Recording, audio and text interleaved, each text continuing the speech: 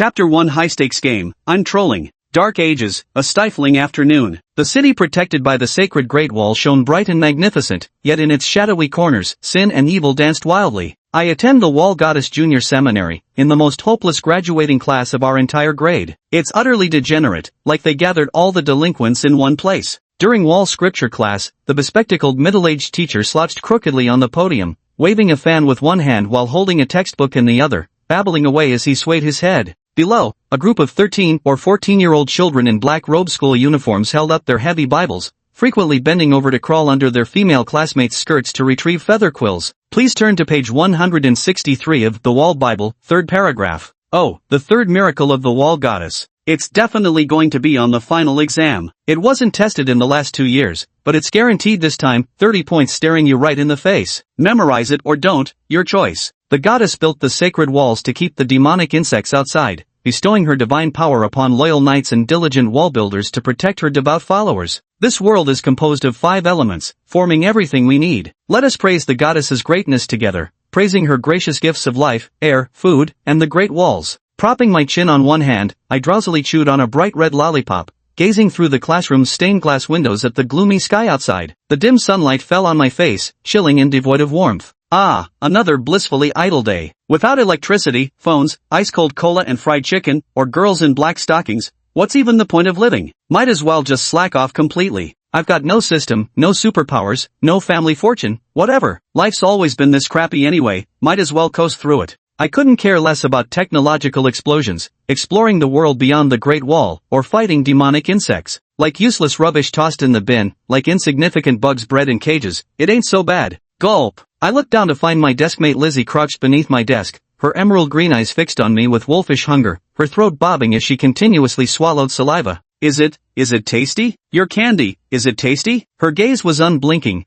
glaringly naked with hunger, as if she wished to devour me whole. Delicious. I chewed harder on the blood-red lollipop, making smacking sounds. Let me have just one lick, just a tiny taste. Lizzie's eyes were glazed, her cheeks unnaturally flushed, her tongue slightly protruding. Like me, she was just another slum resident of the Yarden Barrier District, a self-funded student commuting across zones for schooling. Though born into poverty, her figure and face were strikingly attractive, carrying the unique charm of a farm girl. Teacher. I raised my hand with droopy eyelids. Liz immediately shrank back into her seat, sitting rigidly upright while trembling uncontrollably. Hua, Luo, what mischief are you up to now? Teacher River, interrupted mid-praise song to the Wall Goddess, angrily rapped on the desk. Liz was disturbing my studies, I drawled lazily. With the state of your studies, did they even need disturbing? Is there any lower they could sink? Teacher River narrowed his eyes disdainfully. Come on then, enlighten us, what elemental compositions make up the divine power of the Wall Goddess? Fail to answer correctly, and you'll be standing at the back of the class. I stood up, my long hair a complete mess, gorgeous hair, voluptuous curves, slender legs, white silk stockings, and delicate feet. The classroom erupted in laughter. Hua Luo. Teacher Rivers smacked the desk furiously, his face turning red with rage. Just look at yourself. Do you have any idea how hard your mother works, slaving away just to afford your tuition at this elite inner-city academy? Tell me, in all these years, have I ever come down hard on you? And yet here you are, practically begging for punishment. That was pretty easy, I thought to myself. Looks like Abyss managed to gather the tuition fee just by wandering around for one evening. You goddamn stand outside right now, Rive roared, swearing in anger. Not going. I picked my ear. What do you want now? Can't sleep without hearing your lecture. Hua, Luo, call your parents. The morning theology class had a sleep-inducing effect, and I couldn't muster any interest for the afternoon swordsmanship training either, just seemed like a bunch of kids playing at nights to me. Excusing myself with the claim that my egg replacement period had arrived, I sprawled beneath a deserted park tree, the eternally unmelting red lollipop in my mouth as I lazily basked under the gloomy sunlight. The sunlight during Black Death season always felt this comforting. A big white-legged spider was weaving its web on the tree before me. It needed to finish its grand tapestry before darkness fell if it wanted a full meal. You're so beautiful, long white-stockinged legs. Such a diligent girl would make a perfect wife, surely keeping the house neat and tidy.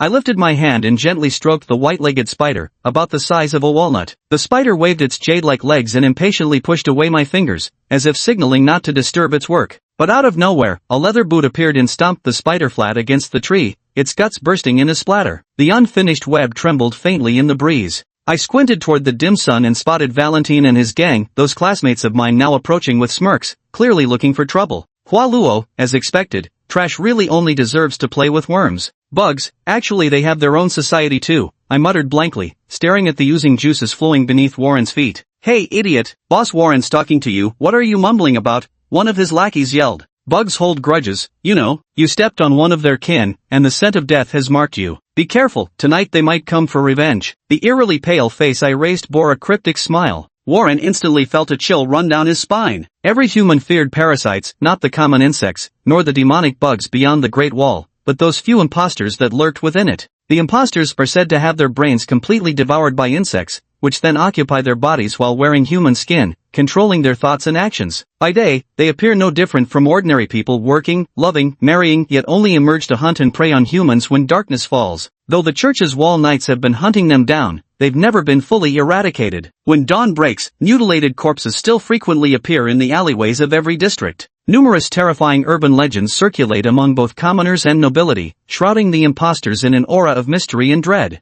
Dark clouds blotted out the sunlight as the shadow of a great tree stretched over us. Startled by me, Warren felt a sudden numbness in the foot he'd used to crush the spider. As he staggered back, his heel landed on a smooth stone. Losing his balance, he tumbled onto his back with limbs flailing. Big brother Warren, are you alright? Immediately, a lackey rushed over to support him. Let's go. Warren gritted his teeth, feeling utterly humiliated, and turned to flee. Once again defeated a bunch of idiots with my astounding intellect. I'm exhausted. I lay back down on the ground, sucking on my lollipop, closed my eyes, and continued my afternoon nap. Yet after running down to the riverbank and furiously throwing away his shoes, scrubbing his feet until they turned pale, an indignant rage still surged through Warren's heart. Pointing at one of his lackeys, he commanded, "You, Lewis, after school, you're going to beat me up." Warren roared at Lewis. The pudgy lackey named Lewis widened his eyes in terrified disbelief, stammering, "Me. Are your ears just for decoration? Or should I go home and tell my father to, maybe raise your family's rent a little?" Warren hissed through clenched teeth.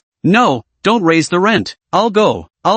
Lewis waved his hands in panic, utterly terrified of provoking a rent increase at home. His harsh mother would surely twist his ears off if that happened. "You lot are going too. I don't want to see him in class tomorrow," Valen snarled, pointing threateningly at each of his lackeys in turn. As night fell, the green mute moon climbed the giant wall. A cold gust of wind made me sneeze awake, and I rubbed my nose drowsily. Ha! Just a nap, and it's this late already? I thought it was time to head home. The church academy was cloaked in darkness, with only the wall goddess atop the chapel revealing her beautiful and proud figure under the glow of two pools of orange flame. "See ya, babe." I blew a farewell kiss to the goddess and strode toward the academy's main gate. The old gatekeeper watched my retreating figure and nodded approvingly. Not many diligent youngsters like this these days. The Sivia district where the school was located was relatively affluent, with a kerosene street lamp every 10 meters. Every now and then, patrols of soldiers armed with spears would pass by, but in a real crisis, they'd probably run faster than I could. When I arrived at the city gate leading to the Arden district, the regional guards were just about to close it and head home. "Going to the Arden district at this hour? Got a death wish?" The guard frowned as he examined my identity papers. Nighttime in a third-class zone like the Arden district was dangerous. "Can't help it, my home's in Arden." I yawned and said, "So you're from the Arden district? Never mind then, piss off." Hearing I was from the slums, the guard immediately lost interest in giving safety warnings and waved me away. No sooner had I passed through the city gates than a group of underlings appeared behind me. Their leader, a pale-faced little fatty, was trembling so badly he could barely speak. "You lot from Arden district too? Going home?" the guard asked with a frown. "No, yes, I'm going to hit someone. No, I'm going home." Little chubby Lewis waved his hands incoherently, and in his panic, a small wooden stick fell out from his student robe sleeve. Just as he struggled to explain, another guard urged his companion, "Hey, what are you dawdling for? Hurry up and close the gate. The pretty bartender is waiting just for you." "Coming." The preoccupied guard couldn't be bothered with the kids anymore, though he still managed a casual warning. "The nights in Arden district aren't like here, it's full of dangers, kid. If you really have to go, stay out of the alleys, or some disguiser might gobble you up." Clutching his little stick, Lewis stood there blankly, on the verge of tears, forgetting entirely how he ended up walking through Arden district's city gate. Crossing the city gate between Sevia district and Yadin district felt like traversing worlds apart. There stood the quarters of the wealthy, while here sprawled a slum of makeshift shacks. The streets were lined with disheveled vagrants, and a dark mist enveloped the town of Yadin. What a rotten world. Nothing here's worth caring about. Better go back to dreaming, where everything exists. Mumbling around my lollipop, I dragged my exhausted footsteps into a narrow alley. The alley was swallowed in utter darkness, save for the faint outline of a slender figure standing motionless at its center. I don't know if it's malnutrition causing night blindness or just sheer indifference, but I continued walking toward that shadow. Ha ha ha. The dark figure emitted a sinister chuckle. A fresh, tender child, you look delightfully squeezable, and undoubtedly taste even sweeter. Its contorted body twisted before me, the neck stretching endlessly upward as its head split open, countless tendrils spilling forth in all directions. Ah, I am terrifying. I am monstrous. I shall devour you. The writhing tendrils pulsed, swallowing half my body in one gulp. I drooped my eyelids and sighed, a bass sigh. Aren't you bored? Goodness gracious. How did you see through it again, and again? My little Luo is just too clever. The grotesquely twisted head quickly retracted, transforming into a pure-faced woman with a crimson beauty mark between her eyebrows, clutching her cheeks in frustration. Since age 5, it's been the same old tricks every single day. Even if you raised an oyster, it'd see right through them by now. I yawned. What are oysters? Are they tasty? Abeth licked her fingers and blinked. If I describe them you still can't eat any. They're by the seaside, I shrugged. Seaside, seafood, slurp. Abeth drooled with longing. Suddenly there was a crash behind us. A group of terrified children scattered in panic, knocking over piles of trash, while one chubby kid had already fainted. Wow, did Luo bring me these midnight snacks? Abeth said delightfully, cupping her face with her hands. Oh, they're my classmates. Been following me all the way, wanting to ambush me. Don't stand on ceremony. I looked on with utter disinterest. In an instant, Abeth's delicate face split open, her tentacles forming a massive web that swept away those classmates. As the tentacles retracted and her face reassembled, Abeth rubbed her chest, gasping for breath. Burp, ate too fast, kinda, choked a little. One more, think I didn't notice? I shot a glance at the chubby Lewis tucked away in the corner. You looks way too greasy, I wouldn't touch it. Abyss pinched her nose and stuck out her tongue.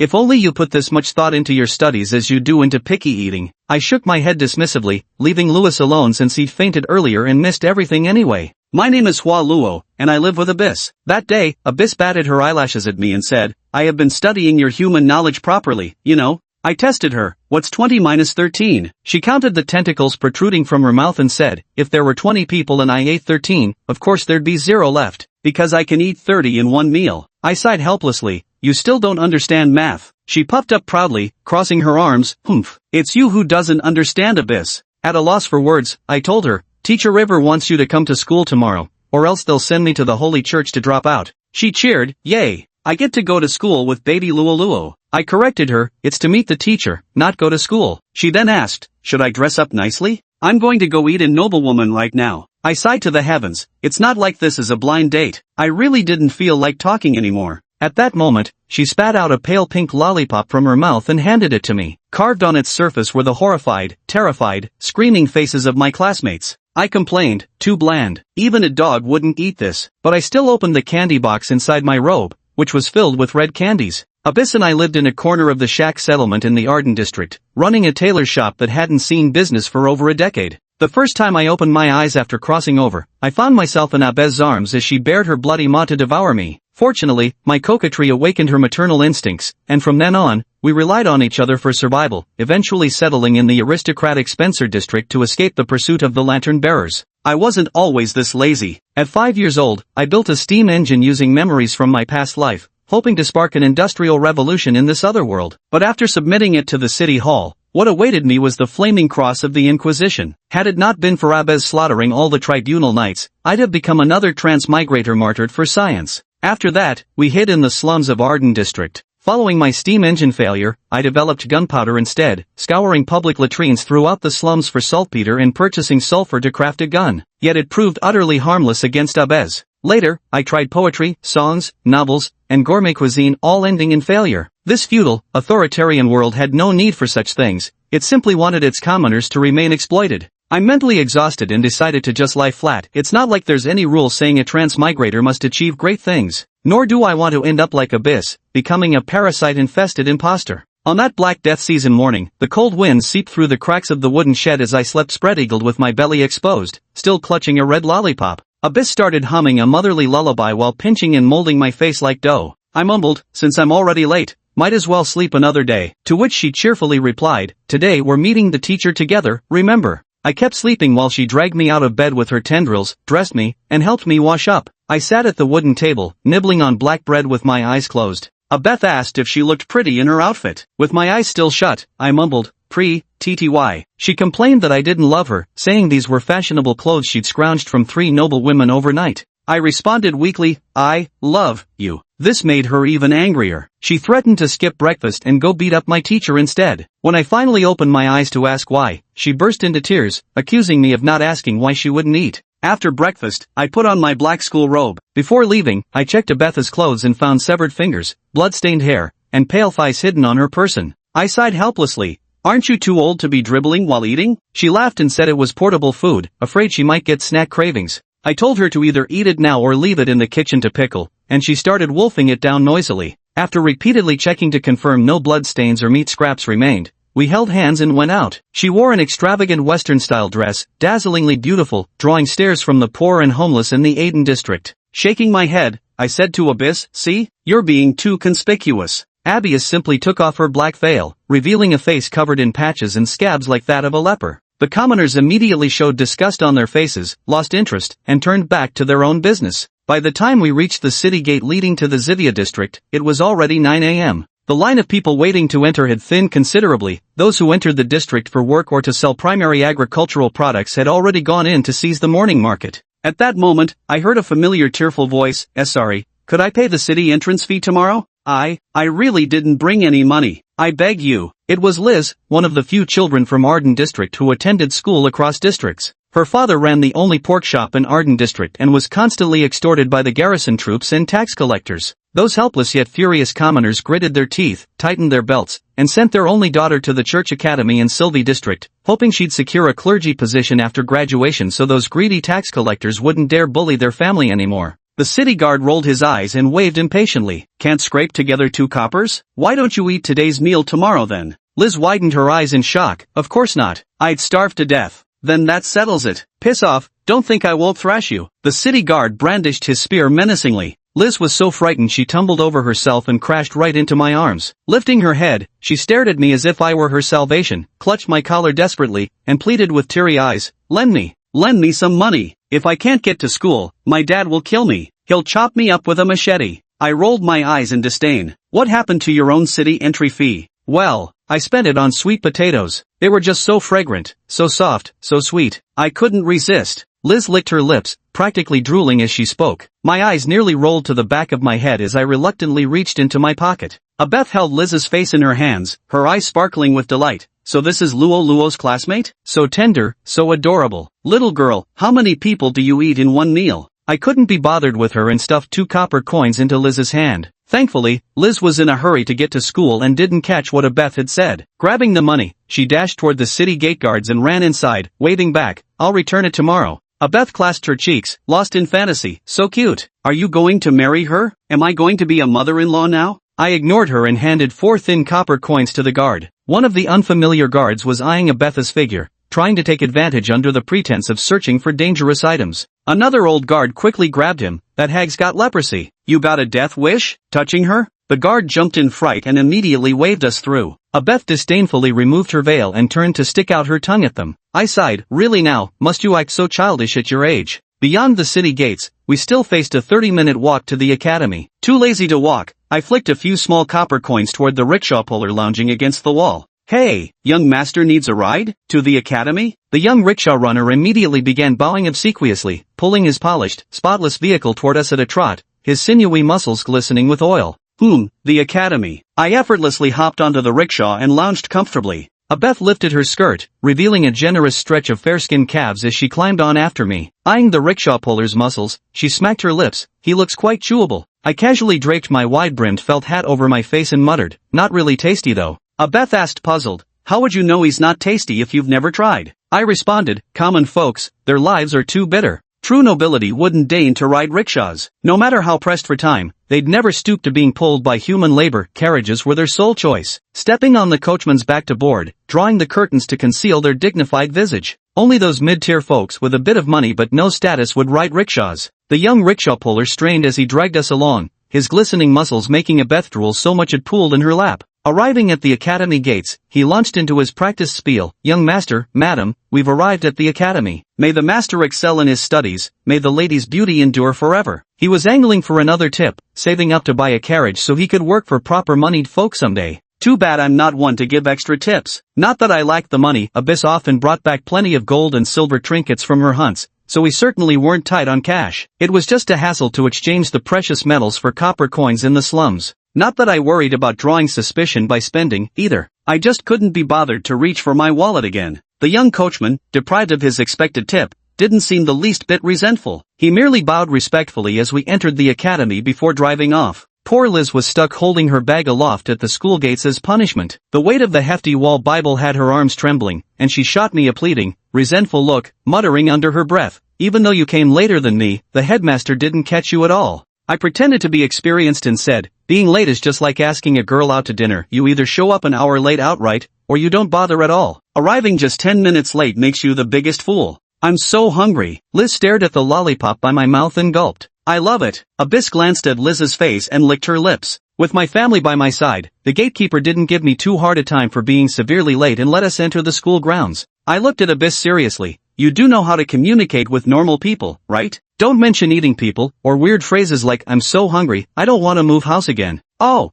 can I say things like, 'Hello, you look delicious'?" Abyss bit her finger in thought. I sighed. "Did you bring your brain with you?" Abyss' beautiful face split into 4 petals, revealing hundreds of crimson tentacles writhing inside. "Didn't bring it. Just tentacles." I helplessly covered my face. This was a church academy, with clergy stationed here. Thankfully, the place was remote, and no one had witnessed this horrific scene. "Later, when you go in, no matter what the teacher says, just respond with, yeah, oh, sure, got it." Abyss nodded. "Oh, sure. Remember? Yeah. I didn't tell you to start now." "Oh, sure. My face froze. This goddamn life, whatever, screw it. If we get caught, we get caught. At worst, we die, and maybe the next round will have a better start. I don't care anymore." I couldn't be bothered with Abyss and went to class alone. The first lesson had just ended, and students were doing free activities, but strangely, nearly half of them were missing. Warren's gang was huddled in a corner of the classroom, surrounding the chubby follower, Lewis. "Lewis, nice job. How many hits did you get? That pretentious bastard didn't even come to school today." Lewis was deathly pale and spaced out, only snapping back to reality after being slapped on the back by his classmates. He muttered blankly, I didn't hit him. He got eaten by a disguiser." I followed him into the alley. Bloody jaws, tentacles like weeds, swallowed half his body in one bite. Everyone was eaten. I saw it with my own eyes. I was lucky to survive. As the man spoke, those around him widened their eyes, not daring to even breathe loudly. Everyone had heard the legends of the pretenders devouring people at midnight, but actually hearing news of someone they knew being eaten sent chills from their hearts down to the soles of their feet. Eaten. Everyone was eaten. A wave of icy dread washed over Valen, grateful he hadn't gone with them. Someone suddenly exclaimed in shock, Hua Luo. Everyone turned to look. Still looking utterly lazy, with messy hair and a lollipop in my mouth, I sauntered into the classroom. I immediately shuffled to the back corner of the room and collapsed onto the desk like a man drained by 18 fierce women, listlessly dozing off. "Didn't you fucking say he got eaten?" Valen snarled, grabbing Lewis by the collar. I don't know. I saw it with my own eyes." Lewis's voice trembled, then he added with uncertainty, "Maybe, the alley was too dark. I mistook it. Perhaps he wasn't the one being eaten." "Damn it! Useless!" Valen gave Lewis a fierce slap across the face. Soon after, the bell ringer outside struck the class bell. This session was on kingdom history, where the mere 500-year history of the Wall Age had somehow been expanded into a thick tome of vellum. Never mind that impoverished students had to scrape together 50 silver coins to afford such a hefty book. The white-haired antiquarian scholar, clad in an elegant gentleman's robe, entered the classroom carrying a large stack of rolled vellum. Clearing his throat, he announced, "Ahem, students, the historical assignments submitted last class were all quite commendable, profoundly expressing reverence for our rich history, respect for successive kings,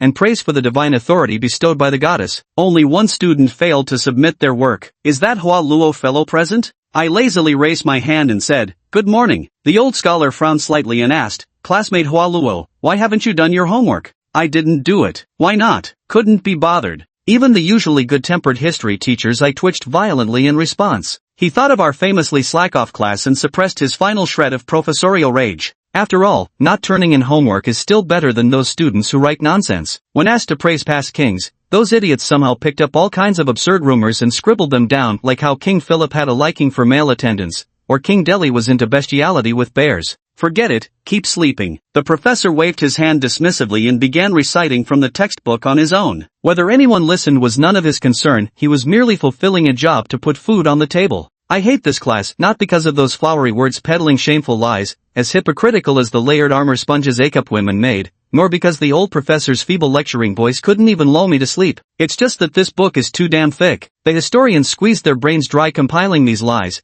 polishing dark history into something bright, their hollow words piling up page after page, and it makes for a lousy pillow. When the fire meteors fell, the earth overturned, the seas dried up, flames stained the sky crimson, countless insects devoured all living things, and humanity's fragile civilization was utterly annihilated, the Dark Age had come. Under the guidance of the Wall Goddess, King Philip I led 12 Knights of Light to establish the Great Wall here, sheltering fragile humanity and preserving a new civilization. Our homeroom teacher, Mr. River, barely had his own office, wedged between the restrooms and the break room. It was often mistaken for a janitor's closet. Today he excitedly donned an expensive tailcoat, polished his shoes until they could serve as mirrors, tied a black bow tie, doused himself in cologne, and slicked back his hair with pomade until it shone like a beetle's carapace. Turns out he'd been secretly in love with my mother for ages. When he first saw her during enrollment, he'd fallen uncontrollably for this young married woman. He learned through student records that my mother is a widow living in the Arden district, running a clothing store business, and has remained unmarried since. Although I've been nothing but a headache for him, he believes both his looks and career are worthy of my mother, particularly with his status as a homeroom teacher who determines students' futures, courting a widow who bankrupted herself to send her child to school.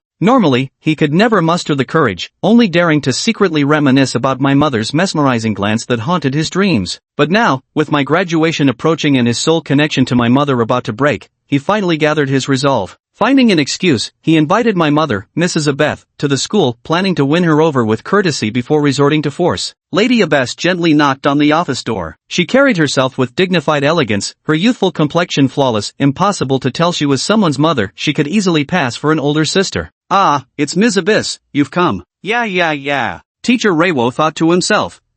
Such a dignified mother, yet her words are so peculiar. Which noble family's etiquette is this? Please come in and have a seat. The office is a bit crowded. Please don't mind. Professor River eagerly bowed. Oh, sure. Miss Abeth sat on the sofa, holding her skirt. Rivo carried a pot of boiled water, took out a packet of instant powder from the drawer, and asked, "Miss Abeth, coffee or tea?" "Abeth, or, does that mean coffee?" Abeth said primly, yes indeed. Rivo set down his coffee and took a seat. "Alright, let's talk about Hua Luo. He's always been extremely lazy, sleeping in class, napping after class, occasionally making disrespectful remarks about the goddess, spouting heretical arguments to professors, not fitting in, playing with bugs. You know, normal children don't play with insects." Abeth's face flushed slightly. Luo is so amazing." Ra coughed awkwardly. "Ahem, what I meant was, if Hua Luo keeps going like this, he won't be able to graduate from the academy." Abeth clasped her cheeks, her face faintly pink. Luo is so capable. I'm Hua Luo's homeroom teacher, and I've always been very concerned about his mental well-being. I'd even be willing to go beyond just being his teacher and offer him more care in his personal life." "Mrs. Abyss, you're still single, aren't you?" Right. Rivero grew so excited his body burned with heat, instinctively loosening his tie. "Then would you like to try dating me?" Abyss nodded eagerly. "Oh yes. So easy, and it worked." Rivo didn't even have to pull out that oppressive trump card. "You wouldn't want Hua Luo to fail to graduate, would you?"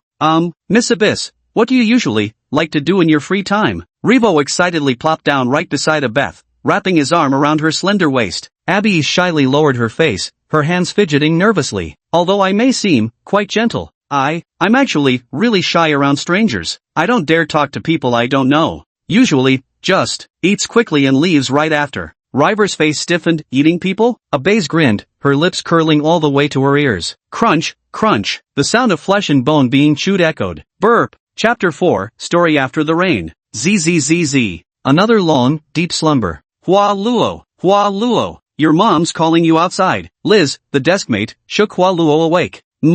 Arbs? Hua Luo groggily awoke from his slumber, squinting his eyes. Outside the classroom, Abyss was standing at the door, waving her hand with a dignified smile. Her elegant attire drew gasps of admiration from many classmates who turned their heads to look. "Luo, sweetie, come out quick." This nickname instantly elicited a burst of laughter from his classmates. Hua Luo could only let out a silent sigh as he dragged his feet to the classroom entrance. "Finished talking already?" Abyss nodded primly. "That's right. How'd it go?" "Very good," he said. Luo was doing great at school." Hua Luo rolled his eyes. A ghost's blessing indeed. "Did he say anything about not being able to graduate?" "I said it already." "Then what happened?" Abyss said with an innocent expression. "I ate him." Hua Luo waved his hand dismissively. "Go on, quit joking around. I'm not joking. Beth tilted her head back and opened her mouth wide, thrusting her hand down her throat before pulling out a slimy head. Rolling her eyes, river. Holy fucking shit. Hua Luo was instantly jolted awake down to every single cell in his body. It's not tasty at all. The flesh is all loose and flabby, obviously never exercises. Abyss stuck out her tongue in disdain. You promised not to eat people indiscriminately. Hua Luo frowned deeply. Did he touch my waist like it was nothing? Beth tilted her head in confusion. Groping your waist? Damn, I never thought he was that kind of beast in human skin. Serves him right if he choked on it. Hua Luo immediately cursed. Let's go home then. Abyss grabbed Hua Luo's hand and tugged him along. There's River's class this afternoon. If I can't find him. Hua Luo scratched his messy hair in frustration. Damn it. Although known as a major district, Zuya was merely a second tier one, still dotted with street pubs catering to the poor for entertainment. Though no longer frequented by disheveled vagrants, these places had instead become stages for mediocre street performers of little talent. Wandering for 30 years, dreaming of becoming a singer. But, I only know this one line, and I'll just keep repeating it. A street performer in a grimy coat, his hat pulled low over his eyes, stood at the mouth of the alley plucking a guitar with only one string left. Inside the pitch-black guitar case lay merely 2 copper coins. Changed identities again? Made me search high and low. Hua Luo was also wearing a dark overcoat, the brim of his hat pulled low. Wandering for 30 years, dreaming of becoming a star. The street performer paid no heed to Hua Luo's words, continuing to pluck the strings.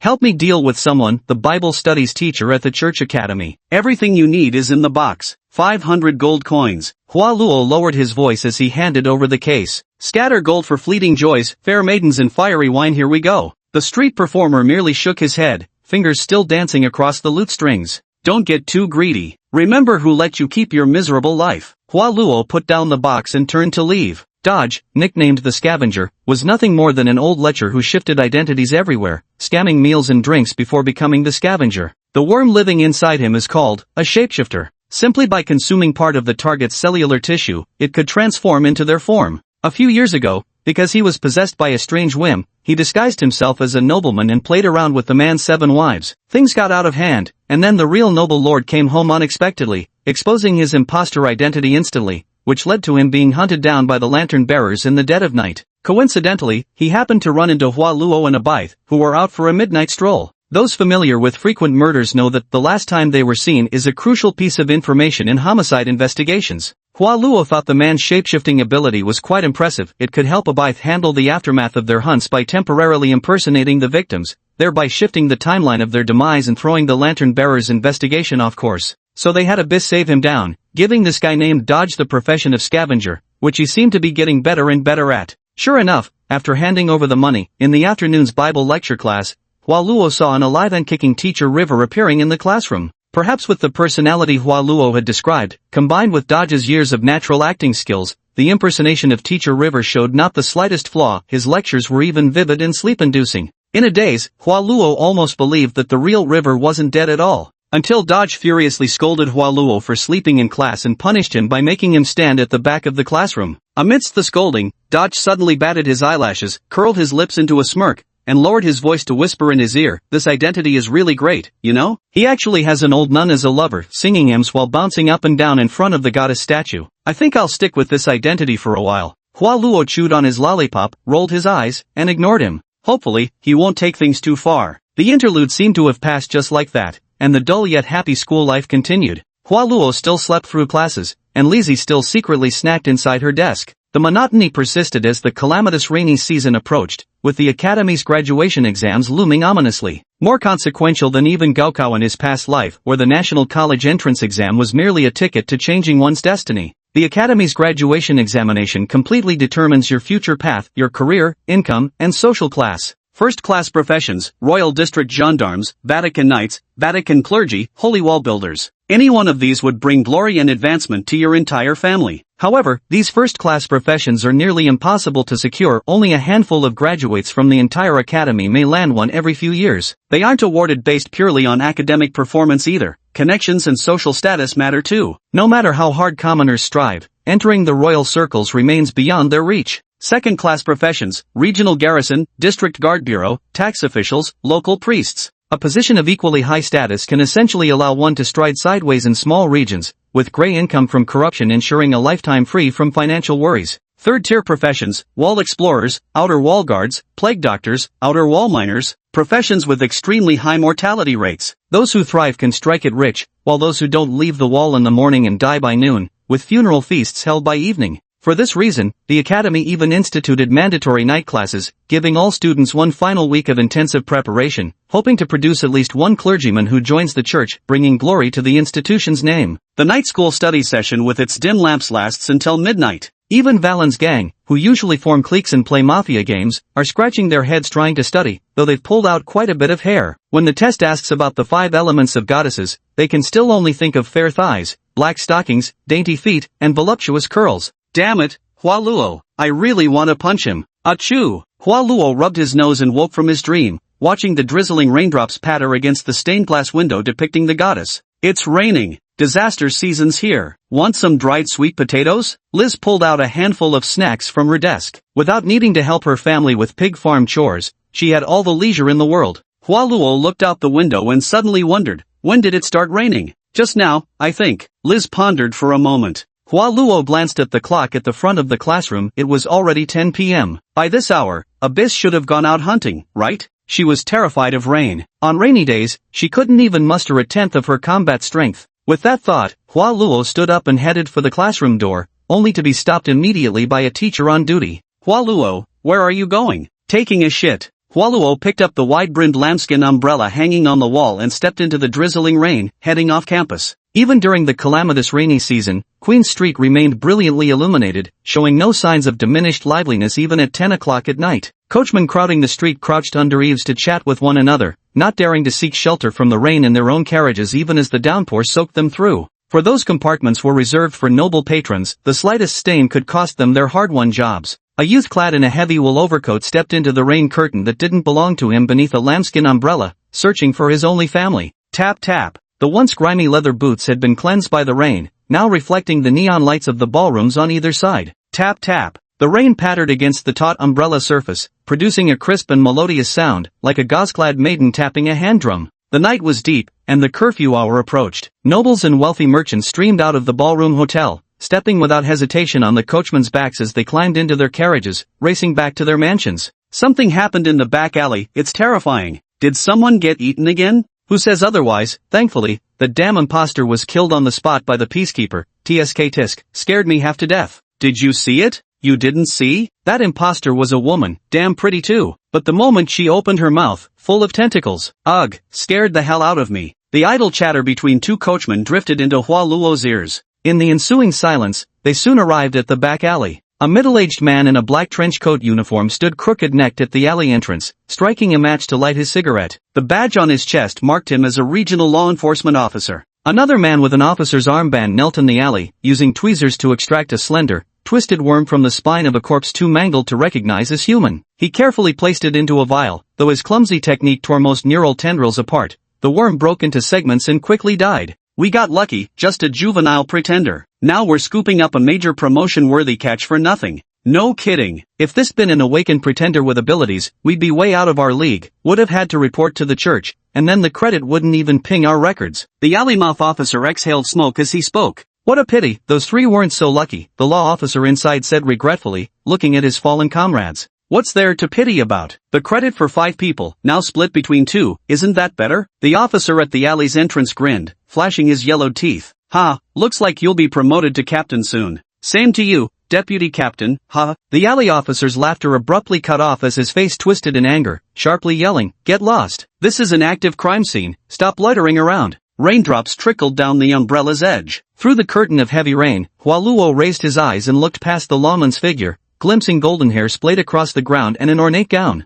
Deaf as a post. The lawman's voice seemed abruptly severed, leaving only hollow, guttural rasps in his throat. An umbrella tip had pierced through his neck, stained crimson like spilled paint, protruding from the back as rainwater relentlessly washed over it. What? Another enforcement officer gasped in horror, drawing the rapier at his waist, only to fumble in panic as the blade got stuck. He could only watch helplessly as the young figure turned and approached, a fist-sized knee smashing heavily into his face, making his tongue lick his own eyeball for the first time in his life. From that moment on, consciousness faded away. Hua Luo stood calmly, staring at the corpse of the woman on the ground. Though her face was shattered beyond recognition, he still identified her by that tiny bra cup. Damn it, cried at the wrong grave. When Luohua finally found Abyss, she was hiding under the bridge inside a wooden crate, amusing herself with ants. You're so lucky, countless hard-working little ants to feed you, while I have to scrounge for food all alone. Boo-hoo-hoo, I miss Luo so much. Hualuo lifted the lid of the box, letting out a sigh of relief as their eyes met in a prolonged gaze. There are 5 people in the back alley, don't waste them. Lolo baby, I love you the most. Abyss grinned wide before gulping down half of Hualuo's body in one bite. The two leaned against each other under the large umbrella, not a single raindrop falling on Abyss. Returning to the back alley, under the fear of imposters, the streets were practically deserted after 11 p.m., and the anomalies in the back alley remained unnoticed as well. How full are you? About 30% full, Abyss patted her belly. Only 6 and you're already 3/4 full? Lost your appetite today? It's raining. I don't feel like eating anything. Ebeth didn't even want to step in the puddles and simply sprawled across Hualuo's back. Chapter 5 Graduation Test. Scheduling the graduation exams during the disaster rain season is undoubtedly the most idiotic decision the policymakers ever made. Of course, everyone has their own mental list of the most foolish policies. The damp weather made the ink from quill pens smudge before it even had time to dry. The graduation exams spanned 2 days, one for theology and history, and another for physical fitness. When the parchment test papers were handed out, Hua Luo scanned the complicated questions, rolled up his exam sheet, and immediately sprawled across the desk to sleep. Fuck this exam, the first question asks me to recite section 3 of the 3rd volume of scripture verbatim? Writing it down would just waste ink. Might as well save some resources for the common folk. You see, ink in this age requires oak galls, those spherical growths on young oak branches, as raw material to produce the sticky writing fluid for parchment. And these materials can only be found in forests beyond the Great Wall, harvested by scavengers. Every bottle of ink quite literally costs a human life. The classmates were also scratching their heads in frustration. Even with a final week of intensive cramming, they couldn't make up for years of neglect. This crucial exam was governed by strict invigilation rules. The proctors were all external teachers, making cheating nearly impossible. Upon entering, they even confiscated Hua Luo's lollipop. The tension was palpable, some knocked over ink bottles, others smudged their papers, and a few were caught with cheat sheets their parents had bought at exorbitant prices. The exam hall descended into chaos. Suddenly, a proctor walked over, picked up Hua Luo's parchment, unfolded it, and rapped on his desk. With a cold expression, he barked, "Why aren't you writing? Too lazy to write." Hua Luo yawned absent-mindedly. "If you won't write, get out. Don't disrupt the exam hall's order." The examiner pointed sternly without mercy. Hua Luo didn't understand how sleeping in the exam hall had anything to do with their so-called order. Just then, the examiner mischievously winked, allowing a parchment to slip from one sleeve while an identical exam scroll slid out from the other. "Dodge, you really have too much free time on your hands. I didn't pay you to cheat for me." Hua Luo rolled his eyes helplessly. Free of charge, returning the favor. The disguised examiner Dodge raised his eyebrows smugly and walked away. Hua Luo unfurled the parchment scroll, finding it already densely filled with answers, the handwriting elegant, the prose vivid and precise. Who gives a damn? So what if it's full marks? I'm not planning to join the church for further studies anyway. With that, he snapped his parchment shut and went to sleep. After a few exams were over, Dodge had single-handedly finished cheating for Hua Luo. Amid sighs and groans from all their classmates, Hua Luo remained as steady as an old dog. It wasn't until the physical fitness test the next day that he finally perked up. Similarly, the entire class pinned their hopes on this exam. Failing the theology course would at worst prevent them from becoming clergy. As long as you pass the physical test, landing a garrison soldier's post shouldn't be a problem. It's quite the cushy job. Endurance test, run 3,000 meters on the field track, with grades determined by completion time. Strength test, lift stone weights, with grades determined by the weight lifted. Combat test, choose a wooden weapon and spar with the examiner, who will award scores based on the student's performance. As for Hua Luo nowadays, he doesn't have any grand ambitions either. He just wanted to be a gateguard in the garrison of the Aden district, collecting fees in the morning, frisking pretty girls with a casual grope, napping at noon, dragging things out till evening, closing the gate, and heading home. Just another ordinary day slipping by like that. Any cushy government job with an official post requires some actual ability to get into, so this strength test was one he couldn't just muddle through anymore. Just as everyone gathered around, watching Hua Luo take the test with the gleeful anticipation of seeing a spectacle unfold, Hua Luo crashed into their minds like a virus traveling at 300 kilometers per hour. All his classmates stared in disbelief, as if they just witnessed an adorable little loli pull out a massive black water hose from under her skirt to spray them down. Endurance rank 3. Strength rank 2. Combat test, wooden sword in hand. A brief but intense exchange later, the instructor nodded approvingly and gave him an A. Perfectly average, neither standing out nor falling behind. The classmates were instantly stunned with disbelief. How could Hua Luo, who slept 18 hours a day, possibly achieve such results in both strength and endurance? Impossible. He must have taken something. He couldn't have scored like this. Wallen's eyes burned with jealousy. Even as the top student in class, he couldn't swallow this defeat. Watch your words, student. If you have proof, present it, we'll investigate fairly. But without evidence, falsely accusing a classmate could get your own grades cancelled, interjected the examiner, Dodge, swiftly coming to Hua Luo's defense. Valen was anxious to grab his underlings, wanting them to report the incident on his behalf. But in such circumstances, everyone was too preoccupied with their own exam worries who would dare take the risk and report for him. Gritting his teeth, he had no choice but to admit to his poor results. Idiot, Hua Luo rolled his eyes. With the 3 exams over, he slumped back into his usual lazy demeanor. The exams ended, and now all that remained was to go home and wait for the results. Hua Luo preferred this kind of carefree life where nothing needed to be done. Only when the occasional disaster-driven rain forced him indoors would he idly pass the time with Abyss, toying with her jade-like tentacles. Finally catching a sunny day to fix the leaking roof at Abay's complaint, Hua Luo yawned and fell asleep again. If a program is still running, don't mess with it. If the work can't be finished today, then leave it for tomorrow. With a bit of luck. If I die tomorrow, I won't have to do it anymore. Hua Luo! Liz's shouting snapped Hua Luo awake from his dream. Liz, why is it always you? The school results are out. Why didn't you go collect your grades? Valen said he was going to hand your scores to the principal. I fought tooth and nail to get them back. Cultural faith is an A+, physical fitness is an A, and your usual performance grade, F. The teacher said we have to decide today and fill out our career preferences. Liz stood beneath the house, excitedly waving the parchment scroll in her hand. Oh, just fill it out for me, the garrison unit. Hua Luo waved his hand dismissively. Liz exclaimed in surprise, with these grades, you could apply for the church knights. Only double B grades end up in the defense forces. Oh, then put me in the defense forces. Hua Luo rolled his eyes. The church knights were nothing but a bunch of fanatical lunatics. Fill it out yourself. Too lazy. Hua Luo yawned again and closed his eyes. Alright, they said when there's a result, the courier will deliver the letter. Liz still felt somewhat reluctant. My culture score is C, physical is A. My dad wants me to apply for tax officer, but I only want to be a church chef. The priests must eat really well. Zzz. Hua Luo had already fallen asleep. Liz looked at the lollipop in Hua Luo's mouth, and curiosity gave her a mischievous idea. Carefully, she climbed onto the rooftop. She reached out, pinched the stick of the lollipop between Hua Luo's lips, and slowly began pulling it out. As the lollipop gradually left Hua Luo's mouth, Liz's petite face flushed crimson with excitement. At the very last second before it left his lips, Hua Luo clamped down on the candy with his teeth. Liz let out an exaggerated gasp. Boom! The dilapidated wooden shack collapsed, sending the two tumbling onto Hua Luo's bed in a compromising position. Beth appeared at the sound of the voice.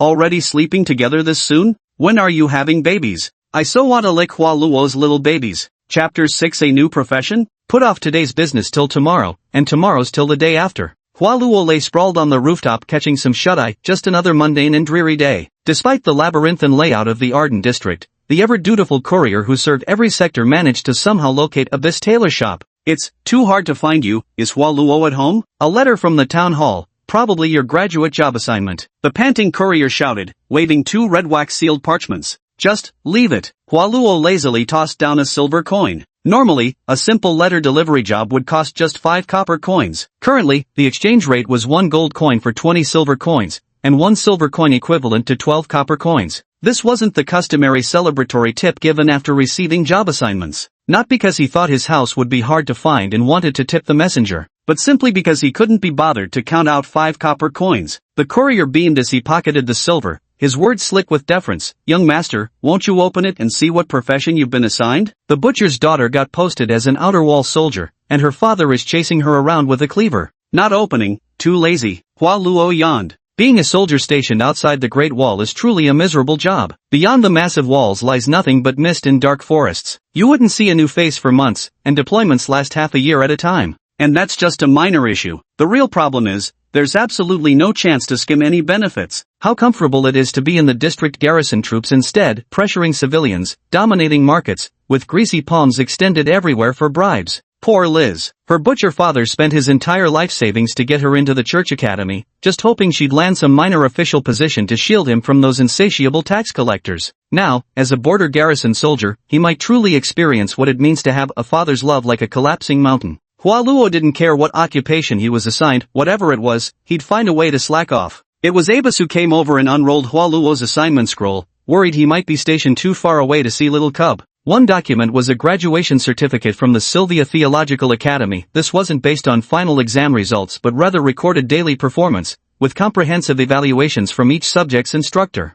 Theology, F, wow, Luo is amazing. History, F, Luo is amazing. Arithmetic, F, Luo is amazing. Poetry, F, Luo is absolutely fantastic. Horsemanship, F, Luo is amazing. Swordsmanship, F, just average, Luo said very modestly. He could admit to all other shortcomings, but there was one thing he had to declare. In this ignorant civilization where arithmetic relied entirely on counting fingers and mastering three-digit multiplication qualified one to be Chancellor of the Exchequer, there was naturally no way Luo could get an F in mathematics. Just pure laziness when it comes to exams. When Abeth tore open the parchment scroll issued by the city hall. Ha! Yay! Yeah! Arbus's voice grew even more panicked, her head practically splitting into three pieces as her tentacles flailed about in shock. What's wrong? Luo's last shred of curiosity was piqued by Arbus's sudden scream. My Luo is about to turn against his own mother. Arbus covered her face and wept. Luo picked up the parchment and read, Night Watchman. What kind of weird-ass job is a night watchman? How come I've never heard of it? Did Abyss mix it up with lamplighter? Isn't that just the guy who does night patrols? Wouldn't that mean you'd just sleep somewhere at night and earn free money? In an era where pretenders run rampant, who would wake up at midnight to check if you've done your duty? The night watchman is a new profession I proposed. A lit cigarette but was flicked to land at Luo's feet. The speaker was an extraordinarily bold woman, standing casually with arms crossed by the corner wall exhaling a plume of smoke, the haze curling around her strikingly handsome features. Good. Luo widened his eyes, staring fixedly at the other person's neck. Big. Abeth ran over directly, observing it up close. So you're the one called Luo? The woman paid no attention to Abeth's excessive actions at all, even shifting her posture to make it more convenient for her to inspect the food's quality. No. Luo sensed extreme danger emanating from her, definitely not someone insignificant. Luo baby, this looks so delicious, Abby shared excitedly. Abyss, go home, sighed Luo as he buried his face in his hands. Oh, Abith nodded obediently and ran into the house. Is this your sister? She doesn't look very bright. The woman watched with amusement as Abeth walked away, admiring her shapely figure.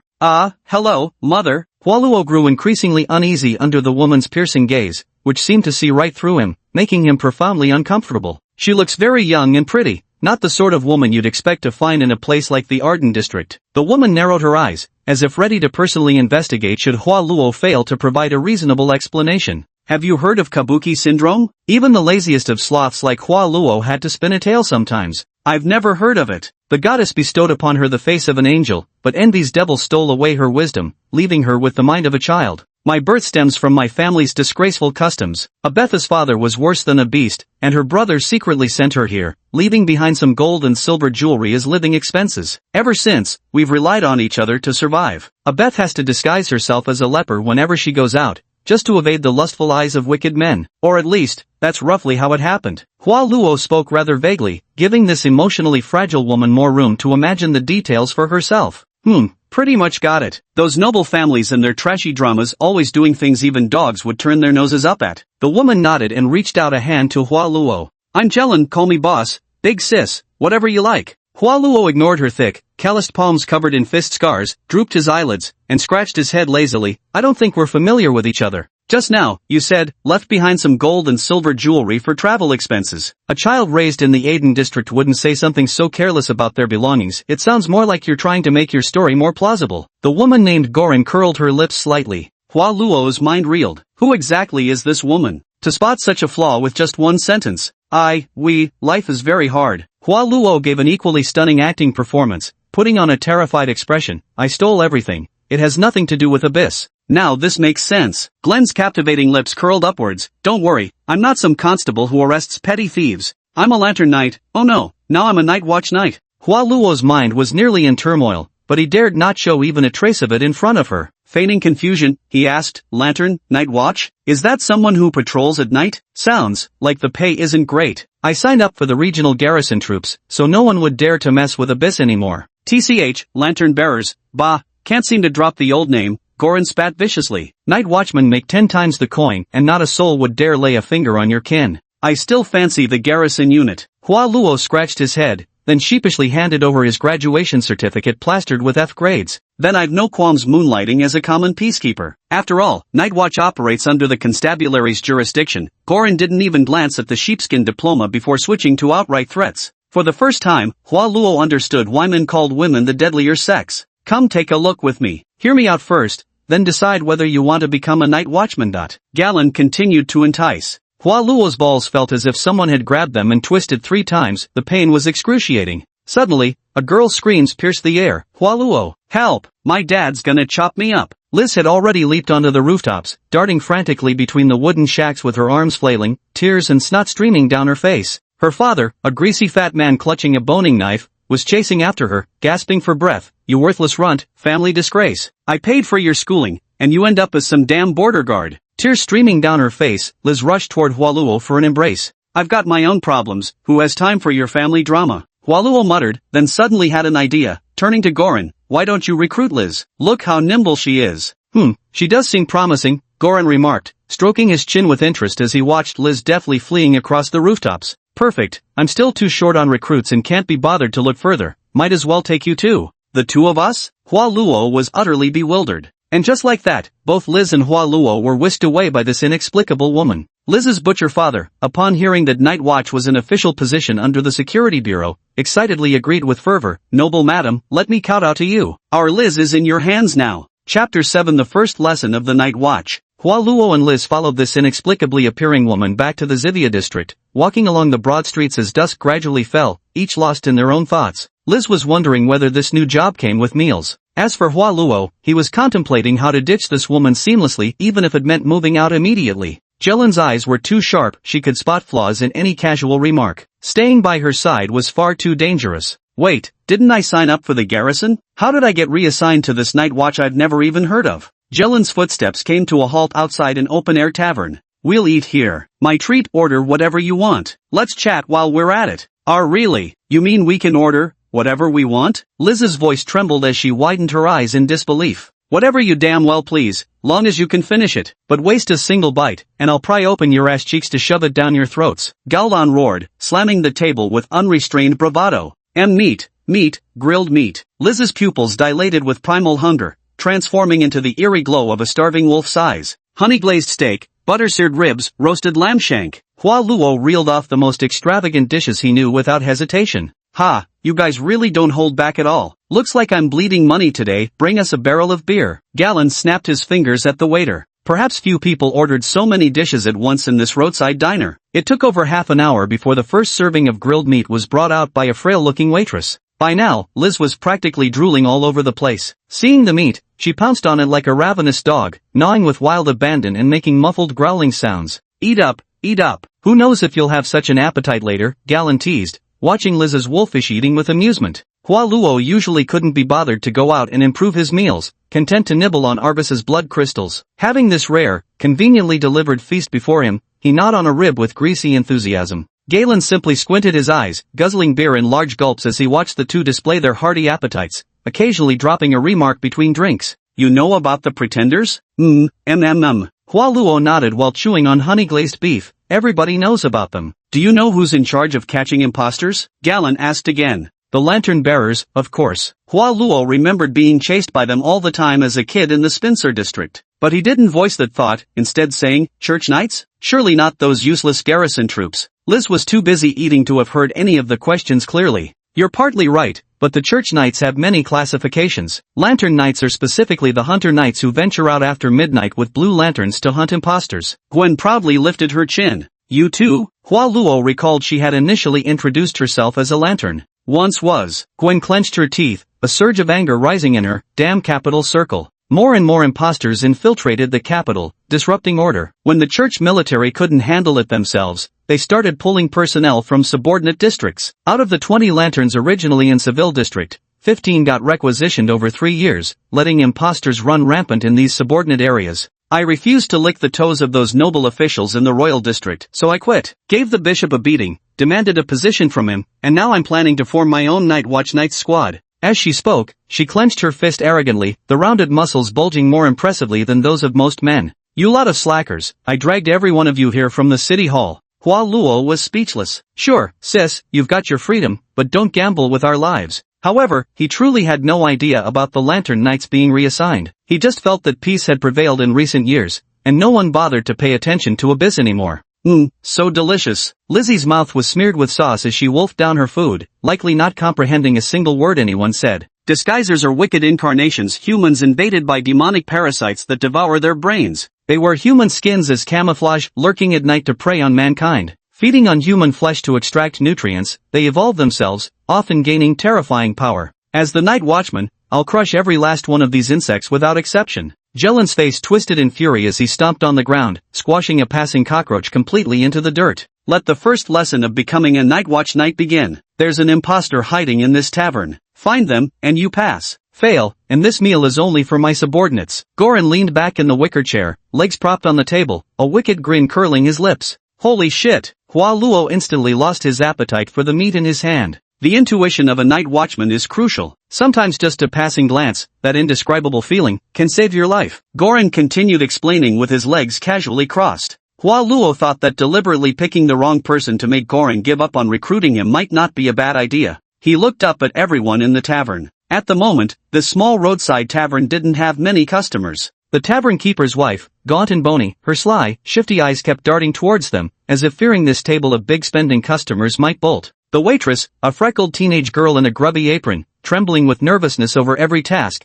terrified of making mistakes. Clumsy-handed, she kept knocking things over, earning withering glares from the keeper's wife. The cook, an obese old man, his face smeared with soot as he chopped meat, muttering curses under his breath, probably complaining about the unusually large crowd today. The customer, wrapped in a filthy robe with his hood drawn low, his furtive eyes darted about like a thief's. Customer B, a rickshaw puller, clutching a bowl of pea porridge soup, hastily gulping it down. Customer C. With a single glance, Hua Luo sized up the group of people. So, have you figured it out yet? Jelen asked with a teasing glint in his eyes. What? Looking for someone? Lizzie looked around in confusion, realizing she hadn't heard a single word of what was just said. Probably, none at all? Are you trying to trick us? Hua Luo deliberately put on a foolish expression. Stop playing dumb. With those shifty eyes of yours, did you really think I wouldn't notice your little scheme? Goran snorted disapprovingly. Are we picking who's the most pitiful? Lizzie mistakenly thought they were choosing the saddest case, pointing at the scrawny waitress. She looks like she hasn't eaten properly in ages.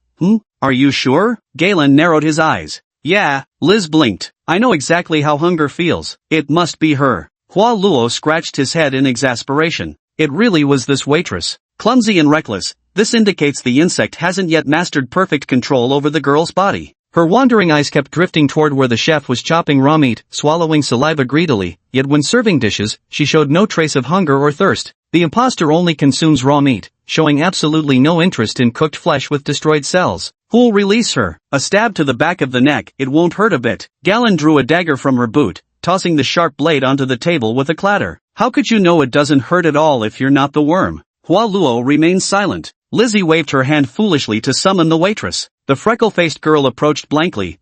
Sir, do you need anything? Hua Luo didn't move. It seems you're not prepared yet. These kinds of things, you'll get used to them. Garen's lips curled slightly as he drained his beer in one gulp and stood up. Next life, get better luck. Don't cross my path anymore. Pressing the girl's head firmly against the table with one hand, he pulled out the dagger embedded in the wood. With a twist and a flick, he drove it straight through her cervical spine. Amidst countless horrified screams, a writhing, twisted half of a worm was extracted from the girl's spine and tossed into the fiercely blazing charcoal fire beside them, immediately releasing an ear-piercing shriek. Lizzie screamed, covering her mouth as she nearly vomited. Hua Luo watched the squirming worm body in the flames, remaining silent for a long while before finally speaking. Jelen, I'll join you. 4 EBs. Perhaps only as a lantern knight can one truly understand them and live a better life. Chapter 8, The Holy Order Knight. Returning home late at night, Hua Luo lay on the dilapidated rooftop for a long time. The pale green mute moon watched everything alone in the sky, while thick clouds that hadn't dispersed for centuries, far denser than the industrial pollution of his previous life, blotted out all the stars, leaving the people of this world completely ignorant of what a galaxy might be. Abeth lay sprawled across the bed in an utterly undignified position, with a streak of blood still unwashed at the corner of her mouth. Hua Luo wiped the food residue from Abetha's lips. As her nominal mother, they could no longer tell whether he was taking care of her or she was taking care of him. For humans, cannibalism represents the epitome of evil. Not even the Inquisition's pyres could burn away such sin. Yet it was just like how humans could crush an insect without reason. Insects can naturally eat humans as well. For them, it's equally part of the natural order. Which moral camp would Hua Luo choose to stand with? He wouldn't choose humanity, because in this world, he's never encountered a single good person worthy of his approval. Nor would he choose the insects, because they operate with absolutely no logic whatsoever. It wasn't due to moral constraints, he simply couldn't be bothered to choose. In any case, he intended to protect Abath. Lolo baby, so cute. Abath murmured in her sleep, lips smacking. The next day, at an abandoned soldier outpost near the forest in the Scythia district, the ground was littered with nearly rotting wood. The so-called spears on the weapon racks could be snapped in half without even applying force. They wouldn't even make decent kindling, as they barely produced enough flame. This is the training base Golan applied for at the Public Security Bureau. That busty woman was already waiting here early, legs crossed elegantly as she puffed on a slender cigarette. Didn't expect you two wouldn't be scared off. Seems you've decided to join my night watch squad. Tell me why. I reckon I'll get to eat meat if I follow you. Liz puffed out her less than ample chest, trying hard to muster some bravado. That counts as a reason. What about you, lazy brat? Gorlan flicked his cigarette ash and glanced at Hua Luo. I like women with big breasts. Until I find someone bustier than you, I'll stick with you for now. Hua Luo offered this insincere excuse with feigned earnestness. TCH, whatever. Gorlan didn't seem bothered by Hua Luo's words at all, continuing to sit in the wicker chair with his legs crossed. Now that you all know our enemy, the imposters parasitized by insects, tell me this. What do you think is the most crucial element in killing an imposter? Eat up. Only with a full belly will you have the strength to win fights. Lizzie's eyes instantly lit up with excitement. Jelen couldn't even bother to acknowledge Lizzie, turning his gaze instead toward Hua Luo. Can beat the pretenders, Hua Luo replied lazily. Right, the most important thing about killing pretenders is being able to defeat them. So, what must one do to beat them? Jelen continued, absent-mindedly flicking ash as he spoke. Eating a full meal. Lizzie puffed up her chest proudly. Get stronger. Hua Luo rolled his eyes. Great, so how do I get stronger? Eat your fill, Liz declared with unwavering resolve. Definitely not 100 push-ups, 100 sit-ups, 100 squats, and a 10-kilometer run every day, Hua Luo replied lazily. The difference in strength between humans and mimics isn't something that can be bridged by mere exercise. His own physical prowess came from sucking on Abyss's blood crystal lollipops since childhood. Galen's smile turned sinister as she stood up, flicking her cigarette butt to the ground and crushing it underfoot. Watch closely now, don't be scared. Her fists clenched as veins bulged across her body like writhing snakes. That loose tank top strained to its limits as her frame expanded dramatically. Beneath her skin, countless tendrils seemed to intertwine, weaving together until every muscle took on the steely bronze hue of forged metal. What a devilishly muscular woman. Hua Luo realized he might have spoken too soon. There probably wasn't a woman more ferociously rugged than her in the entire world. Liz's eyes widened in disbelief as she stared. That bulky. How many bowls of rice does she eat in one meal? Come on, wipe me down. Even Golan's usual lazy voice had turned gruff after the transformation. Without another word, Hua Luo grabbed a relatively intact-looking spear from the outpost's weapon rack and charged at Goran, thrusting its sharp tip straight toward his throat. Crack! Several crisp snapping sounds followed. The rotting wooden shaft of the spear shattered into pieces. Hua Luo narrowly avoided injury from the flying splinters only because he released his grip just in time. Not even a white mark was left on the skin where Goran was struck. That's amazing. Liz widened her eyes in astonishment. And there's more. Goran lumbered over to a giant boulder, wrapped his arms tightly around it, and with a guttural roar, every muscle in his body seemed to tense with effort. Rayao! The massive boulder half buried underground was instantly wrenched free, black soil cascading down as countless earthworms writhed. Boom! Jelen hurled the boulder, sending it crashing into the forest where it rolled violently, flattening over a dozen pine trees as thick as bowls. With strength like that,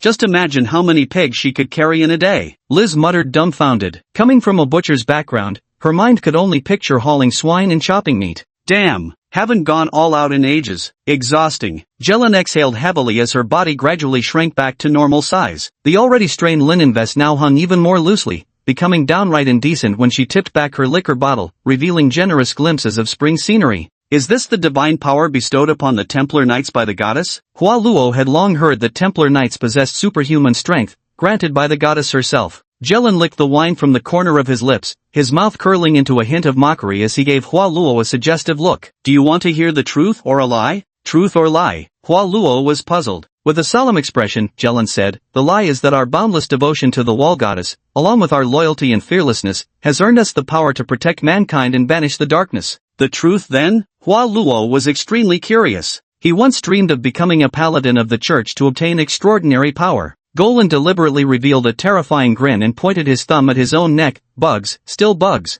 Hua Luo couldn't quite believe it. You mean to say, That's right, even the Templar Knights have worms inside us. Our power also comes from those damned worms. Ridiculous, isn't it? We swear to eradicate all the pretenders. We vow to kill every demonic worm, yet who would have thought we ourselves still rely on worms to fight? Galen's face was full of self-mockery. You also eat people. Liz stumbled backward in horror. Probably not. Feeling Galen's icy stare, Valor also felt chills running down his spine. Of course not. Although occasional urges to eat arise, they're never strong. Golan sneered, though we harbor the same parasites as the disguised, our brains remain uneaten, we retain complete self-awareness. Phew, Liz exhaled in relief. But why? Why do ordinary people transform into disguised when parasitized, while Templar Knights keep their minds? Wallow couldn't comprehend. I seldom speak of this, it's forbidden knowledge among Templars. But since you asked so earnestly, very well. What are the 5 elements that comprise the goddess's divine power? Golan asked earnestly. Black silk. Hualuo quickly shook his head. Don't know, maybe something like metal, wood, water, fire, and earth. What kind of elemental nonsense is this? Didn't they teach you properly at school? Gulan frowned disapprovingly. Earth, air, water, flame, and light, these 5 are the sacred elements of the goddess's divine power. The church has already tamed and thoroughly studied these 5-element insects. By consuming certain magical potions in conjunction with implantation,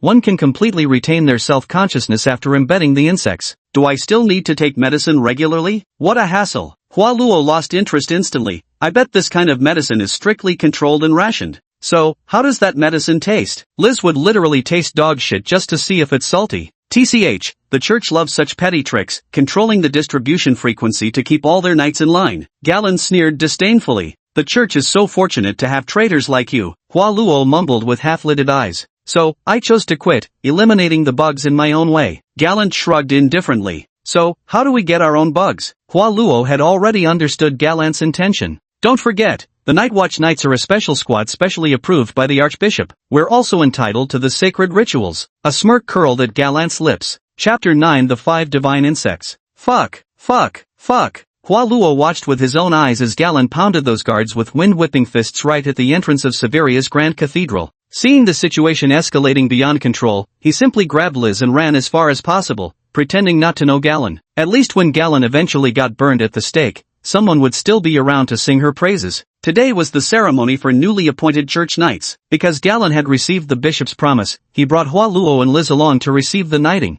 which meant implanting the bugs. However, the response they got was that the bishop did indeed agree to let you form a Nightwatch squad, but never mentioned approving the knighting of trainee Nightwatch knights. In other words, Hualuo and Liz wouldn't be getting any bug implants today. If they wanted to establish Nightwatch knights, they'd have to figure it out themselves. Galan threw an epic fit in front of the Grand Cathedral, beating up over a dozen temple guards before finally regaining enough sense not to escalate the situation further. Cursing with the crudest vulgarities, he stormed out of the cathedral. So, was it all just a joke? Hualuo sighed. No insect implants, no night watchman nonsense, just a farce. Ordinary people were never meant to fight against imposters. Damn it. If he won't give it, we'll just steal it. Goran gnashed his teeth with vicious determination, completely abandoning reason for his fanatical ideals. You go steal it then. If you succeed, bring it to us. If you fail and get caught, try to be decent, don't rat us out. We know nothing. Hualuo rolled his eyes mercilessly. Damn it, I grew up in this church, I know it better than my own home. Stealing something should be a piece of cake. Golan gritted her teeth, her determination bordering on obsession.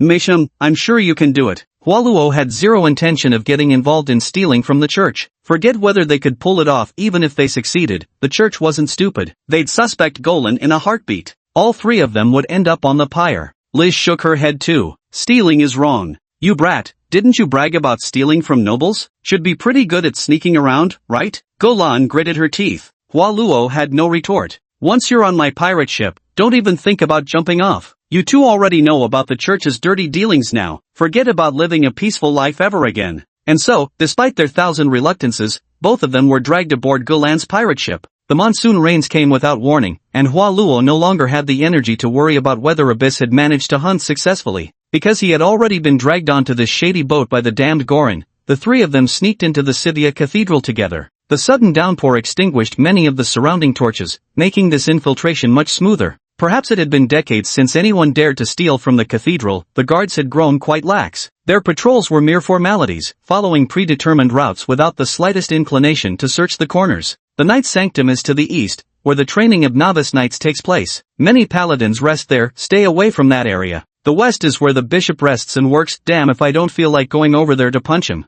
The palace to the north is the Temple of Divine Grace, where apprentice knights undergo their transformation, the breeding ground for the 5 elemental worms. That's where we're headed. The 3 of them crouched in a dimly lit corner, guided by Galen's instructions. The rain soaked through their clothes, clinging to their skin, and if not for the poor lighting, there would have been quite the scandalous sight. We can't go through the garden, it'll leave footprints, Wallow said, pointing at the muddy path. Just like a true thief, stay vigilant and avoid any clashes with the guards, or we'll be the first ones they come after. Soaked by the icy rain, Golan had sobered up considerably. But since he'd already come this far, no point in going back empty-handed, he might as well steel himself and keep stealing. I've only ever stolen sweet potatoes from the kitchen at most. Liz still seemed frightened. In an era without surveillance or electric lights, being a petty thief was remarkably easy. Braziers and torches couldn't possibly illuminate large areas, leaving plenty of dark corners for people to hide. The trio effortlessly bypassed the northern Hall of Divine Grace. However, the Hall of Divine Grace was entirely constructed from perfectly cut square stone blocks, so tightly fitted that not a single window could be found. At the main entrance stood a fully armed squad of 12 temple guards on duty. Slipping past so many watchful eyes undetected would be impossible, not even mimicking a cat's meow would help.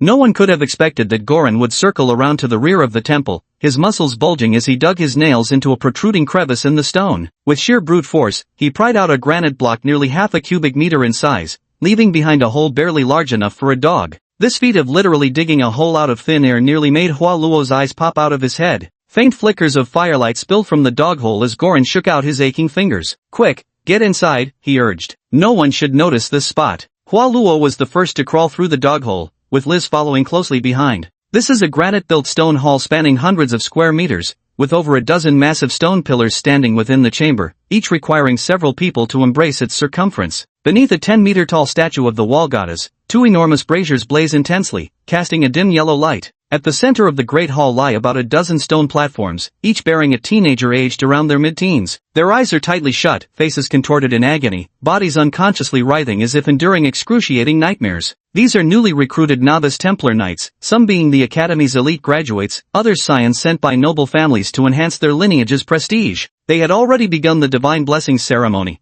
which would last about 2 days, during which they would remain unconscious. The bishop deceived them under the pretense of the goddess bestowing divine power, but in reality, the veteran knights capable of independent thought knew full well that worms were being implanted into their spines. The only concern was that revealing the truth might shake their faith, hence the necessity of deception. As for whether they would eventually notice the anomalies themselves, adults' worldviews aren't so rigid as to reject harsh truths, only naive children cling stubbornly to their beliefs. 2 priests in white robes went back and forth, inspecting the boy's physical conditions. After all, even with mature technology, implanting worms into the spine doesn't boast a 100% success rate. Losing 1/10 of the people already counts as good luck. This way, Golan pointed to a small side room. Using the stone pillars as cover, the 3 of them slipped past the sight of 2 priests and made their way into another chamber within the stone temple. As soon as they approached, they heard a man inside muttering to himself, "Fuck, how did it land on small 10 times in a row? Not one single big?" The sound of rolling dice could be heard as they spoke. It was unimaginable that in such a solemn place as the temple, someone would amuse themselves by playing dice. Fuck, this is where the sacred insects are bred. That damn gambler. Golan gritted his teeth, restless with anxiety.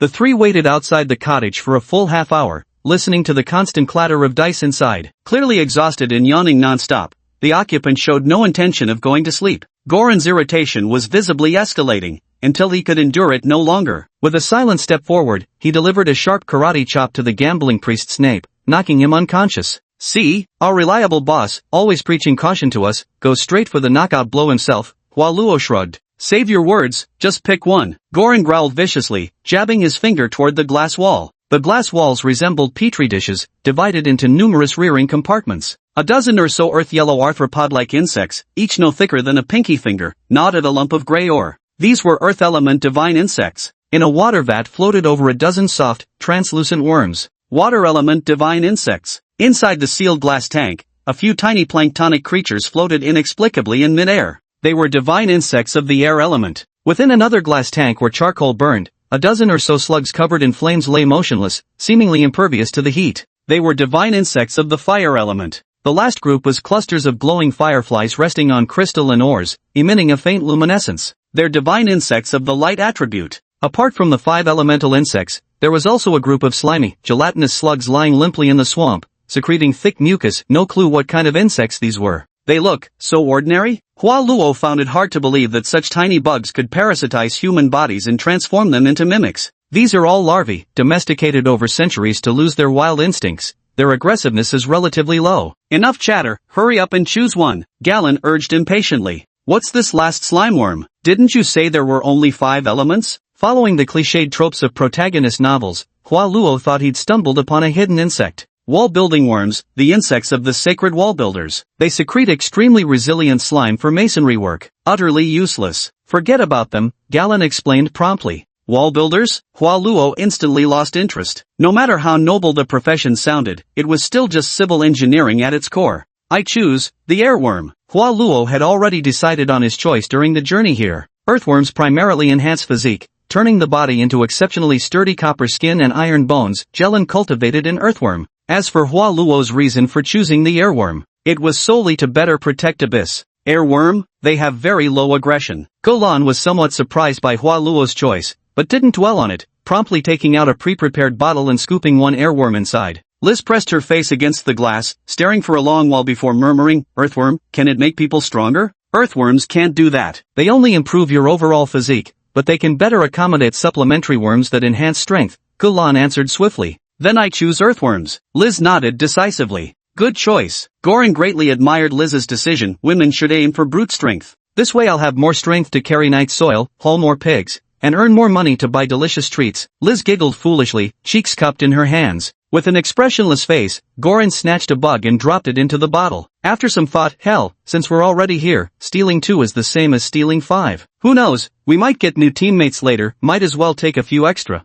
The trio retraced their path and managed to return without any real danger. The gambling-addicted priest in charge of raising the divine insects woke up hours later, rubbing the back of his head in a daze, unable to figure out how he'd fallen asleep. Had he been too exhausted? Oh no! I've been asleep so long I forgot to feed the divine insects. These larval divine insects eat voraciously, requiring feeding every 2 hours. If starved too long, their wild instincts reawaken, even driving them to cannibalism. He hurriedly began feeding while counting the number of divine insects. Holy crap! 5 missing bugs, 1 from each species. Did they get eaten by their own kind? No worries, no worries. Just report it as accidental deaths. It's not like I can admit I was too tired from playing dice and accidentally dozed off, letting the bugs starve to death, right? Chapter 10, The Northwest Wind Knight. They're idiots. Hua Luo observed the airworms in the bottle like this. He had loved watching insects since childhood, just as lazy people always enjoy silently observing hard-working folks from a superior position. These so-called divine worms are truly as lazy as brainless idiots. Apart from eating, they do nothing but sleep. Food comes to their mouths, and without it, they can't even be bothered to twitch their antennae. There isn't a single superfluous movement. Perhaps it's precisely for these reasons that they're called domesticated divine worms. Their lazy nature ensures they won't devour their host's brain like demonic worms do.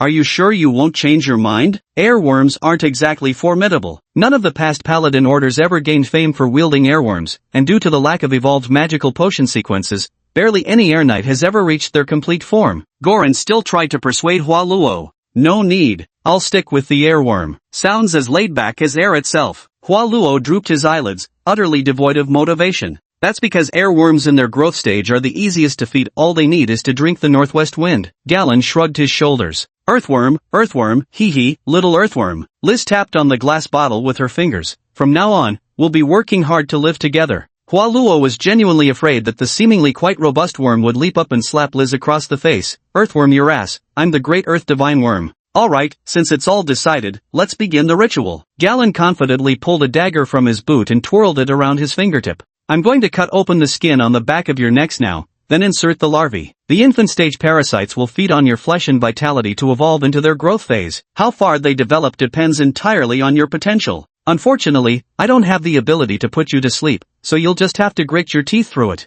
Hua Luo watched as Galen pulled the dagger from her boot. The thing practically reeked of stale sweat and couldn't help but break out in a cold sweat himself. Are you sure we shouldn't sterilize that first? I'd rather not die from a spinal staph infection. Disinfect? I've never stooped to using poison. Galen clearly had no concept of fungi yet. With a sigh, Hua Luo took the dagger from Galen, held it over the campfire for several minutes, then doused it twice with her tequila before returning it to her. Go ahead. Liz first. Be gentle, I'm scared of pain. Hua Luo assumed it would just be a slight cut through the skin. That was until he saw Galen have Liz embrace a large tree, bind her tightly with ropes in every possible way, stuff a rag into her mouth, then use the dagger to deeply slice through the flesh at the back of her neck, exposing the pinkish cervical vertebrae beneath. Aha! Liz wailed with heart-wrenching agony. Hua Luo had already fled, moving with the desperate speed of someone being sexually assaulted by a 10-wheeled dump truck tank hybrid. Bloody fucking hell! Never seen such a life-threatening implantation method before. Wild demon worms can easily burrow into the skin to parasitize, never complaining about their environment. Damn, after centuries of domestication, divine worms have degraded to the point where they need to cut into the spine just to parasitize. What kind of useless trash is this? Yo, running pretty fast, huh? With terrifying speed, Golan leaped 100 meters in a single bound, grinning wickedly as his large hand snatched Hua Luo by the neck like plucking a chick, hauling him back to their base. Can't you just knock me out? I really don't want to suffer like this. Hua Luo watched Liz, tied to a tree and banging her head against the trunk in agony, feeling a deep chill of fear. Stop thinking even if you pass out, the pain'll wake you up. That's just extra suffering for nothing. Don't be such a baby, men, tough it out. Galen impatiently pinned Wallow against a tree, tying him tightly with ropes. Gently. Stop crying for your mom. I'm famously the best cutter around, sliced countless napes without a single complaint. With practiced ease, Galen's blade flashed down, carving a bone-deep gash across Wallow's nape before stuffing the airworm inside and roughly bandaging the wound. Phew uck. Wallow nearly started chewing bark from the agony, while Lizzie beside him had already begun gnawing. A tiny little wound screaming like a woman being gang-raped. How damn annoying, Garland muttered before heading back inside to drink, leaving the two bound men to wail endlessly. Beyond the excruciating pain, there was the revolting sensation of insects squirming beneath the flesh of his neck, their tendrils creeping along his spine, spreading throughout his body with needle-like stabs of agony. It felt as though the elusive air insects were weaving their fragile filaments into every nerve and blood vessel, parasitic invaders claiming his entire being. The entire process takes 24 to 48 hours to complete. During this time, the parasites continuously absorb nutrients from their host to facilitate their own evolution from juvenile forms to their growth stage. If the host lacks sufficient life potential, the parasites may halt their development at the mid-growth stage, with tendrils spreading only to the upper body before stopping. Jelen clearly wasn't that considerate. She merely came by occasionally to feed him some food and drink. What she offered was a red cube-shaped candy resembling brown sugar paste, but it carried a metallic, rusty aftertaste when eaten. But strangely enough, Liz's pain had lasted over 10 hours. Too weak to struggle now, she could only murmur weakly while clinging to the tree, so hungry, so hungry. Meanwhile, Hua Luo's suffering had already ended. He only felt an itch inside his body, nothing particularly painful. Perhaps he should fake a couple of moans now, like a streetwalker pretending to climax? He knew the reason well. Since childhood, he'd been consuming mother's blood crystals, those crimson lollipops condensed from the essence of her prey. His fundamental physical traits had long surpassed ordinary humans. Precisely because of this, the airworm's evolution progressed even more smoothly than Lizzie's. Within just 10 hours, its tendrils had spread throughout its entire body, successfully completing full parasitization. The domesticated airworm lazily absorbed the abundant flesh and blood energy from its host's body, showing no intention of devouring the brain. It successfully reached the late growth stage, ready to break through to the next level of maturity at any moment. But for now, it might as well join Lizzie in howling. Thus, the two spent the entire night whimpering together, until Lizzie's implantation was also complete. The wound on the back of her neck healed, leaving only a faint scar behind. Welcome to being fucking parasites. Come on, to celebrate your growth, try the delicacies I've prepared for you. Gorlin elegantly lifted the tablecloth to reveal an exquisitely roasted suckling pig on the table. I'm starving to death. Liz rushed to the table like a madwoman, her eyes bloodshot with frenzy, throwing herself onto the table and immediately sinking her teeth into the suckling pig as she gnawed wildly. Yet, this type of meat delicacy that would normally make Liz blush with delight after just 2 gulps, her eyes suddenly widened, and she gagged repeatedly, spitting it out. Ugh, so disgusting. Is this fake pork? Normally you could chew on cow dung cakes, so however bad it tastes, how could roasted suckling pig possibly be unpalatable? Hua Luo wondered as he picked up a piece of pork and chewed it. The texture was right, crispy yet tender. The flavor was right, perfectly seasoned.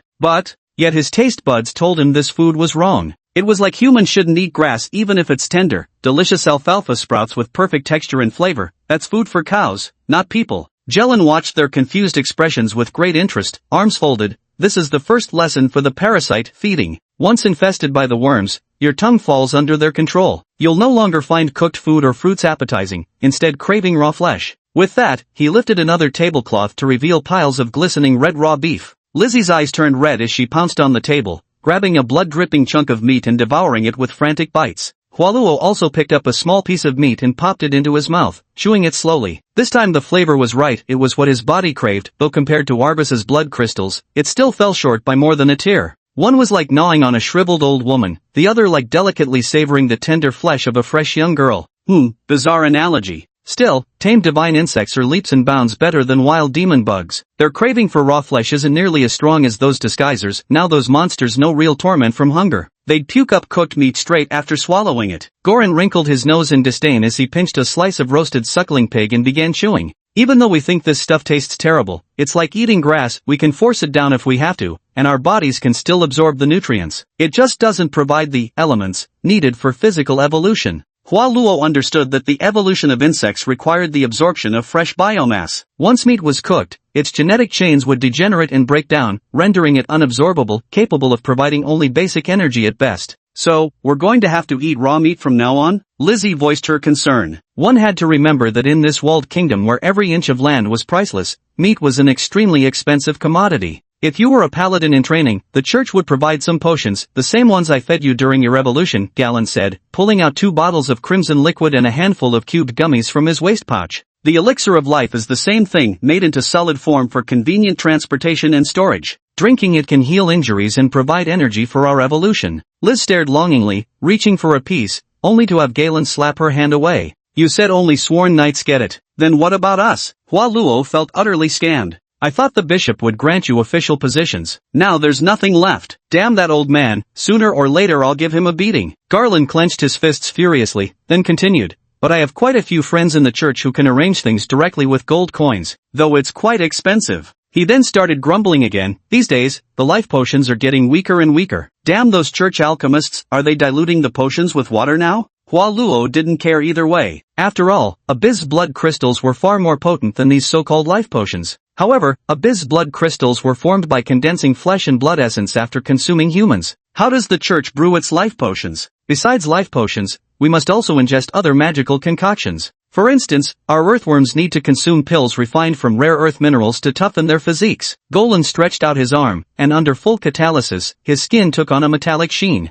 Eat dirt. Lizzie's eyes widened in disbelief. Why eat dirt when you're already eating meat? I really don't know if I've taken in an idiot. Galen covered his face with his hand. Meat is the staple food, like potatoes and corn, providing basic nutrition, while mineral potions are the vegetables and fruits, supplying the body's necessary rare elements. Is that how it works? Hualuo pondered. I don't understand. Galen was an idiot too. Or perhaps, this entire world possessed an extremely primitive understanding of life, belonging to that medical dark age where doctors were still obsessed with bloodletting therapies. Whatever, you all can eat dirt for all I care. I'll just drink the northwest wind. Hualuo lay on the roof, literally drinking the wind. Slurp. Chapter 11, I can't even lift it. Jerlin was quite busy, though no one really knew what kept her occupied, but in any case, tutoring 2 newcomers alone was exhausting work. I thought the church would at least provide basic supplies since they'd officially established the Night Watch unit. Unexpectedly, both the security bureau and the church had become experts at passing the buck. Aside from this derelict base,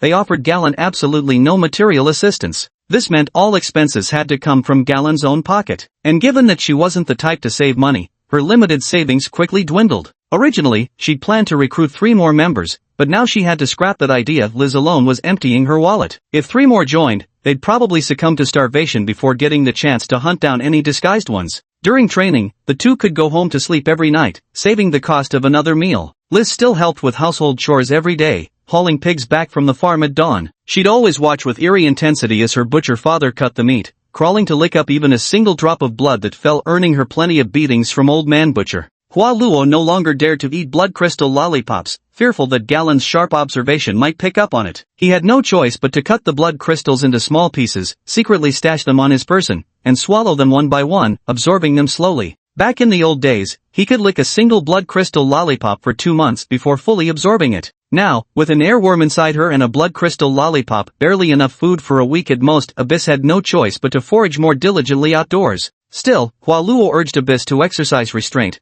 advising her to hunt as far away as possible to avoid falling into Galen's hands. You can scam me out of money, you can play with my feelings, because I can earn plenty more in this lifetime, and I can love many others. But you can't stop me from eating, because I truly never get enough to eat. Wah wah wah wah. Abyss hugged Hualuo, tears streaming down her face. Lesson 2, Basic Combat. For nights in training, you maggots don't have enough energy to unleash skills yet, so basic close quarters combat is an extremely effective fighting method. Forget everything you learned in school, that's just child's play, utterly lacking in lethal force. Golan assumed a boxing stance. No need to forget, I never learned any of it in the first place. Hua Luo slouched lazily against a tree, watching Golan teach close combat skills. Impatient youngsters are all the same, always fantasizing about their world-destroying superpowers, drawn to flashy, dazzling things. Without experiencing real combat firsthand, one can hardly understand the importance of basic punches and kicks. In fact, especially for novice knights, fundamental combat techniques, though seemingly insignificant, are far more crucial than skill-based attacks. Remember, in close quarters combat, awareness matters more than strength. Don't fixate on your opponent's eyes, watch their shoulders instead. Whether throwing a punch or a kick,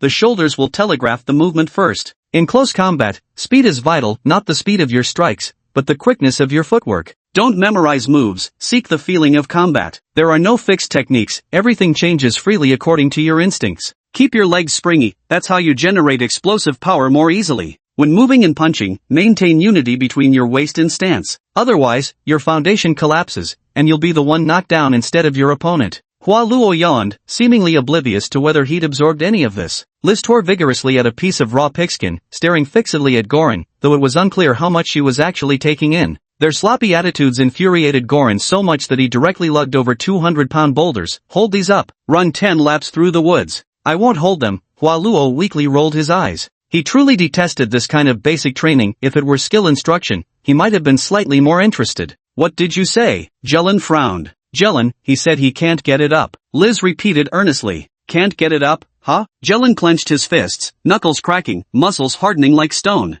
That's right, I can't get it up. Hua Luo maintained his stance. Ha-ta! With a punch to Hua Luo's gut, Galen sent half-digested blood crystals from breakfast splattering onto the ground. Are you lifting or not? I'm lifting.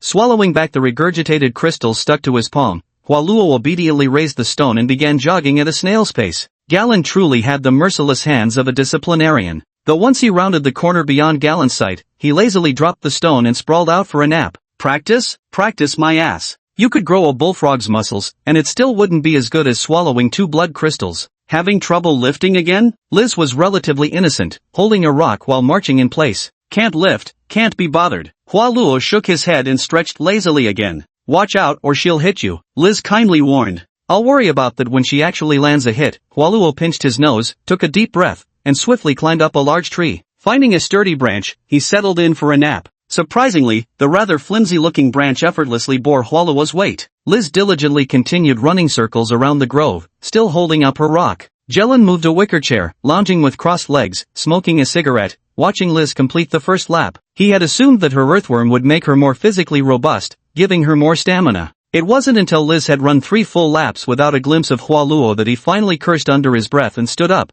That lazy bastard would rather die than put in a little effort. When he questioned Liz, she covered her mouth in panic. I can't say. Hua Luo bribed me with a life candy. Damn it. Jelen gritted his teeth in frustration, not wanting to stir trouble between his team members, so he decided to search for Hua Luo himself. The woods were vast, but located in the corner of the Xivia district's city walls. Unless he climbed over the wall, he must still be somewhere in the forest, likely finding a spot to nap. Patrolling the woods with sharp eyes, he soon found traces of disturbance beneath a tree, noticing crushed leaves where someone had stepped. Looking up, he spotted a figure faintly visible through the dense foliage, lounging among the branches. With a thunderous punch, the tree trunk shattered. Amidst a shower of wood splinters, Hua Luo was jolted awake from his dream and tumbled onto the leaf-covered ground below. Jelen clenched his fists, his grin twisted and sinister. Seems like you won't behave until I teach you a lesson you'll never forget. Hua Luo's forehead dripped with sweat. Swinging his bull-sized fists, Jelen took a thunderous step forward. Hua Luo took a deep breath, turned, and bolted. Been a night apprentice for just a few days, and you dare run from your mother? Galen smirked playfully before launching forward like a bulldozer, her charging steps rumbling with thunder. You flee, she pursues, no escape even with wings.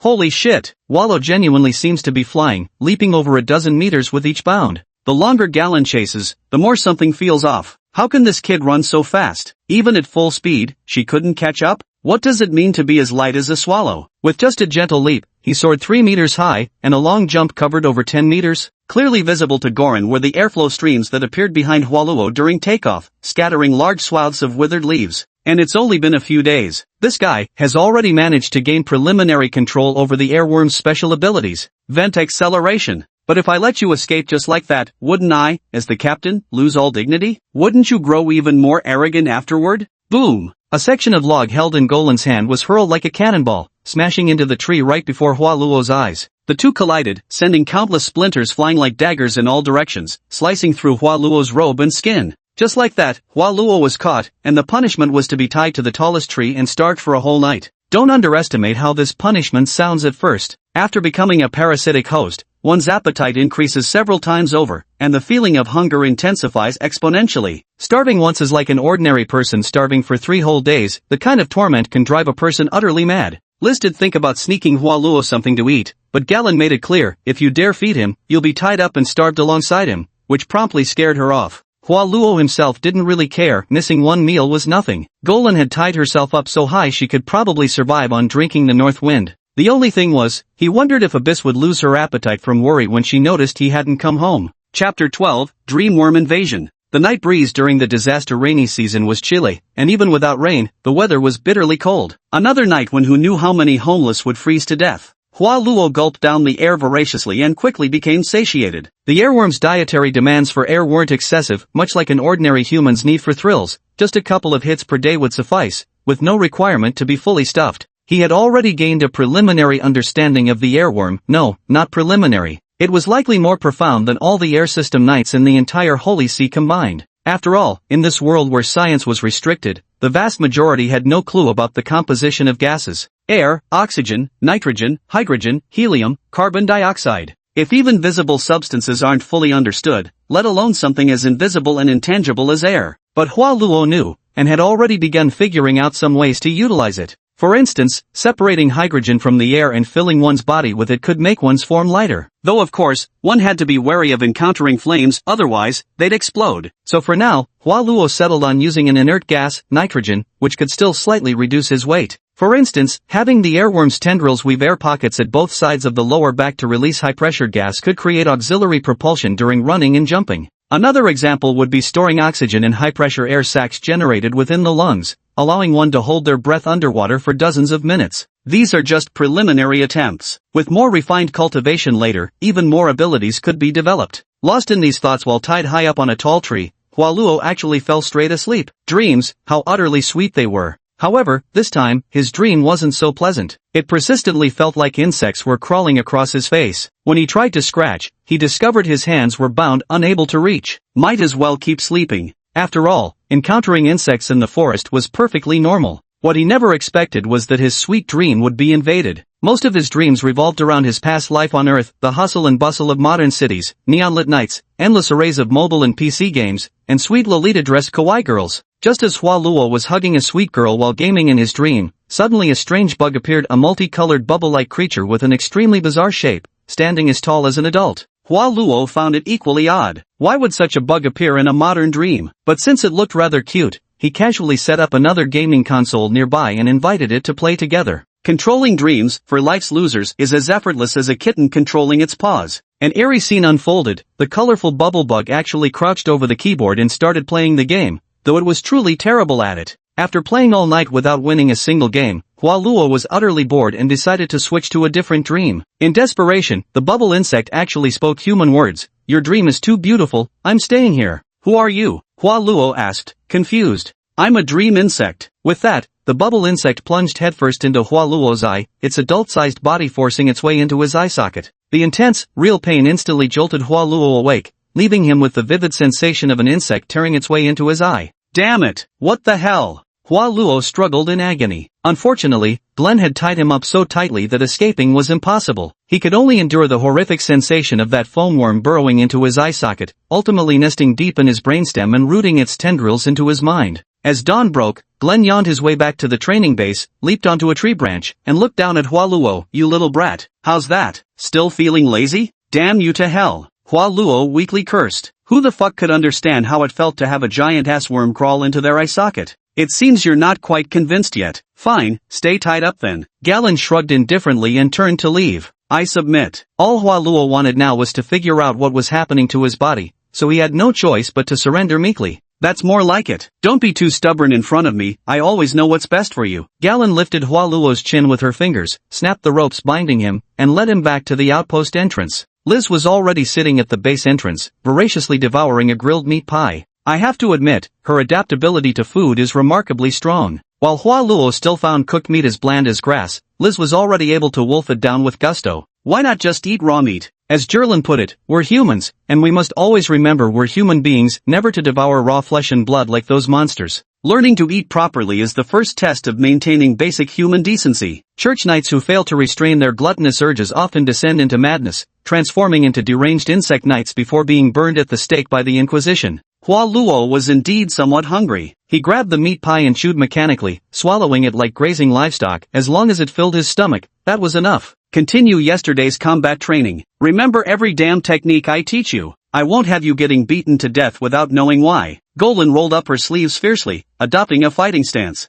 Can I ask why we're learning hand-to-hand combat instead of swordsmanship or spearmanship? Aren't we supposed to be knights? Liz asked between bites of her meat pie. Does that even need asking? Clearly this woman only knows hand-to-hand combat. Hua Luo lazily picked his ear. Fuck. Galen's temples bulged with veins, evidently hit where it hurt by Hua Luo's remark. Even if I taught you swordplay and marksmanship, do you lot even have proper weapons to wield? A pretender's physique can snap ordinary iron tools with ease, let alone wooden spear shafts. Won't you still end up fighting bare-handed anyway? Real knightly weapons are crafted from the bones and organs of demonic insects hunted beyond the walls. Do any of you possess such arms? Hua Luo suddenly realized that the world's iron forging technology was surprisingly primitive, still stuck at wrought iron craftsmanship without even steel-making techniques. Ordinary iron weapons truly stood no chance against the camouflagers. Any more nonsense? Ask it all now. When we're done, back to training. Goran roared angrily. Actually, I do have one question. How many bugs can one person implant? Hua Luo spoke up again.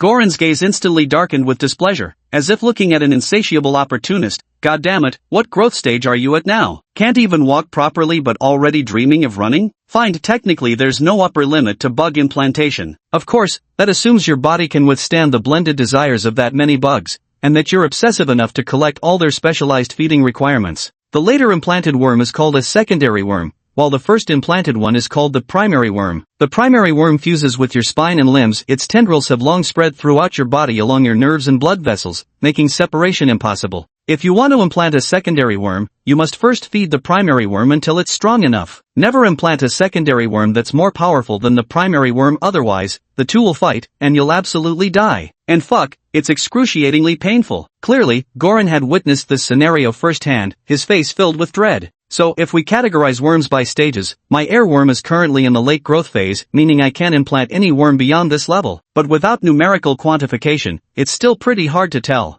Hua Luo thought silently. That dream worm that burrowed into him, who knew what stage it was at? It looked like it had already reached maturity, otherwise, it wouldn't have been so damn big. How many worms have you implanted, Glenn? Show me? Lizzie asked with some curiosity. Glenn chopped Lizzie's head with the side of her hand. Don't ask such stupid questions outside. Every knight treats their worms as more important secrets than how many minutes they can last at night. But my approach is simple, most people can guess it anyway. Using earthworms as the foundational framework, supplemented by steelbone worms, copperhide worms, and rhinoceros beetle strength worms to enhance physical constitution. The most mainstream evolutionary sequence in the church, and also the most complete lineage. As she spoke, she proudly flexed her impressive muscles. Another question, do insects have conflicts among themselves? Hua Luo raised his hand again. This kind of thing is completely normal. Incompatible insects will inevitably attack each other, which is why Templar Knights generally only strengthen themselves according to the advancement methods painstakingly researched by their predecessors with blood-stained lessons, rather than rashly attempting to fuse new insects. Goran shrugged and continued. The lineage of Air Knights is the rarest. It's troublesome just finding an evolution path for you.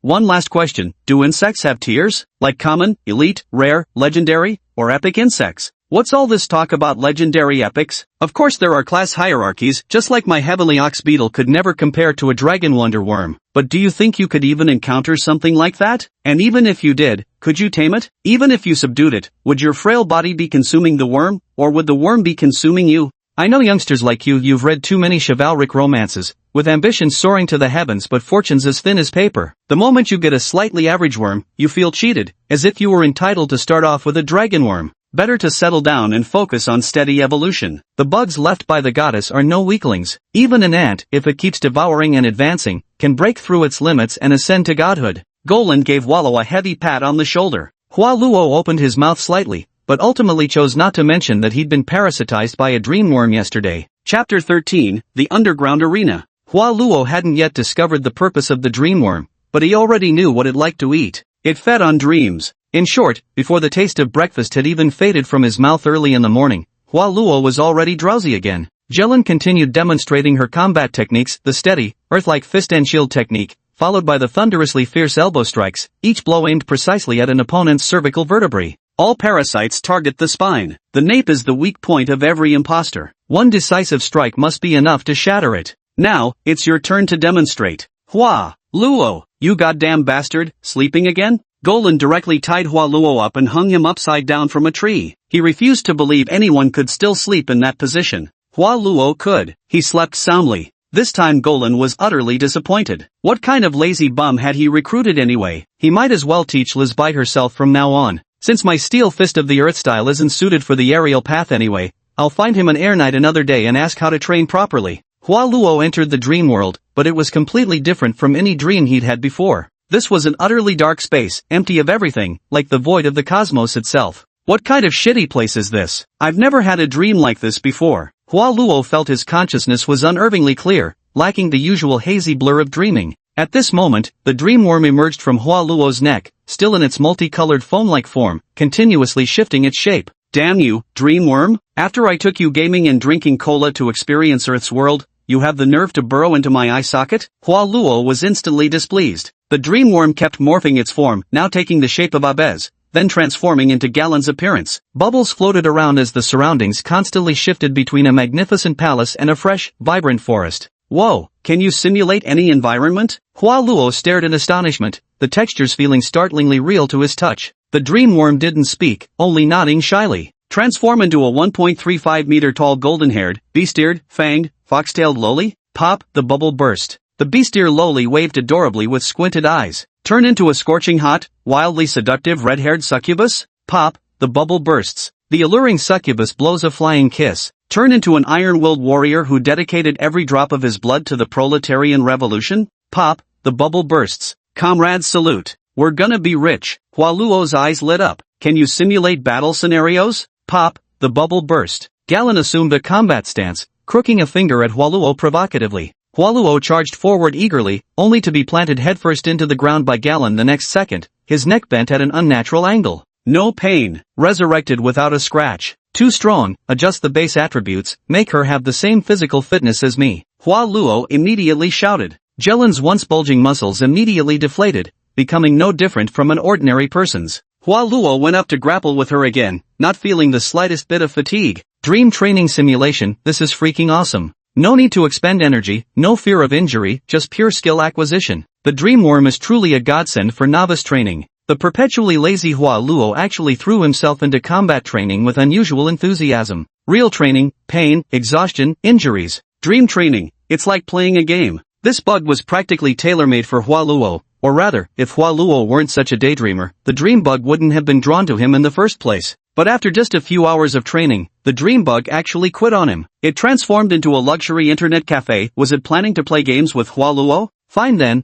all work and no play makes Jack a dull boy anyway. Besides, it had been ages since he genuinely experienced the games from his past life, the King of Fighters 2002. After a few rounds, the dreamworm was bubbling with joy. Looks like it's got a gaming addiction too? After some observation, Hua Luo even made an attribute chart for the dreamworm to make things more intuitive. Dreamworm. Early stage of maturity. Food requirement, dream energy generated during sleep. Active skill, dream simulation. Simulates every environment and character you understand, with full interactive capabilities. Passive skill, drowsiness. Activating the dream state consumes mental energy, making you extremely drowsy. This side effect was hardly an issue for Hua Luo, who was perpetually sleepy anyway. When Hua Luo asked the dream bug why it didn't compete to occupy his body despite being a higher level entity than the air bug, it replied, occupying means controlling. Couldn't be bothered. Jelen had given up on trying to control Hua Luo, letting him study, or not, as he pleased. Instead, she focused more intently on teaching Liz, sensing within this girl from the slums, who had grown up doing hard labor, an indomitable inner strength.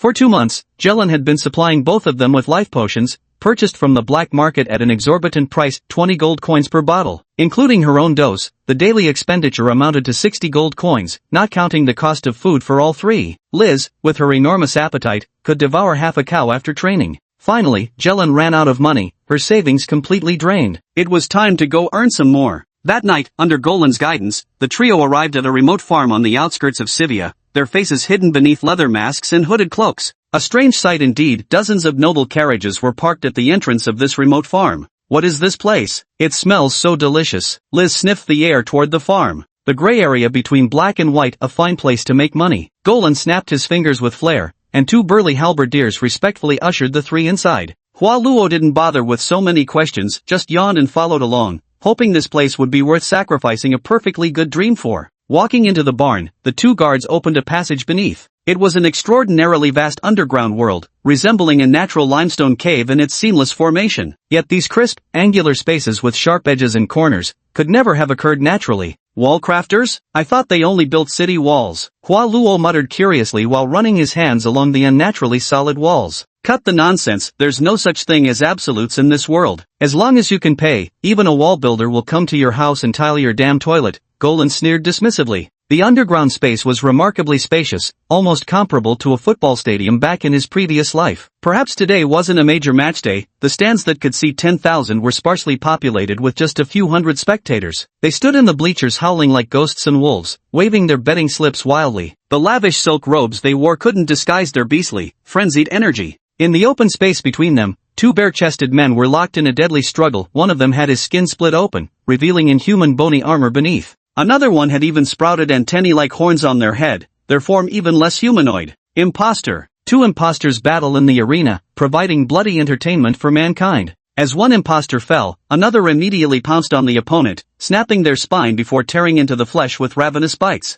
The bloody and brutal scene did not frighten the noble merchants present. Instead, it stirred them into an excited frenzy of cheers. All of this completely overturned Hua Luo's worldview. Weren't people always afraid of insects? There were actually people capturing imposters to fight in underground matches? Jelen crossed her arms and sneered. The owner here is a retired Great Knight Commander, managed to scrape together a baron's title, and has rock-solid connections with the church. Without some serious backing, how could anyone possibly operate this kind of underground fighting arena? You said you wanted to kill all the disguised ones, didn't you? It seems you don't actually mind this place's existence. Hua Luo stared fixedly at the disguised creature devouring flesh in the arena. Is there a conflict? The bugs imprisoned here, aside from providing entertainment, will still meet their end in death, and in even greater agony. Besides, I've been fighting in underground matches here since I was 16. Hundreds of bouts, not a single loss. Damn exhilarating. Golan proudly tilted her chin up. They actually pit humans against the disguised here? Hua Luo asked, stunned. Did you think I brought you here just to watch a show? Golan sneered. Look, there's free drinks and snacks here. Lizzie came over with an armful of food, her face beaming with innocent delight. Hua Luo looked at her with pity. Golan stared at her with wicked amusement. What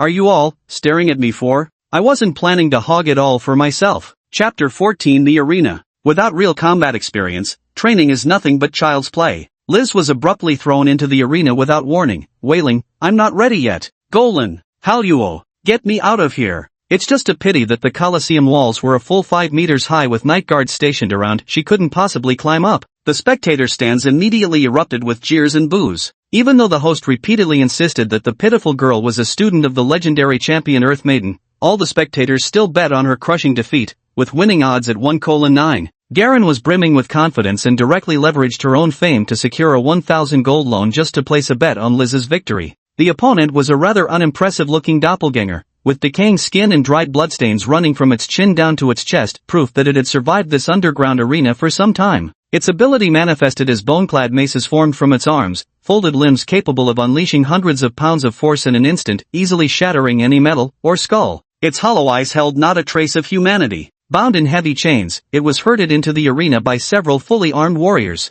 His gaze lifted toward the spectator stands as he worked his parched mouth, eyes brimming with ravenous hunger for food. It had starved for far too long, now itching to indulge in a gluttonous feast. Golan effortlessly selected a remarkably formidable opponent for Liz. The host cheered excitedly from the podium. Look everyone, our new contender, a sniveling little girl, facing off against your favorite, the Skull Crusher. Tell me, are you excited? looking forward to the sound of that poor little girl's skull being cracked open. Oh, then let's get started. The Skull Crusher, freed from its iron chains, still wore heavy shackles sunk deep into its flesh, not just to restrain the shapeshifter's abilities, but to prevent a cornered beast from leaping into the audience stands for a blood-soaked rampage. Such things had happened before. After all, the guards of the arena weren't particularly formidable otherwise, they wouldn't be pulling night shifts as mere bodyguards. Of course, there were also full-property unshackled combat matches, but those were spectacles reserved for grand events, showcased only when more noble lords arrived, far more entertaining to watch. Hua Luo stood on the spectator platform, regretfully watching Liz's pleading gaze. Stop crying. That woman's ruthless, don't expect her to spare you. Rely on yourself. Be careful. Boom! The Skull Crusher was already swinging its bone hammer arm, charging toward Liz. One hammer strike crashed against the spectator wall, leaving behind a shallow dent. It wasn't that the creature lacked strength, the walls, reinforced with builder worm mucus, were as durable as steel. Liz dodged a strike and turned to flee in terror, utterly unwilling to confront such a monster head-on. Her pathetic scrambling drew jeers and boos from the crowd,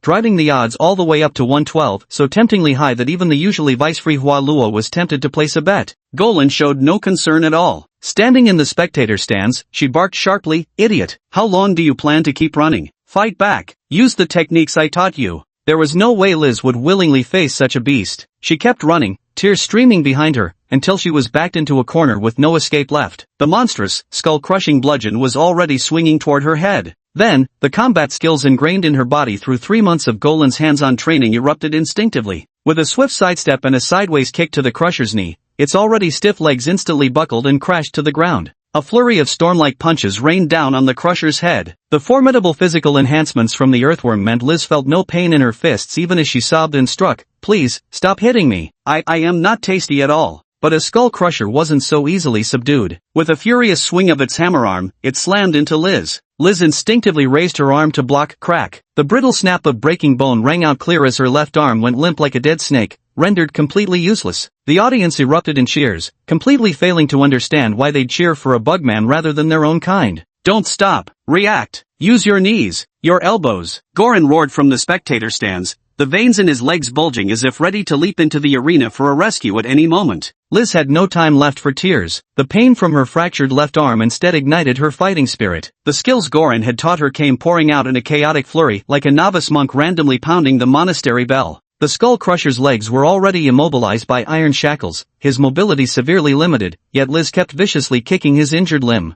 After dozens of combo strikes, Liz finally unleashed Goran's signature finishing move, the Guillotine of Earth. Clutching the Skull Crusher's head in a reverse grip, she flung it upward with full force before delivering a knee strike heavy as a collapsing mountain, shattering down upon its cervical spine. Goran once said all parasitic insects nest within the human spine, that this spot was always a fatal weak point. With a crisp crack, the Skull Crusher's vertebrae shattered link by link. A shrill insectoid shriek tore from its mouth before its body fell permanently still. Liz looked utterly deranged, her eyes bloodshot as she kept hammering at the spine crusher's vertebrae until she tore out its spine, a pale, elongated bony worm. After cracking open the skeletal shell, she began devouring it voraciously, her frenzy making her seem more monstrous than the mimics themselves. The arena fell dead silent. The host shook his head ruefully. "Seems we all underestimated this crybaby girl. She actually won. But now, let's welcome the future champion of the ring, the crybaby." A moment of cheers, while some gamblers cursed wildly, waving their betting slips. "Damn it, hit the jackpot." Goran carried an entire sack, clutching handfuls of golden coins and kissing them repeatedly. After repaying the borrowed 1,000 gold betting capital, they netted a profit of 8,000 gold coins, an exhilarating windfall.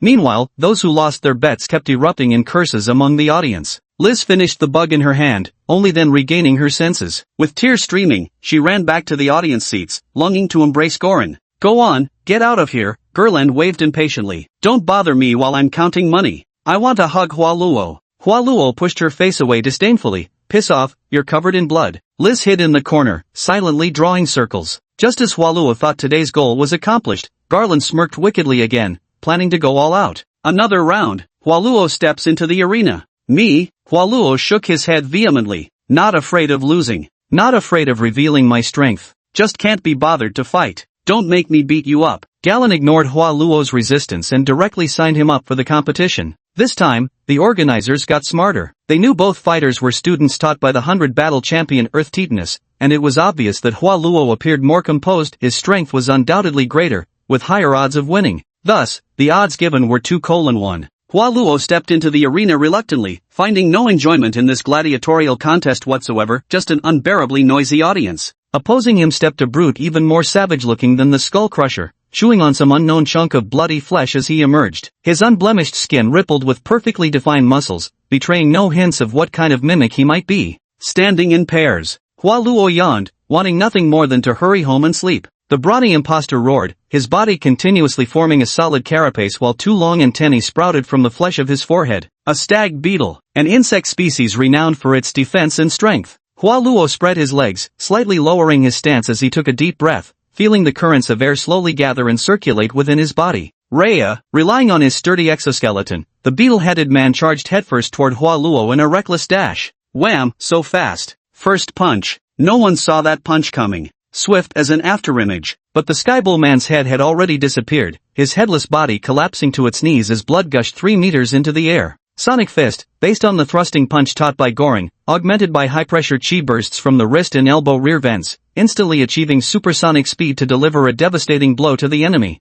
This was the fist technique perfected after countless modifications and experiments in the dream simulation space over 3 months. Hua Luo wiped his bloody fist and walked toward the stands, going home to sleep. Golan's mouth hung open in disbelief that Hua Luo had not only returned within half a minute, but also won. What? Never seen a genius before? Hua Luo wasn't trying to show off. The stag beetle's shell had been too tough, and his fist wasn't hard enough, his bones were fractured. He needed to go home and recover by consuming blood crystals. I bet against you, with leveraged funds. I wanted to teach you a lesson. Golan forced the words out with difficulty. Hua Luo's face darkened. Thus, the three who had come with dreams of making money returned home carrying a debt of 8,000 gold coins. Fortunately, the tournament organizers, believing the trio had limitless potential, honestly handed over Hua Luo's spoils, the remnants of the giant stag beetle, which rightfully belonged to the victor. Had Hua Luo lost, allowing the impersonator to chew through his neck and devour the beetle, it would have been a simple case of the better fighter winning. Hua Luo took a bite, filling his mouth with a sticky, fishy taste. What garbage, it wasn't even as good as blood crystals. Liz got the better deal, her little face rosy as she happily munched on the insect remains. These insect meats, condensed from most of the masquerader's flesh and essence, were practically no different downing dozens of life potions. However, most church knights, bound by decorum, wouldn't gnaw on masqueraders raw after killing them. They'd rather haul them back for alchemists to process into something more presentable. There aren't many like Liz who don't discriminate between vegetarian or meat dishes. She'd grab and gnaw on whatever's available. Several days later, Liz's figure had noticeably become fuller and more robust to the naked eye. Chapter 15, Going Home for Meat. A week had passed since the underground boxing match incident. Garland, who'd tried to steal a chicken only to lose his rice, attempted petty theft but suffered greater loss, still looked at Hua Luo with a darkened face. Yet to this day, she still can't figure out how Hua Luo, who either sleeps through class or slacks off when awake, managed to master such formidable skills. Don't try to understand genius, it'll only make you doubt yourself. Hua Luo had no intention of revealing anything about dreamworms. Stealing another's parasite is normally no easy feat, but exceptions exist. If someone targeted him, escaping unscathed would be far from certain.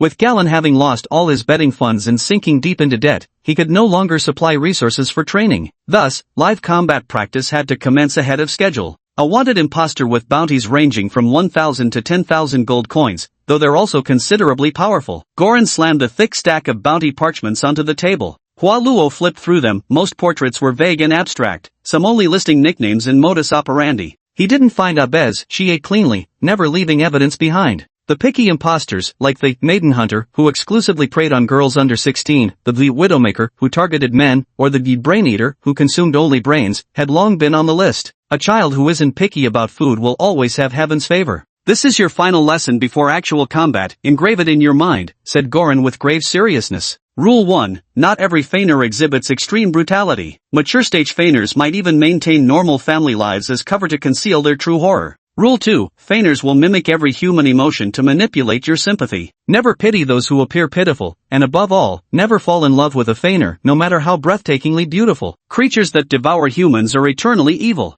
3, kill all the pretenders. Golan gave the 2-3 days to do whatever it took to hunt down and capture a pretender, during which she wouldn't provide the slightest assistance. Every trainee knight's graduation ceremony involved hunting a pretender alone. Since both lacked sufficient training time yet were eager to earn the bounty, they reluctantly agreed to let them complete the task as a team. Dusk was falling, and the hunting time for the pretenders was still some way off. Hua Luo walked listlessly along the cobbled streets, where merchants hurried about, eager to return home before nightfall, as if their flimsy wooden huts could protect their fragile lives. Yet in truth, many victims ended up neatly lined up together inside a pretender's belly. Got any plans? Liz asked, munching happily on a roasted corn cob. I really don't understand how she manages to maintain such a good appetite even after becoming a night watch knight. Hua Luo currently has no desire to eat normal food at all. Blood crystals are the only exception. Hua Luo said indifferently, not planning to. So you mean leaving it to fate? Waiting for the disguisers to come knocking? Liz hadn't even finished her corn before running over to an old lady packing up her stall to beg for a sweet potato, as if her stomach were a bottomless pit. I mean, go home and sleep. Hua Luo rolled his eyes lazily. Ha, Liz blinked. But Galen only gave us 3 days. Exactly, so we still have 2 days left to sleep. Hua Luo yawned while cradling the back of his head. If only he'd mastered the skill of sleepwalking, he might have dozed off mid-step by now. Liz scratched her head in speechless silence. Tell me, do you actually find this stuff tasty? Hua Luo watched as Liz kept piling up commoners' food in her hands, a rare flicker of curiosity surfacing. Not really. I'm just trying to fill my stomach, so I don't get the urge to crave raw meat. Liz gave her belly a rather resentful look. Hua Luo fell silent. For someone like Liz, resisting the urge to feed must be incredibly difficult. But sharing blood crystals was out of the question. Absolutely no one gets a piece. The two walked sluggishly along the road back to the Arden district. The sky darkened quickly in the disaster rains, and the sparse pedestrians had already begun running. The two unhurried young men stood out conspicuously in contrast. They barely made it back to Arden district before the city gates closed. At a glance, the streets were filled with homeless drifters pointlessly clinging to existence. Who knew how many of them were pretenders in disguise? These people were like meaningless shells on the beach. No one would notice if one more appeared or disappeared each day. Any flimsy pretext could lure them away, making them the lowest grade buffet in the pretender's parlance. Hua Luo was about to head home, wondering whether Abyss had gone out yet. Liz grabbed Hua Luo, her face filled with mysterious excitement. Today's my coming-of-age birthday. How about we go to my place? Cut it out. What level are you at? Some blonde, blue-eyed, beast-eared lowly. I can't even be bothered to play. Hua Luo shot Lizzie a weary glance. Try our cured ham from the cellar. It's gotta be amazing. Lizzie was practically drooling with excitement. Forget it. I've got no appetite. Hua Luo shrugged. Come on, come on. Liz dragged Hua Luo away forcefully. The girl had gotten so much stronger. Look quick. The goddess is manifesting. Hua Luo pointed skyward. Liz gaped stupidly at the sky, where Hua Luo had already run off. Are you kidding me? My spring night is worth 1,000 gold. Why would I go home with you to gnaw on pigtrotters? Lizzie pouted resentfully and had no choice but to walk home alone. Back home, her butcher father had already prepared for her coming-of-age celebration. The iron knives scrubbed clean, the hooks washed spotless, even the bloodstains on the wooden butcher's block scoured away. At the table, the greasy butcher, usually so fierce, now wore a face crammed with smiles. Pigs that have just reached adulthood have the most delicious meat, especially when carefully raised. You must happily finish your last meal. Don't struggle, don't cry. Those who struggle have sour-tasting meat. Child, have you come home? What a piece of trash. Hua Luo trudged wearily down the winding, narrow alleys of the slums on his way home, yawning as he went. Suddenly, his nose twitched as the faint aroma of meat wafted through the air. Those who could afford meat in the slums were few indeed. A poor family was preparing their evening meal nearby, the mother even forced to wash their food in the roadside gutter under cover of darkness, lest their creditors discover they still had money for meat. A scrawny child gazed longingly as his mother washed chunks of meat, incessantly sucking on his fingers. Shoo, shoo, go back inside, as if you've never tasted meat in your life, the mother scolded, raising her head. Suddenly spotting Hua Luo passing by, she immediately clutched her child in fright, trying to retreat indoors. Once night fell, anyone could be a shapeshifter in disguise. Hua Luo merely glanced at the wooden basin in the woman's hands. Years of consuming blood crystals had granted him sharp night vision, instantly recognizing the dark red meat and yellowish fat. Said nothing, just passed by. The conversation in the house continued, the male host's low scolding voice, "Hey, didn't I tell you not to buy bargain rice meat? Stop with the disapproving remarks. We only indulge ourselves once a month. With the few coppers you earn, how many pounds of pork could we even buy?" The woman's caustic voice. "But we can't let the child also. Keep it down. What do children know? I bought it from the butcher shop on the next street. They clean it up properly. You can't tell," the woman whispered urgently. "Oh, so everyone on this street knows. They pretend not to." Hua Luo couldn't be bothered with trivial matters, but suddenly remembered, wasn't the butcher shop on the next street Liz's family's? There weren't many butcher shops in the entire Arden district, and there was only one nearby. Does she know?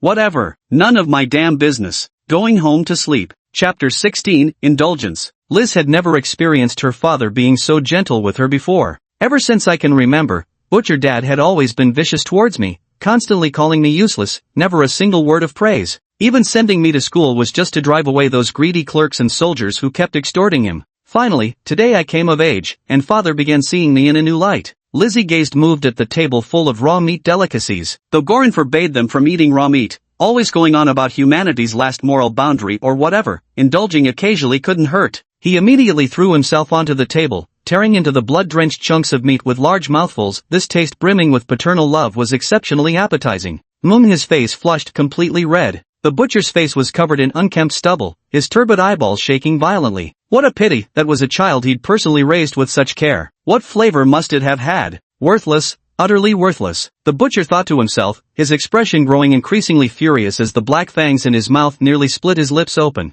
Suddenly, knock knock knock, the door was rapped. The butcher frowned, who could possibly be knocking at this hour? Upon opening, there stood a listless Hua Luo. The boy who'd always been indifferent to everything found himself, for the first time, sleepless from ominous forebodings. Come take a look. Hua Luo, didn't you say you weren't coming to eat? Liz exclaimed in surprise when she saw her teammate at the door. Got hungry, couldn't sleep. Hua Luo yawned listlessly. Dad, this is my classmate, teammate. I invited him for my birthday. Liz immediately pulled her father aside, who was wearing a twisted expression. Butcher Dad's expression was downright unpleasant, brimming with barely suppressed anger. It looked like the face of an office worker who'd made all weekend vacation plans only to get a last-minute overtime call. His cheekbones seemed about to burst through his twisted skin. Thinking this, the butcher stiffly stepped aside to make way. The meat dishes on the table had been nearly finished. Liz scratched her head sheepishly. I didn't know you were coming. I kinda ate a bit too much. She finished with pleading eyes turned toward Butcher Dad. Food meticulously prepared for 15 years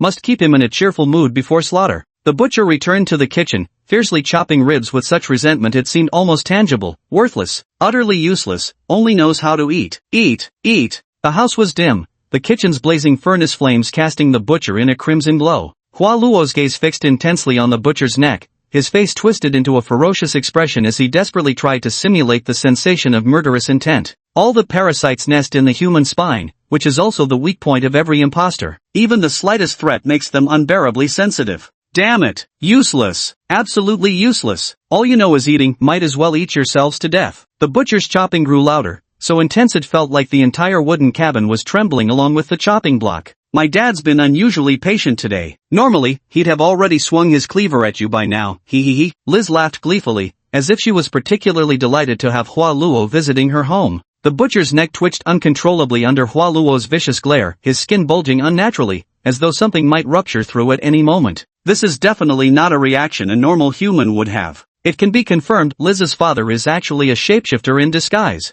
If Liz's father has been a shapeshifter for the past 15 years, daily consuming raw meat under the pretense of running a butcher shop, then he must have already reached full maturity. To be safe, we'd better avoid engaging him in direct combat. Liz, come outside with me. Hua Luo grabbed Liz's hand, his gaze still fixed on the butcher chopping meat. Huh, why? Liz tilted her head in her usual dopey, clueless manner. Idiot, can't you see your father's a pretender? Hua Luo frowned in disapproval, whispering as he tried to stealthily pull Liz away. She didn't budge. Looking back, Liz tilted her head, her flushed, shy smile appearing eerily eerie in the shadows. So you've noticed? Hua Luo's pupils dilated endlessly. Thud, a chopping hand struck the side of his neck, and with the excruciating pain in his spine, darkness surged over him like a tide. When Hua Luo woke up in excruciating pain, his hands had already been pierced by slaughterhouse hooks and hung from the ceiling rafters, sending waves of agony that felt like his body was being torn apart. The butcher was noisily sharpening his knife, muttering curses, utterly useless, can't even handle a simple task. At least the pig came to me by itself. Liz swiftly removed Hua Luo's clothes, briskly washing his skin with water and stiff bristle brushes as if scrubbing stains off a pig. Upon seeing Hua Luo awaken, she immediately pressed her flushed face against his chest. Actually, I like Hua Luo the most. When Galen slit open the back of your neck, you clearly weren't a mimic. Hua Luo shook his head in confusion. Useless thing. She's my daughter, my good helper in slaughtering pigs. Damn it, that wretched knight had to go and turn her into a bug person. She was perfectly edible as she was. Now I have to share my meat portion. Such a waste. The butcher viciously sharpened his knife, glaring at Liz. Get to work already. Stop dawdling. All you know is eating, never doing your job properly. Hua Luo understood. Though Liz wasn't a mimic, she'd been raised by the butcher since childhood, her entire worldview shaped by him. Even knowing her true nature, she willingly worked for him. Just like myself, haven't I often been left to clean up Abyss's messes? I'm sorry, I lied to you, but I really adore you. I promise. I'll savor Hua Luo's flesh with the most devoted heart. Lizzie murmured, her face flushed with a sickly hue, tears welling as she licked the blood trickling from Hua Luo's arm down to his chest. So fragrant, so sweet, this flavor piercing through her taste buds and soul made Lizzie shudder with excitement, her thighs rubbing together uncontrollably. Ah, such a son meticulously raised by Abyss. How many blood crystals did he consume before coming of age, only for me to intercept and devour him first? How furious she must be. TSK. After this feast, I'd better move quickly, flee beyond the city walls to hide for a while. What a cowardly, gluttonous wretch I am. The butcher licked his lips while cursing himself in the same breath. So, that's how it is, you knew everything all along. The whole sending Liz to school was just an excuse to get close to me. Hua Luo felt like a complete fool. Even a brainless imposter like the butcher could be so cunning. Golan's assessment of their treacherous nature wasn't exaggerated in the slightest. Finished washing up yet, you useless waste? Can't even get ready for dinner properly. What's the point of keeping you around? The butcher's scolding voice rang out again. Yes, right away. I'll wash up immediately. Lizzie obediently picked up the bristle brush, tougher than a steel wool pad, leaving red scratches across Hua Luo's skin. Hua Luo gazed at Lizzie's face so close before him, slowly lowering his head to whisper into her ear with a magnetic voice, actually, I like you too, Lizzie. Lizzie's expression froze, her face turning blank and crimson. Being eaten by someone you love must be blissful, but I only want to be eaten by you. Liz, does my blood taste good? Liz blushed instantly, her ears turning red as she fumbled for words. Hua Luo, Just then, the butcher finally lost his patience. Gripping a butcher's cleaver, he shoved Liz aside. Useless, taking forever to do a simple job, even pigs move faster than you. He raised the gleaming honed dagger toward Hua Luo and declared, your flesh will be the most delicious I've ever tasted in my life. The dagger descended, but not the butcher's. It was the one in Liz's hand. Pierced the butcher's nape, the fatal weakness of pretenders. Walt, now, you belong to me alone, Lizzie murmured drunkenly, her face flushed with intoxication. Ah, worthless scum. The butcher roared in fury, backhanding Lizzie with such force that she was sent flying over a dozen meters, crashing into a brick wall and leaving a crater shaped like a human silhouette. Then came the agonized wails of transformation. His already burly frame burst through clothes and skin alike, revealing the true black carapace of an insectoid monstrosity. The difference in power levels was too great, and the weapon wasn't sharp enough. Liz's fatal strike didn't even wound the butcher's vitals. Hua Luo tilted his head back, taking a deep breath. The air compressed and gathered in the airflow cavity beneath his tongue, finally transforming into an air cannonball that smashed into the beam suspending him. The wooden beam shattered with a crash, the metal hook breaking loose. With difficulty, Hua Luo pulled the hook that had pierced his palm from the wound, then snatched up his discarded clothes to wrap around his waist. Running naked was the last thing he wanted. As he moved, he fished out a small blood crystal from a hidden pocket and swallowed it, swiftly healing the wound in his palm. Meanwhile, the butcher's tattered hide hung like rotten pigskin, half left on the ground, half still draped over the hulking black armored body. Gluttonous worm, final mature stage. Not some rare insect at all. Many pretenders originate from the gluttonous worm. Both larval and growth stages are solely focused on gorging themselves silently, possessing little strength as they solely accumulate evolutionary energy for maturity. But once reaching maturity, they develop rock-hard chitinous armor and attain formidable power levels. Hua Luo flicked the bloodstains off his palm and cast a sidelong glance at Liz buried beneath the rubble. A butcher, huh?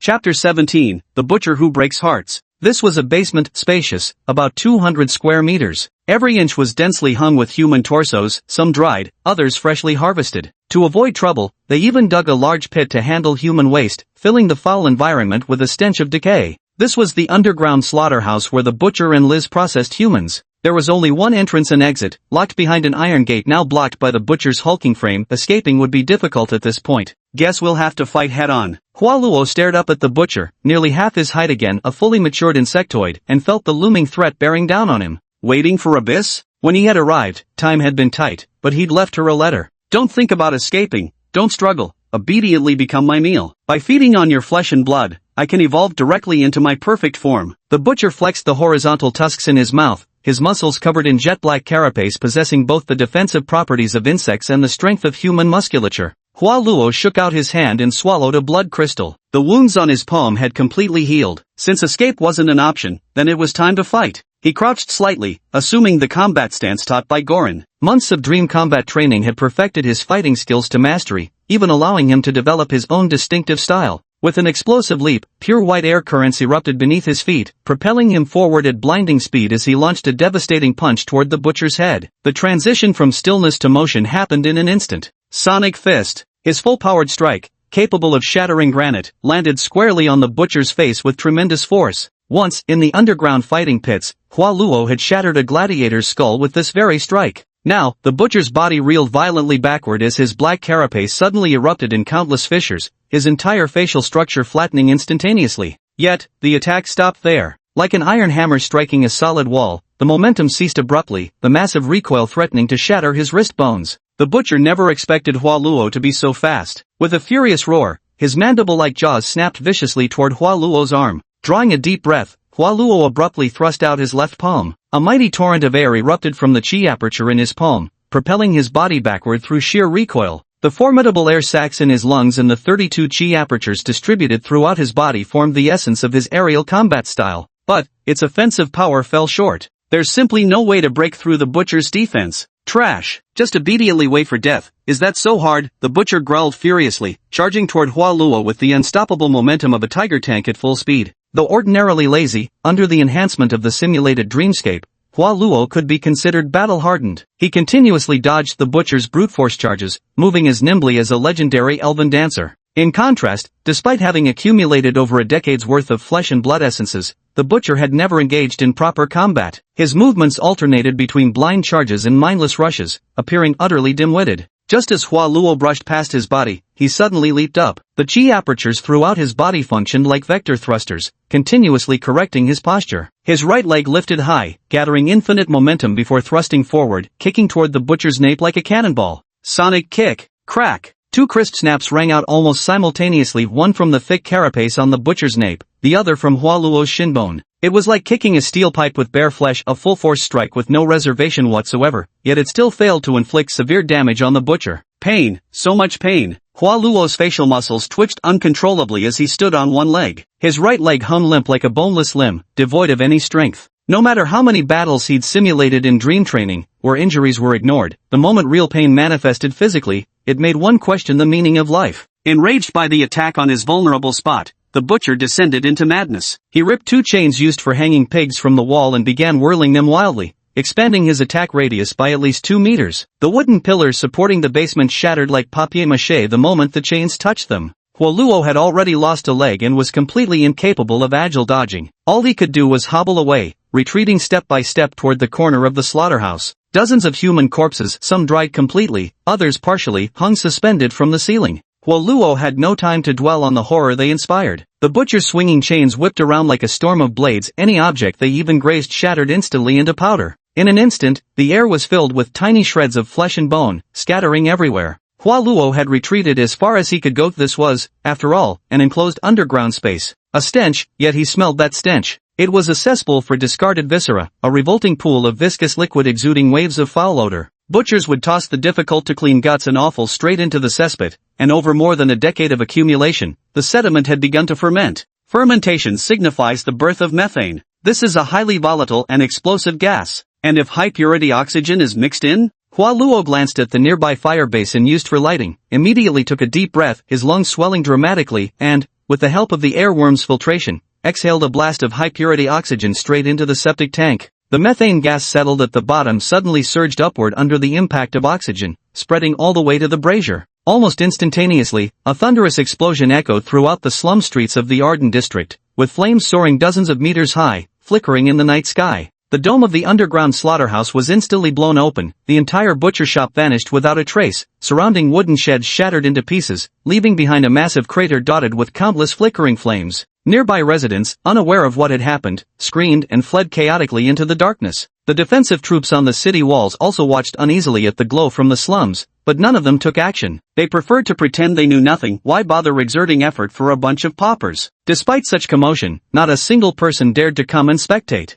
Hua Luo pushed aside a slightly warped iron sheet. When the explosion occurred, he had been crouching in the corner, shielding himself with the sheet, which absorbed most of the blast force. Likewise, the butcher's formidable physique saved him from serious injury, though his eyes were stinging from the smoke. Enraged, he flailed his chains blindly. Abyss, when are you coming back? If you don't return soon, your little Luo will become someone else's bellyful. Hua Luo struggled to drag his mangled leg as he crawled out of the pit. Catching the blood dripping from his injured leg in his palm, he let it coagulate into a small round sphere under the faint breeze circulating through the air vent. With a flick of his wrist, the blood sphere shot precisely into the mouth of the unconscious Liz beneath the rubble. The rich liquid slipped between her slightly parted lips, slid down her throat, and pooled into her stomach. The butcher finally managed to vaguely locate Hua Luo's position, grinding his hideous mandibles with cruel deliberation. You destroyed my home. I'll devour you, bite by bite, chewing you alive, not a drop of blood, scrap of flesh, or splinter of bone spared. At last, the butcher's food commentary finally roused another person awake. Liz, who had been knocked unconscious by his slap at the very beginning, suddenly snapped her eyes open with a crazed expression. Luo Hua is mine alone. Her body sprang up violently as the power of the earth god worm strengthened the girl's limbs. Her thick legs locked around the butcher's torso from behind like a vice, while her muscular arms tightened fiercely around his neck. A gaping maw opened wide, its saw-like teeth gleaming with a metallic sheen, tearing through the flesh of its cheeks before sinking deep into Butcher's neck with a brutal crunch. Butcher's defensive carapace on the back of his neck had already been shattered by Hua Luo's kick and hadn't recovered yet. Under Liz's savage bite, a huge chunk of flesh was instantly torn away, exposing a thick blackened spine. Ah, worthless trash, die. Roaring with fury, Butcher seized Liz's arms and tore them clean off her body. Turning her around, he gripped her throat and smashed her face into the ground, punching with all his might again and again until finally, with manic brutality, he grabbed his daughter's head and yanked it upwards, ripping out the centipede-like spinal column from her torso before slamming both into the ground with tremendous force. The severed head rolled all the way to Hua Luo's feet. Luo, love, your flesh, murmured Lizzie with drunken, crimson-flushed ecstasy. Hua Luo spared no glance for Lizzie, his hands wholly absorbed in sculpting a wind tunnel betwixt them. This was yet another technique he'd been developing alongside his sonic punches and kicks, one that remained frustratingly incomplete. But he had no other choice but to fight desperately with his life on the line. A sharp bullet crafted from blood crystal was spinning rapidly in the high-speed wind tunnel formed by the air vortexes in his palms, trembling uncontrollably. His arms shook violently, as if barely containing the pressurized wind tunnel at any moment. The butcher howled in agony as flesh was torn from the back of his neck under the sickly green muted moon, like a werewolf gone berserk. Hua Luo struggled to stabilize the volatile high-speed air mass in his hands, slowly rising to his feet. With every ounce of his strength, he altered the expulsion direction of the air vortex. Ah! Die! A white torrent, carrying a crimson crystalline bullet, continuously shattered the shackles of air, severed the bonds of fate, leaving behind a fleeting flash across the sky. It slammed straight into the butcher's nape. Thump! A spray of blood mist erupted. The tiny bullet, trailing a violent shockwave, tore a football-sized hole through the butcher's neck, sending his head tumbling down as it lost the supportive vertebrae. The butcher clutched his drooping head against his chest in disbelief, lips trembling slightly. I truly am worthless. With a thunderous crash, his massive body collapsed, eyes still gazing at Hua Luo with unwilling resentment. Don't get too cocky. Even if I didn't eat you, a birth will devour you. Exhausted beyond measure, Hua Luo slumped to the ground, not even possessing the strength to keep his eyelids open, gradually slipping into unconsciousness. Until that familiar, soft body picked him up. Luo, why are you sleeping outside all by yourself? Abyss, why did you take so long? Didn't you see the note I left for you? Hua Luo murmured with his eyes tightly shut. I can't read, Abyss declared righteously. Abyss, promise me. If one day, you have to eat me, do it while I'm asleep, take a quick decisive bite, don't give me a chance to be sad. Hua Luo nestled tightly in Abyss's embrace. I love Luo the most. I'll definitely eat you in one bite. Abyss wrinkled her pretty nose, planted a fierce kiss on Hua Luo, then opened her mouth, tentacles unfurling as she coiled the butcher's corpse into her maw,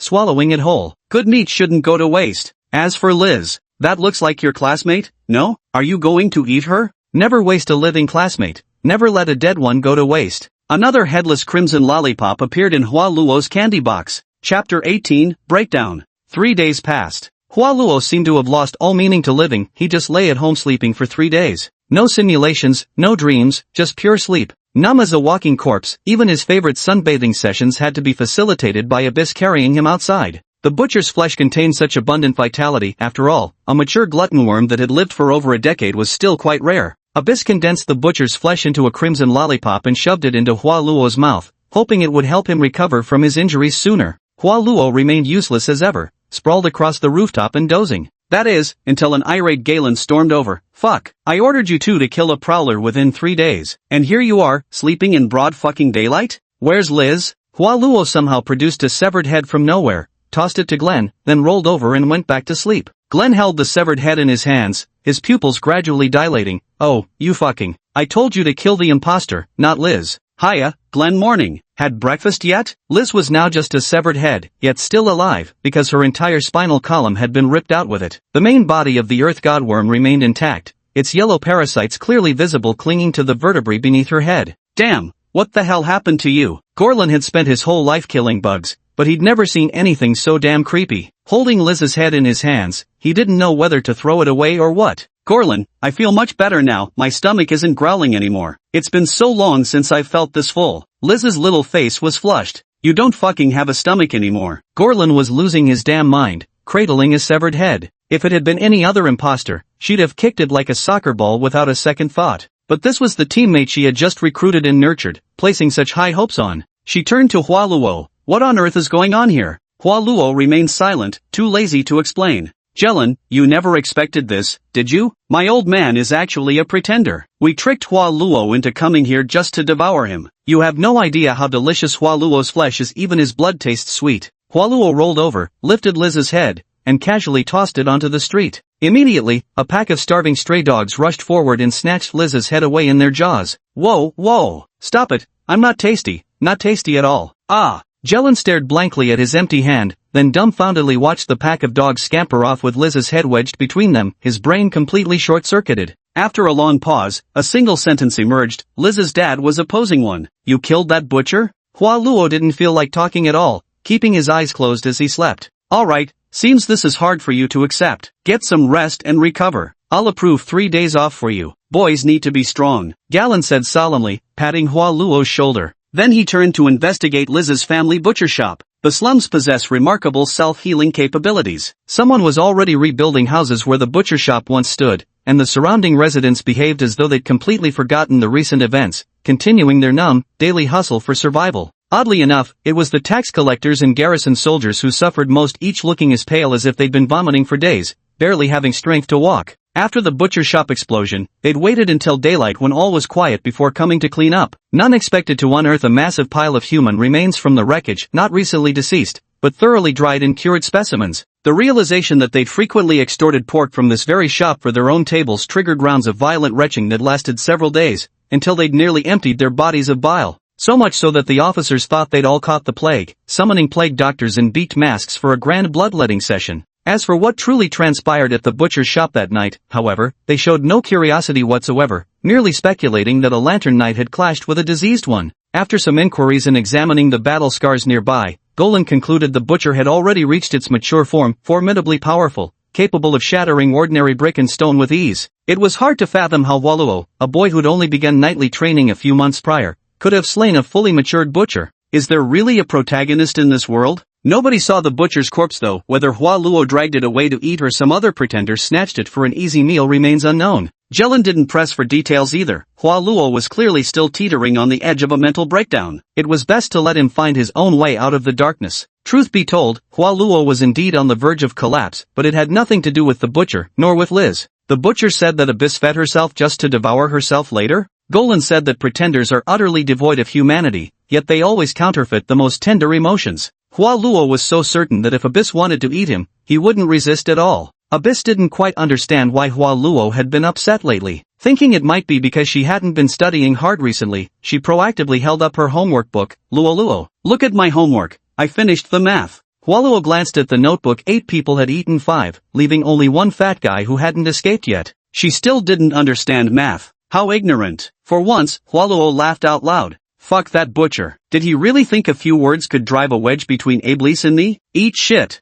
Abeth, let's go shopping. Sounds great. It's been so long since we went out together. I'll go change my clothes. By the way, where's Liz? Threw it out to feed the dogs. Sick of seeing it. Gee, I thought you liked her. Like my foot, I was afraid she'd gnaw on people at night. Gee, so you don't actually enjoy her gnawing on folks? What, did you already know she wouldn't bite people? Right, the first time I met her, didn't I ask, little girl, how many people do you eat in one go? Abyss blinked innocently. Couldn't you have reminded me? Hua Luo complained bitterly. Yua, don't be mad moi. Abby's cradled Hua Luo's face and planted a loud kiss. Hua Luo remained deeply resentful. How could his mom be so unreliable? Slurp. Abyss took in a massive gulp with hurricane force. With a slick sound, Hua Luo slid right into Abyss's stomach. Whoopsie, it just slipped right in. Abyss covered her face in embarrassment before promptly spitting Hua Luo back out. Hua Luo was covered in slime, his gaze growing even more resentful. Could an idiot mom like this really have had the patience to feed me for 15 years, just for a bite to eat? You're mad at me.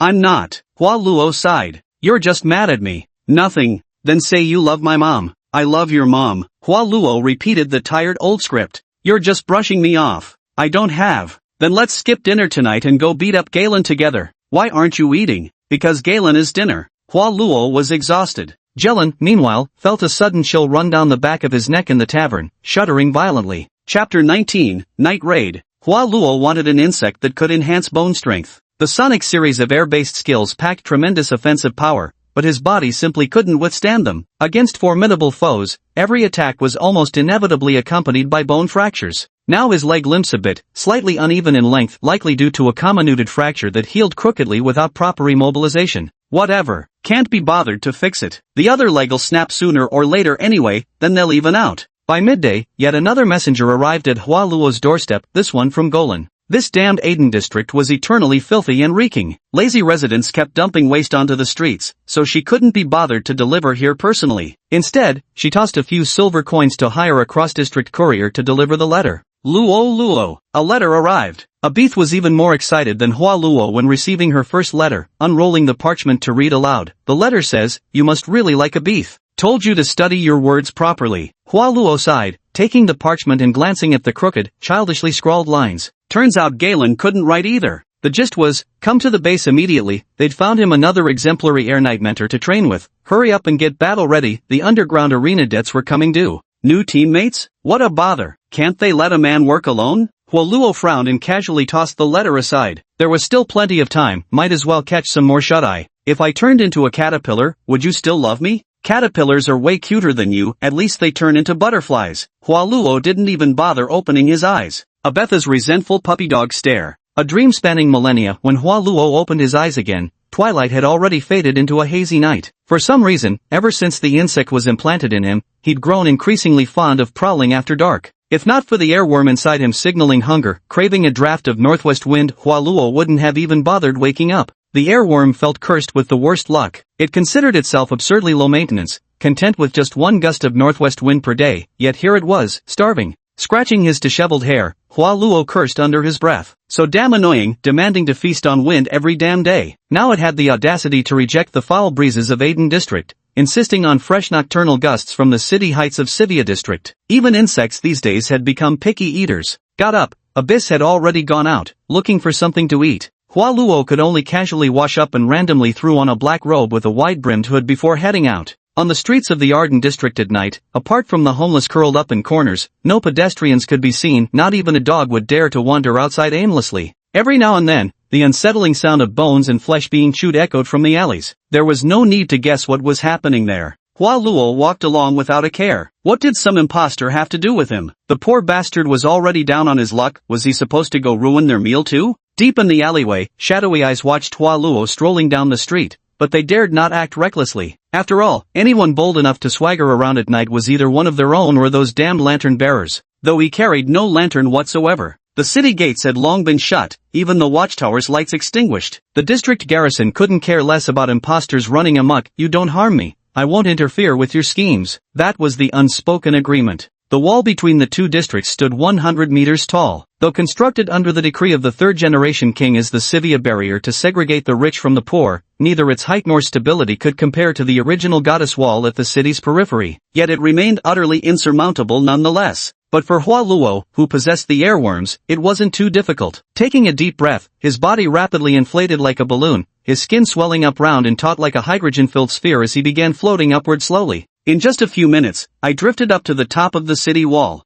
Pitch black everywhere, what splendid scenery. It's just a shame the wind's blowing from the southeast today, carrying the sour stench of poor households from the Arden district. Even the airbugs refused to drink it. Every few kilometers along the broad city wall top stood a fortress where district garrison soldiers were stationed, responsible for nighttime vigilance, though obviously, they had no intention of patrolling at this hour. Ah, he should have been the one stationed here. Hua Luo envied this kind of job. You could just idle away the night without lifting a finger and still get paid. Where else could you find such a sweet deal? Lost in these thoughts, Hua Luo found himself unconsciously drifting closer. From inside came the sound of a woman weeping and screaming. It's even more debauched than I imagined. Hua Luo thought they were just playing cards and sleeping around at most, never expected they'd even bring women into it. He, stop screaming. No one's coming to save you even if you rupture your throat. Be a good girl and obey us, or we'll toss you out to feed the bugs. Captain, what about me? Don't you want to come with us? Don't worry, after we're done, we'll just toss it in the alley. Those bugs will clean up the mess for us. No, please, I beg you, stay away from me. The woman wailed in terror. Lewd laughter erupted from inside the barracks. What a scumbag, Hua Luo sighed, hesitating whether to knock on the door and play the good guy for once. Suddenly, the twisted laughter of the man inside turned into a scream of utter terror, followed by the sound of flesh tearing apart. Blood splashed across the window, and a sickly sweet metallic scent seeped through the cracks, filling the air. Within moments, the barracks fell into complete silence. Hua Luo stood quietly outside the door until it swung open from within. A woman in a gray hood, around 30 years old, not particularly beautiful but somewhat pretty by slum standards, stepped out, carrying a heavy basket while wiping blood from the corner of her mouth. Their eyes met. Hua Luo remained expressionless. The woman froze for a brief moment, then seemed to understand something from his reaction. Pulling her hood lower, she muttered, freshly infected? Huh? There's still some left inside. Help yourself. With that, she pulled down her hat brim and quickly walked away. Do I look like a pretender? Hua Luo tilted his head, showing no intention of chasing after anyone. Serves you right for messing with a pretender, none of my damn business. A glance inside the barracks revealed 3 long-dead soldiers, their bodies picked nearly clean with only scraps of skin and flesh still clinging to the bones. Damn thorough cleaner. 3 in one meal, plus takeout? Must be more than one pretender in that household. Hua Luo knew an ordinary pretender's appetite was only about 1/3 of a human at most, often leaving plenty of waste. When I turned back to look for the woman, her figure had already disappeared. Hua Luo shook his head. He had no intention of becoming some kind of disguise hunter. Yet just as he turned to leave the barracks, a sudden fierce wind blasted out of nowhere, the grit nearly blinding him. Frowning, Hua Luo looked up at the night sky. Beneath the green mute moon hovered a middle-aged man with gaunt cheeks and a spiteful, mocking smile. The wind told me there's good hunting here. Never thought I'd hit the jackpot the moment I arrived. Hua Luo looked up at the man, realizing he'd been mistaken for the infiltrator who attacked the outpost, and shook his head. You're too late. The infiltrator has already left. Of course, making excuses is second nature to infiltrators too, even at the crime scene. The man floating in the sky kept smiling. I'm a night watchman, not an infiltrator. Hua Luo suddenly trailed off. Damn it, Gorin didn't even issue him a legitimate badge. Night Watcher, is that your nickname? Let me see. How much is your bounty again? The man rummaged through a thick stack of bounty posters he pulled from his coat, casually flipping through them, but found none that resembled Hua Luo. Are you one of the Lantern Knights? Hua Luo frowned. Lantern Knight? Oh, I actually did that for a while, but damn, those bishops were too stingy. All they ever did was spout empty nonsense about duty and glory without paying a single copper coin. Drove me into piles of debt, so I had no choice but to quit and become a bounty knight. The scrawny man shrugged with feigned resignation. Oh, I thought you were some big-shot priest or something, blabbering on like this. Hua Luo rolled his eyes and turned to leave. Do you know what the biggest trick of being a bounty hunter is? The gaunt man tucked the bounty notice into his coat, his smile growing more sinister. Too lazy to care. Hua Luo's eyes were weary. It's killing innocent people and claiming their heads as bounties. Take a look at my face. Does it resemble yours? The man smirked wickedly as he pressed a hand to his own face. With a grotesque ripple of flesh and skin, his facial muscles morphed into Hua Luo's exact likeness. A shapeshifter? Hua Luo immediately thought of his scavenger companion, Dodge. It seems you know quite a bit. What a pity it's not an amoeba, but a counterfeit writhing worm, dug out from some horse flesh. Do you know why I'm telling you all this? Because, you're already my bounty, Sal. Eek, ha!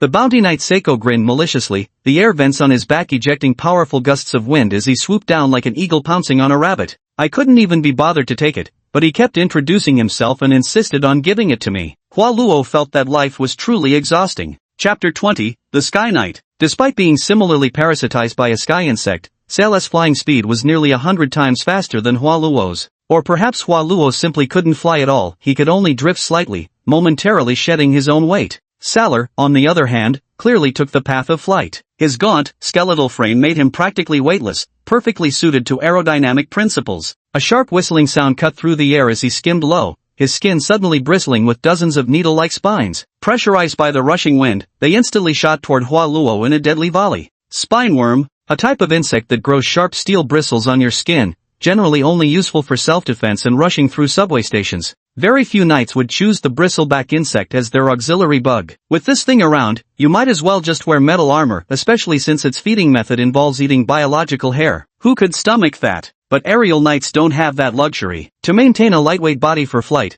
they limit themselves to just one meal a day, let alone wearing armor. Even leather armor is a careful consideration. So the bristleback insect and aerial knights share an unspoken synergy, particularly since the air chambers beneath an aerial knight's skin can launch the bristles from inside their body, producing recoil stronger than that of ordinary arrows. So this is how other air knights play. Interesting. Feeling the pressure approaching from behind, Hualuo took a deep breath, his lung sacs rapidly expanding as his chest swelled. Turning sharply, he fired an air cannon blast. The invisible air burst erupted mid-air, creating a violent gust that instantly scattered the barrage of needles. Hollow bone needles, each as long as a finger, clattered noisily to the ground. Could gather these for Abyss to pick her teeth. Hualuo hadn't seen such exquisite toothpicks in years. Local craftsmanship couldn't produce wooden ones delicate enough, save for the ivory ones used by nobles. Oh, you're an airworm too? Bounty Knight Cell pulled up mid-flight, hovering above Hualuo once more as he eyed the youth below with curiosity. The most defining characteristic of church clergy is that they all wield the power of the goddess's 5 elements. Only by cultivating domesticated divine insects can one become a controllable host. Though rumors often circulate about church insiders stealing divine insects for sale, such incidents are actually quite rare. So, this youth is definitely not an imposter, but most likely a novice knight from some branch of the church? Damn it! I shouldn't have babbled so much. Sailor gritted his teeth. Having shown all his cards already, what else could he possibly do now? Might as well go completely dark. It's the dead of night anyway. Change your face, and nobody will know what you're doing. With that thought, Sailor's back vents erupted with powerful air currents again as he lunged fiercely at Hualuo. At this age, he looked like nothing more than a rookie apprentice who'd just completed his job transition. Even his skills were the most basic air cannons. How many times could he even fire them? Sure enough, after a few rapid volleys of needle rain, Hualuo couldn't muster another air cannon shot. All he could do was dodge frantically among the barracks along the city walls. This kind of bully-level competition among peers made Salu grow increasingly smug. Even while relentlessly pursuing his target, he taunted mockingly, "Young man, too green, far too inexperienced. Do you even understand what an air knight is? Those who soar through the skies are the true air knights. To achieve successful flight, ever since our job transition, we've only been allowed one meal every 3 days, all to reduce body fat and muscle mass. Though we don't have to endure eating disgusting dirt like Earth Knights, the hardships we endure are no less than theirs. Can you even comprehend what it's like to starve so badly you'd consider eating your own flesh? Kid, the road ahead of you is long, but maybe in your next life." Sailor circled around the barracks and found Hualuo hiding behind them, preparing to deliver a finishing blow. Yet what he saw was a punch he would remember for the rest of his life. Takeoff weight isn't just about body weight, power is the key. With enough thrust, even a 600-ton aircraft can soar through the skies. Hualuo's body slightly crouched, his muscles taut like a drawn slingshot, brimming with explosive power. The moment Sailor flew into striking range, every tightened note of chi in his body erupted with nearly visible azure currents so intense that even the bricks beneath his feet shattered from the force. Impossible. Sailor tried to twist away, still underestimating Hualuo's explosive speed. At 30 meters in the air, he took a knee to the gut, followed by an uppercut to the jaw, sending both crashing toward the ground. As the old saying goes, a phoenix that falls to earth is worse than a chicken. Nowadays, there's also a saying, a grounded air knight isn't even feared by a stray dog. With raw power surging through his limbs, Hualuo unleashed seamless combos, fists, elbows and knees, feet, every strike flowing into the next. Sailor couldn't muster even a single counterattack, his eyes wide with terror. How? Since when do air knights specialize in brawling? Why have I never heard of this? I never thought I'd actually do this. Hualuo's raised right fist erupted with a violent blast of white energy from behind his elbow. Finishing move, Sonic Fist. The punch tore a massive hollow through Sailor's chest, his mangled torso now framing a view of the eerie green moon in the sky beyond. With eyes still blazing with resentment, Sailor collapsed in slow motion. Hualuo silently shook the blood droplets off his fist, this being his first time killing a knight of Templar origin. No tension, no thrill, just numbness, and utter uncertainty about what to do next. Destroy the body and eliminate the evidence? Or go at it like a rabid dog? Silently staring at Sal's corpse for several minutes, something could be seen subtly wriggling beneath the skin moments before 2 insects burst forth from within the body. One bore a human face upon its back, an utterly grotesque sight. Portrait writer worm. A worm that somehow had stiff hog bristles covering its entire body. Bristle worm. As the primary parasite, the air godworm's neural tendrils spread throughout the entire human body. Even if just losing a section of spine to Hualuo's punch under normal circumstances, when the host dies, there's a 99% chance the primary worm will perish too. Face painting worm? Seems decent enough, but what does it need to feed on? Abus pinched the weak face-painting worm, considering whether to implant it in her body for nurturing. Feeding something extra is nothing but a nuisance. Air bugs drink the northwest wind, dream bugs eat dreams, both terribly simple creatures. Two insects vaguely transmitted their thoughts. A face-eating worm that devours human faces, and prefers handsome ones at that? Hairpin worms, they eat hair? It needs to be curly and tough. Fuck off. I'm not that grossed out, can't be bothered raising you. As he spoke, Hua Luo was about to release them. What he didn't know was that when these worms leave their dying host, they must sever all nerve-rooted tendrils. If the weakened worms don't get timely nourishment from flesh and blood, they'll degenerate or even die within hours.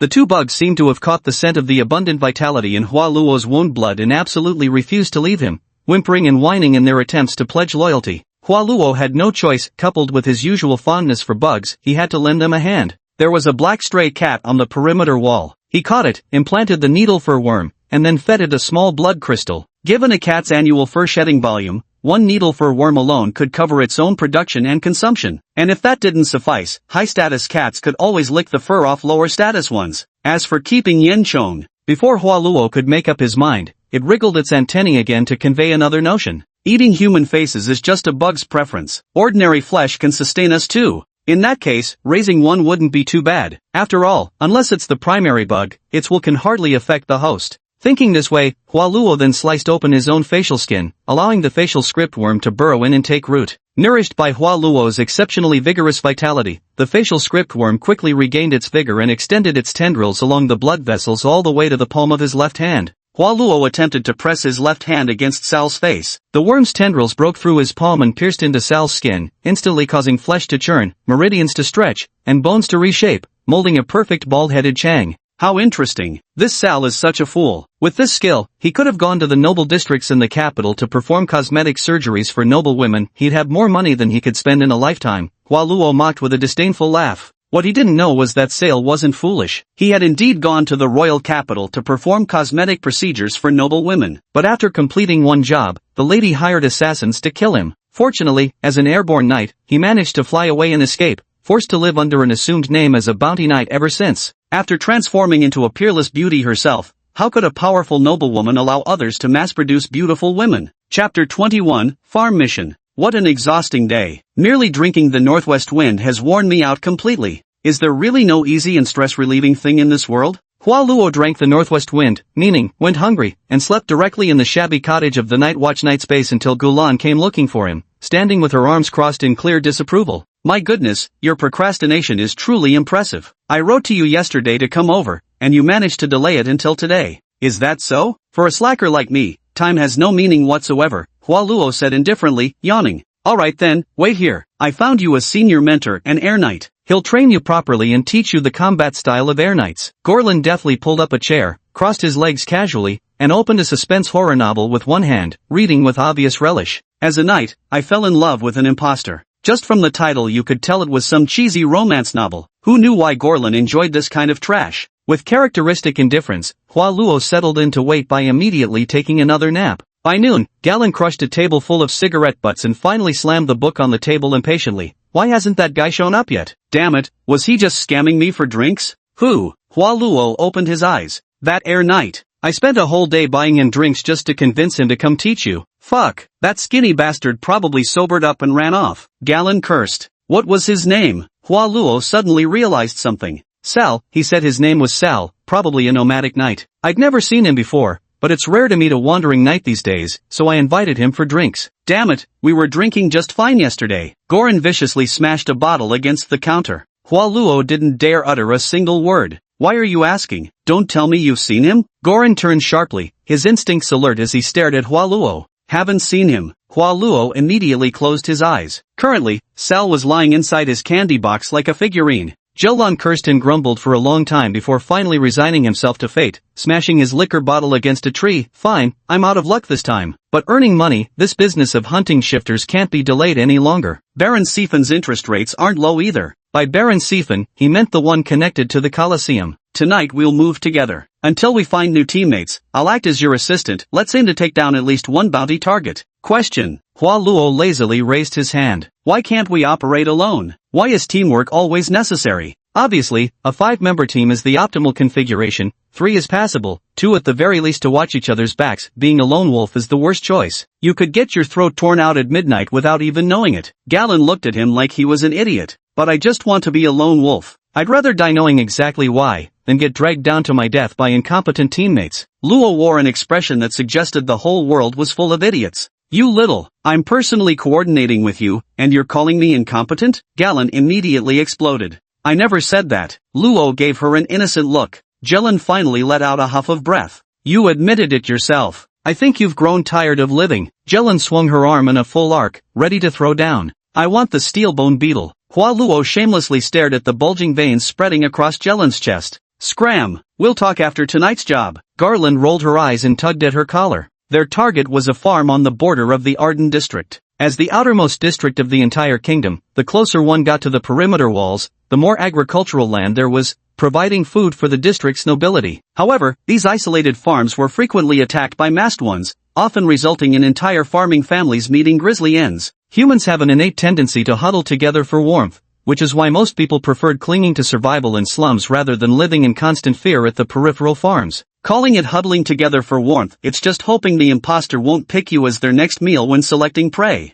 But the farm couldn't be left abandoned. Eventually the city hall had to revise laws, requiring certain criminals to work on farms for mandatory years before release, euphemistically termed rehabilitation through labor. That evening, the two rode together to Morton Manor Farm. This estate belonged to Baron Sethaven, cultivating expensive grapes and uniquely flavored acorn-fed pigs. 3 convict families had perished on this farm over the years. This was the 4th family to be assigned here. The dispatched peacekeepers just conducted a cursory investigation during their visit, found nothing conclusive, and hurried back to the city before sunset. With the grapes nearing ripeness, Baron Sethaven absolutely didn't want to miss the optimal harvest season for any reason. That's why he issued the bounty. Whoever kills the shapeshifter plaguing the estate will receive 1,000 gold coins. The two rented a pair of decrepit nags from a carriage company and slowly plodded toward Morton Manor. They set out in the afternoon, but at this pace, they might not even reach the estate by midnight. I seriously doubt whether our night watch even counts as an official organization. We can't even get horses issued to us and have to rent from carriage companies. Hua Luo shot gaily in a bored glance. Jelen's notorious temper flared instantly. Damn it, that bishop tricked me. Said he wanted me to form the night watch knights, then gave 0 resources from either side. My fucking temper.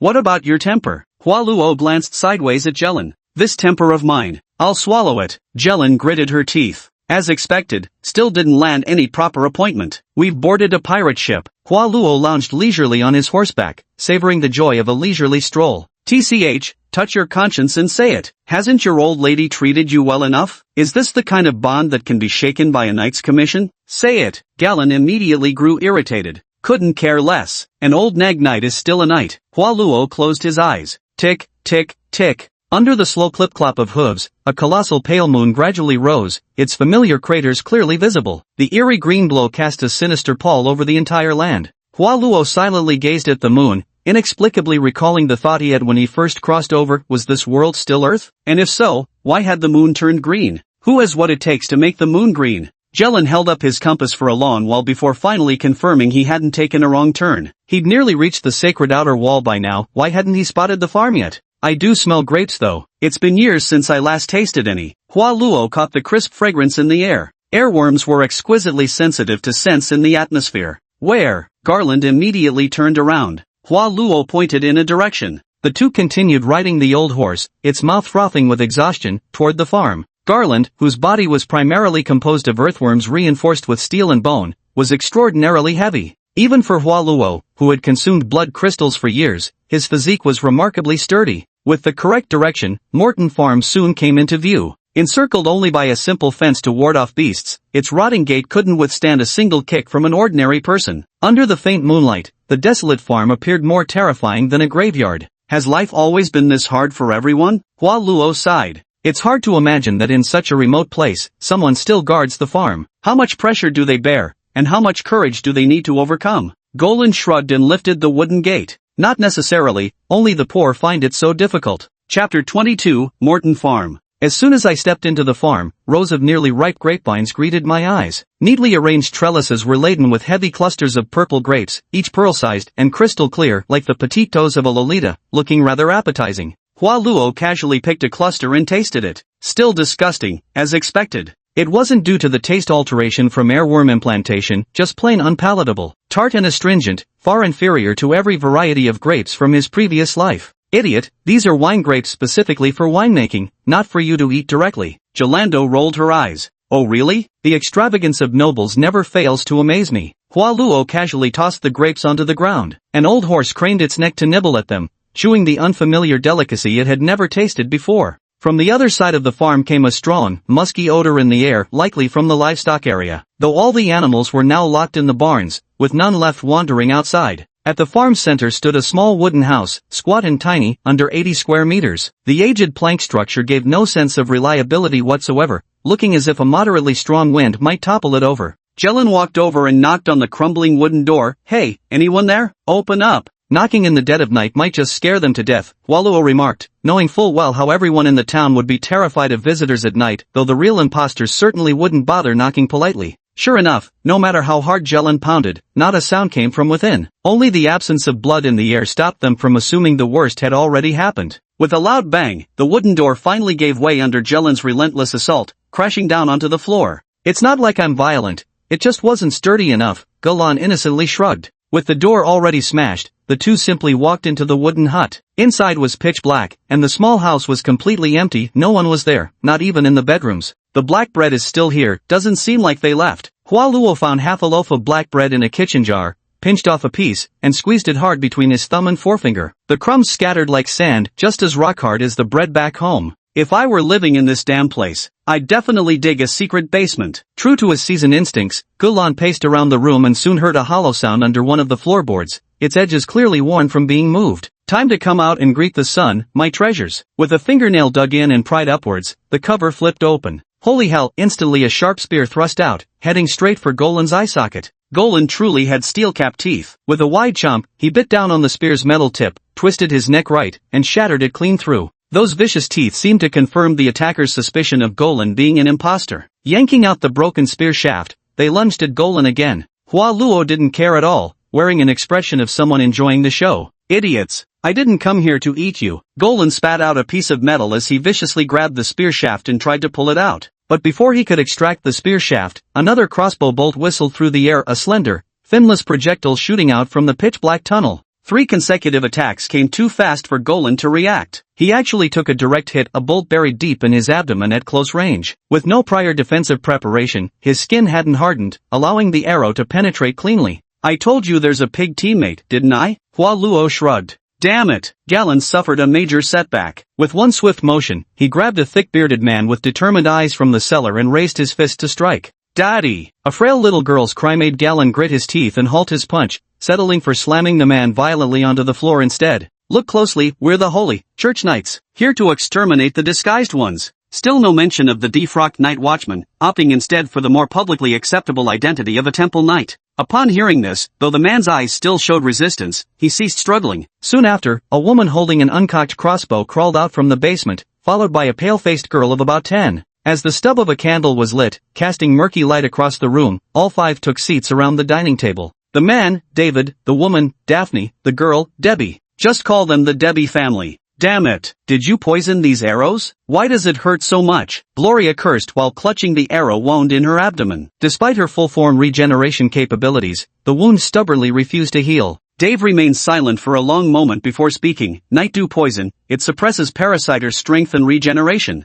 Fuck, why would you have this kind of thing? Gloria slammed the table furiously, making the furniture tremble as if it might shatter at any moment. The girl Debbie cowered fearfully into her mother's embrace. We used to be wasteland scavengers beyond the wall. Only came back inside after getting this wooden leg. David gripped his left prosthetic limb, his voice tinged with resentment. Former wasteland scavengers, no wonder they'd mastered military weapons and specialized poisons targeting parasitic creatures. It made perfect sense. Fuck. The antidote. Goran snarled, thrusting out his palm demandingly. There is no antidote. David shook his head. You bastard. Goran slammed the table and rose to her feet, grabbing David by the collar. She could already feel her connection to the earthbound worm straining, her strength waning. No.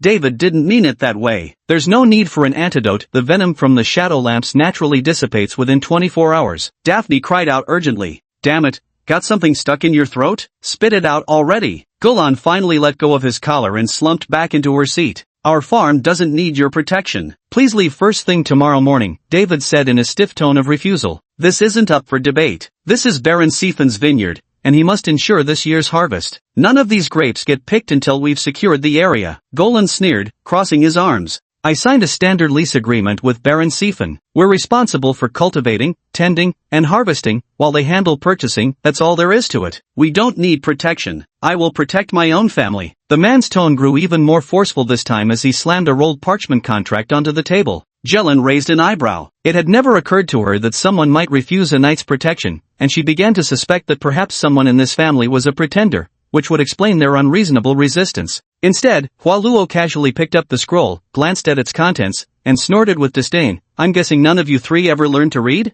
Freckle-faced Debbie, hiding timidly in her mother's arms, cautiously raised her hand. I know some numbers, and simple arithmetic. So, none of you realize this isn't a farm lease agreement, but your slave contract? Hualuo shook the parchment in his hand before tossing it onto the table. It states that the three of you, owing Baron Sefan 250 gold coins, voluntarily become cultivators for the Sefan family, working the Morton Farms vineyards and piggeries for free for 1 year, with all profits going to Baron Sefan. If the profits fall short of 2,500 gold coins within that year, the contract automatically renews for another. What? That's impossible. Right after signing the contract, I hired a lawyer to verify it. David leaped to his feet in disbelief, clutching the parchment. Yet being illiterate, the only number he recognized was 250, precisely the amount their family owed to Baron Sifan. Clearly, your so-called lawyer was either in cahoots with them or too afraid to speak the truth upon seeing Baron Sifan's name. Hualuo shrugged indifferently. Are you here to take our farm away? Little Debbie shrank back fearfully. We told you we're here to secure the harvest. We'll keep you alive until it's done. And it'd be even better if we can take out the nearby fakes. Goran looked more like a vicious gang enforcer than a Templar knight with his menacing demeanor.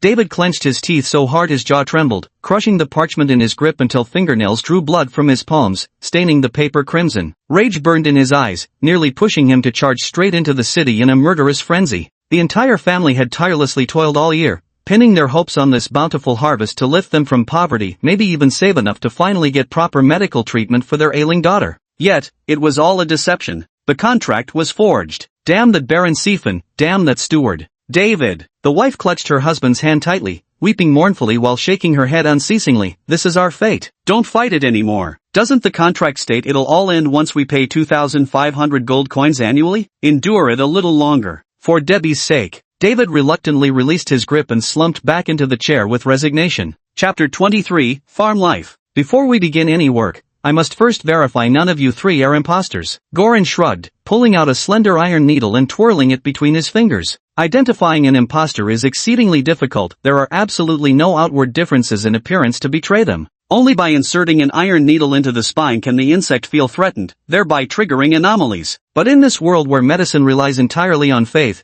being stabbed by what appears to be an unsterilized iron needle would make even ordinary people resist, let alone potential imposters. Tetanus and infection are no laughing matters. Jelen's caution is certainly necessary. As a one-season lantern knight, she's witnessed countless operations where protected individuals suddenly revealed themselves as imposters. Without a better means of identification, that single needle was one of her few options. However, such a demand was naturally resisted by David, who tightened his grip on the dagger and demanded that Galen leave. What a joke, the cervical spine was a vital spot. That single needle could turn even a healthy person into a corpse. Even if he yielded, he wouldn't allow his frail, sick daughter to suffer such torment. Don't make this difficult for me. My skills are excellent, I know how to control the force. There's never been a mishap. Galen spun the iron needle deftly in her hand, glancing at Hualuo before adding, besides, I've also learned sterilization. No, as a father, I will never allow my daughter to suffer the slightest harm. David, who had once served as captain of the wall scavengers, stood firm and resolutely rejected Goran's unreasonable demands. Please, you can prick any of us, but Debbie is too weak, she can't take any more harm. Daphne also turned her gaze to Hualuo,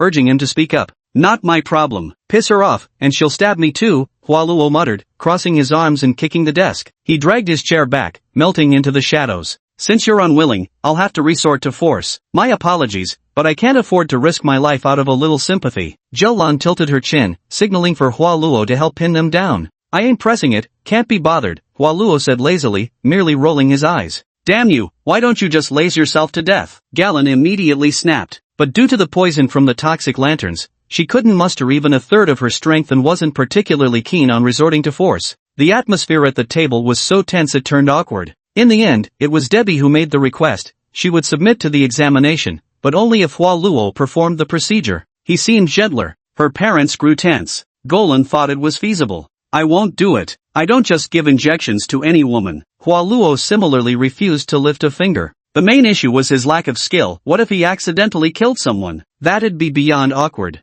Jelen viciously kicked Hua Luo. If you keep being this fucking lazy, don't even think about me taking you to find the reinforced steelbone insects. That hit Hua Luo where it hurt. With no choice, he could only reluctantly drag little Debbie into the room to administer the injection. 10 seconds later, he was done. That fast? Are you even competent? Galandu was stunned. Fast means efficient. Hua Luo tossed the needle back to Galandu. No issue, not a disguiser. Did you even fucking prick her? Don't get us both killed because of some misplaced sympathy. Useless teammate. Galandu, filled with suspicion, moved to check Debbie's nape. David once again shielded his daughter. Poke already? How long does it take to poke someone? Hua Luo rolled his eyes impatiently. You'd better have actually poked. Don't get someone killed. Garland scowled fiercely at Hua Luo. Hua Luo had indeed poked someone, but it wasn't Debbie. He'd pricked his own finger. A few drops of blood on his fingertips were let Debbie smell and taste. He had been sucking on Abetha's blood crystals since childhood. The sheer vitality in his blood could drive any pretender mad with frenzy, just like Liz, who took one taste and went completely berserk,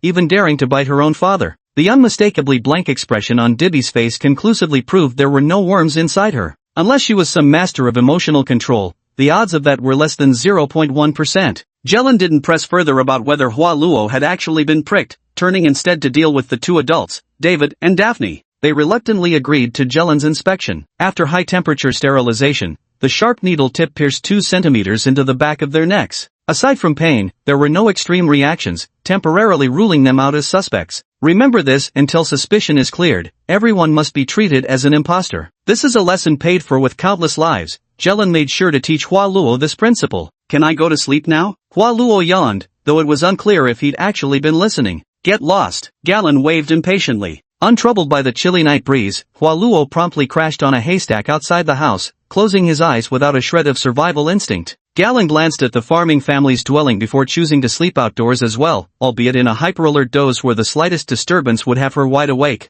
The next day, due to the unpleasantness of the previous night, neither side had any intention of friendly communication. David and his wife continued to busy themselves with farm work. Though they knew they had signed a fraudulent contract, they couldn't bear to see the fields they'd toiled over all year go to waste. The harvest season had arrived, and not a single hour could be squandered. The couple set out to work at the crack of dawn, with David's lame leg hardly slowing his nimble movements. Golan didn't idle about either, patrolling the farm's perimeter on his old horse, keeping watch over everything. Honestly, she couldn't understand what kind of imposter would choose to hunt in such a remote farm. The feeding efficiency was simply too abysmal. Yet according to reports, farm workers in this area had indeed been suffering fatal attacks over the past few years. Every incident occurred around the grape harvest season. The Baron didn't particularly care about the farmers' lives, but was mainly concerned about potential grape shortages that could lead to losses for his winery. This forced her to investigate seriously, both for the money and to eliminate this imposter. Don't wander around. There are traps I set nearby. Although David didn't care for Galen, he still gave a dry warning to avoid trouble.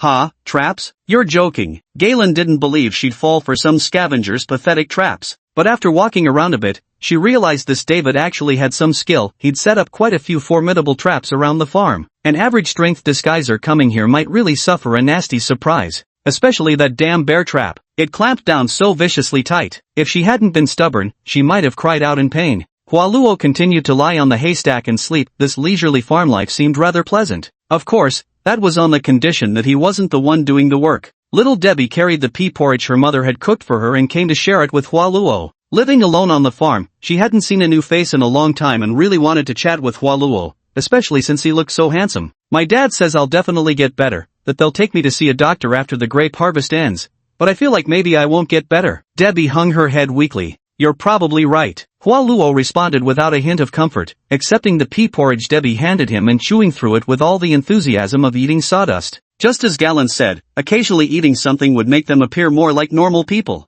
Debbie was at a loss for words. Normal people? Shouldn't they try to comfort the sick? Who speaks like this? Am I really going to die? It will. Are you saying, everyone dies eventually, so I should cherish the present? No, what I mean is you won't live beyond a few months. What a joke. Those marks on Debbie's wrist are clearly from bloodletting by those quack plague doctors. Since her parents trust those bird-masked doctors so much, they'll probably bleed her to death sooner or later. Bloodletting therapy can truly be called the malignant tumor of the medical world. I've never received flowers from anyone. Could you go flower picking with me and give me some? Debbie asked somewhat shyly. No need. They'll grow on your grave by themselves. Hua Luo remained utterly indifferent. Debbie was so furious she nearly went mad. Trying to climb down from the haystack, she grew dizzy from low blood sugar and fell again, this time knocking herself out unconscious. Humph, what a crafty woman. Wallow chewed his porridge, closed his eyes, and lay back down to continue sleeping. What illness did Debbie have? It didn't seem anything serious, probably just ordinary malnutrition that made her weak and prone to colds. Some good food would have fixed her right up. But then David, in his overzealous paternal love, insisted on taking her to a doctor where they bled her enough bloodletting to turn a healthy person into an invalid. It was only after a long while that Debbie woke up on her own. Looking with discomfort at Wallow, who still slept on, she sat despondently beside him as if talking to herself. Thank you for telling me the truth. Mom and Dad would only ever comfort me. They even promised to take me on an adventure outside the wall, where there's a kind of freedom that can never be found within. Have you ever heard of the sea? Dad said it's salty. You don't even need to buy salt for soup.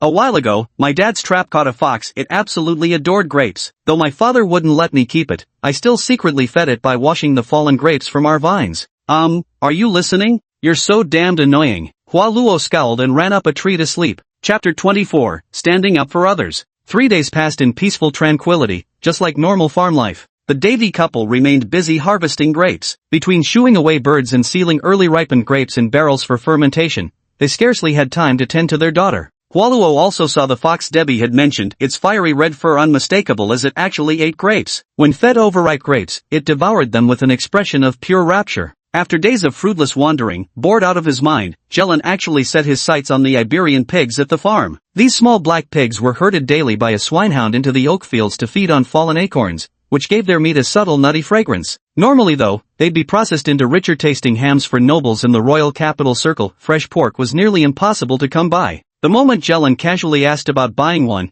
David immediately guarded against him like a thief. They'd have to kill me before they take a single pig. Baron Sephan placed great importance on these Iberian pigs. When they first arrived, he sternly warned that not a single pig could be lost. If they successfully bred offspring, each piglet would be worth 30 gold coins. Though the contracts were all fake, they still held on to hope. Then Baron Sephan's long-delayed convoy finally arrived, officially beginning the harvest and purchase. A middle-aged steward who looked as sharp and spiteful as his features, with a shrill voice like a eunuch's, kept barking orders at his subordinates. Hurry up, all of you. If we don't make it back before nightfall, every one of you will taste the whip. Workers swiftly tossed basket upon basket of neatly arranged grapes onto the carriage, while large barrels of fermenting mash were thrown aboard, wine constantly leaking from collisions. Deefin watched with painful dismay, sweat pouring down. The steward cracked his whip again, pointing at David. Hey, you there. What are you standing around for? Hurry up and drive out the adult pigs. Stop daydreaming. David had no mind for pigs now, single-mindedly determined to clarify the contract. Grabbing the parchment, he demanded, Is this agreement you signed with me a farm lease contract or a debt contract? The butler knitted his brows as he looked at David's furious face, then sneered, You fool, only realizing it now? Renting? What kind of status do you have to negotiate renting with the Baron? Why don't you take a piss and look at your own reflection? The Baron has been merciful enough to let you work off your debt. What more do you want? David clenched his fists, rage slowly rising from the depths of his heart. You shouldn't have lied to me. Oh ho, what did I lie about? We signed a contract, didn't we? You put your name on it, right? It's your own fault for being illiterate. Who else is to blame? Guess you were just born unlucky. The butler mocked arrogantly, completely unrestrained. The escorting guards showed not a hint of sympathy. Instead, they closed in, gripping their spears tightly. David gritted his teeth, fury threatening to engulf his reason at any moment. Oh ho! You think you can hit someone? There are plenty of people lining up to work for the Baron. If you don't want it, others will. Don't mistake kindness for weakness. The steward brandished his whip, his face twisting into a sneer. David! Daphne held her daughter's hand, weeping softly as she gradually drew David back from the brink. David finally seemed to lose all his strength, unclenching his tightly gripped fist. Fine, do whatever you want, our contract is over. Over? Who told you it's over? The steward's voice rose sharply again. The contract states the debt ends when the farm's output exceeds 2,500 gold coins. David roared.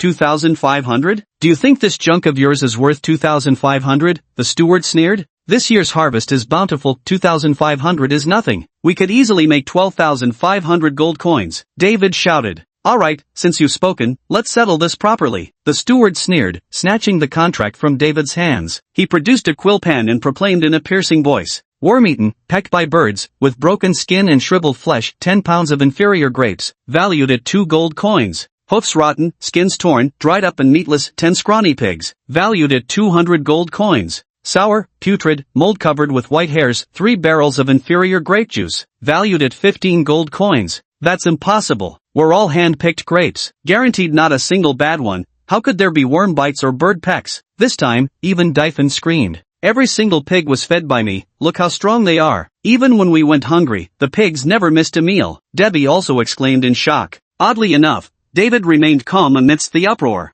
What? Are you suggesting this master's eyes have gone blind? The steward sneered, his thin face twisting as his twitching mustache seemed almost capable of speech itself. On the contrary, it was the guard captain who couldn't bear to watch any longer. He leaned close to the butler's ear and whispered, Sir, don't go too far. That old man was a scavenger, he's got some skills. Heh, so what if he's skilled? His daughter is his weakness. As long as he still wants to cure her illness, he'll keep submitting, until every last drop of defiance is ground out of him. I know people too well. The butler stroked his beard smugly. Still, after giving them the stick, he didn't forget to dangle a carrot, softening his tone slightly. Alright, out of consideration for your hard work, the master will be generous, your debt for this year is cleared. We'll draw up a new contract. Next year, if you work another year and have another good harvest, we'll settle at the normal price. How's that sound? David seemed to have lost his soul, standing silent and still for a long while. The mother and daughter clung to each other, sobbing uncontrollably. What a piece of trash. Do you want to punch him? Golan crossed her arms, glaring fiercely at the butler and his entourage. Nah, can't be bothered. Hua Luo chewed his candy indifferently. His heart was as cold as a nun who hadn't had sex in 30 years. I really want to beat someone up. Golan flexed her fists. All bark and no bite, just tough talk. Hua Luo sneered mercilessly. Bullshit. Then hit me. Hua Luo casually grabbed a stick nearby and thrust it out like a spear. Gah! Who threw this manure fork? Ah! Show yourself. The steward howled, clutching his buttocks with a shrill, piercing scream. Everyone turned to look at Goran and Hua Luo. Goran was clenching his fists, boiling with righteous indignation. Hua Luo wore an expression of innocent apathy, like someone trying to look composed after farting on the subway, just short of holding up a sign that read, wasn't me. Ha! Golan tilted her head at the approaching guards, her face full of question marks. What are you doing? I'll have you know, I'm a knight. Kill her. Ah, it hurts so much. The butler howled in pain, brandishing his whip. In an instant, the neutral units turned into crimson hostile ones. A dozen spears lunged recklessly towards Golan, forming a forest of spearheads in the blink of an eye. Fuck, are you blind? I didn't throw that. Golan erupted in anger, his skin turning into an obscure earthen yellow. 2 punches shattered over a dozen spears, and the remaining 2 pricks couldn't even pierce his skin. The Earth Knight. The guard captain, sharp-eyed as ever, immediately recognized Golan's identity and signaled everyone to retreat. You, who do you think you are? I'm the butler of Baron Siphon's household. The mustached man clutched the manure pitchfork embedded in his buttocks, his bluster failing to conceal his fear. Damn it, I'm here on Baron Siphon's commission too. Garland genuinely wanted to shove Hua Luo's face into the pig dung and beat him senseless. I was just talking nonsense. If you wanted to stand up for Debbie's family, you should have done it yourself. Why drag me into this mess? Oops, my hand slipped. Hua Luo maintained that same expression of utter indifference. Did you accidentally stab someone with a dung fork up their ass? Fine, fine. I'll remember you. The Baron won't let you get away with this. The steward gnashed his teeth but still swallowed his anger for now. After all, the other party was a knight. These cowardly guards who bully the weak couldn't possibly take him down. Hold on. At this moment, Goran's eyebrows furrowed, his expression resolute. Since he'd already stepped in to help, there was no backing out halfway. Baron Siphon and I go way back. The old man makes 1,000 gold a day just from his gladiator arena, certainly not the type to scheme over petty contracts with poor folk for scraps of profit.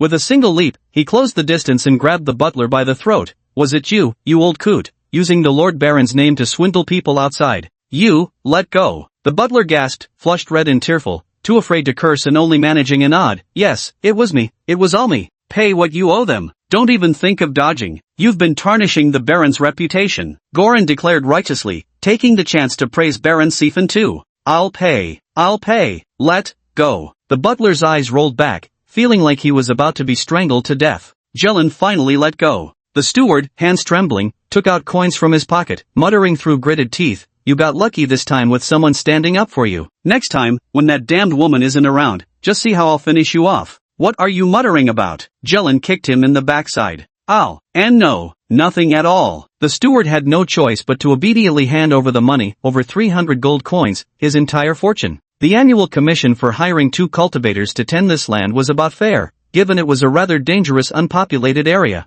Hua Luo could only lament how cheap human labor was. 300 gold coins wouldn't even cover a bottle of wine for the wealthy. David accepted the pouch of coins with mixed emotions, unsure of what to say. Load up the carts and get moving. Don't wait until nightfall. If we run into masquerades on the road and delay Lord Sephin's business, there'll be hell to pay. Goran's vicious demeanor surfaced as he barked the order. Yes. The steward gritted his teeth, eager to return to the city quickly and see a doctor about his injured backside. Such a filthy dung fork from a poor family, who knows how much poison it carried. Better bleed it out thoroughly, drain every last drop to be safe. After the convoy had transported the goods away, Gulan kicked Hua Luo square in the rear. You scheming little bastard. Plotting against me. You want to stand out, but you're too damn lazy to put in the work. So you're scheming against me, huh? Hua Luo didn't even bother dodging the blows. It wasn't until David spoke up.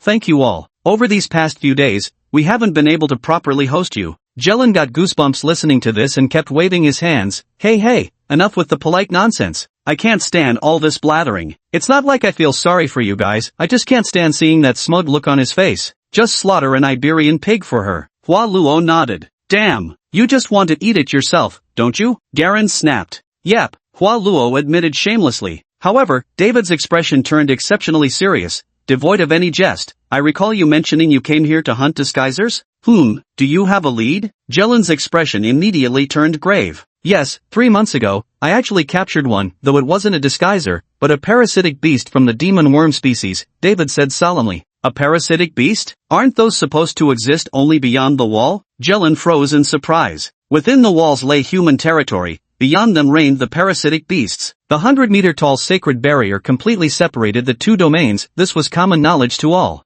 I don't know either, maybe 1 or 2 occasionally dig tunnels to get in. David shook his head. How is that possible? The sacred barrier extends dozens of meters underground. Keep going. What did you catch? Goran didn't dwell too much on this question. You'd better see for yourselves, David said as he led the way ahead. Oh shit, don't tell me you've been keeping it all this time? Chapter 25, A Good Man Gets Pointed At. Parasitic beasts, demonic worms that infest animal hosts, grotesquely modifying their bodies into savage, violent creatures, hence the name. Unlike the deceitful cunning of mimics, their sheer brutality is their defining characteristic. It's unimaginable that an ordinary person like Dave could actually capture one of these parasitic beasts. Jelen couldn't help but glance sideways. Led by David, the 3 of them arrived behind the barn. After moving aside the haystack, they uncovered a wooden hatch leading to an underground passage. This is an underground wine cellar left by the previous tenant farmers. After they died, no one maintained it. After I captured that parasite beast, I locked it up down here, David said calmly as he took down a storm lantern from the wall and lit it. He then looked at his wife and daughter, instructing them to go prepare dinner upstairs first.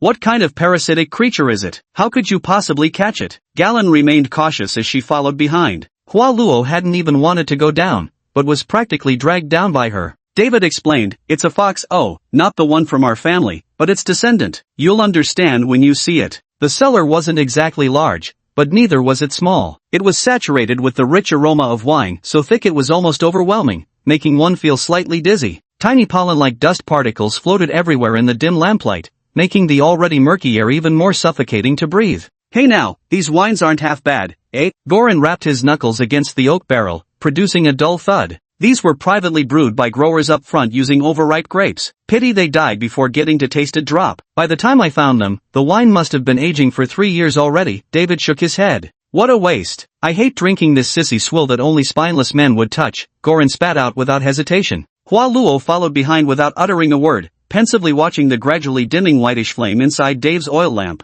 The wine cellar spanned about 100 square meters. After passing a dozen oak barrels, they reached the far corner where an iron chain tightly bound a fiery red fox. Its limbs had been severed, and its body, larger than a typical tiger's, lay in a pool of blood. Yet even in this state, it remained fiercely savage, snarling with jaws full of blade-like fangs, snapping wildly like a mad dog. Its emaciated belly revealed ribs clearly beneath its skin, and its bloodshot eyes were swollen with rage utterly devoid of reason. It writhed relentlessly, desperate to sink its teeth into any of the 3. David, as an ordinary man, faced the terrifying parasite without a trace of fear, standing calmly before the giant fox. It's been starved for a long time. I deliberately withheld blood meals, planning to sell it on the black market after finishing farm work to earn some money for Debbie's treatment. You actually caught this thing alive? Hunting down a parasite isn't easy. Goran also stared solemnly at the ferocious giant fox. Beyond the wall, we catch these things every day. It's hardly remarkable. David responded without a hint of modesty. What abilities does it have? Just a common brute insect, with sharp claws and teeth. The claws have already been chopped off by me.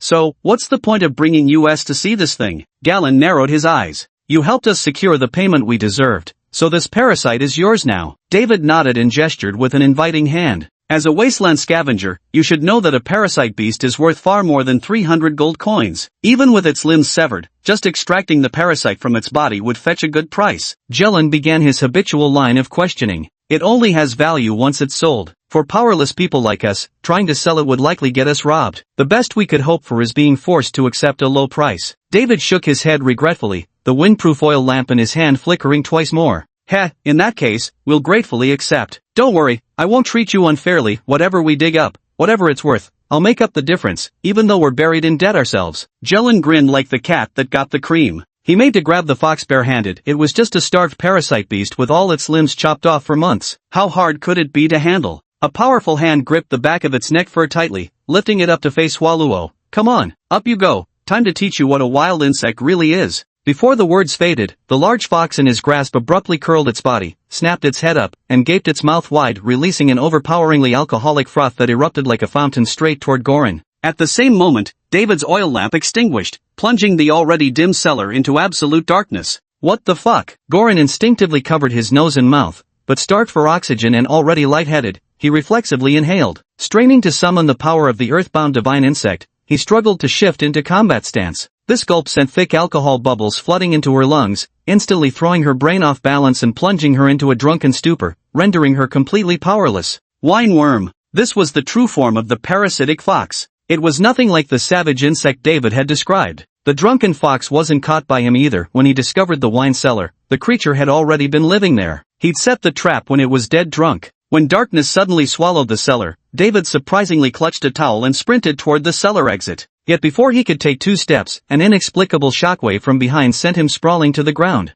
Shockwave. How could there be shockwaves in a cellar? David barely managed to get up when he distinctly sensed a dangerous pressure surging from behind, a punch that nearly knocked his brains out. The flame of the hurricane lantern flickered back to life, held aloft in Hualuo's hand, this time blazing brighter and more vigorous than its previous dull pallor. Wine fermentation consumes enormous amounts of oxygen. Building a cellar this airtight underground, someone's missing a screw in their head, Hualuo remarked flatly, unaffected by any hint of suffocation. You must have noticed earlier, luring us into the cellar, spinning endless nonsense, waiting for our oxygen levels to drop. Then Foxboy could take us all down with one drunken puff. Oh right, what's floating in the air must be the poison orchid's pollen too. Probably not meant for us, just to limit the parasitic fox's vitality. Such a stupid scheme, and yet it actually caught a pig. Hualuo sighed deeply with resignation. You, fucking, call, who a pig? Golan's muddled mind couldn't even string together a complete sentence. It was an accident. I really don't know. David immediately feigned panic in his defense.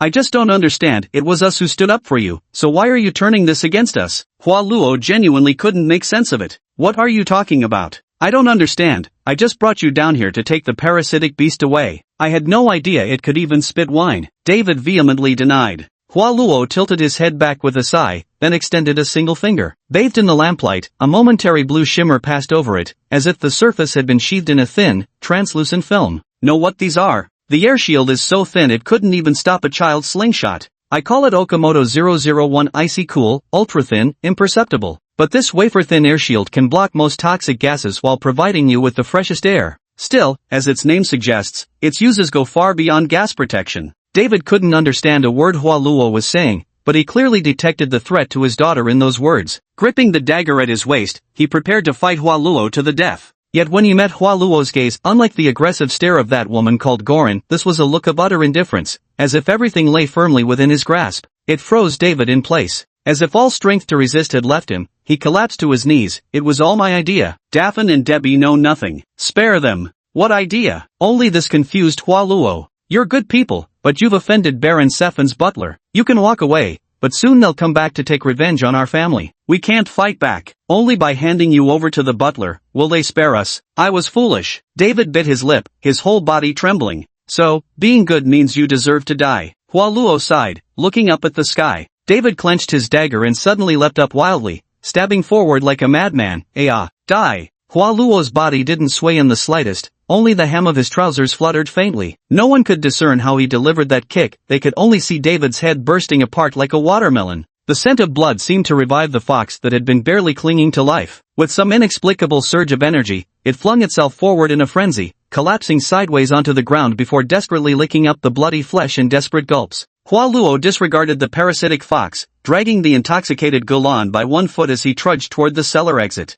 Damn it! I've got such big tits, and you're just dragging me. Can't you at least carry me? Golan mumbled hazily, feeling herself being hauled along. I'm not reciting, can't be bothered. Chapter 26 The Wineworm. Upon receiving the tragic news of David's death, the mother and daughter were utterly devastated with grief, their faces streaked with endless tears. Daphne couldn't possibly believe it, that parasitic fox, hacked down to nothing but a torso, could actually have killed her indomitable husband. But seeing even Sir Jellan, a knight, being dragged out completely drunk and dazed, one had no choice but to believe this fact. Hua Luo didn't say a word, too lazy to explain, mentally exhausted, all he wanted was to go home and sleep. After sobering up, Jellan insisted on returning to the cellar to retrieve the parasitic fox's wineworm, refusing to swallow such a huge loss for nothing. Daifan also pleaded with the two, begging them to kill the fox to avenge her husband, willing to offer anything in return, especially one of her skills: extract the worm intact from the parasitized beast. This was her job among the wall scavenger teams, each time with a 50% success rate, extracting the worms at minimal cost. You must understand, the primary worms and secondary worms differ in nature. The primary worm's tendrils take root in every nerve and blood vessel, nearly sharing life and death with its host, making extraction dozens of times more difficult than with secondary worms. With Jelana's butcher-like extraction methods, the worm's survival rate didn't even reach 10%. Each attempt invariably ended with either severed bodies or too many broken tendrils. Hua Luo naturally couldn't be bothered to go down and handle it himself. Golan, having suffered greatly from the winebug fox before, came fully prepared this time. His muscles tensed in anticipation of battle as he took a deep breath and leaped into the cellar. With barely any effort, he dragged the winebug fox out by its neck. Davin rushed into the cellar like a madwoman, only to find the man had been gnawed down to mere bone fragments. I've avenged your grievance. Now what about that technique you promised? I've no patience to wait through funeral rites. Having been tricked by Davin earlier, Golan wasn't about to pursue the remaining mother-daughter pair, but his tone remained decidedly unfriendly. Daphne was practically sobbing as she took out a meticulously polished set of blades from the drawer, resembling something like surgical tools from her past life. During the flaying, you must use powerful hallucinogens to knock out the prey. There absolutely cannot be the slightest struggle. As she spoke, she retrieved another packet of powder and tied it around the fox's snout. Within mere seconds, the large fox that had been writhing and twisting moments ago fell completely still. Carefully cut along the spine with a sharp blade, from head to tail, not too deep, just enough to separate the skin. Next, use the scalpel to slowly cut through the skin and flesh until the insect's body is exposed. The movement must be slow, and you absolutely must not damage it. Tears still stained Dafan's eyes as she focused completely on the incision, moving with the precision of a seasoned surgeon. Gradually, a long, pale insect was revealed on the fox's back, pulsating slowly. After fully exposing the insect's body, you must next peel it away along its antennae. The less damage to the antennae, the more intact the extraction will be. Daphne was clearly not in her best form, her fingers trembling incessantly. The insect with 20 tentacles had 7 or 8 severed by her, but thankfully she still managed to complete the extraction. A long wineworm curled itself into a ball, becoming plump and white, looking entirely harmless. If we don't hurry to implant it, within a few hours, it'll cocoon and regress into a juvenile form. Daphne added another warning. Goran picked up the wineworm and sniffed it. Wineworm, just by the name you can tell it needs alcohol to grow. Raising an eyebrow, he looked at Hua Luo. Perfect, I love liquor anyway. Mind if I take this one? Whatever. Hua Luo yawned, his expression utterly indifferent. Forget it. Jellan laughed while shaking his head, then abruptly changed the subject. My earthbound scarab and wineworm could never synergize properly for a combo skill anyway. Your aerial scarab is the ideal fit. Just spray potent liquor as a mist. I already have a name for it, drunken haze. Nope. Hua Luo exhaled wearily through another yawn. Why not? Can't be bothered to feed it. You lazy fuck might as well die of sloth. Galen rolled her eyes while practically pressing Hua Luo's head down, slicing open his abdomen and implanting the liquor worm. The liquor worm originally intended to invade the central nervous system, but upon discovering the more formidable tendrils of the airworm already occupying the territory, it had no choice but to take root in the liver instead. Hua Luo's got alcoholic cirrhosis. Drunken worm.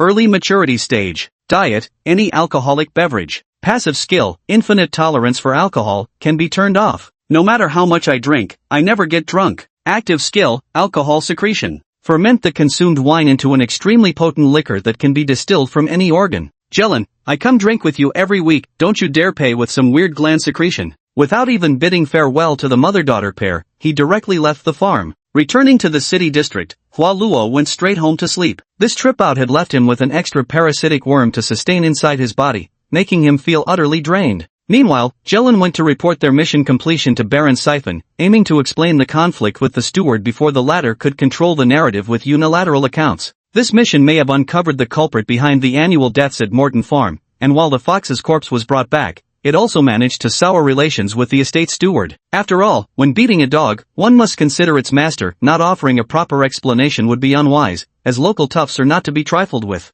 Hua Luo couldn't be bothered to explain anyway. Since Goran was the team leader, it was his innate duty to shoulder more blame. After several days apart, Abez nearly missed Hua Luo to death. She clung to him, showering him with licks while her tendrils coiled around his entire body, almost tying him up in the process. Ah! Hua Luo rolled his lifeless fish eyes, his face the picture of utter resignation, as if he had long grown accustomed to this treatment. Luo went out and came back with the scent of alcohol. Even more delicious. Abith clung to Hua Luo with her entire body. I never imagined there could be so many types of insects in the world before. Right now, I have dream insects, liquor insects, face-painting insects. Abith, what kind of insect are you? Hua Luo found himself wondering this for the first time. I love you, little buggy. Abeth's antennae fluttered excitedly. Seriously, Hua Luo rolled his eyes. No idea, take a look yourself. What bug do I look like? Abeth turned around as the flesh on her back split open completely, revealing a segmented insect as exquisite as red gemstones pieced together. So beautiful. Hua Luo reached out to stroke Abeth's true form, marveling at the warm, smooth texture under his fingers. Hua Luo's thorough touch sent waves of pleasure through Abyss, who even moaned in comfort. Pretty please, give me a kiss. All the noble lady's children kiss goodnight. Abeth's eyes curved into crescents. Hua Luo rolled his eyes dramatically and flopped onto the bed, pretending to be dead. What Abyss was, where she came from, she had no clue herself, acting like a total airhead. Before meeting Hua Luo, her daily routine was wandering around on an empty stomach, scavenging for food, and scurrying away the moment she spotted knights chasing her. I wonder if there's an encyclopedia that documents insect species. If I get the chance, I'll definitely flip through one. But given her abilities in combat strength, she's absolutely no ordinary bug. He doesn't even know whether Abyss is in her final form or still maturing. Whatever, can't be bothered to think about it. Take each day as it comes. If I die early, so be it. Living recklessly and dreaming wildly, just sleep. In the simulated dream, Hua Luo begins to simulate today's lessons. That procedure which looks strikingly like surgical insect extraction. The technique isn't actually difficult. It's not like being a real surgeon who has to worry about the host's survival. You just need to remove the insect intact. Practice makes perfect, that's all there is to it. Defen spent 20 years as a scavenger outside the walls working as a peeler, having only processed a few hundred insects. With a bit more diligence from Hua Luo, just taking a few extra naps could let him complete that number of procedures in mere weeks. Even the combination technique of drunken mist using the air god insect and the wine bug, which Golan mentioned, was something Hua Luo managed to pull off after just a few tries. He even wondered if he got himself drunk during combat, wouldn't he be able to pull off some drunken boxing moves too? If we had a flame god worm, wouldn't it be able to spew highly concentrated alcohol-fueled flames? Forget it, feeding 3 worms is exhausting enough, can't be bothered anymore. Time for bed. No, I must be dreaming already, why am I still asleep? Chapter 27, Capturing 10 Imposters. The days of lazing around at home were always too brief, and once again, Hua Luo received a message from Galen. The courier was already well acquainted with Hua Luo's home. Thrilled by the prospect of a small tip of 1 silver coin, he eagerly delivered the message. Hua Luo, Galen sent me to tell you. Report to the base today. Now, before the afternoon.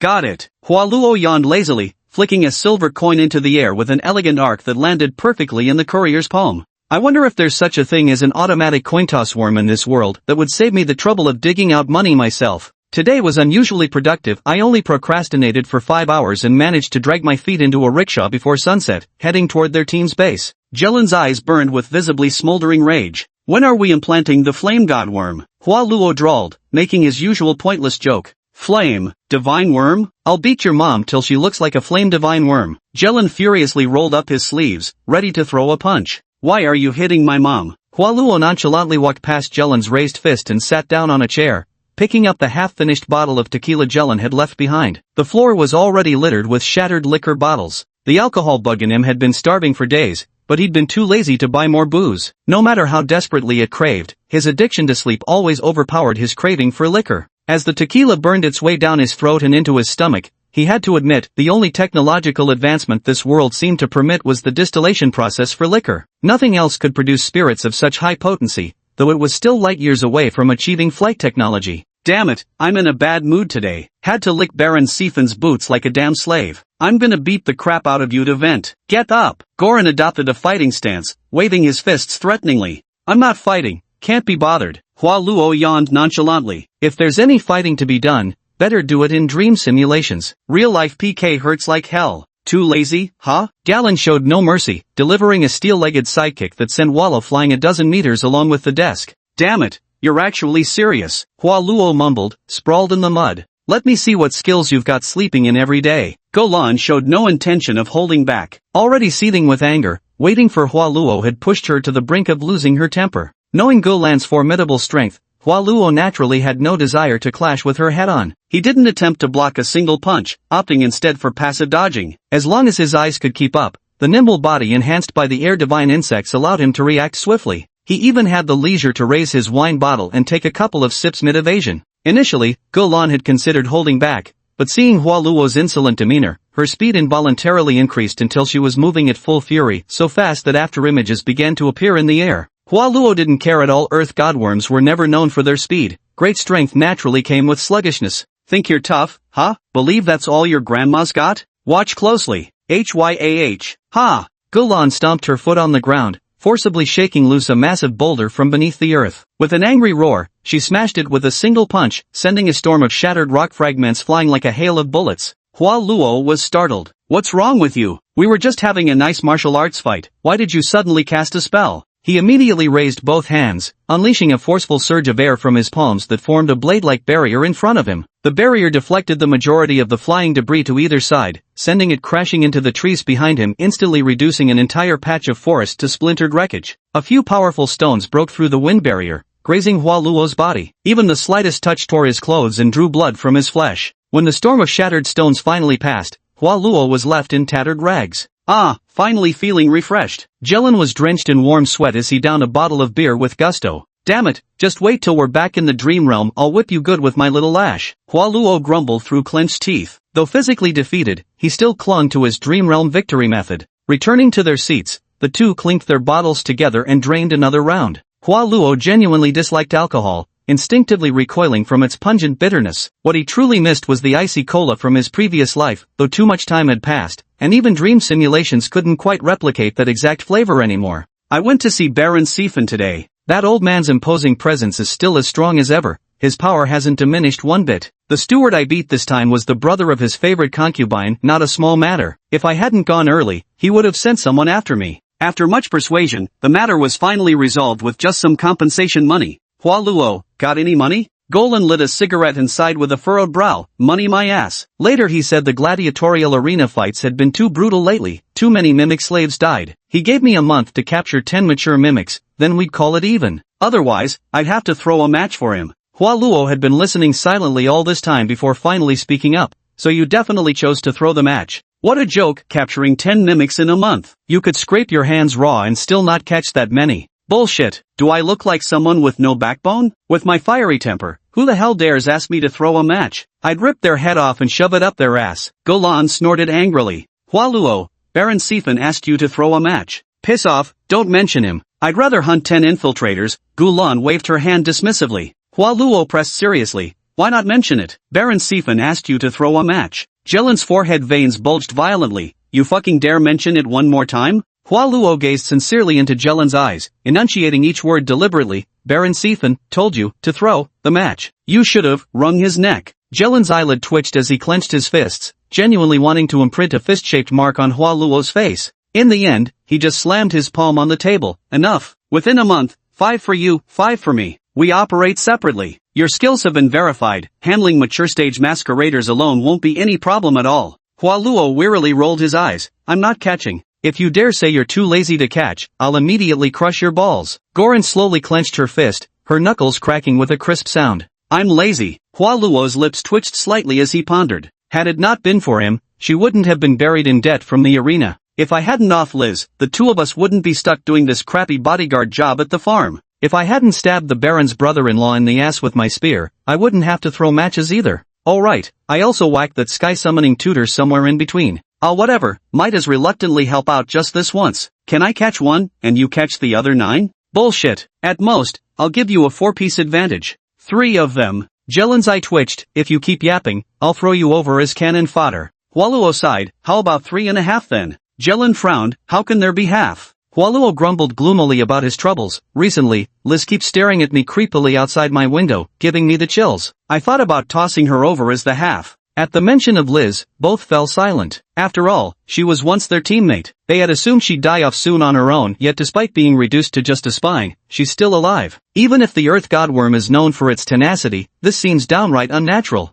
Jelin gave an equally resentful look. Then where am I supposed to find the other half? The two fell silent and lay together on the grass, empty liquor bottles scattered around them. Once drunk, Jelin slept in an extremely unruly manner, pressing half of her milky bosom against Hualuo's face. Shockingly, Hualuo found it suffocating and simply pushed her away. Jelin sneered, I'm starting to suspect this kid might not be up to it. Hualuo stated that he had grown bored of it. Chapter 28, The Gathering in the Church. Mission, capture 4 mature stage disguisers. Time limit, 1 month. Hualuo felt he could perfectly sleep for 29.5 days first, then put in some effort on the last day, maybe he could find half of one. The night was beautiful, but those eerie green eyes concealed in the shadows always sent chills down one's spine. Liz, now just a head and a spine, always lurked in the corner with frenzied eyes, drooling and muttering Hualuo's name. Hualuo, mine. Hualuo, tasty. Hualuo's. At first, Hualuo hesitated to deal with her due to their past friendship, but now, with jointed tentacles sprouting from her spine, she could scurry away at lightning speed. The moment you tried to chase her, she'd vanish into the sewers in a flash, only to creep out when you least expected it, staring at you with a chilling gaze.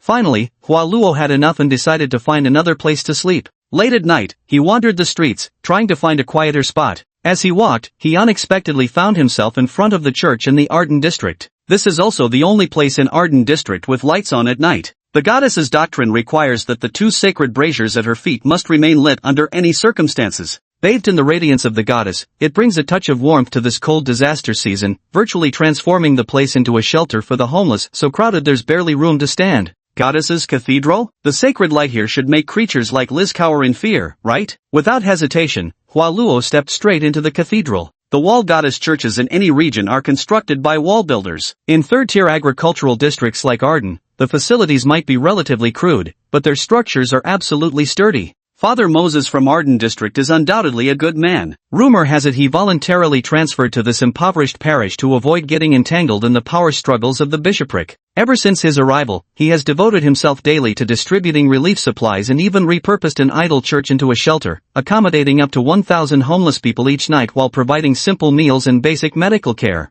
Only time will tell whether Father Moses is truly a benevolent soul filled with universal love, or merely putting on a hypocritical show of false compassion. Hualuo couldn't be bothered to figure it out, he just wanted to borrow a place to sleep. Yet when he rolled over and climbed to the 2nd floor, entering the church in search of a spot to nap, he saw numerous black-robed figures with dark hoods. In a corridor devoid of any candlelight, they were queuing to enter a basement. Judging by their figures, there were both men and women, but their attire and demeanor didn't resemble clergy in the slightest. Strange. So Father Moses is into orgies too? At his age, playing around like this, someone really ought to study his diet. As luck would have it, Hualuo also preferred wearing a black robe, mainly because it hid dirt well and didn't need frequent washing. And just like that, he was mistaken for being part of their group. Someone waved at him, gesturing for him to hurry over. Even with a white mask covering her eyes, Hualuo recognized her, an acquaintance. It was that female disguiser from the city wall, the one who'd nearly been assaulted by district guards before turning the tables on them. She appeared to be a mid-ranking leader among them, wearing a badge resembling the goddess of the wall, though the design differed slightly. Beneath this goddess' feet knelt not just humans, but also insects. As Hualuo approached, she recognized him since he wasn't wearing a mask, her eyes expressing surprise. It's you? Who invited you here?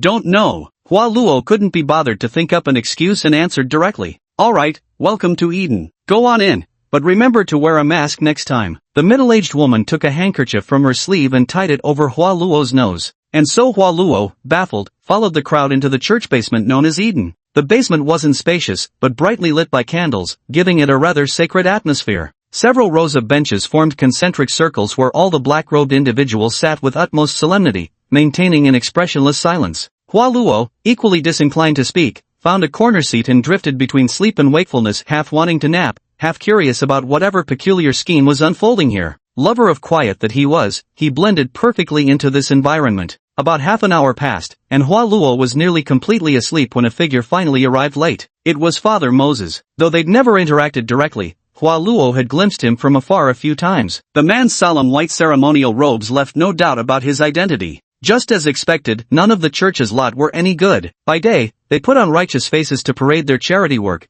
yet here they were at night, holding some kind of imposter gathering. Father Moses looked exhausted. Though only in his 60s, he spoke with the frail voice of an octogenarian. Thanks to the radiance of the goddess, we are still blessed to gather in Eden. In the name of the goddess, I admonish you, since you are called, live a life worthy of the calling you have received. Be completely humble and gentle, be patient, bearing with one another in love. Make every effort to keep the unity of the spirit through the bond of peace. Yes, this is the feeling, it's back. It was like being back in the classroom, with a girlish breeze whispering in my ears, lulling me into drowsiness. Father Moses held the Goddess Bible and recited for a very long time, approximately 2 hours. In his words, there was no distortion of scripture nor any addition of extremist doctrines, only passages chosen to teach people benevolence. Throughout the entire process, except for Hua Luo who had fallen asleep, everyone else listened in utter silence, resembling a group of emotionless puppets. May the goddess be with us. Father Moses finally closed the book and bowed to the congregation. May the goddess be with us. Everyone responded in unison.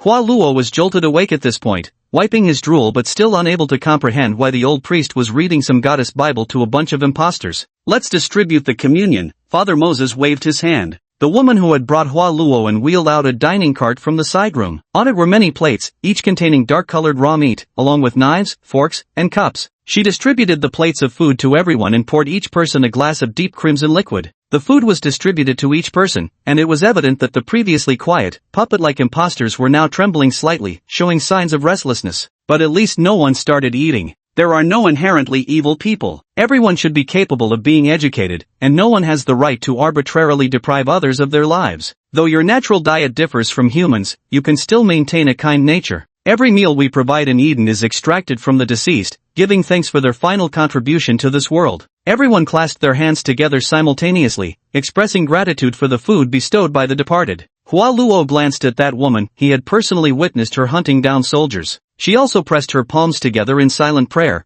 completely unaware of Hua Luo's gaze. Hua Luo had no intention of eating this stuff. It turned his stomach on a visceral level. Taking advantage of the moment when everyone closed their eyes in prayer, he quietly forked the food onto his neighbor's plate. But he had already realized that this old priest didn't seem to be some ultimate villain boss, just a pure, naive saintly idiot. He was trying to civilize these imposters with love and etiquette, teaching them not to devour the living or commit evil deeds, to live like ordinary humans. Teaching demons a lesson, what a foolish thing to do. Either a true saint, or a fanatic lost to zealotry. After a brief moment of silence, Father Moses waved his hand. Please enjoy the meal. Everyone silently began cutting the food on their plates, just like normal humans, carefully slicing, slowly bringing the pieces to their mouths, chewing in small bites. Not a single unnecessary sound disturbed the silence. Every detail conformed to proper human dining etiquette, with none of the frenzied madness of the imposters devouring their prey. Hua Luo glanced at the person beside him, a girl, presumably, wearing a mask that covered half her face. Yet even so, he could still discern the refined, aristocratic contours of her captivating features.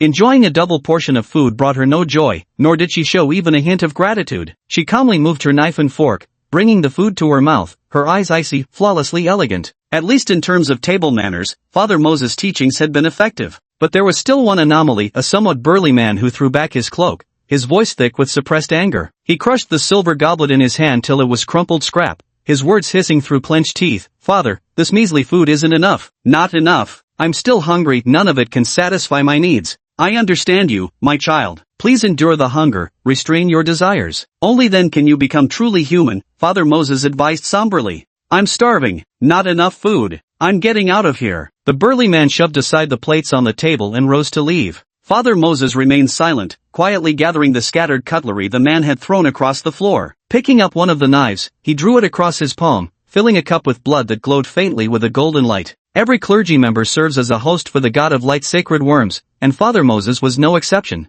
Lost child, drink this cup of blood, it is nourishment freely given. Father Moses spoke, his face growing paler even as his gaze softened further. The burly man stared blankly at the sacred cup before him, then fell to his knees with a thud. He took the cup and drained it in one gulp before returning to his seat to sit upright, hands clasped in prayer as he recited scripture. Chapter 29, All Are Insects. After everyone had partaken of the sacrament, the woman helped Father Moses back to rest first, leaving everyone free to mingle and study. This so-called study involved teaching all the pretenders how to live like normal humans. Everyone would speak out what they observed and understood, while the rest silently took notes, learned, and even imitated. All humans have jobs. They keep working continuously, receiving minimal wages. When humans meet, it's acceptable for a man to stare at a woman's exposed body parts, after which she'll respond with a slap. When two humans urinate side by side, peeking at the other's excretory organ is strictly forbidden. Humans can go into heat all year round. You mustn't touch someone while they're cleaning their ears. Humans enjoy picking their noses and then secretly wiping it on dogs when no one's looking.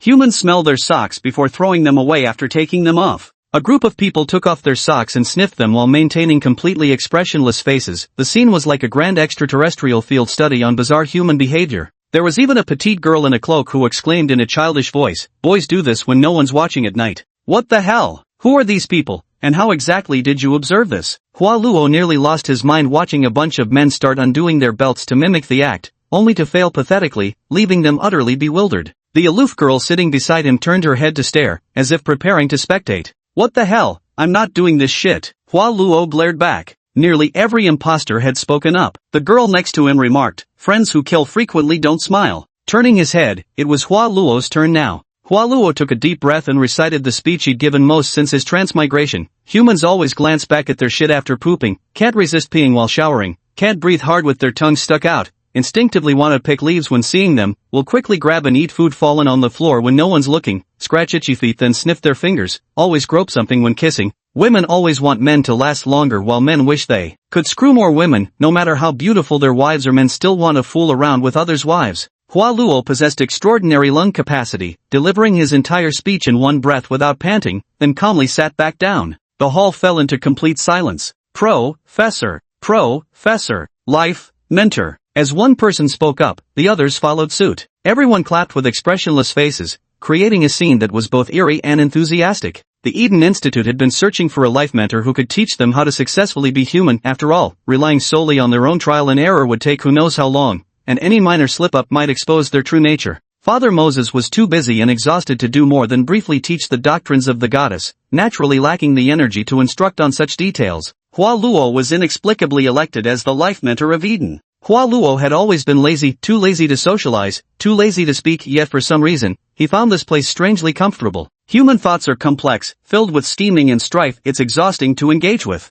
The insect's thoughts are simple, it just wants to eat you. Compared to humans, Hua Luo would rather be with insects. Facing all the pretenders turning their heads to look at him, Hua Luo fell silent for a moment before continuing. The most fundamental traits of humans are family and emotions. Forming families, integrating into them, and developing emotions allow us to become more and more human. Genuine emotions are the foundation of what makes us human. You can pair up to simulate forming families, simulating couples, simulating relatives, and personally experience human emotions. Under Hua Luo's guidance, a group of imposters began pairing up to simulate families among themselves. They didn't even realize that two men couldn't form a mother-son relationship. Hua Luo had to correct their understanding. As the gathering time ended, everyone gradually left the church basement, agreeing to meet daily at the scheduled time. Hua Luo was about to leave when he was stopped by the middle-aged woman dressed as a nun. "I'm Sister Teresa. I'm delighted you've joined Eden, and even more relieved you're willing to become everyone's life mentor." Unlike humans, who beat around the bush, Hua Luo thought like an insect and voiced his doubt directly. "I heard the priest say we never harm anyone and only consume the dead." Sister Teresa nodded. "That's correct. Hua Luo, but I saw you take the flesh of those soldiers." Sister Teresa, "Yes." Hua Luo, "So you didn't follow Eden's rules?" Sister Teresa, "I did. They were dead people." Hua Luo, "You were the one who killed them." Teresa pondered for a moment. "My killing them and them being dead people aren't contradictory. That's the correct phrase. These are two separate events. Is this how an insect's mind works?" Hua Luo thought to himself. Sister Teresa continued explaining, "The Garden of Eden forbids harming humans, but only under the condition that it itself isn't being harmed." "That makes perfect sense." Hua Luo nodded. "The fasting process will be painful. I hope you can endure it. May the goddess's faith grant us strength." Sister Teresa handed Hua Luo a pocket-sized edition of the Bible of the Wall. A swarm of insects worshipping the goddess? Hua Luo found it rather laughable. Innocent and naive, they were groping their way blindly along the path to adulthood. If it weren't for the fact that the Aden district was under the jurisdiction of a bunch of incompetent enforcers, they probably wouldn't last even a week. Hua Luo took the Bible, thanking them silently as he watched these bugs attempting peaceful coexistence with humans, foreseeing how idealism would ultimately be defeated by reality. A spot on the pyre would inevitably be reserved for them. Rather than watch them die clinging to unfulfilled ideals, it might be better to kidnap and sell them to the gladiatorial arena himself. After all, he still had a mission to complete. By the time he left the church, the sky was already beginning to lighten. Hua Luo couldn't be bothered to find another place to sleep and decided to head straight home. Suddenly, a figure leaped down and landed beside Hua Luo. Beneath the hood of the black cloak was the girl with the golden mask, silently walking alongside him. When Hua Luo stopped, she stopped too. Hua Luo walked, and she followed alone. Hua Luo was perplexed. "Why are you following me?" The ice-cold girl replied, "We're a couple." Hua Luo turned his head to look at her. The cold-faced girl said, "The instructor mentioned that during dates, boys would give the most delicious food to the girl." Hua Luo recalled how at the gathering, he didn't want to eat the raw meat and had given it to her instead. She had noticed, and misunderstood. Hua Luo explained, "Because I'd already eaten and was full, so we're not a couple." The icy girl said, "Teacher, you said couples often tell white lies to each other." After a moment of silence, Hua Luo added, "Couples generally don't go home to sleep together at night, married couples do." The icy girl turned and left. "Oh." Hua Luo watched her retreating figure and asked, "What's your name?" The girl's icy gaze shimmered like the glint of a razor's edge, one piercing glance that seemed to stab straight through Hua Luo's soul. "Swordworm." Hua Luo met her eyes and spoke again, "I meant your human name." "No, I think I can call you Quinn," Hua Luo said hesitantly, nodding slightly. Quinn didn't show any emotion, simply turning to leave. Hua Luo watched her silhouette vanish into the darkness, standing motionless for what felt like an eternity, so lost in thought that he didn't even notice someone nearby loosening their belt. Under that black hood was a Lolita, wide-eyed, twin-tailed, with an expression of pure innocence. "Sis, what are you trying to do?" "Professor, I just want to see how boys comfort themselves." The ponytailed girl was noticeably more energetic. She'd been the one in class earlier who mentioned seeing boys pat their thighs up and down when alone. Hua Luo stared at her lively, adorable eyes for a long silence before asking, "And what kind of bug are you?" The girl tilted her head innocently, "I'm a lewd bug." Chapter 30 Wow, Silver Worm. You silver worm, your existence in this world only drives up the price of rice. Hua Luo genuinely wanted to drown this girl in the river. Fortunately, this lustful parasite had inhabited a cute girl. Even if she did evil, it would only benefit men. "I heard you gave the swordworm a name, can you give me one too?" "Whatever." Hua Luo couldn't be bothered to deal with her. "Suebian, is that a name? I love it." "It sounds so whatever." The girl flushed crimson with excitement. Alright. Pushi, Pu, soft C, means cute little kitten." Hua Luo reluctantly gave her a name. "Now you can leave." Pushi, Pu. Pushi clearly adored this name, dancing about in delight. Hua Luo was ready to leave, but Pushi clung to his arm, walking side by side while enthusiastically asking every question that piqued her curiosity. Teacher, what kind of bug are you?" Hua Luo answered with weary eyes, "A lazy bug." Teacher, can I see your bug?" "No way." Pushi, Teacher, when kissing, should the tongue lick the roof of the mouth or the teeth?" "Lick the tonsils." Teacher, are nuns and priests married to each other?" "It's a friend. A series of positive energy questions. Pushi's eyes still brimmed with curiosity. Mentor. Hua Luo felt as if worms were gnawing away spoonful after spoonful of his brain. Clutching his ears in agony, he let out a long sigh. So annoying. "Stop talking already, I'm about to explode." Pushi blinked innocently. "Is it exploding? Good God. Why did you create such an idiot as the silver worm?" Hua Luo rolled his eyes so hard they nearly reached the back of his head. "Professor, can I come home with you to observe your prayer process?" Pushi's gaze was pure, without a trace of impurity. "Look quick, a goddess." Hua Luo pointed into the distance. Pushi exclaimed excitedly, "Where?" Hua Luo took off running, leaping 100 meters in a single bound. Hua Luo's in love. Abeth puffed her cheeks, brimming with resentment. Hua Luo was utterly exhausted. "No, I haven't." Abase declared with absolute certainty, "You're in love." Hua Luo sighed, "I haven't." Abase demanded imperiously, "Then why do you smell like another bug?" "Yesterday I got stuck with a silver bug." "Then why didn't you say I love you this morning?" "I love you. You're just brushing me off, you didn't even use my name." Hua Luo felt as if his brain had been hollowed out by bugs. "I love you, Abyss." "I love you too, little Luo Luo." A warm embrace enveloped him. Fucking life. Even if it's dull and monotonous, one should still do something interesting. though Pushi was annoying. In the following days, Hua Luo still decided to keep visiting the goddess's church. Spending time with the bugs inexplicably added a splash of color to his otherwise tedious existence. The church's attendees were never fixed, people often left never to return, while newcomers frequently joined, though never for long. Most people were brought back by Sister Teresa when she went out to procure food. She was the first pretender converted to goodness by Father Moses and served as Eden Garden's primary administrator. The aging Father Moses generally paid no attention to trivial matters. But for most pretenders, their violent nature was encoded in their very genes. Abstaining from feeding and restraining their urges was far too difficult, mere spiritual beliefs were too fragile to suppress such primal desires. Many innocent insect folk, brought in with hopeful intentions to learn, often relapsed into wild pretenders within 3 days, reverting to hunting humans in the darkness. Even during the communion evening gathering, some burst into wildness on the spot, indulging in gluttony within the sacred hall. Father Moses' ideal was no less challenging than making lions and tigers switch to a vegetarian diet. Instead, life mentor Hua Luo taught them how to better hide themselves among humans, a skill they mastered quite well. As for communion time each occasion, Hua Luo still never partook. Faced with Sister Teresa's puzzlement, he couldn't be bothered to fabricate excuses and answered directly without the slightest concealment. I am not a deceiver. I am human, and also a believer of the goddess. I simply find your ideals exceedingly noble, so I wish to support you and see how far you can go. Hua Luo's honesty did not stir panic among the deceivers. Instead, Father Moses raised his eyes calmly and peacefully. My child, thank you for your understanding. You will witness the era of peace between humans and insects. Thank you for your trust. I will continue to serve as a mentor. Hua Luo respectfully performed a ritual gesture of their faith. Father Moses' heroic act of cutting his own flesh to feed the worms had truly subdued him. Though he found the virgin's beliefs laughable, that didn't stop him from respecting her for actually doing it. The place bustled with coming and going, but aside from the nuns, regular members permanently stationed at the church were few swordworm Quinn, silverworm Pushy, and that burly man who drank the priest's blood. The nun had been a deceiver for so long she'd grown cunning.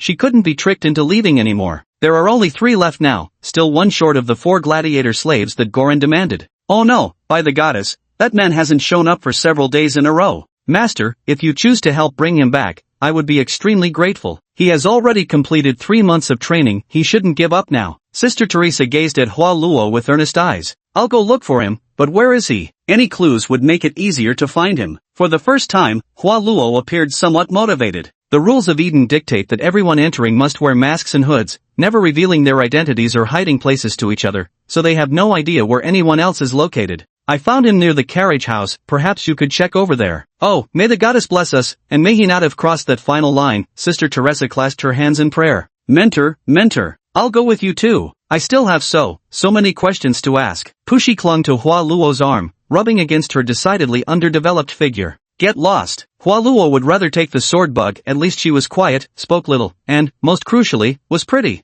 No, teacher. Take me with you. I have questions to ask. Teacher. Get lost. Hua Luo practically fled from the church. Chapter 31, The Toiling Worm, the Beast of Burden. Aden Carriages and Cargo, the largest freight transport firm in Aden District. Every day, countless amounts of grain are packed and transported from this agricultural district to the upper zones, making it the best place for the poor to earn money through hard labor. Free meals at noon and a daily wage of 5 copper coins were enough to lure countless people, so much so that hundreds of undernourished paupers were turned away each day, some needing to be whipped before they'd leave. The carriage house employed many thugs, and to prevent theft, outsiders were naturally not allowed inside. Hua Luo couldn't be bothered to explain too much. He strode into the guard post, and before the watchman could react, Hua Luo slapped a hand over his face. Alcohol worm foam sprayed across his features, rapidly plunging him into a drunken stupor. Reaching up to take the patrol uniform hanging by the door, Hua Luo contorted his face in discomfort before successfully disguising himself as staff and slipping inside the carriage house. The carriage yard was chaotic, noisy, and foul-smelling. Countless workers carried heavy sacks on their backs, loading and unloading cargo barehanded. The slightest hint of slackness would earn them a lash from the overseer's whip nearby. Kind masters giving you work opportunities, and you dare to slack off? Don't you want to eat anymore? If you don't want to work, get out. There are plenty outside who'd kill for this job. The relentless crack of whips lashed down without mercy, leaving deep dark welts on the laborers' emaciated backs, whether they'd been slacking or not. 5 copper coins might not even buy a single loaf of black bread, yet to survive, everyone had to grit their teeth and hoist potato sacks heavier than themselves onto the wagons. An old man filled his thin burlap shirt with leaves, not for warmth, but simply to make his frail body appear sturdier, hoping the overseer would pick him for work. But he had overestimated his strength. When the 100-pound potato sack landed on his back, it felt like a mountain pressing down, leaving him barely able to lift his feet. Staggering forward just 2 steps, his foot twisted. The sack slid from his shoulders, spilling round potatoes that tumbled and rolled across the ground. Damn it! This old bastard is wasting our time. The overseer stormed over furiously, brandishing his whip and lashing it brutally across the old man's body. The threadbare linen garment instantly tore to shreds, scattering dry leaves across the ground. Sorry, so sorry. I haven't eaten for 3 days. I still have strength. Just let me have a bite. The old man collapsed on the ground, actually grabbing a potato caked with dirt and gnawing at it raw. You old bastard, daring to steal food now. You're asking for death. The overseer flew into an even greater rage, his long whip descending like torrential rain, immediately flaying skin from flesh and blows that verged on lethal. By now the old man seemed to have lost all sense of pain. He just lay motionless on the ground, no wails, no pleas for mercy. Even as his back became a mass of torn flesh, he used his last shreds of strength to keep gnawing at that potato. No one dared to look at him more than a glance. Everyone silently carried their heavy bags, like screws on an assembly line, moving along their predetermined paths. Yet just as the overseer raised his whip for the final strike, a burly figure stepped in front of the old man, allowing the vine-woven lash to strike his bare torso, leaving behind a dark streak of blood. Well now, someone dares to speak up? The overseer seemed to sense his authority being challenged as he raised the cane whip and brought it down with all his might upon the man's back. As if equally devoid of pain, the man endured the whip's relentless onslaught like falling rain. Without a word, he simply lifted the old man's helpless body and walked away on his own. The foreman, furious, wanted to chase after him and continue beating him, but another foreman held him back. All right, let it be. This idiot eats less than a dog yet works harder than a donkey. He does the job of 5 men. Don't whip him into running away. Damn it! The foreman finally swore under his breath as he put away his whip, turning instead to lash out at others who were trying to slack off. Hua Luo watched the scene calmly, marveling that someone like that had actually developed feelings of sympathy. For a maggot heir, a lowly worker, that was no easy feat. Many people didn't even have that much. Let's follow and see. Hua Luo's face darkened. He'd spoken too soon. He carried the old man to the deserted riverbank and began gnawing on him. Turned out he'd been waiting for the half-dead elder to exhale his last breath so he could feast on fresh meat. This clever loophole didn't technically violate Eden's rule of only consuming the deceased. Fuck you. Hua Luo flipped him the bird. After finishing his meal, the big guy wiped his mouth with river water and returned to the carriage house to start hauling goods. While others would be panting under a single sack of potatoes, he could carry 5 sacks in one trip and still look completely at ease. The big brute behaved like a simpleton, always silent and absorbed in his work. No matter who spoke to him, he acted like he didn't understand. Over time, even fellow laborers dared to tease him during lunch breaks. At first it was just teasing, but seeing no reaction from him, it gradually turned into torment, stealing his food, even taking up cane whips to mimic overseers lashing him. No matter what they did, the giant remained silent, sitting there dazed with an air of passive acceptance. Before others even finished their break, he'd already gone back to hauling sandbags. If Hua Luo, his life mentor, didn't swiftly give him a proper name, Big Dumb Strong might as well become his permanent nickname. Hua Luo decided to name him Beast of Burden. Doing the work of 5 alone, getting beaten and cursed while skipping meals. If that's not being a beast of burden, what is? Hua Luo even suspected that the worm inside him might be a draft animal parasite. If the capitalists found out about this kind of bug, there'd be no stopping them. They'd go to any lengths to mass produce it. Too lazy to keep watching, Hua Luo walked straight up to Nielma and asked, "I'm your mentor, why haven't you been attending the gatherings these past few days?" Bugs have always been very fond of this straightforward way of communication,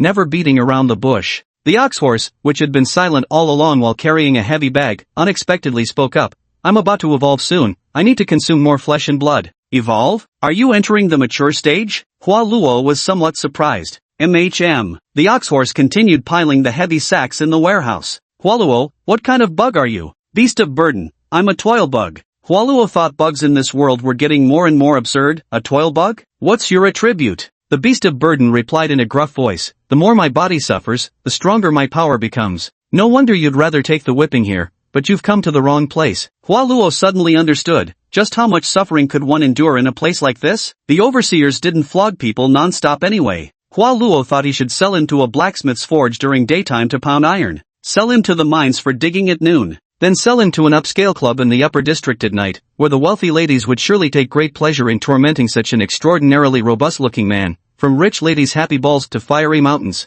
earning money and suffering go hand in hand. "Come with me, I'll take you to suffer." Hua Luo curled his finger in a beckoning gesture. "Okay." The oxen-like laborer didn't question his life mentor's guidance at all, dropping the sack and following immediately. "Hey, what do you think you're doing?" The overseer who'd just beaten an old man to death came running over, brandishing his whip in accusation. Hua Luo delivered an emotionless punch to the man's stomach, then pressed his hand against the man's face. The faceworm activated, countless tendrils piercing through the man's skin, writhing wildly as they reshaped his facial features. Within a few breaths, the man's face had transformed into that of a destitute laborer. Before he could process what had happened, the other overseers came running at the noise. Their eyes immediately fell upon a laborer wearing an overseer's uniform, standing there clutching his bewildered face. "Damned coolie, what are you doing wearing our clothes?" The whip lashed down again and again, just like the pain he had once inflicted upon others. Chapter 32, The Ascetic. Labor Bug. Trait, the more it suffers, the stronger it becomes. This bug isn't something Hua Luo would want even if given for free, but it's absolutely perfect for capitalists to breed slaves. Hua Luo returned to the Adan district church with his livestock. Among the former clergy, there was an ascetic order. They believed the world's suffering was finite. By enduring extreme hardships themselves, others would suffer less. Some also believe that the physical pain brings them closer to the radiance of the goddess when it reaches its extreme, though Hua Luo suspects it's just the dopamine rush from the pain that gets them high during their S&M sessions. It's just a shame this ascetic profession has been extinct for centuries. Today's comfortably thriving clergy have long abandoned this belief of suffering for the people. But Hua Luo thinks beasts of burden would be perfect for this vocation.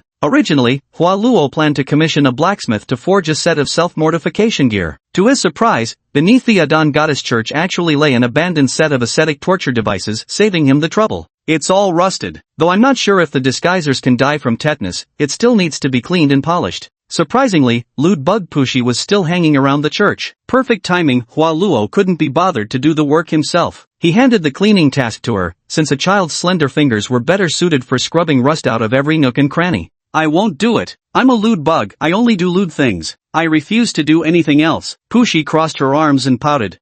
These tools are specifically for training and disciplining you." Hua Luo nodded. "Yay!" Pushi's eyes lit up. "Really? Really?" Hua Luo nodded. Pushi began cleaning the ascetic's torture tools with immense excitement. "Yay! Is this thorny iron whip used for discipline? Ha! Is this a silencing ball?" Pushi bit into something, making muffled cow-like noises. "So the professor enjoys playing with these kinds of things? So perverted. I love it." Pushi's face flushed red. Hua Luo looked at Pushi strangely. When other mimics first parasitize hosts, they're all slow and dull. "Why do you know so much?" They're slow and dull because they're parasitizing corpses, so they don't inherit human memories." Pushi blinked her eyes. "Really? There's such a thing?" Hua Luo was hearing this for the first time too. So that meant Abath was also a parasitic corpse, which explained why she'd been acting so dopey at the beginning. So you're saying you're parasitizing a living host? Does that mean you remember this body's family?" Hua Luo turned to look at Pushi. "Who told you I was parasitized? I'm human, okay?" Pushi wrinkled her nose and stuck out her tongue. Hua Luo was utterly confused. "You're not a pretender? But the worm inside you, it didn't eat your brain?" "Ha, of course I didn't eat it. The lust worm didn't parasitize my spine, but rather..." Pushi bit her finger, blushing shyly as she rubbed her thighs together. Hua Luo's face darkened with realization. It seems the lust worm and dream worm were of the same type, not interested in controlling the body, but rather parasitizing special areas while preserving the host's consciousness. "So you mean, it wasn't the lust worm that made you lewd, but rather your lewdness attracted the lust worm?" Hua Luo said expressionlessly. Pushi shyly nibbled her finger, her voice suggestive. "That night, in my bedroom, I was reading forbidden books." "Get lost." Hua Luo couldn't be bothered with her. "Professor, aren't you standing up now?" Pushi blinked innocently. Scram! Hua Luo turned and walked away. "Professor, take a look." Pushi chased after him with a mischievous grin. Finally brought back the beast of burden, Nyoma, and officially incorporated him into the ranks of the goddess church, where he now serves as an ascetic. Every day, he wears coarse white linen, a crown of thorns on his head, and walks barefoot, hauling slabs of bluestone. From a quarry in the western district, he carries hundreds of caddies of bluestone on foot all the way to the open space near the church. The ascetic Nyoma must use these stones to build a cemetery beside the church, granting the departed poor their final dignity. This is merely the surface reason. The main purpose is to conveniently dispose of the leftover remains. The toilworm truly lives up to its name, carrying massive stones weighing hundreds of pounds back and forth all by itself. After returning, it must painstakingly chisel out the shape of tombstones using iron rods and hammers. When all the work is done and it returns to the underground resting chamber at night, the ascetic begins punishing its sinful body with thorny vines rolling on spike boards and tightening barbed restraint belts around its legs with every surge of desire to devour living humans. During its growth phase, the worm's antennae had long fused with all the human host's nerves, so the host's physical pain is equally transmitted into the worm's body. The extreme suffering allowed the drudge worm to feel pain, Were it not for restraining its feeding and lacking sufficient bodily energy, it would have long since entered its mature stage.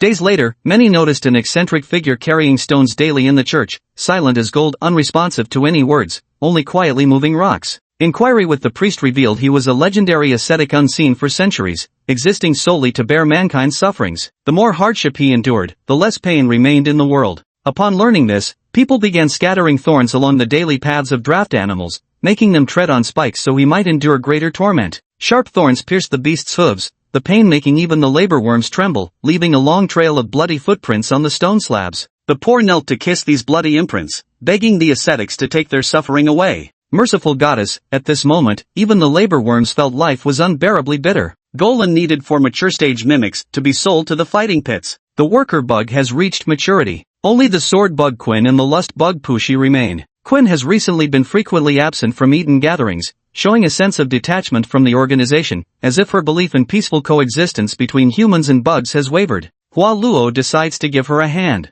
After a late-night gathering, the life mentor called out to Quinn. Quinn remained as cold as an ice sculpture in the depths of winter. Is this a date? I have something new to teach you. You know swordsmanship, right? Hua Luo looked into Quinn's eyes. I am the swordworm, Quinn replied, dodging the question. Then let's spar with swords in the grove. Hua Luo nodded. Alright, Quinn replied with her usual bluntness. Putty tiptoed behind the couple, covering her mouth as her eyes crinkled into crescent moons with suppressed laughter. I knew you two had something going on, couldn't hold back any longer, huh? Pfft, night owls get all the juicy treats. He had no idea where he'd scrounged up a pair of white shorts, which he now wore on his head like a makeshift hat. His large eyes blinked rapidly as he grinned, flashing a row of pearly white teeth while sneaking forward with all the stealth of a thief. Chapter 33 Sword Bug Cultivation. The disaster rain season had passed, and the deadly snow season was about to arrive. The desolate woods had few leaves left to fall. Perhaps because of the handsome men and beautiful women, the pale green light of the mute moon no longer seemed terrifying, but rather somewhat romantic. Quinn rarely spoke first, so Hua Luo had to break the silence. You've been missing gatherings lately. Are you troubled by something?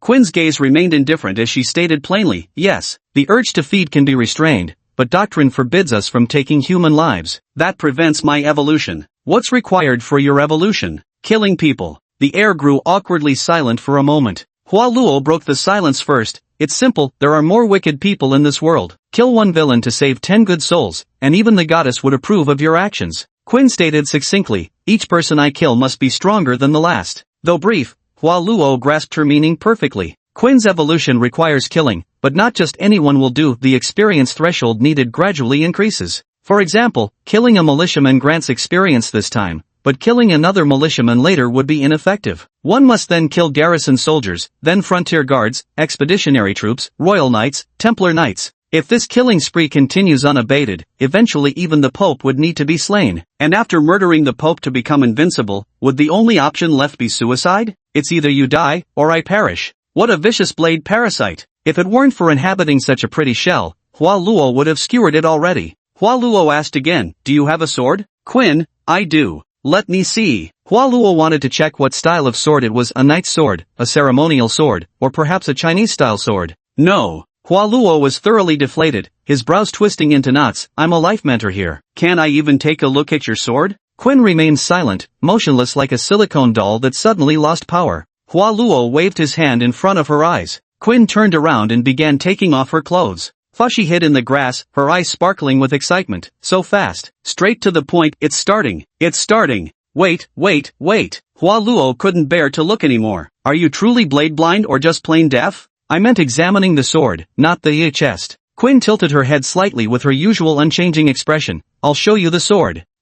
Did you hide the sword inside your clothes? Hua Luo scratched his head. Alright, go on then. Quinn unfastened her black robe, revealing a mud-stained noble swordsman's outfit with red and white stripes. It looked like something freshly dug out of the earth. Nobody knew where she'd gotten it. After removing the robe and tying up her blazing red hair, she began taking off her outer coat, shirt, and chest binding. Holy crap! Where the hell did you hide that sword? Was all this caution really necessary? Hua Luo was already covering his eyes. See for yourself. Quinn lifted her fiery red hair and turned around, revealing her pale, straight spine. Her flesh gradually split open, exposing a crimson spinal column. There was only a hilt, almost no blade, so short it resembled a dagger rather than a sword. Quinn's spine was slowly transforming into a sword. The fiery crimson glass hilt pulsed as if hot blood flowed through its translucent blade. The short sword bore intricate patterns, their elegant lines weaving like a dancer's motions. At its center rested a ruby-like magical eye, calmly fixing Hua Luo with its gaze. So beautiful, Hua Luo murmured, unable to resist reaching out to trace his fingers along the blade. Instantly, killing intent erupted from the eye in the hilt. A razor-sharp sword aura sliced through his fingertip, splattering blood droplets across the hilt, where they were rapidly absorbed.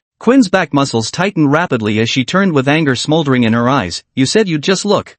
Sorry, it was just so beautiful I couldn't help touching. Hua Luo scratched his head sheepishly. Pussy, wearing nothing but underwear over his head, nodded vigorously from the grass. Typical men, they say they'll just rub against it, then whoosh, they're suddenly inside. Your blood suits my taste perfectly. Quinn's eyes swelled with desire, as if she might truly pierce Hua Luo's heart and drain him dry. Hua Luo felt as if countless needles were pricking his skin under Quinn's piercing gaze. At this moment, the rationality, faith, and morality that Priest Moss had painstakingly built within him were nearly torn to shreds, as the innate savagery of his insect genes rapidly regained dominance. Hua Luo swiftly slid his finger and shoved it into Quinn's mouth. Killing me gets you one meal. Following me means feasting every day. As Quinn sucked on Hua Luo's finger, her frenzied eyes gradually cleared and regained their lucidity. After all, with human thought processes, having steady meals does seem more practical than a single feast. Pushi watched the two excitedly. Is this a new form of flirting? Hua Luo winced as his fingers ached from being sucked, quickly pulling them out. I think I need another look at your sword. There's something on the blade. A sword manual? Do Western fantasy settings even have this sort of thing? Without another word, Quinn turned around, her back splitting open once more to reveal her glazed glass sword form. Bathed in moonlight, Hua Luo found himself utterly captivated. The blood-red patterns resembled slender ribbons, unfurling from the hilt downwards, each tracing an elegant curve like a sword-dancing beauty, eventually coalescing into a razor-sharp gleam of light. Only pity the blade was too short. The sword dance reached its climax and ended abruptly. Though Hua Luo had never seriously studied swordsmanship, that sense of regret felt exactly like hitting a paywall at the most crucial moment of an illicit movie, achingly unsatisfied. Teacher, it's time to end this. Quinn once again closed the muscles on her back and put her clothes back on. Even if it's a life mentor, prolonged exposure of one's true form is extremely uncomfortable, like a clam exposing its soft flesh. Machem, that's enough, that was improper. Hua Luo also felt that he'd gone too far, demanding to see someone else's insect right from the start. Pushi opened her mouth wide in exasperation. That's it? Just this? And it's already over? You said you wanted to spar with swords? Quinn looked into Hua Luo's eyes. Yes, but not here. After all, I didn't bring a sword, and you don't seem to have one either. Hua Luo took Quinn's hand and found a flat spot to sit down together. Now, let's sleep. Sleep? Quinn didn't understand. Alright, falling asleep directly doesn't seem easy either. Getting drunk would work too. Hua Luo spread out his palm,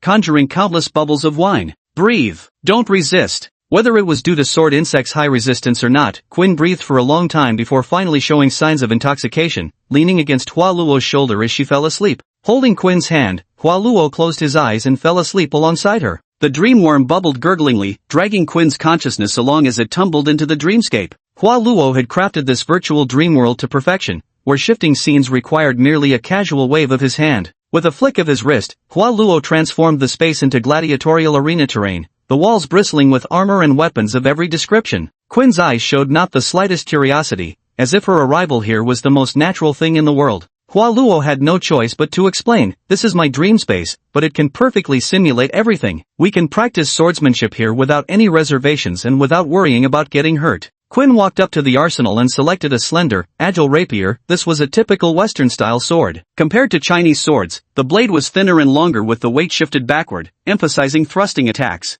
Hua Luo went over and picked up a katana-like samurai sword, twirling it through a couple of fluid flourishes in his hand. This weapon could slash, chop, stab, and block, making it far more beginner-friendly than Western rapiers. Without any pre-duel preparations, Quinn completely disregarded noble dueling etiquette and instantly transformed into a crimson streak. Her rapier pierced through the air, spearing straight through Hua Luo's heart. Such a fierce sword thrust, a lethal strike, carrying an almost oppressive killing intent, startled Hua Luo so badly that his real body convulsed violently even in his sleep. No, this doesn't count. Do you even know anything about dueling etiquette? Point your sword forward, retract your forearm, raise the blade vertically toward the sky, and then shout in guard. Although Hua Luo was unlearned and lacked cultivation, during his time at the church academy, he had still witnessed nightly sword challenges where proper etiquette was always observed. Yes, Kuei-in performed the fencing etiquette with mechanical precision, flawless in every movement. A single in guard later, Hua Luo's heart was pierced. Damn it! Hua Luo twitched violently again. Master. Kuei-in gripped her rapier, her entire aura sharpening to an unparalleled keenness, as though she were born solely for the blade. Forget it. You're way beyond me. I can't teach you anymore. Let's study those patterns on your body instead. Hualuo snapped his fingers, and the dream insect immediately projected the intricate patterns from the sword embedded in Kuei-in's spine into the air. When magnified several times, the abstract sword position diagram could be seen even more clearly. Quinn seemed unaware she even had such a diagram on her body, staring up at it for a long time. The two of them disagreed, and even Hualuo's authority as an instructor proved useless. Quinn believed the essence of this sword technique lay in that final straight line, a single deadly, razor-sharp thrust, while everything preceding it was dispensable. Hualuo believed that the essence lay in the nimble and graceful sword dance at the beginning, cool and dashing, evading all obstacles, while the final strike could be dealt however one pleased. Quinn believed the focus should be on sword intent. Hualuo believed the focus should be on sword momentum. It was like the epiphanies in martial arts novels, where each person could comprehend different sword techniques from the same sword intent. Thus, the two ceased their arguing. Quinn began practicing the sword of certain death. Hualuo began practicing blade waltz. Only Pushi remained outside watching the hand-holding sleepers, scratching his head in anxious frustration, wishing he could just give them a push. Chapter 34, The Evolution of a Pervert. Lualua's in love. Abeth crossed her arms and pouted. Nope. Hualuo's lips curled into a blissful smile. Don't lie. You're smiling. You even smile in your sleep. Abeth's pout could have supported a concrete pillar. I'm not. Humph. Is she pretty? Beautiful. Abyss raised her head and wailed. So you've already found someone else to love. I might as well just die quietly. Sob. Hualuo was still reminiscing about yesterday's swordsmanship lesson. He liked Quinn, just ordinary affection. Not because she's beautiful, not because she's formidable. It's because she's quiet. Without speaking to her, she can stand by your side all day long, silent as a real sword. No need for companionship, no need to coax her. She won't sulk or provoke, lying as quiet as a silicone doll in an otaku's closet, ready to be taken out whenever needed. Where else could you find such a woman? Wah wah.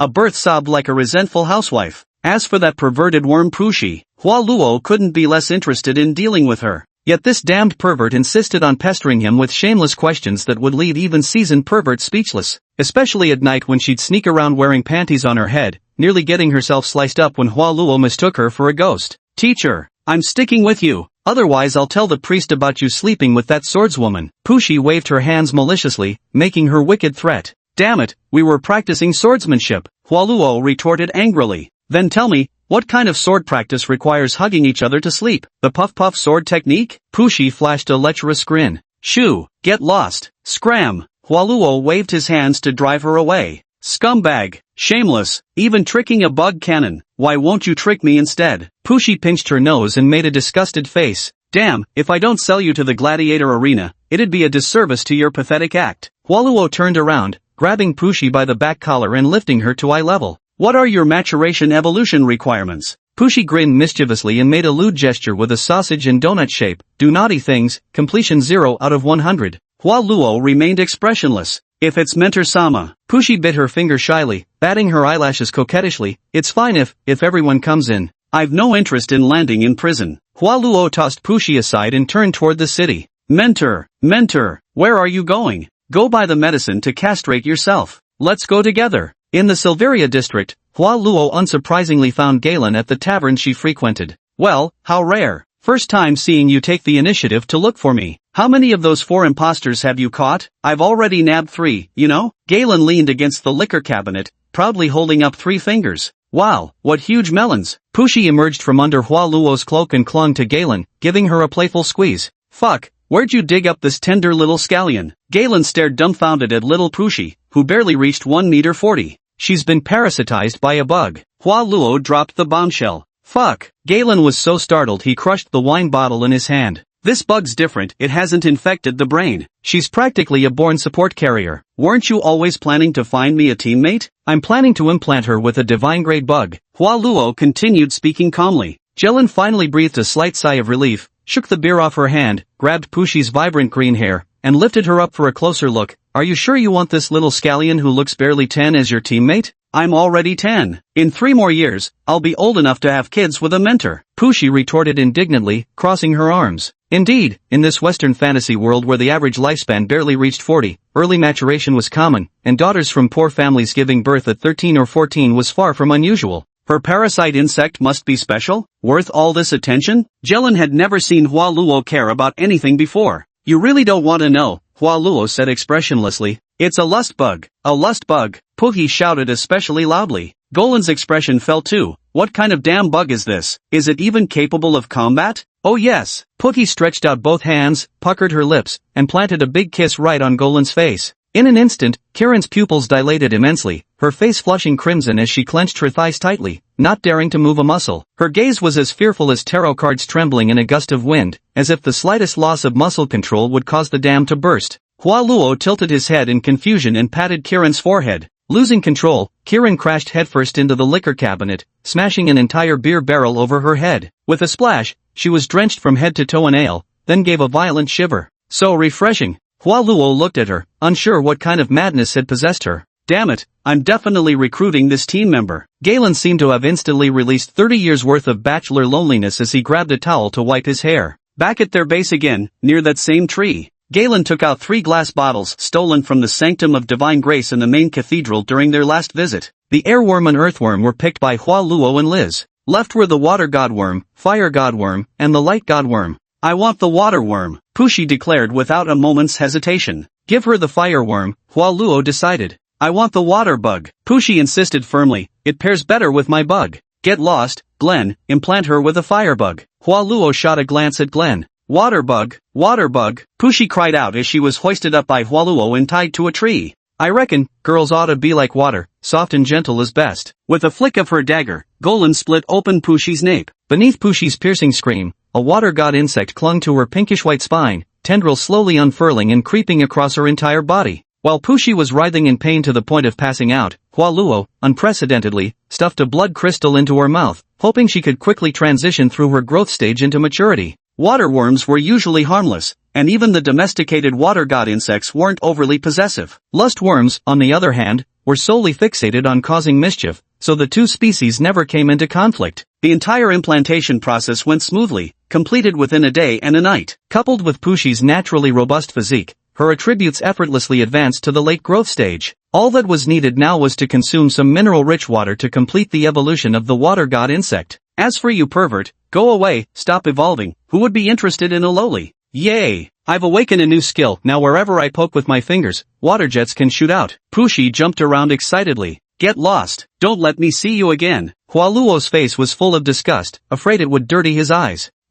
Could I be the one to guide her from now on? The usually bold Galen suddenly seemed shy. This won't fly. Hua Luo hoisted Pushi over his shoulder and bolted, terrified her naive babbling might spill the beans about Eden. Jelen wasn't the naive type who'd believe fairy tales about humans and bugs coexisting peacefully. If she learned about Eden, she'd only see it as an all-you-can-eat buffet to dismantle. Hey, bring her around for training more often. Jelen unexpectedly sounded almost nostalgic. Hua Luo shot a bewildered glance backward. Since when was this little pest so darn likable? Couldn't even be bothered to deal with her. Chapter 35, Human Trafficking. It had been a month since Hua Luo arrived in Eden. The pretenders came and went, but those who could truly persist in this hollow belief were few and far between, or rather, there were still only those three, the workworm, the swordworm, and the lustworm. Under diligent training, within just a month, they had all entered their mature phase. This wasn't particularly difficult. Most insects could evolve to maturity simply by surviving. Achieving their complete form was the true qualitative leap. It was time for Hua Luo to sell them to the gladiatorial arena. The laborer insect was easy to persuade. Just tell him there was a place where he could suffer hardships, where the torment would be 100 times worse than in the church, and he'd rush there faster than anyone. Quinn needed no convincing. The sword insect was like a blade, devoid of strong opinions. She'd do whatever she was told. Pfft. Pushi is even simpler. Just tell her you're going for some action, and she'll complain you're running too slow. Only one left now. Hua Luo set his sights on Lizzie. Though she'd already lost her body, the remaining spinal column had sprouted segmented legs. Who knows if she'd reached maturity, but the fighting pits would probably love such a bizarre creature. A few drops of blood served as perfect bait. He caught her effortlessly, shoved her into an iron cage where intermittent whimpering sobs could be heard. He had originally arranged to go with Golan, but considering she would never allow Pixie and Liz to be thrown in as substitutes, Hua Luo simply stood her up and headed alone to the underground arena with his 3.5 captives in tow. In the daylight, the arena looked no different from an ordinary farm, with large numbers of hired laborers tilling the wasteland under the watch of overseers. Though they couldn't understand why they were digging during the dead snow season, none dared question. The overseers truly would beat people to death, and the bodies would disappear without a trace. Hua Luo carried a cage as he escorted 3 heavily shackled individuals to the farm above the underground arena, seeking out the steward in charge. I'm here to deliver a shipment, in Goran's name. Oh, it's Goran's man. I remember you, the kid who punched our gladiator to death. You cost us quite a bit of money that day. The middle-aged steward sneered, picking his teeth. 4 people, brought by me. Goran's debt is settled. Hua Luo didn't elaborate further. You think it's settled just because you say so? I still need to inspect the goods. The steward rolled his eyes dismissively and scoffed. Go ahead and test it. Hua Luo nodded. Follow me. The steward sauntered ahead nonchalantly, opening several hidden chambers before finally reaching the underground training facility beneath the arena. There weren't many knights stationed here after all. What skilled knight would come to work as a jailer? Most of the guards were heavily armed private soldiers. Alright then, show us the bug you brought. The steward casually spoke while selecting an open training area. Labor worms thrive on pain. The more injured they get, the stronger they become. Use whatever methods you can think of. Torment them however you want. Hua Luo let out the ox-horse hybrid and removed the hood from its head. The dull-witted labor worm stood motionless in place, utterly docile, no matter how the 2 trainers stabbed at it with their spears. Alright, this big lump looks promising. Train it well, and it'll surely rake in a fortune. The steward nodded approvingly. Take it away and drill some combat skills into it. Next was Qian. Quinn was too beautiful, so to avoid trouble, Hua Luo directly placed a silver mask over her face and used a face-altering worm to make her appearance slightly more plain. A woman. The butler looked at Quinn with some surprise. Is she capable? 2 trainers stepped forward to try driving Quinn away. Seeing the heavy handcuffs and shackles on her, they underestimated her slightly and actually reached out to grab her hair. A flash of cold light, swift as a startled swan. One trainer was already clutching his throat, collapsing with a look of utter disbelief in his eyes, while the other, horrified, raised his spear in terror. Quinn could actually kill someone with just her fingernails. Bit of a temper, but as long as you don't provoke her, she's absolutely lethal in a fight. Hua Luo shrugged. The terrified butler, nearly paralyzed with fear, quickly arranged for Quinn to be taken to the training grounds. When Pushi's hood was removed next, she was found with a bamboo muzzle in her mouth, muttering incoherently through restrained sobs. The faint murmurs could barely be made out. What kind of place is this? A prison? Do you want to play some prison abuse fantasy? Should I act as the unyielding queen? Or a delicate princess who can't withstand any hardship? I'm so excited, so thrilled. A child? This is no orphanage. The butler's eyes widened in shock. If you remove her muzzle, you'll experience her cruelty firsthand. Hua Luo shot the butler a look reserved for idiots. Alright, what can she do? The butler asked again. High-pressure water arrows. When she takes the field, make sure to protect the audience. Fine, the last one. Don't tell me it's a dog from that cage of yours? We don't take in puppies here. The butler noticed the cage Hua Luo was carrying. Hua Luo lifted the black cloth covering the cage, holding it up to the butler's face. I'm no dog. I'm Luo's beloved companion. I belong only to him, just as he belongs only to me. Liz panted with a flushed face, tongue lolling. Sorry, went a bit too hard. Only the head remains, but the strength is undeniable, Hua Luo said expressionlessly. The butler's legs went weak from fright at the sight of Liz. Take it away, take it away. What the hell is that thing?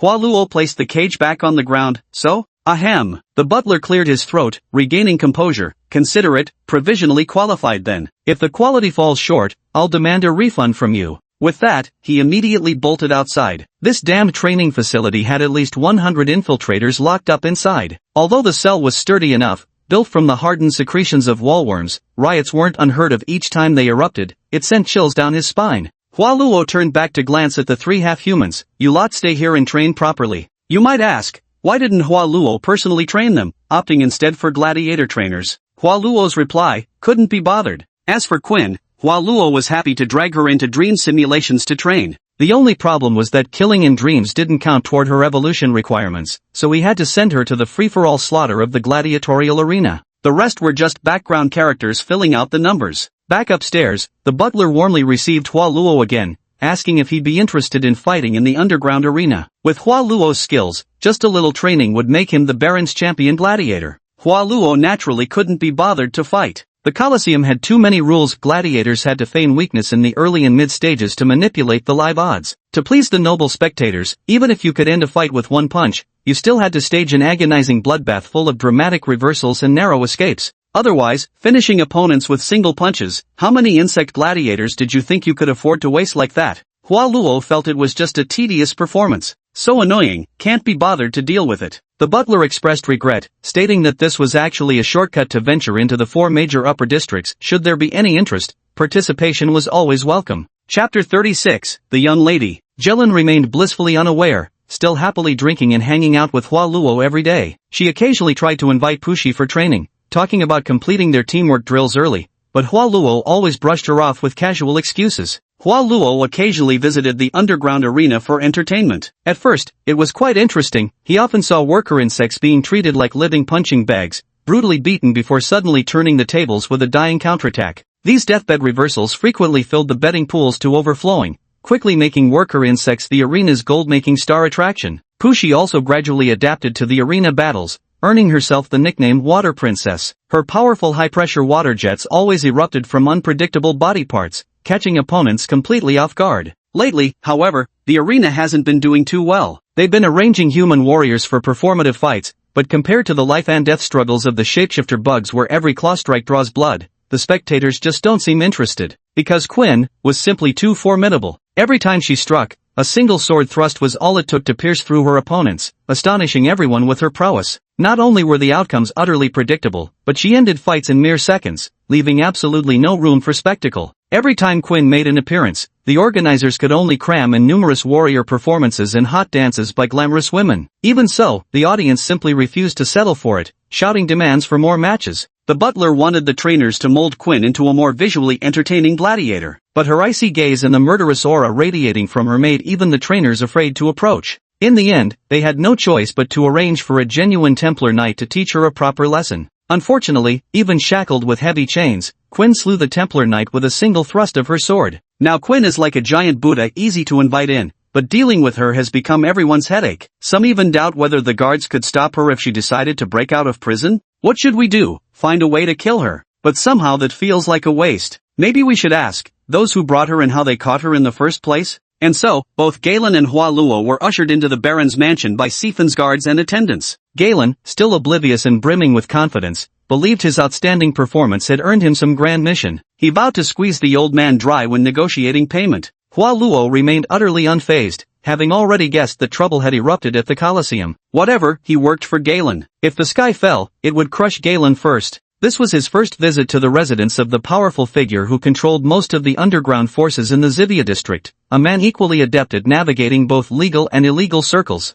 It is well known that Baron Sifan once served as the Grand Knight Captain of the Zivia region in his youth, and his formidable strength is beyond doubt. Even after retirement, his children still hold key positions in the church, making him someone whom neither the righteous nor the underworld dare to provoke. To call it Sifan Manor would be an understatement. It might as well be the Sifan Royal Palace. Every 10 paces along the diamond-shaped castle walls stood a soldier clad in full armor, their spirit and demeanor starkly different from those of the listless garrison troops, exuding the solemn aura of true warriors. These were the Baron's private soldiers, fed by his provisions and constantly under his watchful eye. Naturally, they worked far harder than those who drew a public salary. Led by the steward, the two entered the castle of Sifan Manor. The lofty golden dome was inlaid with gilded murals depicting myths and historical tales. Majestic pillars stood on either side of the hall, supporting the entire structure, while the floor was paved with smooth, gleaming marble, so polished that it reflected the skirts of the rows of maidservants standing above. Not even the main cathedral of the Zivia district could rival such splendor.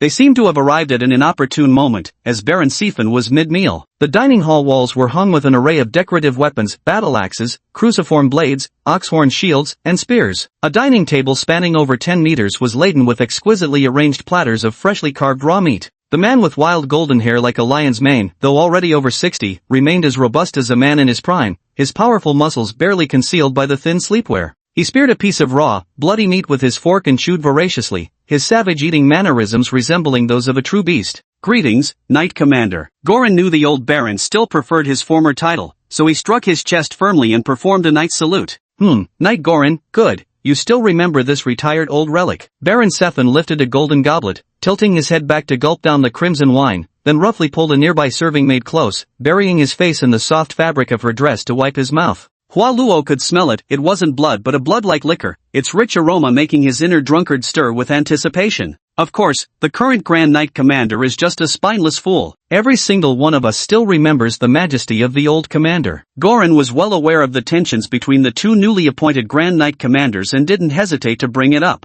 The new Knight Commander was a noble offspring parachuted in from the upper districts, sent specifically to investigate corruption within the church. As for the old knight commander, Sifan seized the moment to retire outright, absconding with a whole cohort of his complicit and fiercely loyal knights. Go ahead and investigate, see how many people will cooperate with you? Investigate my ass. Bah ha ha, well said. A sissy should never lead the Templar Knights. Baron Safin roared with laughter as he stood up, walking over to Jelen and giving her shoulder a hearty pat. Why, it feels like just yesterday when I personally bestowed your sword upon you as you joined the Templar Knights. Who'd have thought so many years would fly by? Yes, thanks to your guidance, old captain. The usually bottle-slamming Jelen became as docile as a little girl in the old knight's presence. But there's one thing you did that displeased me greatly. Tell me, what was the punishment my head steward gave you last time for beating up my butler? Baron Safin scratched his head in mock distress. Make me catch 10 chameleons and deliver them to the arena. Didn't I deliver them? Galen felt his back prickle. Could it be that damn Hualuo sent some weird stuff over there? He did deliver them, technically speaking, but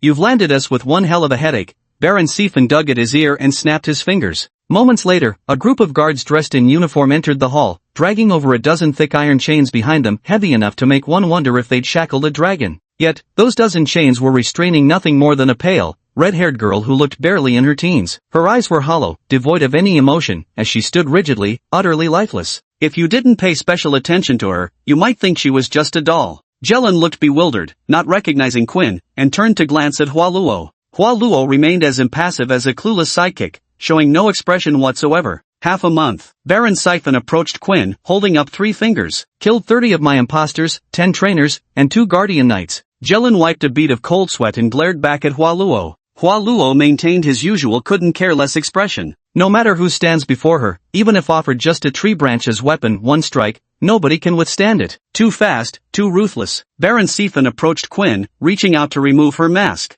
Yet the icy killing intent radiating from the eye holes of Quinn's mask chilled him to the core, making him withdraw his outstretched fingers. I am a fully fledged Grand Knight Commander, yet I actually feel fear toward a mature stage pretender? Are you kidding me? Knight Commander, if you don't like this one, I can change it. Glenn still attempted to make excuses. No. Baron Sifan repeatedly wagged his finger. No. She's perfect, so perfect that I'm curious what kind of parasite infected her? Baron Sifan circled behind Queen, gnashing his teeth as he stared at the back of her neck. Hualuo lowered his eyelids, still looking utterly lethargic without any reaction. Then shall I help dissect it? My skills are excellent. Goran eagerly pulled a dagger from his boot. You're being too noisy. Baron Sifan frowned. Goran's eye twitched as he cursed inside. I'm equally curious about how you caught her. Baron Sifan raised his eyebrows.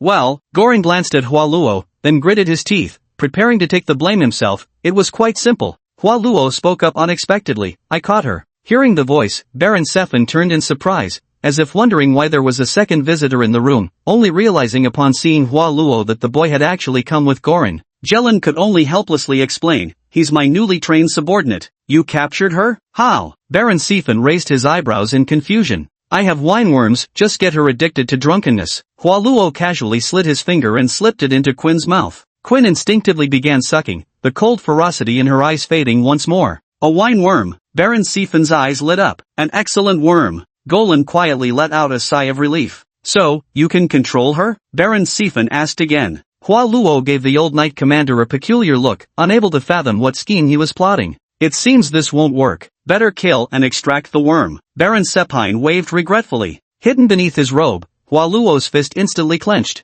Not allowed. A crisp yet stern voice rang out. A beautiful maiden with long golden hair, emerald eyes, and sword-like eyebrows stood in view, dressed in the Academy's fitted white combat attire that accentuated her powerful yet resilient physique. She wore an ornate courtsword studded with dazzling gems at her waist. Whether it was mere decoration or a real weapon remained unclear. Oh, Rangray, you're back. Baron Sifan's wild demeanor instantly transformed from a lion of the wilderness into a doting housecat, rushing to embrace the young woman who had just forcefully entered. Don't touch me, you old geezer. The spirited girl briskly dodged the Baron's hug as she entered, then immediately sized up Quinn. Without hesitation, she reached out and snatched Quinn's silver bird mask right off. Is this her? The one who sliced through those insectoids like butter in the arena? Yeah. That's her. The one who cost our family quite a fortune. The lion-like Baron bobbed his head eagerly before the beauty, behaving like an overly indulgent grandfather. I want this one. I need her to practice swordplay with me, declared the girl named Longley with an indisputable tone. No, absolutely not. She's a flesh-eating shapeshifter, far too dangerous. Baron Sifan immediately countered, his face darkening as he waved his hands in refusal. Didn't he know his own beloved youngest daughter's actual capabilities all too well? Every day, a crowd of knight and swordsman instructors coaxed her into sparring sessions,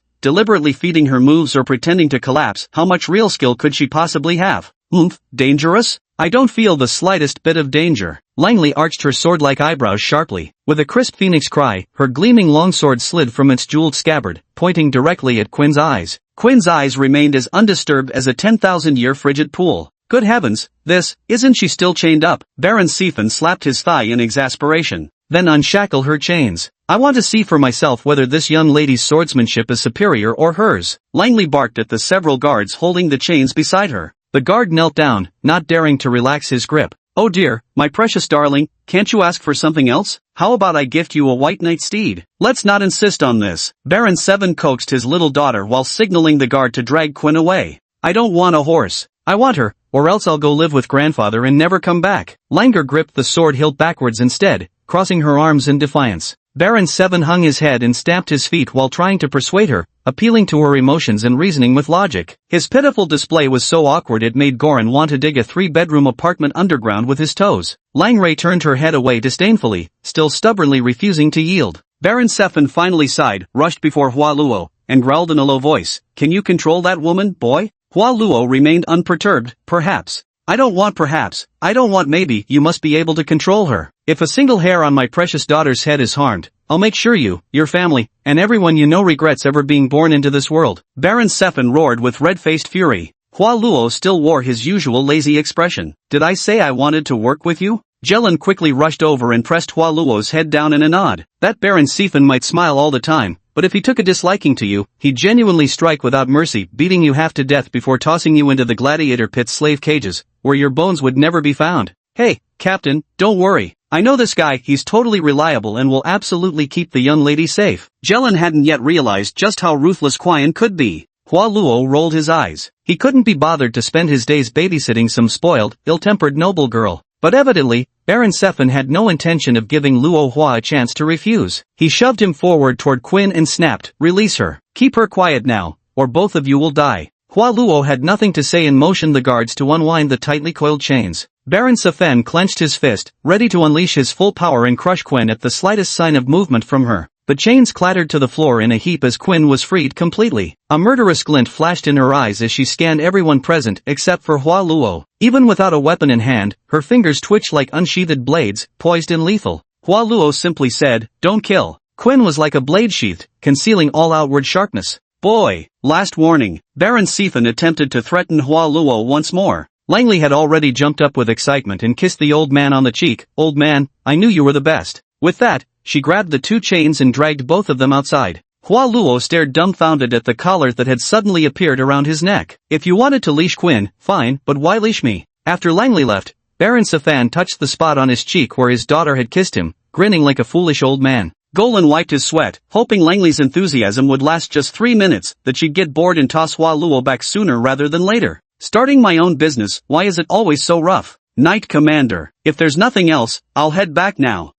Go ahead." Baron Sefen regained some of his domineering arrogance and waved his hand. "After all, I've tried recruiting you several times already. You just don't want to work under me from the bottom of your heart." A drop of sweat trickled down Garland's forehead. The dirty dealings under the old Baron's command were something he simply couldn't bring himself to join, his conscience wouldn't allow it. Just as she was about to leave, thinking where she could find Pushy to have some fun, the steward in charge of the arena was heard reporting, "That kid also brought a little girl. She's trained quite well, but her fighting style is a bit risky. Those high-pressure water jets from a distance always end up injuring the audience." "Idiot, do you really need to bother me with such a trivial matter? Find her a challenging match and dispose of her." Baron Sefen replied impatiently. Jelen's eyes widened to the size of copper bells. "Every time I ask Hua Luo, where's Pushy gone? He always says she's off training in her own way." "You motherfucker, your training method is selling people into underground fight pits with an 80% mortality rate? No." Chapter 37 Swordplay Duel. Pushy was rescued, wailing miserably as she never dreamed that her beloved mentor in life would actually toss her into that pitch-black, bloody training arena for gladiatorial combat. Once she found him, she'd definitely make him demonstrate every new move she'd learned in that training ground on his own body. Whatever. Just thinking about it is thrilling.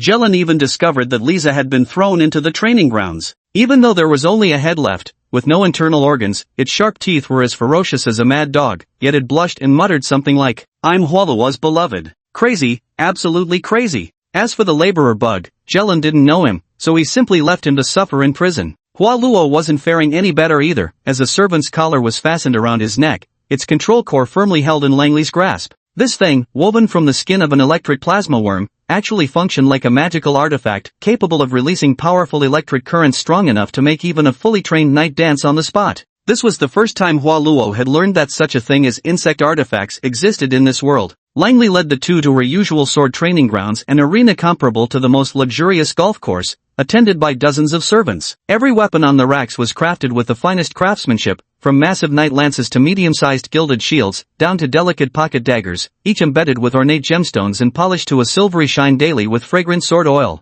In the adjacent stable, several majestic horses stood tall, their coats groomed to a flawless white, even their manes were intricately braided. Perfume was sprayed over their entire bodies, leaving not a trace of unpleasant odor. 3 men and 1 woman, all dressed as knights, stood waiting. They were wranglers instructors in swordsmanship, horsemanship, combat, and archery, respectively. They also served as the guards Baron Safin had assigned to accompany wrangler true knights, the kind with unseen parasites lurking behind them. "Honored young lady, welcome back to training," the 4 knights announced loudly, pounding their chest plates over the heart in a gesture of respect. Langley completely ignored them, dragging Wallow and Quinn excitedly to the center of the training ground, sizing up the two before declaring after some thought, "From today onwards, you two shall be called Sword Boy and Sword Girl. This young lady's slaves." Wallow weakly rolled his eyes. "Miss, I'm not a slave, I'm just responsible for calming Sword Girl." ZZZZT. A powerful electric current erupted from Wallow's collar, shocking him so badly he almost broke into an awkward dance on the spot.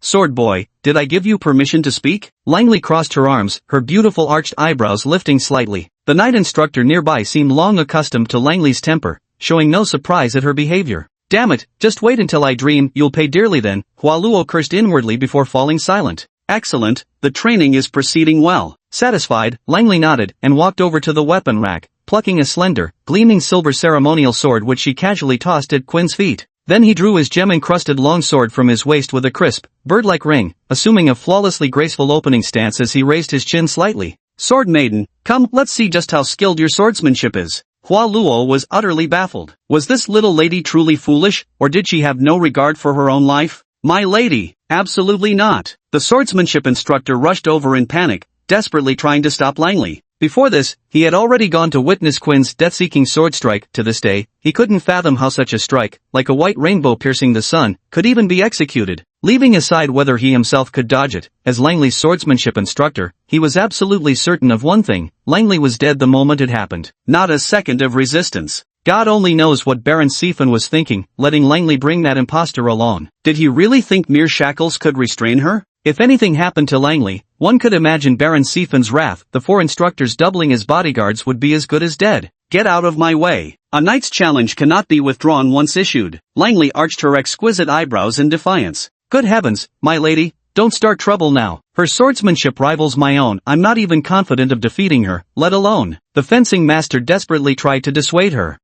With your amateurish swordplay, you'd only manage to tie with me at best." Langley's eyes brimmed with contempt for her tutor. The fencing master gritted his teeth. Damn it all. Hadn't he been going easy on her all along, feeding her flashy moves? Didn't this brat realize she was the real amateur here? How about this let blue duel with her while you observe from the side? Miss, wouldn't that allow for clearer observation? The writing instructor on the side also chimed in with persuasion. After all, if anything minor were to happen to Langley, the 4 of them would undoubtedly suffer first. The fencing instructor froze. How in the world had this mess landed on his shoulders? Others might not realize it, but while he was indeed a master of swordsmanship, his expertise was strictly confined to fair duels on the stage, flowery clashes, brilliantly fought rounds, with carefully measured strikes that ended appropriately. Nowadays this is what nobles love most among themselves. In actual combat, they can only bully those rookies a level below themselves. "Alright, you do the fighting, I'll watch." Langley cheerfully accepted the suggestion. The fencing instructor swallowed hard, cold sweat dripping from his forehead.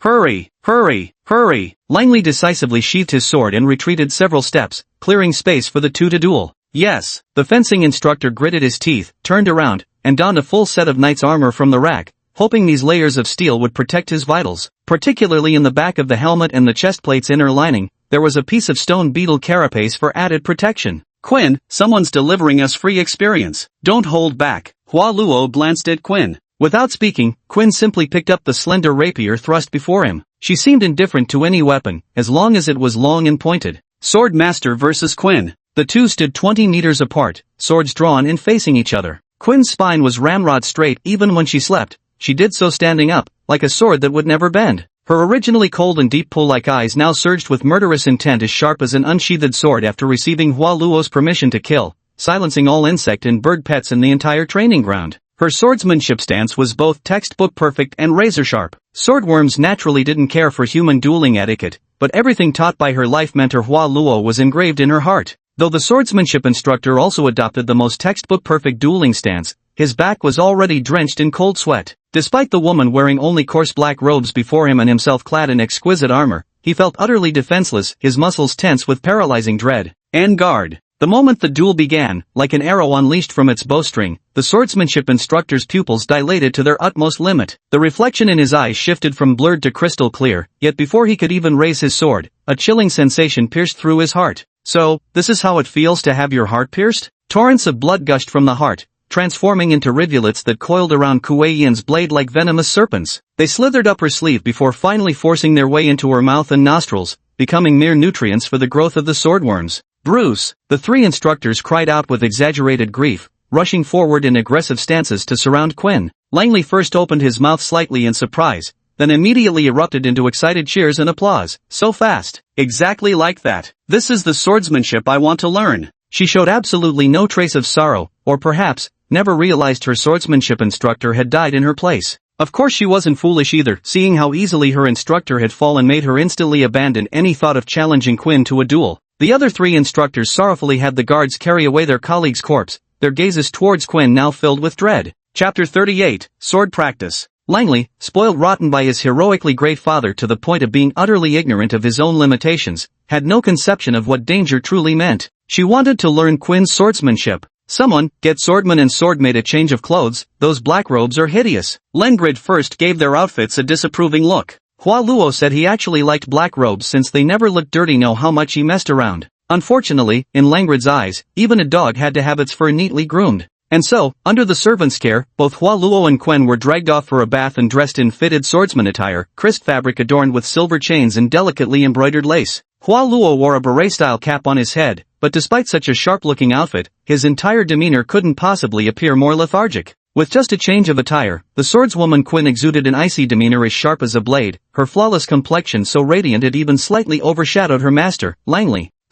That looks much better now. Langray nodded approvingly as she examined Hua Luo. This boy who just had messy hair and was dressed in a grubby black robe actually turned out to be quite handsome, far more so than any of the male students at her academy. Taking another close look at Quinn, she's quite pretty too, almost catching up to this young lady. Better keep the mask on, a slave should look the part and not steal this young lady's spotlight. I want to learn her swordsmanship, make her teach me. Langley stood before Quinn with hands on hips. She had already noticed that no matter what she said to Quinn, the latter remained unresponsive as if deaf. Communication could only go through wallow. This gesture made the three remaining mentor carriages nearby bristle with nervous tension. Quinn remained silent, not even sparing him a dumbfounded glance. Hua Luo couldn't be bothered with her. She was a swordbug born for the blade, her entire being consumed by the singular pursuit of executing one perfect strike. Want to learn it? Hell, even I want to learn it. He had practiced with Quinn countless times within dreams. Even after witnessing the natural sword patterns etched on a swordbug's body firsthand, he still couldn't replicate that strike. Little brat whose chest isn't even as big as an apple? Hey, what's with that look in your eyes? Do you want me to gouge them out? Langray glared at Hua Luo with furrowed brows.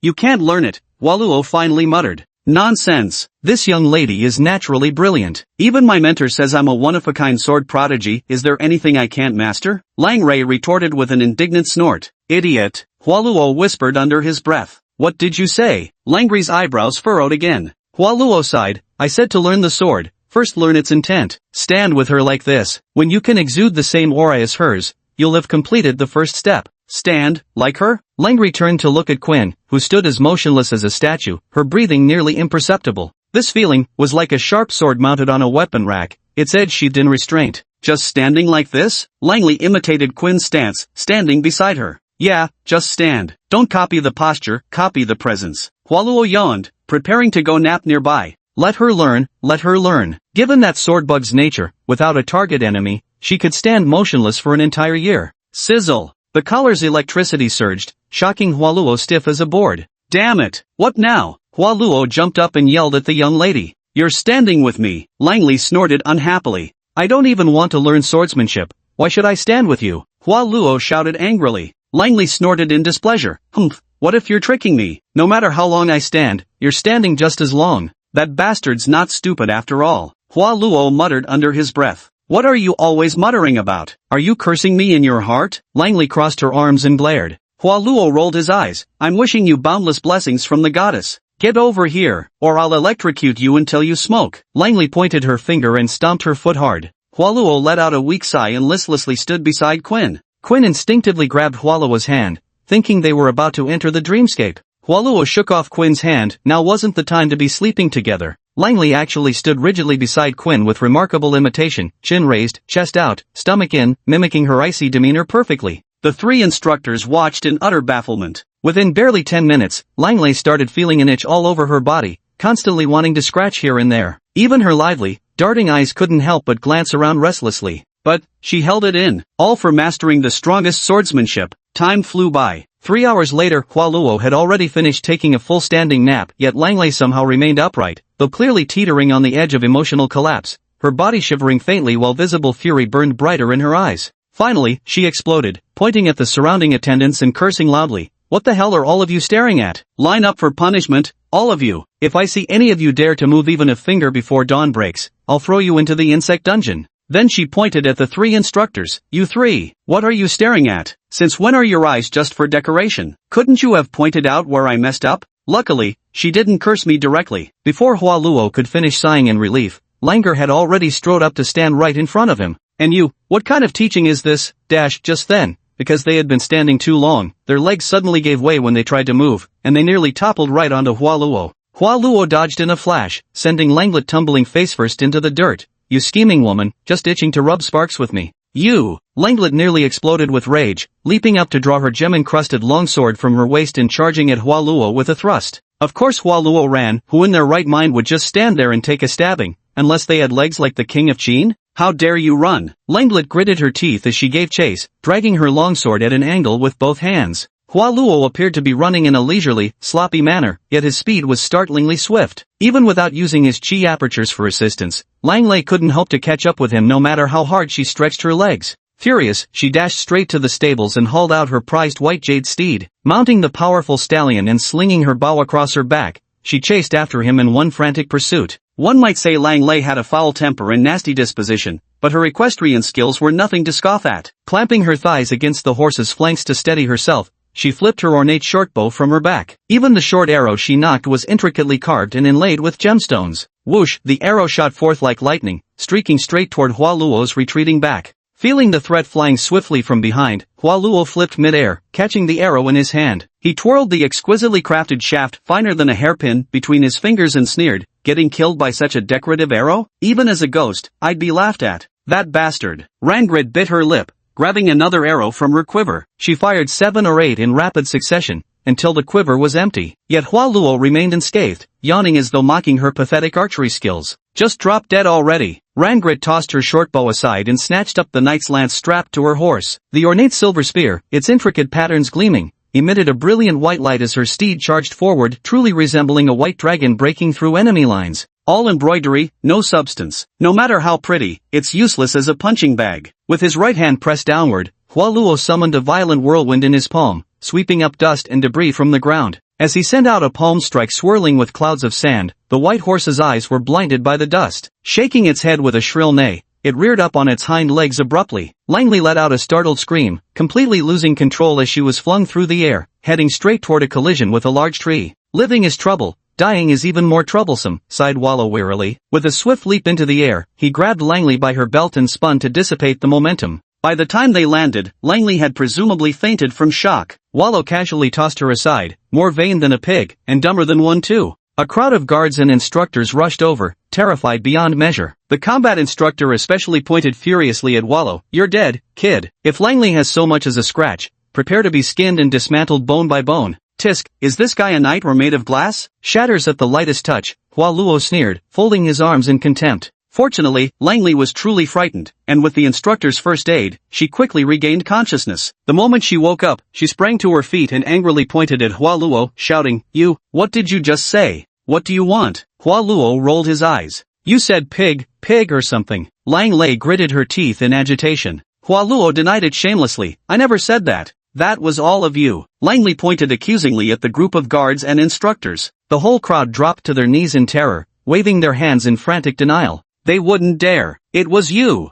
Hua Luo spread his hands innocently. Wasn't me. Then say it again. What's pretty about pigs? Langley angrily pointed at Hua Luo. Hua Luo casually replied, more vanity than pigs, but fewer brains too. Langley's beautiful arched eyebrows looked about ready to leap off her face and stab someone. See? Still saying it wasn't you. Hua Luo, oh. Drag him down and chop him up, then throw him into the insect dungeon. Lan Gray was utterly furious. The guards nearby immediately grabbed Hua Luo by the shoulders. Are you idiots? Not Kim. That stupid horse. Lan Gray's pointing finger suddenly redirected, targeting the white horse that had just caused her to trip. The white horse sat up? You. Follow me. Rangret pointed at Hua Luo, then turned and strode toward the castle area that belonged to her. The remaining 3 instructors exchanged bewildered glances. Must we really slaughter the horse? Don't be naive. She'll deny her words in the blink of an eye if it suits her. Just listen and move on. This is her finest horse. When she comes demanding it back tomorrow, are you going to throw her a horsebone? Chapter 39 Disgust.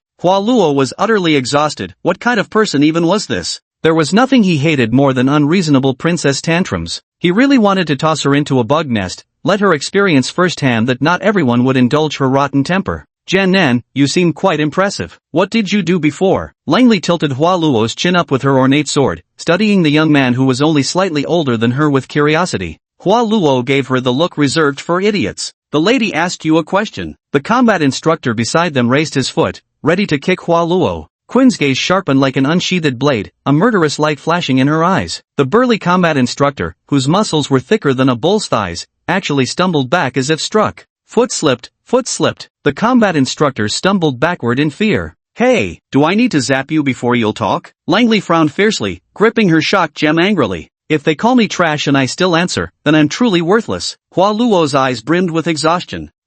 Then speak properly. What's your name? Surprisingly, Langley didn't lose her temper this time. Hua Luo. What kind of stupid name is that? Sounds like some dim-witted bird. Langley muttered disdainfully. Hey Hua Luo, what did you used to do before this? Hua Luo shrugged. Nothing, just slept and slacked off. You. Langley was about to explode when the archery instructor sidled up and whispered something to her. Miss, he's just a wild knight trained privately by a lantern knight, doing odd jobs for the master's men. So that's how it is. Langray grew even more puzzled. You seem quite skilled? You actually nearly made me lose? Hua Luo rolled his eyes mercilessly. Is there perhaps another possibility, that you're just terrible? You're asking for death. All 3 instructors leaped up in fury. Langley kicked the 3 of them fiercely, sending them sprawling aside. Get lost, all 4 of you are pathetically weak. You can't teach for shit, and you won't even let others call you out on it. The mentor flushed red with anger but didn't dare speak up. Langley suddenly clasped her hands behind her back, squinting her eyes as she smiled sweetly and adorably. This girl certainly knew how to leverage her beauty as a tool to entice others. Hua Luo, if you can teach me her swordsmanship within a month, I'll give you 10,000 gold coins and set you free, okay? Langley blushed slightly, her voice unexpectedly taking on a coquettish tone. If it were some inexperienced youth, they might actually be fooled by her fake cuteness. What kind of veteran do you take Hua Luo for? Even succubi got bored during dream simulations. With your underdeveloped steamed buns, you still think you can seduce me? Hua Luo nodded and pointed to the corner. Oh, sure. Go stand over there. No, standing is so boring. I want to learn sword techniques. Langley mimicked Quinn's deadly strike stance. Sword techniques are just simple thrusts. What you need to learn is sword intent, sword momentum. So, go stand over there. Hua Luo pointed to the corner. Fine, I'll stand. But you have to stay with me however long I stand. Langley crossed her arms with a cold snort. Hua Luo sighed helplessly. Though he could sleep while standing, it was never as comfortable as lying down. Alright then, seems you've grasped the sword intent already. Now it's time to cultivate killer aura. When will you consider yourself successful? When you can kill with a glance. Nonsense again. How can anyone kill with a look? Langrel frowned in disbelief. Quine, kill one. Quine abruptly opened her eyes, and the waiter before her was instantly terrified to the point his hair stood on end. Cool. Langley widened her eyes in delight. But I can do that too. Wait, let me focus. Her expression instantly darkened as she swept a frosty gaze across all the attendants. You will all die. Immediately, the group of attendants dropped to their knees, trembling in fear. Please spare us, young mistress. See, I can radiate killing intent too, Langley declared triumphantly with a smirk. Hua Luo rolled his eyes. That's not killing intent at best. It's people being scared of your status, intimidated by Baron Sephan behind you. If you weren't the Baron's precious daughter, you think they'd give a damn about you? Bullshit. This is killing intent. Langley immediately bristled with indignation. Listen up, all of you, from now on, I'm not Baron Sephan's daughter. Whatever I do has nothing to do with that old man. Just treat me like an ordinary commoner. The waitstaff and instructors exchanged uneasy glances. Hua Luo promptly kicked her squarely in the backside. Damn right, I've had enough of your attitude. Was waiting for you to say that. Hey, what are you doing? You're seeking death. The combat instructor was so startled he leapt forward. I'll kill you. Rage flushed Langley's face crimson. Throw him into the worm prison. Do commoner households even have worm prisons? Hua Luo shrugged innocently. Only then did Langley remember what she'd just said. Clenching her teeth in humiliated fury, she pointed at everyone. So you're all still terrified of my old man after all? No. It is indeed the young lady's commanding presence and formidable strength that have thoroughly impressed us, the equestrian instructor also fawned obsequiously. Get out. All of you, get out. I've known all along, it's you fools who keep deceiving me, making me look like an idiot at the academy. Ragnell raged, furiously kicking at a group of guard instructors. So she got beaten at the academy, and now wants to learn truly lethal swordsmanship to go back and show off. Hua Luo finally understood Ragnell's motivation. But what the hell did that have to do with him? After venting her anger completely, Langley chased her mentor away unceremoniously and dragged Hua Luo into the castle. Listen up. Teach me that swordsmanship. As long as you can teach me, I can do anything. Langley's eyes were filled with profound resentment. Anything? At all? Hua Luo sized Langley up from head to toe. Langley shivered under his gaze. What are you looking at? That little thing between men and women. She wasn't completely unaware of it. Even at the academy, there were those who fell in love early. Let's see if you can perform a spiral ascent by stepping on your own left foot with your right. Hua Luo rolled his eyes. Langley looked at the utterly unmovable Hua Luo as if she'd exhausted every possible tactic to persuade him. Clutching his sleeve with eyes reddening nearly to tears, this was a trump card she'd only ever used on her father. You're fucking annoying. Hua Luo finally snapped, his face dark with irritation. Assassin swordsmanship, it's meant for killing. A sheltered princess like you, fainting at the sight of a dead body, what the hell are you even trying to learn it for? Langlet gritted her teeth until they nearly cracked, tears welling up in her eyes. With a frustrated stomp of her foot, she wiped at her eyes and ran out. Several instructors hastily exclaimed, Miss, where are you going? Oof, I'm going to tell my dad. Let's hang that cheating couple. Langer's eyes were red from crying. Damn it, get back here. So what if it's sword training? Calling parents? What kind of crap is that? Hua Luo cursed furiously. Since you want to play games, fine, have it your way. If I don't make you spiral into the sky spewing water everywhere, then I wasn't raised by Abyss. Chapter 40, First Train the Heart. The day he was forcibly brought to Baron Sephan's castle, Hua Luo immediately began swordsmanship training for Langley. First rule, get these three idiots out of here, they're blocking my view. Hua Luo pointed at Langelai's three tutors who also served as bodyguards. Did you hear that? Get lost, don't stand here blocking the view. Langley immediately turned her head to glare at the three tutors. No, miss, Baron Sephan's orders, we must protect you. After all, they are outsiders, what if they try to harm you? The writing instructor said urgently. What outsiders? He's teaching me swordsmanship now, that makes him my instructor. You bunch of idiots who can't teach me anything are the real outsiders. Get out, get out. Langley urged them, single-mindedly eager to start learning Qian's lethal sword techniques. It's not allowed. The combat instructor stubbornly clung on no matter how many kicks he received. Hua Luo intervened, if you won't leave, then stay and serve as Qian's practice dummy. Watching the killing intent in swordplay a few more times might help your enlightenment.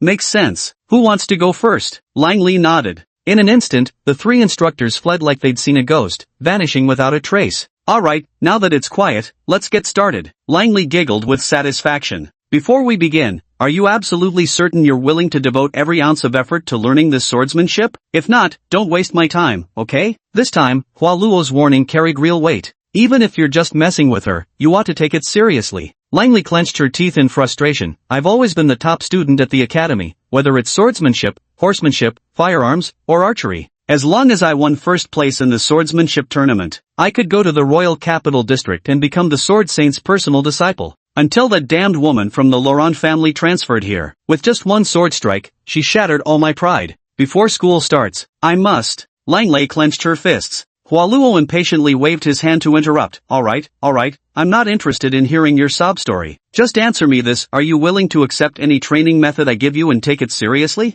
Langley looked at Hualuo and felt as if she were the chosen one, whose sincerity had finally moved her swordmaster. She was already fantasizing about her future self, gallant and heroic, a sword mistress in the making. Resolutely patting his chest, he nodded forcefully. I, Langley, swear upon the name of my father, the great knight commander, that no matter how difficult or grueling the training may be, I will surely. Alright, whatever. Let's just get started. Hualuo waved his hand dismissively, pulling Quinn to sit cross-legged by the lakeside. The art of killing with a sword demands absolute calmness. Your mind is too restless. When your heart is still as water and your eyes perceive nothing, you become naturally invincible. Understand? Hualuo was a bit tired after a busy day and decided to take a nap first. The lakeside scenery of this estate was truly beautiful, perfect for dozing off. Especially the clusters of enormous water lilies floating on the lake. Quinn, never one to have her own opinions, simply leaped onto a water lily in silence. Sitting cross-legged with her back straight as a ruler, she exuded an imposing sword aura. Hualuo took a deep breath as hydrogen filled every intercellular cavity through his air sacs,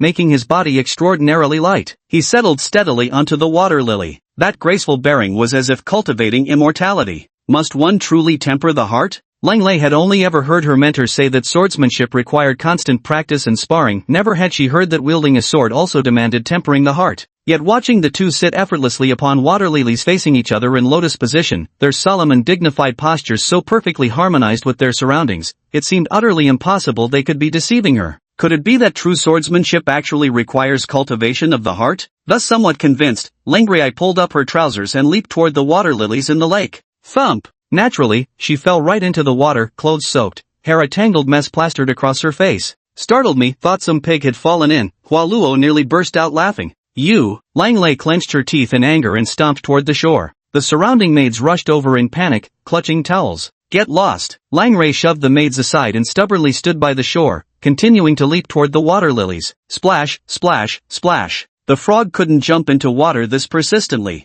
Hualuo couldn't be bothered to watch her struggle. He'd long since pulled Qian's hand and entered the dream simulation. It had been ages since they last slept together. Practiced swordsmanship, that is. Yet Langley proved stubborn, tirelessly leaping into the water until she'd nearly trampled all the water lilies in the lake. Finally, under the moonlight's descent, she at last succeeded in standing steadily upon a water lily. She shouted excitedly as if she had already mastered swordsmanship to perfection. Of course, that couldn't be true. It's just that the combat instructor couldn't bear to watch the young lady plunge into the water over and over again, turning herself into a soaked monkey. He had no choice but to swim underwater and secretly prop up the underside of the water lily with his back, forcibly lifting Langley up. Completely unaware, Langley paddled the water excitedly, bringing the water lily close to the other two. She imitated their posture, sitting cross-legged, and even placed her hand on Hualuo's. Hualuo impatiently opened his eyes and gave her a fleeting glance. Look, I can sit steady now. I'm joining the meditation. Ranglet's eyes sparkled with joy, though her damp face looked slightly disheveled.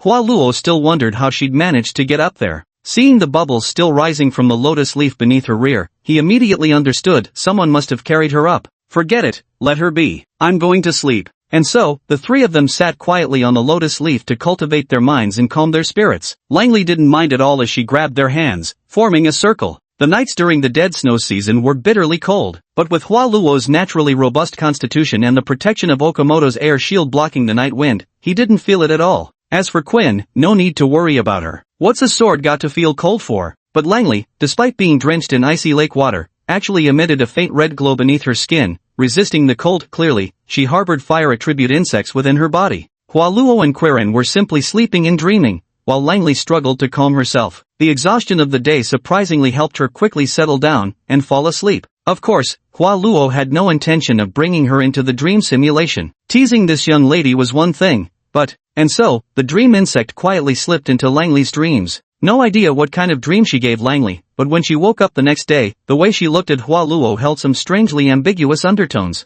Hualuo touched the spot on the back of his head where the dream parasite resided. You idiot, I told you to give her nightmares to scare her, not wet dreams. Langley ran back to the castle to take a bath and change into a clean swordsman's outfit, completely failing to notice her combat instructor floating belly up in the lake with rolled back eyes, the very same lake that had supported her all night. Hey, Hualuo, shouldn't we practice swordsmanship today? I can already sit on the lotus leaves, my heart has grown perfectly tranquil. Go kill some fish. Ha, Langley thought she must have misheard. When you can gut fish until your heart turns as cold as the blade in your hand, you'll be about ready to practice the sword, Hua Luo taunted, eyebrows twitching provocatively. Chapter 41 The Fish-Slaying Sword Saint. Hua Luo wasn't joking. How could a swordsman who couldn't even gut a fish ever hope to become a sword saint? Among the 10 hidden sword saints, the most formidable one is known as the god of fish killers. His icy gaze is as cold as the blade he wields. Langley had never heard of it, but that didn't stop her from choosing to believe. Because she inexplicably thought that gutting a fish was a simple task, she didn't even realize fish had entrails, only recalling how the ones served at home were always neatly cleaned.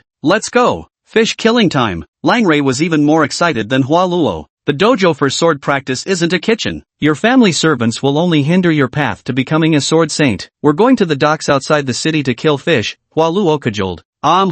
Let's go out then. With that, Langrei headed to the stables and mounted her white steed, completely forgetting her vow yesterday to chop it up as worm feed. Young mistress, where are you going? You haven't had breakfast with the master yet. The personal maid came running over in alarm. Miss, you mustn't let him trick you into leaving. The instructor hidden in the shadows for protection panicked and rushed out. Hurry, we can't let these fools interfere with my sword saint training. Ranglei urged Hua Luo to mount up. Hua Luo selected a sturdy black horse nearby and pulled Quine onto its back with a wave of his hand. The silent sensation felt like carrying a sword on his back. Hua Luo's horsemanship wasn't great, so he could only trail behind Quine as they galloped wildly toward the castle gates. The riding instructor hastily commandeered another horse and gave chase. We can't let the young lady run off with this wild boy, or the Baron will surely have me strung up and whipped. Langley wasn't about to take this lying down. She turned around, drew her bow, and unleashed a flurry of arrows back at them. The riding instructor didn't dare fight back, he could only duck his head and dodge the arrows. By the time the danger had passed and he raised his head again, the pair had already vanished into the distance on their swift horses.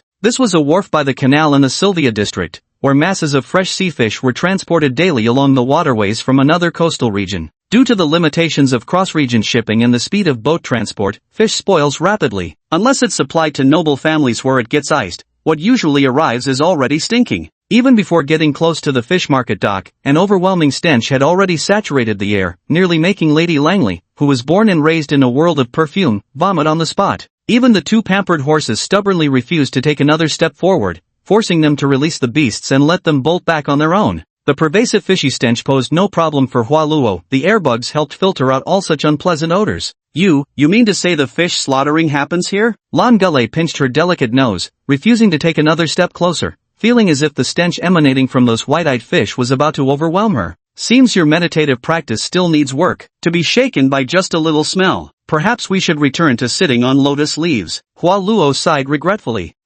No, I can endure it. Lan Gulei reluctantly pulled out an exquisite silk handkerchief to cover her nose and mouth before following Hua Luo into the fish market docks. The deeper they went, the more the foul odor made their heads throb. The busy workers were unloading barrels upon barrels of seawater fish from the ship when they spotted this incongruously refined young lady passing by, nearly staring straight with disbelief. The worker carrying the fish barrel lost focus for a moment, his hand slipped, and the barrel crashed to the ground, shattering apart. Fish with glassy eyes slithered across the floor, earning the worker a vicious lashing from the overseer standing nearby. Why are there overseers here as well? Because in this district, all the lucrative industries were monopolized by the upper class, leaving the poor forever trapped in menial labor. Rows of fish stalls lined the street, where countless workers deftly gutted fish with their detached gazes, practiced motions, and icy blades. Wasn't this the pinnacle swordsmanship Langrei had been searching for? Ugh! Just one glance at the colorful mess of entrails spilling from the fish belly sent Langrei doubling over the canal railing, gagging violently. As she leaned over, matters only worsened. Beneath the railing lay a dense, piled-up mountain of rotting offal. This time, she truly threw up in frenzy. Ha! Hua Luo almost laughed aloud. Watching Langrei's humiliating vomiting fit, the shame of being electrocuted by the collar gradually faded away. I imagine Langley would definitely run back to the castle without even turning her head around, never mentioning sword practice again. Yet to his surprise, Langley actually wiped her mouth and walked back. Hurry up and start. I can barely hold back. ? Hua Luo looked at her with astonishment. Was she actually determined to gut fish now? Come on, what's next in practice? Langley urged impatiently, her brows furrowed. Hua Luo shrugged his shoulders. If you want to play, then go ahead and experience the life of the lower class properly. He randomly pointed to a relatively idle fish stall in the corner. The damp, moldy wooden shed didn't even have a sign. At the entrance sat a wooden bucket, a stool, and a middle-aged man with stubble, clutching a greasy wooden pipe between his teeth. His melancholic, dazed gaze did nothing to dull his razor-sharp fish-cleaning skills. One stab, one scoop, one flick, and a clump of filthy, slippery innards was perfectly extracted from the belly, as if honed by thousands of repetitions. What the hell, kid, this ain't no place for. The man squinted at the trio standing before his fish stall through the smoke of his pipe, speaking in the distinctive coastal slang of the district. What's he saying? Langley couldn't understand a single word. Hua Luo interjected, this young miss wants to learn fish gutting from you, no pay, just helping with your work. The uncle didn't even look up, deftly filleting 2 more fish mid-sentence. Don't mess with me now, I'm too damn busy, ain't got time for your. I'm not joking, she's really here to learn fish slaughtering, and might even pay you tuition, Hua Luo answered earnestly. The fishmonger instantly became irritated, his slanted triangular eyes narrowing as he angrily stabbed his cleaver into the chopping block. Standing up, he pointed at the trio and yelled, you damn rich kids are just bored with too much food. Instead of enjoying your cushy lives, you come here to slaughter fish. Fish slaughtering every damn day. 30 years of gutting fish, my heart's as salty as the fish now. I wanna live in a big house. I don't even wanna get married anymore. Humph, fish slaughtering. After cursing, he angrily sat back down and continued noisily gutting the fish. What's he saying? He looks so fierce, Ranglei asked, pinching her nose. Hua Luo, don't worry, it's normal for a sword saint to have some temper. He's the sword saint? Ranglei exclaimed in surprise. Hey there, Hua Luo nodded. Uncle, I genuinely want to learn swordsmanship from you. Langley hastily bowed at the waist. You calling me? Sword? Saint? The fishmonger suddenly perked up. Oh, running his little finger through his slightly receding luscious hair. Never thought that I, the fish-slaying sword saint, hidden from the world for so many years, would still be found by you lot. Ah, forget it, no more pretending. A man as dazzling as me stands out wherever he goes. I'll lay my cards on the table. I am none other than the legendary fish-slaying prince of Manchester's shores, the water sword saint, Mofeet. W. Water. Water sword saint? Langley's eyes widened in shock. Then I'll leave it to you. Let her learn fish cleaning here. I'll head back now. Hua Luo hadn't expected the fishmonger to play along with the act so readily, which conveniently spared him any effort. You mentioned paying tuition earlier? Got 100 gold coins? The fishmonger rubbed his fingers together with a wicked grin. Yes, right here. Ringaray understood this part clearly. She hastily pulled out her purse and poured out a large handful of coins, about 100 or so. Then focus on practicing fish gutting here. When you've trained enough to make your heart like iron and your knife like ice, I'll return to teach you swordsmanship. Hua Luo yawned lazily, tugging at Quinn's sleeve as he prepared to head home for sleep. Don't you worry. This young lady is a swordplay genius. I'll master it within half a month for sure. Ranglet excitedly felt she was tantalizingly close to achieving sword mastery. Yet merely 3 minutes after Hua Luo left, Ranglet flailed her slick hands as if she'd tumbled naked into a slippery world of fish. A scream tore through the fish market. Help! Dead fish are attacking this young lady. Chapter 42, Change of Heart. This was the first time Hua Luo brought an outsider home, mainly because Quinn truly was worry-free, sitting quiet and still without a word. Even if ignored, she could stay seated for an entire day. Abyss and Quinn faced each other, staring wide-eyed for an entire day. Luo, why isn't she speaking? Is she a mute worm? Abyss pinched and squeezed Quinn's cheeks repeatedly. I am the swordworm. Quinn's gaze was sharp as a blade, fixed unwaveringly on Abseth. Abyss had a carefree heart, completely impervious to her murderous threats. You can speak, then why won't you talk? Abyss blinked her eyes. Can't be bothered. Quinn kept staring at Abyss's neck, as if searching for the perfect angle to stab into it. Abyss narrowed her eyes at Quinn, sniffing her with evident confusion about how weak her life force was. How many people do you eat per meal? Quinn, 10 ounces. Abyss shook her head repeatedly. That's too little. Too little. Girls need to eat more. I'll take you out for something big. Hua Luo yawned. Stop teasing her. She's not like you. Being religious and vegetarian, only eats plant-based people. Then I'll knock out one plant-based person, and you eat one. Abyss excitedly grabbed Quinn's hand and dashed outside. Yes, it was indeed a grasp, holding onto her ankle while Quinn's body remained ramrod straight. Hey, she's a swordworm, not a sword. You don't hold her like that. Hua Luo couldn't even stop him with his shouting. Living aimlessly, snacking on sweets and dozing off, such blissful idleness was simply unbeatable. Like an utterly ambitionless salted fish, he spent half a month lazing around, even forgetting all about Langley's very existence. Until Galen burst into his house dressed in black robes like a ghost, delivering a punch that nearly knocked his soul out of his body. Phew-walk, you're still sleeping here. Hua Luo sat up in confusion.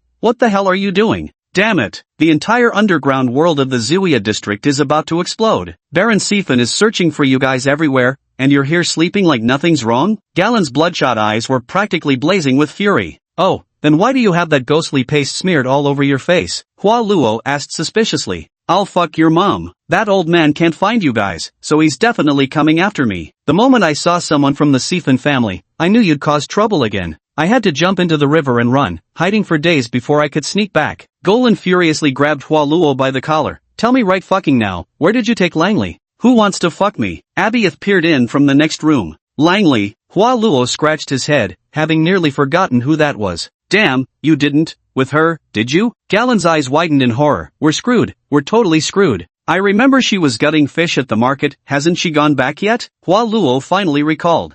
Gutting fish? Galen looked at him like he was insane. You kidnapped the Baron's most treasured daughter, to gut fish? She wanted to go herself. I don't care, you go bring her back, intact, to Baron Sephin's house, immediately. Goran's voice was nearly hysterical. Oh, Hua Luo lazily got out of bed. How dare you yell at my baby? Abyss crossed her arms indignantly. Stop messing around. Hua Luo yawned, pushing Abyss's head back into the room. The fish market by the canal in the Scythia district was only just winding down as evening fell, its daily bustle coming to a close. Clad in a fishskin dress, Langley's once beautiful long hair was messily tied up. Her fair, slender fingers gripped a slippery gutting knife as she deftly sliced open fish bellies. Those lovely little hands reached inside, pulling out guts that she flung casually into the river. Splattered with droplets of blood and tiny scales, her face no longer bore any trace of its former beauty. So thoroughly disguised was she that the guards of the Siphon family, going door to door in their search, passed by this roadside fish stall countless times without ever realizing the gutting girl was none other than their own young mistress. From crying, vomiting, and killing fish all at once in the beginning, after half a month of rigorous practice, she had truly mastered this skill with surprising proficiency. Alright, let's wrap up and close the stall early. Those flesh-eating monsters will be out soon. Ever since the fishmonger took on an apprentice and gained more free time, he'd developed yet another bad habit, heavy drinking. The fish market, reeking of blood, had always been a den for the mutated shapeshifters. Everyone knew they liked to lurk in every corner along the river, yet no one ever bothered to eradicate them. MHM, I'll close up right after cleaning. Langray diligently fetched water from the river to wash away the filth in front of the shop. Why so diligent? Please, this is the Sword Saint, an opportunity others might never encounter in their lifetime. Langray vowed that no matter how hard, exhausting, or revolting it got, she would master his swordsmanship just to show off to that old man back home. There's fish soup on the table, remember to bolt the door. The Sword Saint has some revelries to attend. The fishmonger, now flush with gold coins from tuition money, happily headed to a tavern in town for a drink or two. Yes, don't worry, instructor, I'll master swordsmanship. Langley spun her blade with spirited determination. No, not that vibe. Your gaze needs melancholy, your heart ice cold, your words world weary, the type that's indifferent to everything. Whatever, kid, you still need practice. The fishmonger casually waved his hand while sauntering off, humming a tuneless song as he left the fish market. Langley scratched her head. Weren't these emotions a bit advanced for someone her age? Whatever, might as well clean up the shop first. At this moment, a sleazy fish market foreman sauntered over, leering with mischievous eyes. Well, if it isn't the little cousin from the Morfitt family, why bother with this dirty work? Come play with me, sweetheart, one day with me is worth a year of this drudgery. Get lost. Ranglet's blade-like eyebrows slanted sharply as her fish-gutting knife danced deftly in her hand. Oh ho, quite the spicy one. I don't believe you'd actually. The thuggish foreman extended a finger tauntingly. Whoosh, the blade flashed, and fingers hit the ground. Ah, you, how dare you, you're dead meat. The two thugs, who only bullied the weak and feared the strong, clutched their severed fingers and hastily fled. A bunch of small fries. Langley had been learning swordsmanship here recently and genuinely felt the suffering of the lower classes. Renting a fish stall for a month cost 3 gold coins, and every few months, you had to rotate locations. If you didn't want to move, you had to secretly bribe the manager. The channels for sourcing fish were all controlled by gangs, with exorbitant purchase prices squeezing the profits from selling fish down to just enough for a family of 3 to scrape by on food, clothing, and shelter. Even a brief illness forcing a few days' closure could plunge the family into poverty. Yet despite such hardships, these idle hoodlums would still come around regularly to extort fees, air pollution charges, pavement cleaning fees, river usage fees. The stubborn old fishmonger, standing alone in his defiance, always refused to pay. This earned him resentment and left him relegated to a decrepit stall in the farthest corner. What's most infuriating is that these bastards actually work for my father's family business. When I master swordsmanship and return home, I'll make the old man hang you all by the river to feed the fishes. While fetching water from the river with a wooden bucket to wash my hands, all the fishmongers nearby know you must never squat directly by the riverbank to draw water, or the demons below will drag you under. Suddenly, piercing children's wails and ghostly howls of incantations came drifting from the nearby docks. A group of fish market residents were crowding around a figure clad entirely in black robes, wearing a pointed black hat with only 2 eyes visible, cheering and clamoring noisily. The crowd was also holding up a wooden basin, inside which a pair of young boys and girls were wailing their hearts out. Nearby, the fish market overseers watched the spectacle with great interest. What's going on here? Langley didn't understand and grabbed hold of a fish worker. Oh, we're making sacrifices to the fish monster in the canal. As long as we offer a pair of a boy and a girl every month, the fish monster won't come ashore to harm us residents of the fisherman's wharf. The fisherman spoke excitedly. What? You're actually sacrificing to a monster? Ranglet seemed to have heard something utterly unconscionable. She knew about the fish monster in the canal, parasitized by worms, but eliminating it underwater without the full support of the church and the kingdom would be impossible. Even professional water godworm knights might not be able to defeat it. She just never expected that the fisherman would resort to sacrifices to prevent the worm-infested creatures from coming ashore to devour people. Two children, around 5 or 6 years old, likely already aware of their fate, were wailing with heartbreaking intensity, crying out for their mothers again and again. Yet their desperate shouts were drowned out by the roaring, torch-waving crowd that buzzed with excitement.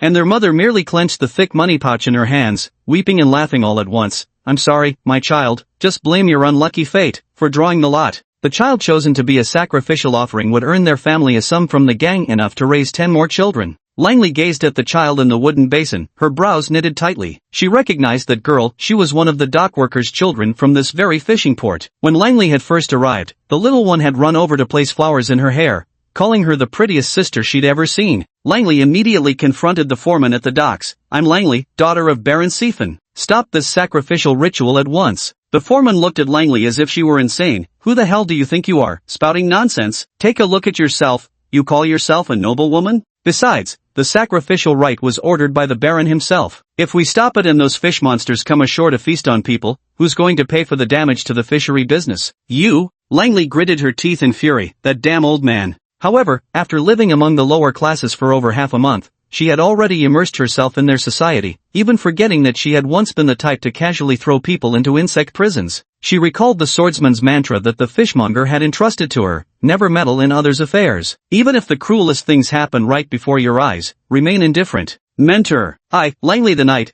cannot stand by and watch someone feed children to insects. Langley returned to the wooden cottage, picked up her gem-encrusted longsword, unsheathed the gleaming blade, and leaped forward with a mighty kick aimed at the lunatic cultist priest dancing about with his fanatical gestures. Chapter 43, Strangling a Fish Monster. The first principle of fish slaying, never meddle in others' business. Langray failed to follow this rule, so the sword she unsheathed was naturally her own blazing flame swordsmanship that burned as fiercely as fire. By now, the crowd had gathered at the docks, cheering and pushing the wooden tub carrying the child toward the opposite bank of the canal, eagerly anticipating the monthly spectacle of the fish monster devouring a human. Two pale, waterlogged claws covered in moss slowly crept up the sides of the wooden basin, terrifying the two children so badly they nearly screamed themselves hoarse. The fishmongers on the shore cheered even more wildly, while the black-robed priest in the pointed hat danced about, shouting, "Feast, O fish god! Feast upon our offering! Please, no more attacks ashore!" Though Langley came from a noble family, her reflexes were nothing to scoff at. She leapt into the air, delivering a kick to the priest's back that sent him tumbling into the river,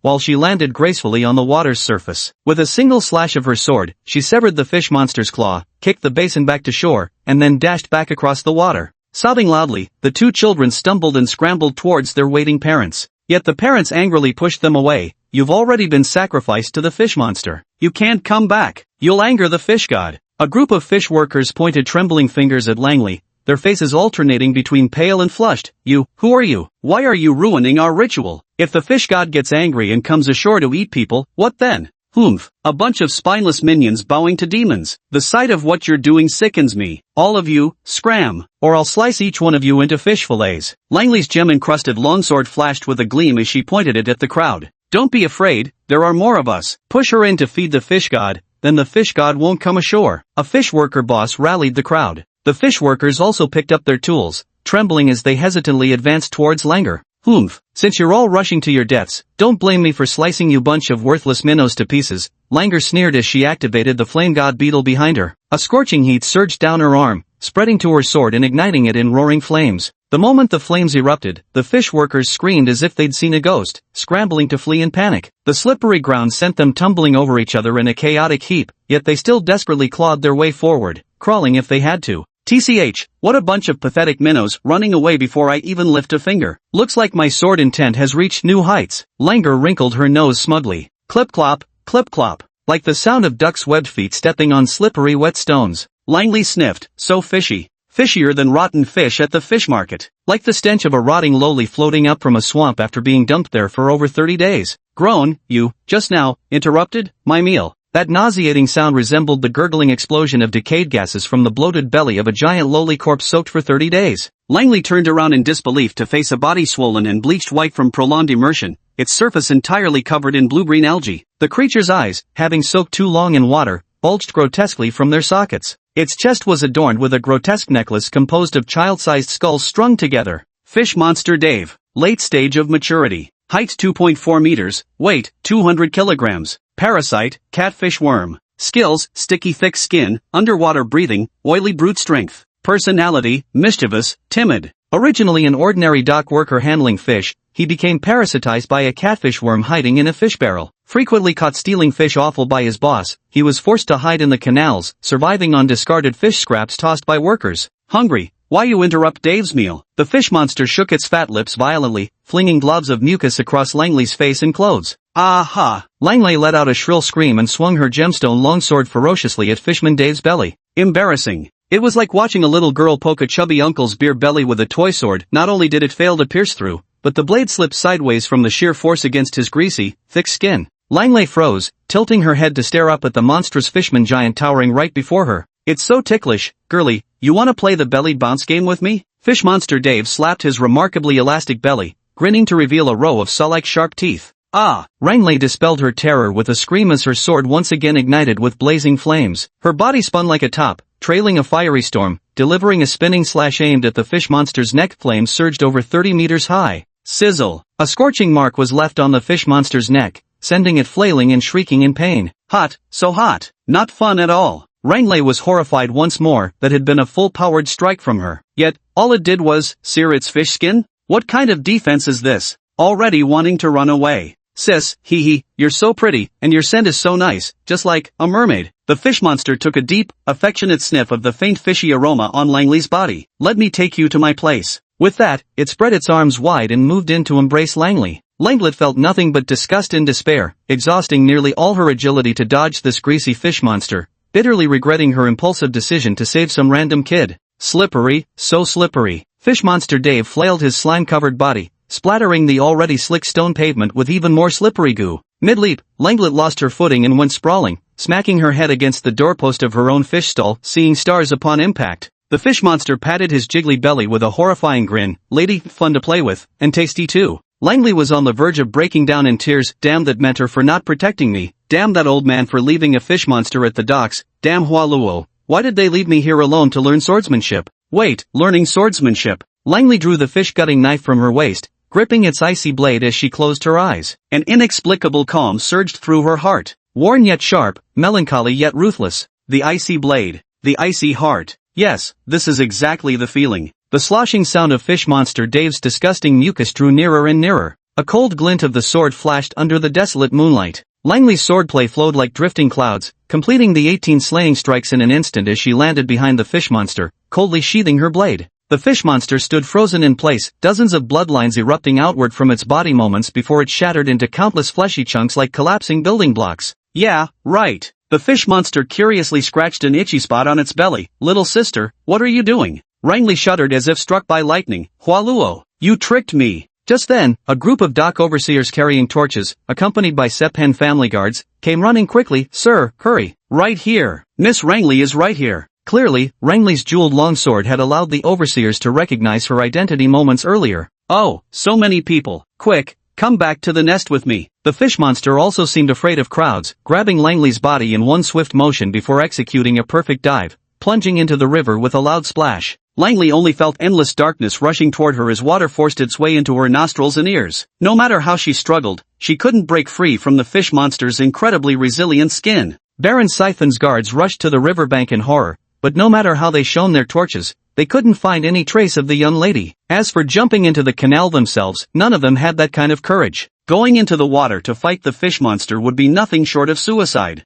Langley's senses grew increasingly blurred as her consciousness gradually dissipated. Yet at that very moment, a figure shot into the water like a cannonball, moving so fast it barely disturbed the surface. Everyone blinked in astonishment, wondering if their eyes were playing tricks on them. Little saltwater shrimp, this lady's way out of your league, Wallow muttered through gritted teeth as he seized the fish monster's wrist, gripping Langley and wrenched it with all his strength. It's so slippery, awkward, didn't manage to pry it open. As long as we're underwater, Dave fears no one. The fish monster grinned, grasping Hua Luo's ankle with one hand as its large bubble eyes sized up the fresh prey, thinking this one definitely had more meat on its bones. I hate slimy wet things, especially eels. Hua Luo's eyes remained utterly calm as he executed an underwater combat roll, assuming the naked guillotine chokehold Galen had once taught him. His hands formed an iron lock, ruthlessly clamping around the fish monster's neck. His legs locked like shackles, piercing through the fish monster's arms to clamp its ribs. Formed into such a grappling lock while suspended mid-river, no matter how slippery the fish monster's body might be, without any leverage point, it had no way to break free.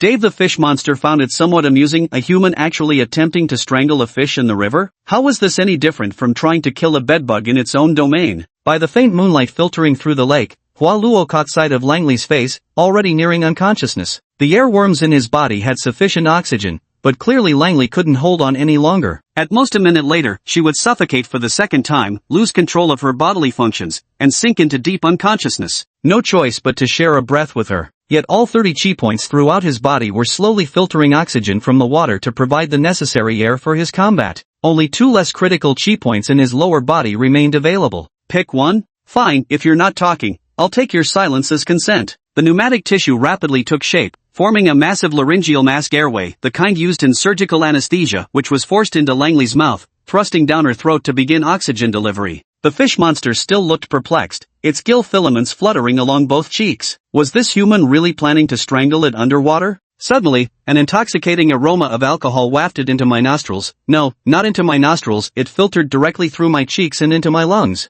Alcohol? How could there be alcohol at the bottom of the river? So fragrant, so mellow. Daff hadn't had a drink in far too long. Though he couldn't fathom why there would be alcohol at the riverbed, he greedily inhaled several more mouthfuls, gradually growing tipsy. Every time the fish monster lost a bit of control over its muscles, Wallow tightened the joints of his body just a little more. Like boiling a frog in warm water, he painstakingly bent the fish monster's spine backward bit by bit. And combating a formidable mature stage fish monster was a process that took several hours to complete. By this time, the entire riverbank was already surrounded by Baron Siphon's attendants, who were at a loss as they illuminated the area with torches. Even Baron Siphon himself had been alarmed into action, galloping over on his swift horse. The moment he heard his daughter had been dragged into the water by the fish monster 2 hours prior, he flew into a rage, kicking each of the guards on the shore into the river one by one. No one was allowed back ashore until they recovered her. The guards were terrified, of course, yet no one dared mention there might be more than one fish monster in the river. But under the Baron's ruthless pressure, they had no choice but to steel themselves and flounder around aimlessly in the water. Though deep down, they all knew, after 2 hours, the young lady was likely already fish-dung by now. It wasn't until daybreak that a dark, indistinct mass floated up to the water's surface, and beside it, were those 2 people? It's Miss Langley. How pitiful, her lips are all swollen from the water.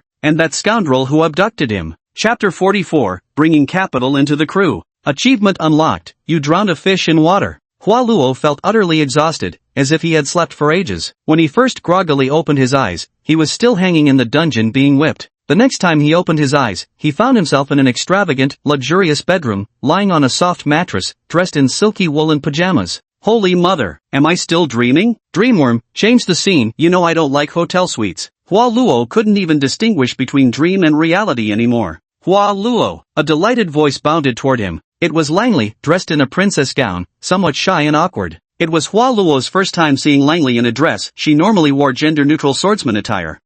Thank you for saving me? Langley blushed faintly. Oh, I was just saving myself. If something happened to you, your dad would tear me apart and use me as bait in the river. Hua Luo got up indifferently, rummaging for his clothes as he prepared to leave. But, Langley still fidgeted nervously, clutching the hem of her skirt. Hua Luo eyed her blushing face suspiciously. Have you been hanging around that lecherous bug Pushi? Pushi? Who's that? Langley froze, clearly unfamiliar with the name. Oh, where are my clothes? I need to go home. Sleeping here feels so uncomfortable. Hua Luo rubbed the back of his neck. Ah, you're leaving already? Langley suddenly blushed, her face turning crimson with urgency. Hua Luo frowned at her with undisguised disdain. It's not even revival season yet. Why are you acting so lovesick? Langley stamped her foot in frustration. That was my first kiss. When did I kiss you? Hua Luo was even more confused. That, in the water, mouth-to-mouth resuscitation, that's how it's described in novels. Langley blushed furiously. Idiot. Hua Luo expressionlessly extended his palm, the pneumatic pores in his palm gradually expanding and lengthening, stretching out like an air tube. Want another puff or two? Guaranteed as fresh as a pure loli's first kiss. Ah, it wasn't mouth to mouth. Langley gasped, covering her mouth in surprise. Stop your daydreaming. I'd rather kiss a pouting fish than kiss you. Hua Luo rolled his eyes, threw on his clothes, glanced at the guards by the door, then decisively opened the window to make his escape. He absolutely loathed dealing with the rich and powerful. No doubt Baron Sifan would summon him soon, just another round of hollow pleasantries and pointless small talk that wasted his precious life. Going home to sleep sounded far better. Don't you dare leave. Langley lunged forward, grabbing Hua Luo's robe so fiercely she nearly yanked his pants down. What the hell do you want now? Hua Luo groaned in exasperation. You can't leave. You haven't finished teaching me swordplay yet. Langer grabbed Hua Luo's sleeve and pouted her lips again. Oh goddammit, no swordplay, no swordplay. It was all a lie. Just messing with you, Hua Luo weakly confessed. I don't care, I don't care. I want you to teach me. I just like learning from you. Teach me anything. Langer waved her hands and actually started acting spoiled. Hua Luo remained expressionless. Had this woman fallen into some river and gotten her brain soaked in stupid water or something? Do you want to go back to find your friends, that what's their names? Gorin, Quinn, Pushi? Your little light watch squad, I'm joining too. Langley's bright eyes shone with absolute determination. Hua Luo rolled his eyes so hard they nearly vanished into the back of his skull, utterly devoid of will to live. Let's go. Otherwise my annoying dad will start nagging again. Langley practically clung to Hua Luo's neck as they leapt from the castle together. The three instructors being whipped in the courtyard, seeing their young mistress get whisked away by that boy again, nearly wept in despair. Tell the old man not to come looking for me. He's so annoying. I'll come back whenever I feel like it. Langley shouted at the guards as she rode her white horse out of the castle once more. The three mentors wept bitterly, thinking, young mistress, you may run off freely, but it's us who'll take the beating. The shabby night watch base was perhaps experiencing its liveliest period since its establishment. Galen, Hua Luo, Pushi, Quinn, Langley, and Alice, who was reduced to just a head, too fearful to even show her face properly. Can't you just stay the hell out of trouble for once? Gotta get me killed before you're fucking satisfied? Galen nearly lost it seeing Waro drag Lagertha out yet again. If you can convince her to go back, I'll thank your ancestors for 8 generations, Hua Luo muttered, eyelids drooping weakly. I volunteered to follow Hua Luo. I want to learn swordsmanship from him. Langley subtly but persistently inched closer to Hua Luo. Does this guy even know swordsmanship? Galen stared at Hua Luo in astonishment. Oh, it's the scent of spring hormones. When did you two go pft? Excitedly sniffed at Langley. This damn pervert. Why is she here? Hua Luo was utterly exhausted. Obviously, she's joined the Night Watchers now. From now on we'll fight together to purge all the pretenders. Gorin pulled tightly into her ample bosom. He buried herself comfortably against Gorin's chest, completely forgetting that she was supposedly a member of Eden's church. Alright, you guys go ahead and train. I'm gonna sleep. Once again, Hua Luo lay down on the rock as was his habit. Langley cast a disdainful glance around the dilapidated base. This place is too shabby. I'll have my dad renovate a training ground for you. Ha, Golan froze. Was this some rich kid buying her way into the guild with daddy's money? In just a week's time, workers from Baron Sefan's household arrived with various bricks and tiles to construct a training ground, stables, an armory, a lounge, a wine cellar, numerous metal training dummies, military equipment. Even Jelen's long-stalled application for the Night Watch night position in the security department was unexpectedly delivered right to his doorstep by the security chief himself. The whole group ended up becoming officially registered Night Watch Knights of the Kingdom,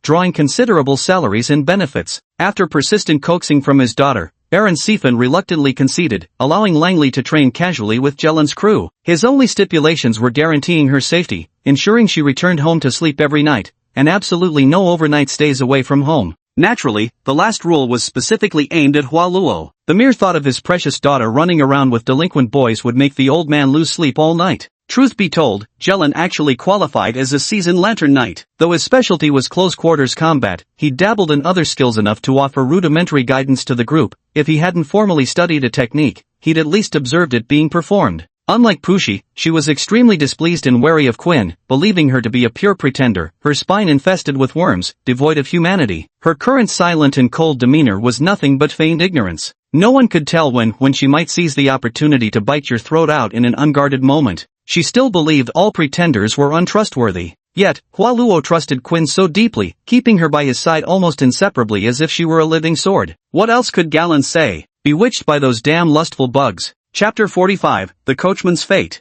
Drab training, dreary existence, another wasted day. Sick to death of this miserable life. Why won't it just end already? Dusk fell, and the night watch training squad dispersed, everyone heading home to their own families. Hua Luo casually hailed a rickshaw, preparing to take Keen back home. Hey, young master, what a coincidence, it's been ages since I last pulled you, hasn't it? Hua Luo opened his tired eyes for a glance. It was that familiar rickshaw puller he frequently hired, a sturdy and powerfully built young man. As usual, she couldn't be bothered to spare him a word. Just flicking a silver coin his way was enough. A lucky young chap like him surely remembered where he lived. Why say he's lucky? Such a firm, chewy piece of muscle still hasn't been eaten by the pretenders yet. How can you say he doesn't have some luck on his side? As usual, I popped a blood crystal lollipop into my mouth after boarding, pulled my hat over my face, and took a short nap. Quinn watched the lollipop rolling in Wallow's mouth, her eyes filled with longing. Wallow opened the candy box and fetched one for her too. The sight of Quinn's chilling yet enchanting beauty paired with a childish lollipop was somewhat incongruous,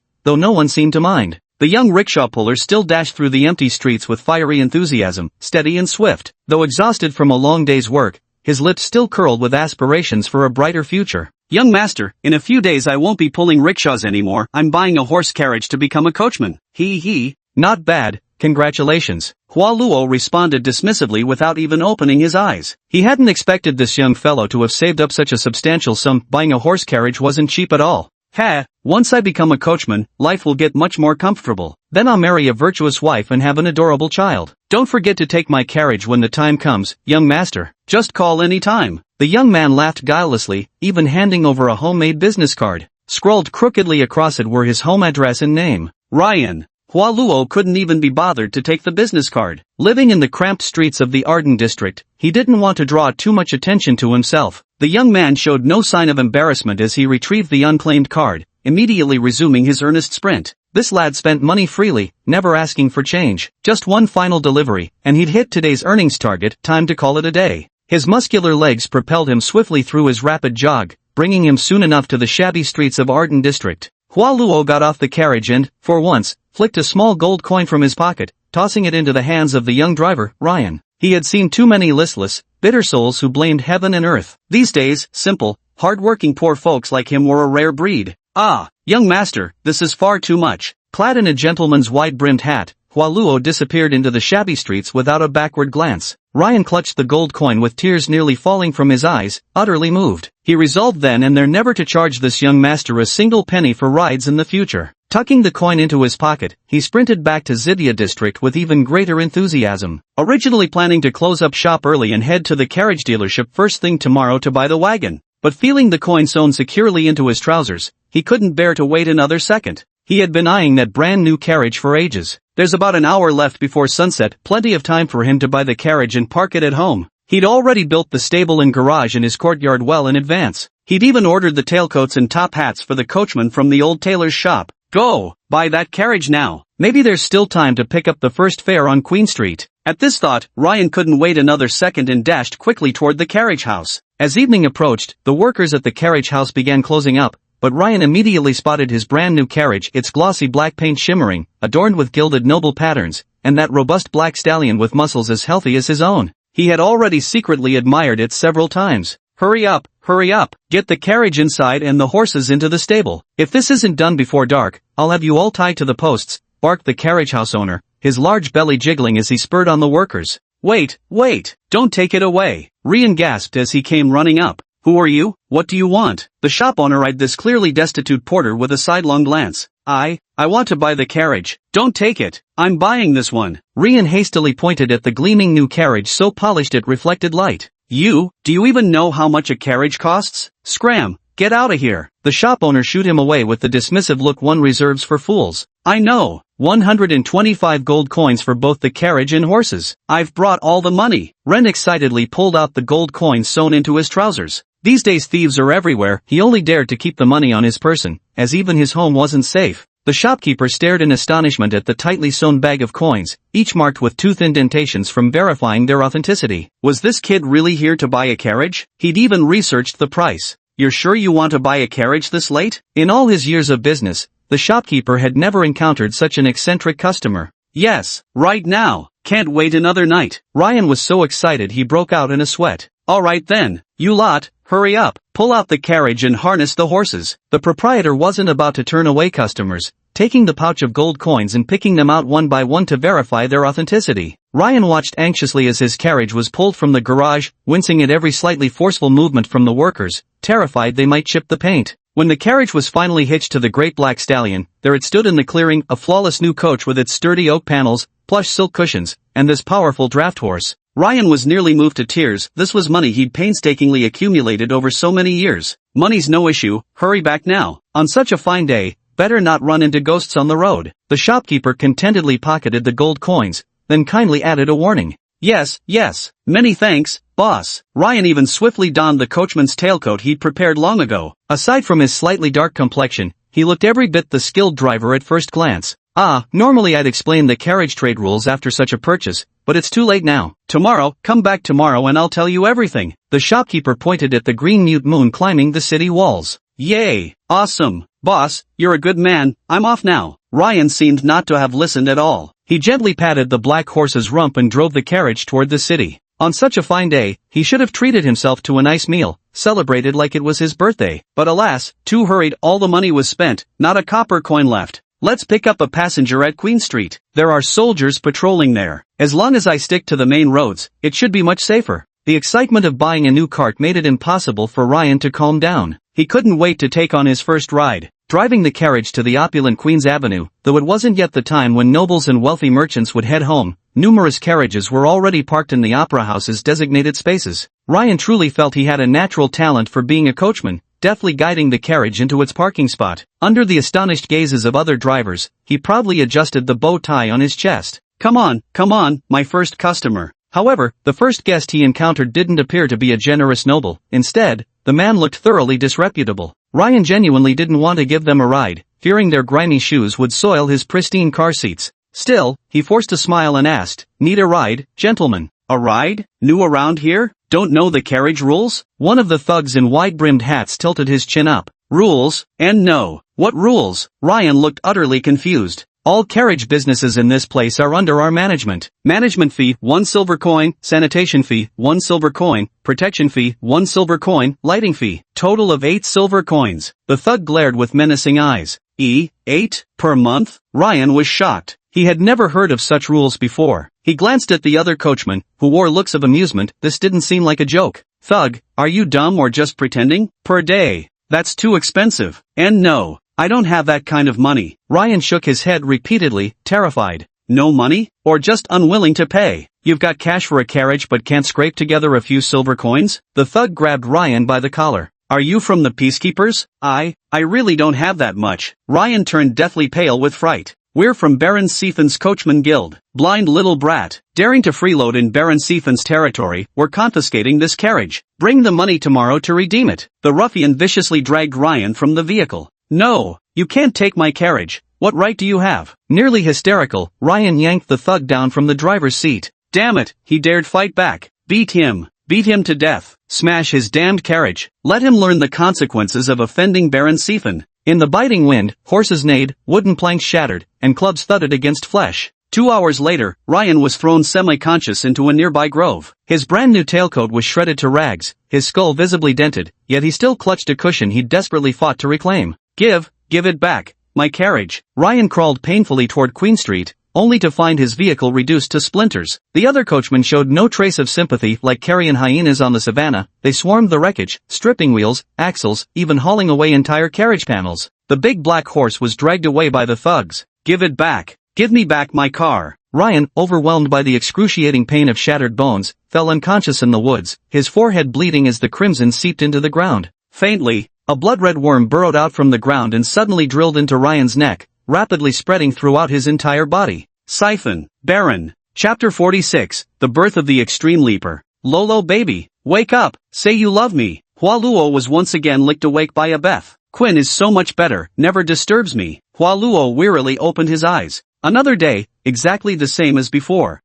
Seems you don't love me anymore. You'd rather like a sword than sweet a Beth." A Beth crossed her arms and snorted. Quinn sat cross-legged in silence, thinking of nothing, saying nothing, like a true sword. "I love you, Abyss." Hua Luo murmured with heavy-lidded eyes as he sluggishly got up to brush his teeth and wash his face. The only downside of joining the Night Watch's roster was having to clock in for work every single day. Weary, he stepped out, walked through the familiar city gates, and snapped his fingers. By all reasoning, that diligent young driver Ryan should have come to pick him up. Sure enough, the familiar car, the familiar face, only difference being the lad was covered in fresh wounds, reeking of blood. His arm was bent at an unnatural angle, his skull visibly caved in at the crown. "Young master, hold on tight." Rain's voice sounded hollow and lifeless, devoid of his usual vigor. Hua Luo remained silent, figuring the fool had gotten cocky flashing cash and got mugged. He couldn't be bothered to intervene, merely climbing into his carriage as usual. Today Ryan's rickshaw was unsteady and moving slowly. Usually brisk legs now hobbled along, turning what should have been a half-hour trip into a 2-hour ordeal, though Hua Luo didn't seem to mind. Perhaps those as destitute as him had no money for treatment and could only wait to die at home, so even with serious injuries they had no choice but to keep pulling the rickshaw. When they reached near the training base, he still didn't pay. With wounds that severe, even the plague doctors in their beak masks couldn't have cured him no matter how much money was offered. Those quacks only knew bloodletting, not how to treat serious external injuries. A small blood crystal was pressed into the coachman's hand. "Swallow it. This life energy-filled blood crystal might just save his life." Hua Luo still didn't speak, stepping down from the carriage and walking away. My heart remained cold. Such a fleeting connection could only warrant this much help. Ryan stared blankly at the blood crystal in his palm, silently swallowing it before dragging his crippled leg and broken cart, gradually disappearing into the distance. "Lazy bastard. Late again, goddammit." Gulan delivered a flying kick. "If I told you my carriage driver got into an accident and I was busy saving lives, would you believe me?" Hua Luo sighed. "Even if you were the purest saint in the world, I still wouldn't believe a lazy devil like you would rescue anyone." Gulan angrily pointed at Pushi. "I really am a pure holy saintess." Pushi blinked her large innocent eyes. "Even if sister sometimes likes to spray a little water, it's still pure holy water." Hua Luo sighed. "I might as well just admit I overslept." "Come on, hurry up." Lang Lei grabbed Hua Luo's hand enthusiastically. "Let's practice swordplay together. You're air, I'm fire. We can try fusion techniques." "Fuse my ass." Hua Luo rolled his eyes. "Fusion, fusion." Pushi cheered excitedly, clapping her hands. "Hurry up." Langley grabbed the lifeless-looking Hua Luo like a dead fish, forcibly dragging him to practice the combined wind and fire technique. "Actually, I'd rather practice with Quinn." "Then let's all three train together." "Wow, a threesome. So exciting, so wild." Late one night. So hungry. Rain curled up in a corner of the forest. After taking the blood crystal Hua Luo had given him, his broken bones had healed completely, and the burning pain in his flesh had faded. Only the caved-in dent on his skull remained unchanged. "The pain's gone, but I'm so hungry, really starving." Ryan had eaten everything edible in the house. Vomiting, violently vomiting. He nearly vomited up his bile. Even his favorite black bread with cheese, which he normally loved, was impossible to keep down. Every bite came right back up. "Meat, must have meat. Eat him." The voice in his head urged once more. Ryan clutched his head, refusing to heed that voice. How could a person possibly eat another person? Woof, woof, woof. The dog in the yard kept barking at him maddeningly, its incessant noise fraying his nerves. "Revenge, get revenge on them. Take back your car. Take back what belongs to you." The voice in his head was a tantalizing rasp. Car, my CR." Ryan's bloodshot eyes flew open, his white teeth growing razor-sharp beneath pale gums. The vicious dog in the yard suddenly whimpered, tucking its tail tighter as it cowered in the corner, leaving a puddle of piss on the ground. Though ravenous, Ryan didn't eat the dog. Instead, he limped toward the bustling district of Queen Street. The blood crystals and insects healed his wounds, but no one reset his bones, leaving his legs still twisted in an unsettling way. Hatred burned in his chest. The first bite would be reserved for his enemy. Even late at night on Queen Street, bustling under the constant patrols of soldiers, it remained as lively as broad daylight. The revelry continued uninterrupted, the open square still packed with row upon row of ornate carriages. "This should belong to me." Rian stared at the side panel of a carriage, its familiar decorative pattern. It had been taken from his own carriage, yet now served as mere ornamentation on someone else's vehicle. He couldn't resist reaching out to touch it. "Hey, damn cripple. What are you pawing at? Don't dirty my carriage." The coachman exploded in anger at the sight of this ragged man touching his property. "Your carriage." Ryan turned his neck mechanically with a crackling sound, twisting it unnaturally by 180 degrees. "Of course it's." The coachman was startled when he saw Ryan's face. Wasn't this the guy whose carriage they had dismantled a few days ago? Beaten so badly and still alive? Though judging by his ghastly complexion, even if he wasn't dead, he was close. At that thought, his tone instantly toughened, and he shoved Ryan hard. "That's right, it's mine. What, got a problem? Take it up with the carriage guild if you're so unhappy." The next second, he saw the largest mouth he'd ever witnessed in his life, the muscles of its cheeks tearing as they stretched impossibly wide before sinking its fangs into the coachman's neck. Razor-sharp teeth pierced flesh as arterial blood gushed into that gaping maw. So sweet, so delicious. This was the flavor he'd been searching for all along. Ryan's pupils dilated with excitement to their utmost limit, his weak and feeble muscles seemingly reinvigorated as if flooded with fresh blood. Even his manhood stood rigid as a steel rod. Ah, I was wrong. Help! Spare me! The coachman's voice weakened almost within seconds. The other coachmen nearby, who had been craning their necks to watch the spectacle, stood frozen for a full 5 seconds at this terrifying scene before finally letting out hoarse, desperate screams. People are being eaten. A pretender! People are being eaten. Right beside it stood the most bustling dance hall in the entire Seviera district, patrolled by numerous soldiers. Upon hearing the screams, they immediately rushed over and spotted a monstrous creature crouched on the ground, devouring a corpse at first glance. Phew, those who don't even bother to hide and devour people in public are usually freshly parasitic creatures that haven't reached maturity yet. Easy to deal with. The squad leader exhaled in relief and ordered everyone to encircle the target. The nearby restaurants and dance halls erupted in screams as people craned their necks to catch a glimpse of the rare spectacle unfolding before them. Ryan appeared remarkably frugal with food. Even when surrounded by armed soldiers, he continued tearing voraciously into the coachman's toughest, most resilient wrist muscle. Kill him! At the command, countless soldiers thrust their spears forward.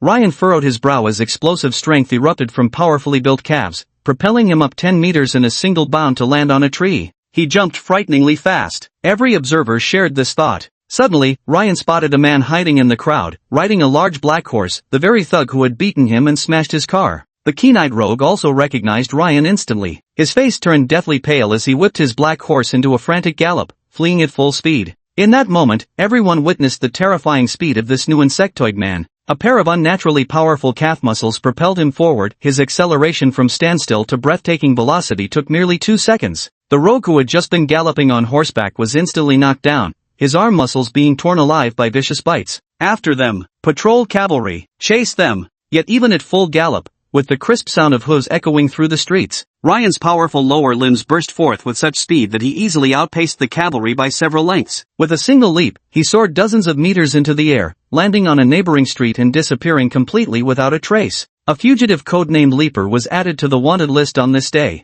Chapter 47, Assault. An anomalous fugitive designated Leaper has appeared in the Zivia district. By decree, all Templars, Royal Knights, Peacekeepers, and garrison troops are ordered to eliminate the target with maximum force upon sight. Characteristics: exceptional leg strength, extreme running speed, possesses extraordinary leaping ability. Image: quite sketchy, with menacing fangs bared in dark shadows, making it impossible to discern any distinctive features. For so many years, this was Hua Luo's first time seeing an officially issued wanted poster. The so-called aberrant masqueraders differ from those covert dark hunters in their modus operandi. They act flamboyantly, never concealing their movements, daring to hunt even in broad daylight. The reason for his district-wide manhunt wasn't because he posed particular difficulty to apprehend, but because his very existence had become a threat to the operations of numerous aristocratic enterprises along Empress Avenue. It's a shame that even with a district-wide manhunt and the full mobilization of both the Templar Knights and Royal Knights, they still failed to apprehend the Leaper in the densely built Zivia district. Ever since the Leaper's first hunt began, attacks have occurred almost daily. Baron Sefan was furious because every single assault took place on his properties. From carriage houses to fisheries and then mines, it seems every attack was specifically targeting him. While this level of assault wouldn't bankrupt him, it was clearly affecting his highly lucrative daily operations. What could have driven an imposter to hate him so intensely? The first sight of attack often holds the truth. After questioning several coachmen, Baron Suffren finally learned that it was some of his own underground minions who had severely beaten a coachman and dismantled his carriage, giving birth to this monstrosity. The realization that such a trivial matter had cost him tens of thousands in gold made the old Baron fly into such a rage that he had his minions hung on the city walls, left to be devoured by whatever insects might come. In the midst of his distress, his beloved daughter, Langley, suddenly barged into the study, boldly stretching out her hand. "Old man, gimme some gold coins, Hualuo's all out of booze." "Ah, Langley, before the Leaper gets caught, it's better not to go out. It's too dangerous outside." Baron Sefan couldn't help but worry about his daughter. Alright, whatever about that Leaper. If we run into it, our night watch squad'll take care of it in no time." Langley waved her hand dismissively. "Stop joking, even all those church knights couldn't catch him." "Shut up, old man, pay up already." Ryan had never felt his body so marvelous before. His already pride-worthy legs were now brimming with strength so robust that if he used them to pull carts, he could earn at least 10 silver coins a day. No, make it 20 silver coins. He'd already made up his mind. Once this was all over, he'd go back to cart pulling, working 12 hours daily to save up for another wagon. Then he'd earn even more, marry a wife, and eat children. At this moment, he was hiding beneath the floorboards of a brothel in the commoners' district, congratulating himself on his cleverness. This place was incredibly well hidden, a low, cramped space where no one would think to look for a person concealed beneath a single plank, except perhaps the rats. Thinking of this, Ryan smugly stuffed a rat into his mouth, chewed it a few times, and swallowed it whole. Though raw meat could fill his stomach just fine, the taste was far worse than human flesh, like the difference between eating black bread and soft, buttery white bread.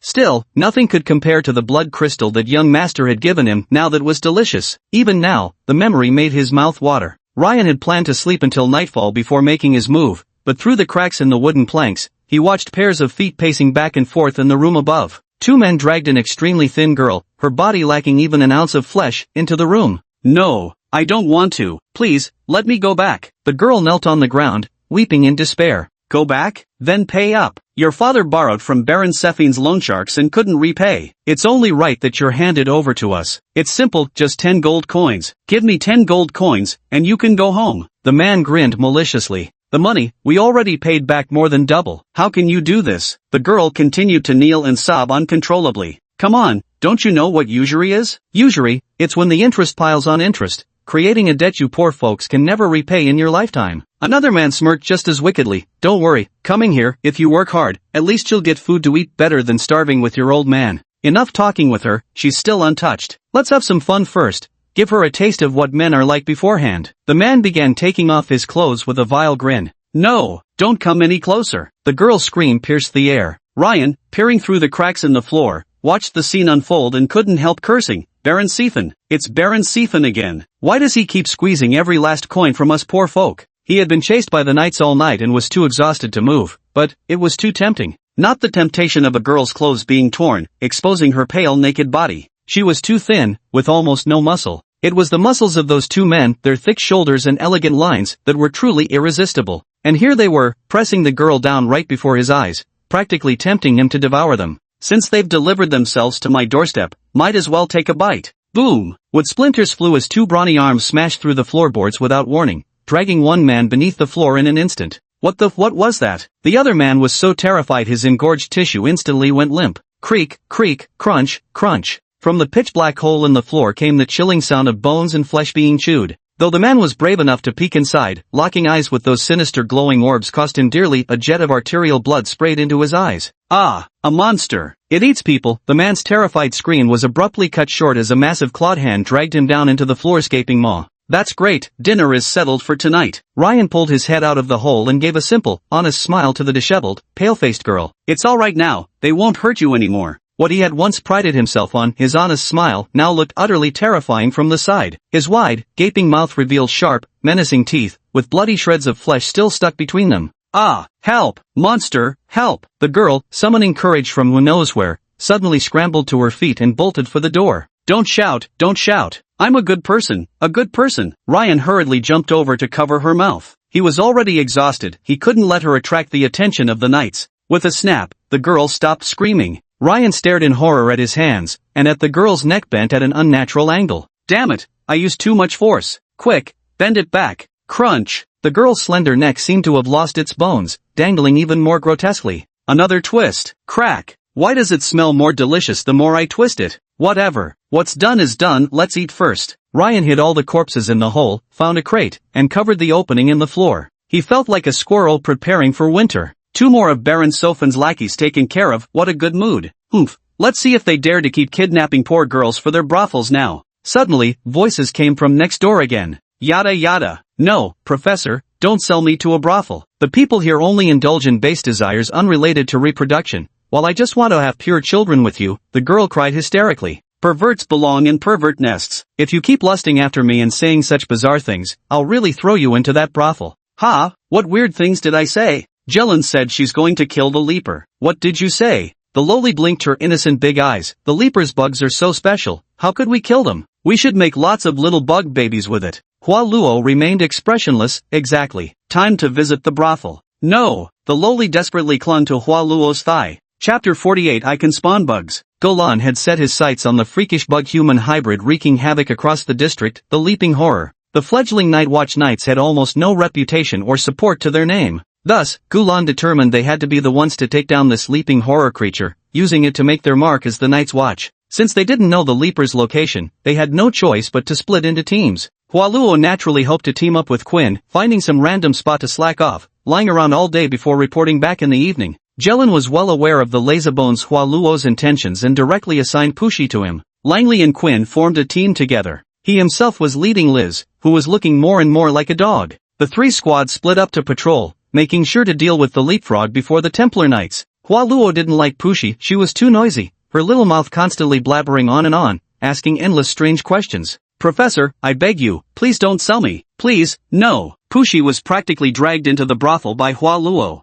This brothel is also owned by Baron Sifen. If that frenzied leaper truly only targets Baron Sifen, then staking out this place might yield results. I won't say it anymore, I'll never mention birthing worms again. After all, they can't reproduce before reaching maturity anyway. Pushi was genuinely begging for mercy this time. Hualuo suddenly realized something. Wait, you're not joking? You can actually birth worms? Though he wasn't overly familiar with parasitic demon worms, he did know that worms rarely reproduced offspring. Unless encountering worms of the exact same species, crossbreeding was uncommon. Pushi said she can give birth to bugs? That's right. After the silver bugs reach maturity, they can directly absorb genes and gestate their offspring inside me. Pushi quickly nodded with earnestness. Hualuo remained silent for a long while before patting Pushi's head. Don't tell anyone. Never let others know. Pushi looked up in confusion. Why not? Having you means possessing a replicating army. If you don't want to be locked up by the church as a breeding brood mother, I'd advise you to keep your mouth shut. Hualuo spoke with utmost seriousness.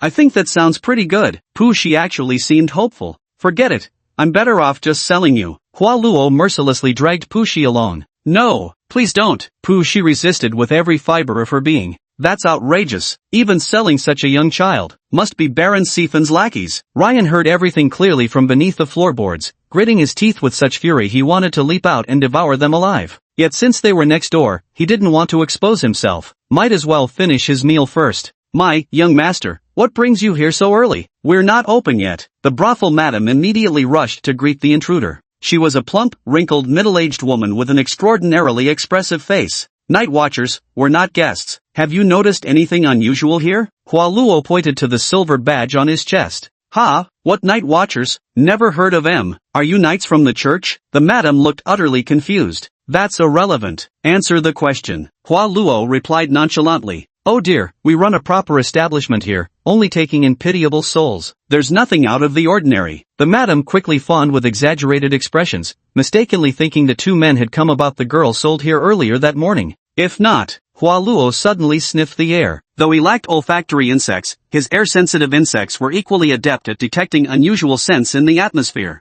It was the scent of blood, seeping through one of the doors. Hualuo turned his head toward the adjacent wooden door where faint traces of blood odor were escaping from the gap beneath. No one's here, there's nobody. Ha, it's just storage space. The madam hastily blocked the doorway, laughing awkwardly in an attempt to divert attention. Hualuo didn't speak. He raised his hand, brushed past the madam's face, and struck out with a palm strike. A violent blast of air erupted from the chi cavity in his palm, instantly shattering the entire wooden door into splinters, revealing everything inside the room. Good heavens, what are you doing? The pimp madam was so terrified her legs nearly gave out. She quickly looked into the room. It was quiet and empty. No one was there. Had those two men taken the girl and left? Thank goodness. Hualuo continued to survey the room. It was completely empty, except for one unusual thing, a solitary chest. The boxes are either placed against the wall or stacked in the corner. Never have I seen a box placed right in the middle of the room. Hualuo once again knocked away the box with a slap, revealing a massive hole in the floor. Ouch! Which bastard drilled a hole in my floor? The madam shrieked.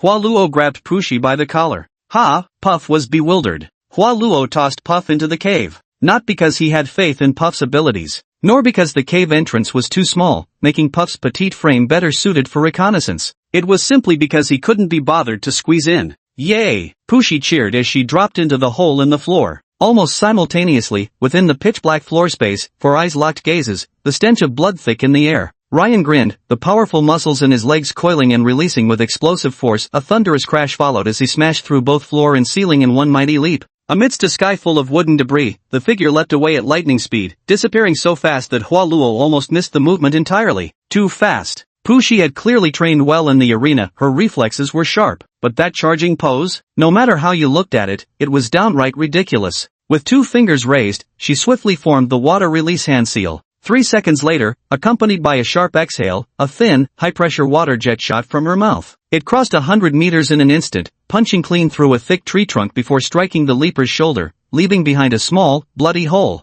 What a shame, it was slightly off, failing to pierce through the cervical spine directly. How was that? Did I aim well? Pushi cheered while clinging to Hua Luo's thigh. Hua Luo slightly furrowed his brows, showing no reaction. What's wrong? I feel like, I know this guy. Hua Luo recalled the moment the extreme leaper had jumped. Though he hadn't seen the face clearly, that silhouette looked all too familiar. Could this really resemble that rickshaw puller I frequently rode with? Ha, is he also from Eden? Pushi tilted her head curiously. Scram, you damn silverbug. Who taught you to unleash ultimates like this? I don't know you, I'm not your mentor. Hua Luo grabbed Pushi by the collar and tossed her aside. Ah, come on, I've got an even more powerful move, wanna see? Get lost. Scram. Chapter 49, Ambush. My family owns a brothel too? After hearing about Hua Luo and the others encountering the leaper and briefly exchanging blows, Langley looked puzzled. You don't even know what your own family does? Golan stared at Langley with beads of sweat forming. He should be a proper businessman, right? Langley thought for a moment. Proper, extremely proper. There isn't a more proper businessman than your old man in the entire Scythia district. If he were to collapse, everything would rise 3 feet in the air. Colin kept nodding. Ha, what do you mean? Langley clearly didn't understand. What she means is, as long as your father's around, 3 feet of topsoil gets scraped off the entire district, said Hua Luo mercilessly. That's what you said. Not me. Everyone heard it. Golan widened her eyes immediately. Look at you, trembling like a leaf at the sight of an old relic. Hua Luo sneered with disdain in his eyes. Alright, let's discuss where we should capture the leaper. Langley was evidently eager to prove herself to Baron Siefen. That's simple. As far as we know, his targets seem to be Baron Siefen's properties, so we just need to stake out those locations again, except, we can't split into teams anymore. Note, I preserved the casual tone and slightly hesitant phrasing of the original Chinese, while naturally adjusting the sentence structure to sound idiomatic in English. The ellipsis conveys the same pause for thought. I maintained all original semantic elements including the reasoning about the attack patterns and the conclusion about team tactics. Jalandon suddenly became serious. Hua Luo has already made contact with him. He's incredibly fast. If we can't form an encirclement, it'll be very difficult to detain him. So all of us need to act together. Yay! I get to team up with the instructor again. Pushi cheered, excitedly hugging Hua Luo's arm and nuzzling against it. I'll stake out with Hua Luo too. Langer grabbed Hua Luo's other arm indignantly. Liz, lacking a physical body, coiled around Hua Luo's feet like a dog, her face flushed with sickly shyness. As long as I can taste Hua Luo's essence, any bodily fluid will do. Even Quinn, who usually never cared about anything, pressed against Hua Luo's back. I am your sword. Surrounded by the women, Hua Luo wore a weary expression, his face the very picture of lifeless despair. Damn it, you're all blind. How could you like such a weak-willed guy? Jelen muttered jealously. I'm just not interested, not weak. Those are two different things. Hua Luo protested vehemently. Hurry, where should we stake out? Langer asked urgently. Let's head to the underground casinos. I remember Baron Siefen's enterprises included several famous gambling dens. With some luck, we might catch it tonight, Jelen said with full enthusiasm. Hua Luo retorted expressionlessly, go to a brothel. To hell with the brothel, you addicted to whores or what? Jelen blared. They just got caught there, and you still want to go back tonight? Hua Luo, are you guys heading to the casino or the brothel? The women replied in unison, brothel. Jelen gnashed her teeth. I really want to strap on a fake dick and fuck you all up. Unfortunately, with a 5-to-1 vote, Jelen had no choice but to follow Hua Luo's opinion. Of course, Hua Luo wasn't just spouting nonsense. That was nearly a year ago when I was heading to school by rickshaw. The rickshaw puller, Ryan, was gnawing on a loaf of black bread at the time. Spotting a regular customer, he immediately stopped eating, stuffed the bread back into his pocket, and hurried over to take my fare. Running in the rain, tripping and dropping his bread into a puddle, he quickly scooped it up and stuffed it back into his mouth. Ryan muttered to himself, my parents starved to death. Even now, wasting even a crumb makes me see their faces just before they died. I just can't bear to waste food. If the transcendent really was that rickshaw puller, Ryan, maybe he'd return to the brothel and keep eating the stash of food he'd hoarded away. When the night watch squad arrived at that low-end brothel, the madam surprisingly hadn't closed for business, as if the daytime incident had never happened, still choosing to offer haven services to men from the lower classes. She had merely haphazardly boarded up the broken room with some wooden planks. You've got quite the nerve, 3 people died here just this afternoon, and you're still operating as usual. Facing the madam, Hua Luo delivered his deadpan sarcasm. Oh Darini, young Night Lord, we've got a whole household of sisters to feed. If we closed for even one day, What exactly would we be living on in Northwest Wind? The madam complained with immense grievance upon seeing Hualuo's large group approaching. Whatever, did you deal with that corpse just now? Hualuo asked again. Well, we didn't have time. Figured we'd handle it tomorrow, so we just covered it with a plank. Tomorrow, we'll definitely take care of it tomorrow. The madam thought they'd come to hold her accountable. No need. It's good you haven't disposed of it yet. I suspect he might return, we'll stake out the place. As he spoke, Hualuo prepared to enter. Ah, oh dear, again? This is too much to bear. The madam's face turned deathly pale. I'm going in. Hualuo couldn't be bothered with more words and walked straight inside. Captain Garland's authority was being challenged, her face darkened with displeasure. The two brothel bouncers at the door had merely glanced at her famously astonishing curves when she smashed their heads into the wall with one hand. You handle the ambush positions. Hualuo couldn't be bothered to think. Garland's face remained dark, but after struggling internally, she had no choice but to grudgingly begin arranging their trap. The room with the hole in its center was surrounded by 6 people arranged in a circle, ensuring every direction was guarded. To guarantee each could counter the leaper if necessary, she had brought 3 highly poisonous hand crossbows and a wire fishing net, distributing them among those lacking ranged attack capabilities. As for the male patrons here, every last one of them was leering at the women of the Night Watch squad with shifty eyes. Lan Gale simply arched an eyebrow, drew her sword, and hacked away until they were all driven out. The madam was practically bursting with frustration, but there was nothing she could do. Lan Gale's blade was decidedly sharp. And so, everyone was assigned their respective positions. Luo Hua was posted on the big tree outside the house for sentry duty. Galen reasoned that during this bitterly cold snowy season, the freezing outdoor temperatures would be enough to counteract his laziness. Clearly, she was overthinking it. Hua Luo pulled his hat down and simply dozed off. In the room they were holed up in, Pushi enthusiastically exchanged risque tips with the brothel's star courtesan, her cheeks flushed as she absent-mindedly picked up a few new ultimate move techniques. Lan Gale was placed in a room with an impoverished girl who seemed freshly tortured, covered in whip marks and crying non-stop, her sobs grating on Lan Gale's nerves. After casually chatting for a while, she learned that many girls here came from poor families who couldn't repay their predatory loans and were forced into this place to settle their debts. If they failed to attract enough customers each day, they'd face beatings and starvation. Smeared with cheap rouge, they endure shame and pain to complete degrading work, no matter how violently picky the customers are, how vile their demands, even if their bodies bleed, fester, break out in sores, or bear the burden of pregnancy. A single indenture and a few hired thugs lock these young girls completely within this prison. Most don't live past 20, succumbing to one disease or another. Whether out of sympathy for girls her own age or some sudden surge of misguided justice, Langari inexplicably drew her sword and cut down 2 brothel enforcers before pressing the blade to the madam's neck. Hand over their contracts. These girls are under my protection now. What? Oh no. I'm just a worker here too. If I let them go, my boss will hang me. The madam was so scared she nearly pissed herself. Who's your boss? If you don't release them, I'll chop him down too. How dare you commit such heartless crimes? Aren't you afraid your family line will be severed? Langley's sense of justice had exploded after hearing those girls' plight. Be Baron Surfin, as scared now? Missy, you shouldn't waste sympathy on them, this is just their fate. Just like your noble blood is your fate, theirs is to be baseborn. The madam offered this sincere advice. For some reason Langley's face twisted in revulsion. Enraged, she swung at the madam's neck, keep spouting nonsense and die. The madam kept begging for mercy as she ran, but seeing Langley was serious, she had no choice but to hand over the indentures of those girls, wailing as if her heart were being torn apart. The Baron will surely kill me for this. You're all free now. Get out of this wretched place. Langley set the parchment contracts ablaze with a flick of her hand, reducing them to ashes. The girls stood dumbfounded. Even though they were told they were free, they had no idea where to go, return home to starve, be sold off again by their fathers, wander the streets. Who knew how many would freeze to death during the endless Blackfrost season? Their fate, it seemed, had been sealed the moment they were born. Chapter 50 The Young Lady's Justice. Ryan was hungry, but he had no intention of hunting for new food. He'd barely taken a few bites of his daytime meal before casually wasting it. What a shame. Even though he'd grown stronger now, his frugal habits with food remained deeply ingrained in his heart. Especially since he'd never been intimate with a woman in this lifetime, he inexplicably found those 2 soft mounds of flesh quite delicious. So Ryan, who hadn't gone far in the first place, sneaked back into the brothel again, pulled apart the pile of lumber behind the building, and crawled back under the floorboards once more. Wonderful, the food left during the day was still there. This is absolutely incredible. Just as he was savoring the delicious meal, chattering noises erupted upstairs again,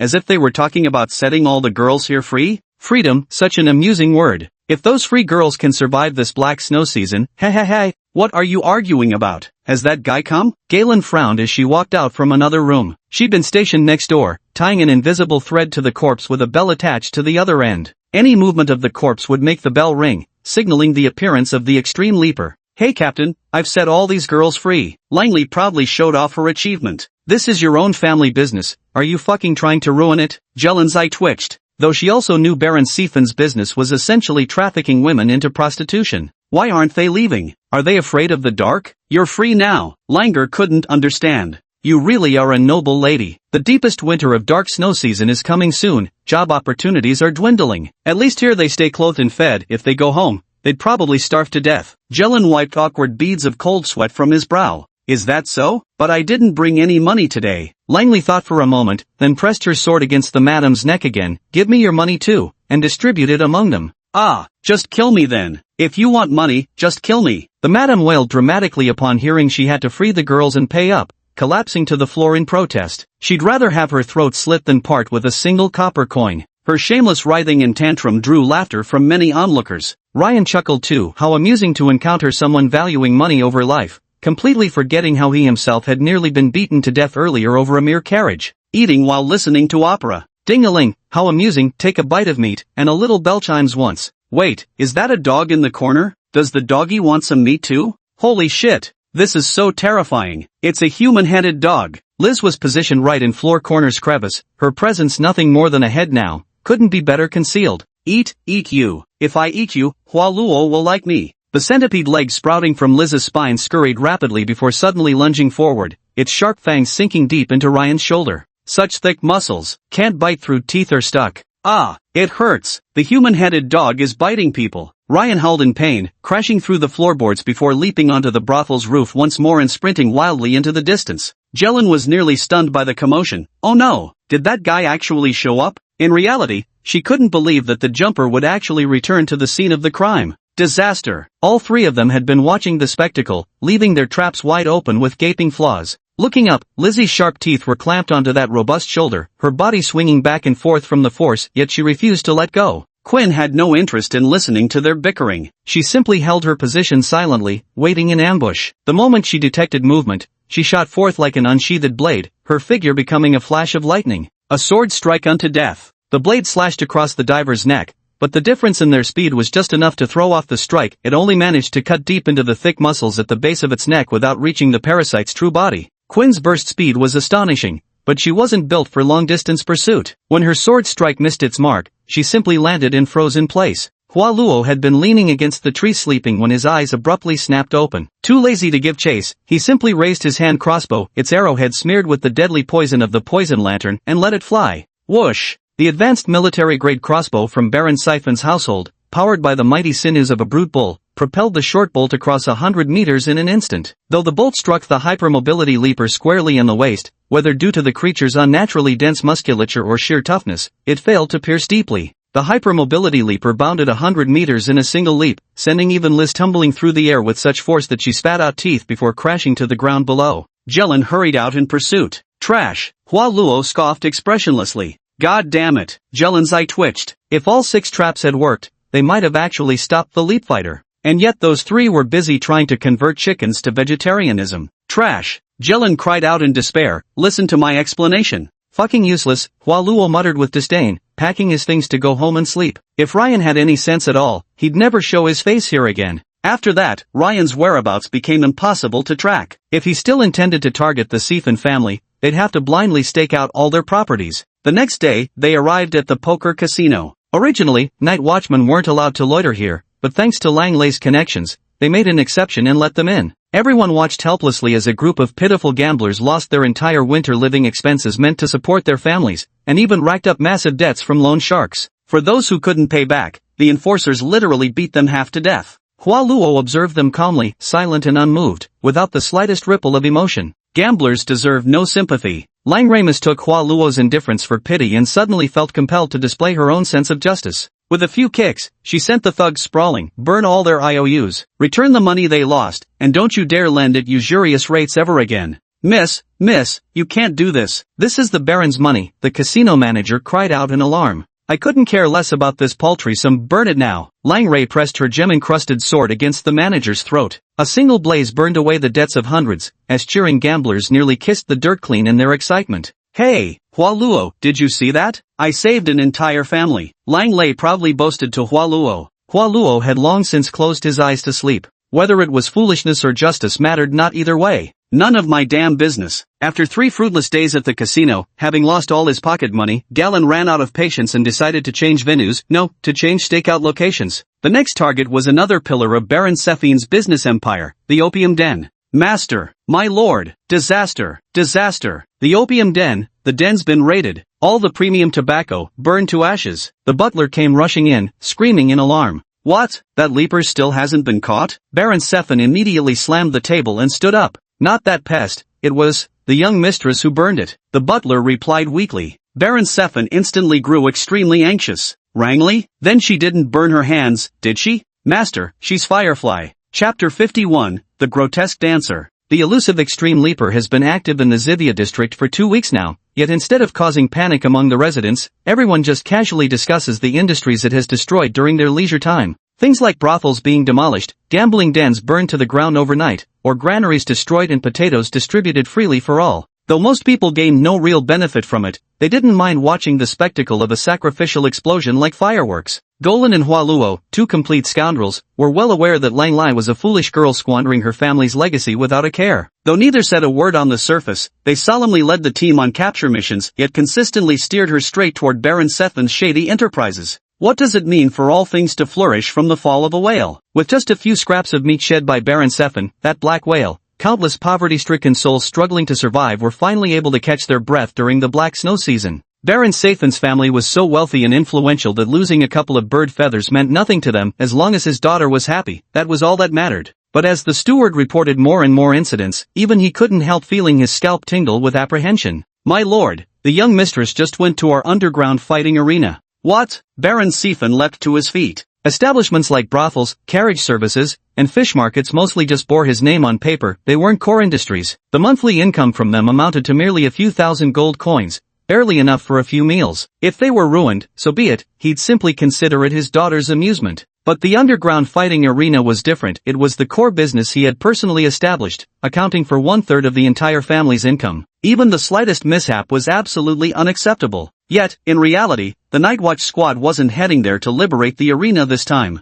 They were all imposters. What was the point of rescuing them? This operation was genuinely aimed at pursuing leap chasers. Hua Luo initially regarded Ryan, this half-acquaintance, with indifference, content to slack off and muddle along. After all, he wasn't a bad person at heart. His attacks were only targeting Baron Sephin's properties. But recently, things changed. Ryan's formidable strength allowed him to grow rapidly like a snowball, all because he happened to hunt down a gluttony bug disguiser and, by sheer coincidence, successfully assimilated it into his body. The gluttony bug wasn't particularly powerful, just exceptionally gluttonous, with efficient digestion and fast absorption, naturally leading to quicker hunger pangs. The faster the hunger, the more it had to eat. Ryan had already begun attacking innocent humans, even devouring all the mussels and worms from 2 church knights who had come to apprehend him. Hua Luo sighed in realization. Those worms could truly swiftly corrupt even the most simple and honest man into a demon. Before Ryan spiraled further out of control, he resolved to take this seriously and attempt to redeem his soul, to see if he could pull him back from the abyss of death. From the last attack, a fortunate survivor revealed crucial intel. He'd overheard Ryan interrogating the casino boss, demanding to know the location of the most important business owned by Baron Sephin's family. The man revealed several locations, but Hua Luo believed he would go to the underground fighting arena. Because once one has tasted the flesh of a shapeshifter, that sensation of flesh and blood energy is simply incomparable to ordinary people. And so, the Nightwatch team was rushing toward Baron Sephin's underground arena. The open farmland, far from residential areas with minimal vegetation or structures to obstruct movement, proved ideal for capturing leapmasters, those who could bound hundreds of meters in a single jump. Yet the Colosseum's defenses were formidable. Dozens of armored soldiers and several sworn knights stood guard, sealing the area like an impregnable fortress. Even with Langley stepping forward, the lead knight commander remained stone-faced, his weathered features hardening with refusal as he barred their entry. After repeated unsuccessful negotiations, Goran had no choice but to devise a perimeter trap formation along the outer grounds. The Langley household possessed a remarkably well-equipped armory, filled with weapons Baron Sephin had embezzled from the church knights during his tenure as Grand Commander, all of them exquisite pieces. The following day, they naturally repurposed these weapons as hunting tools.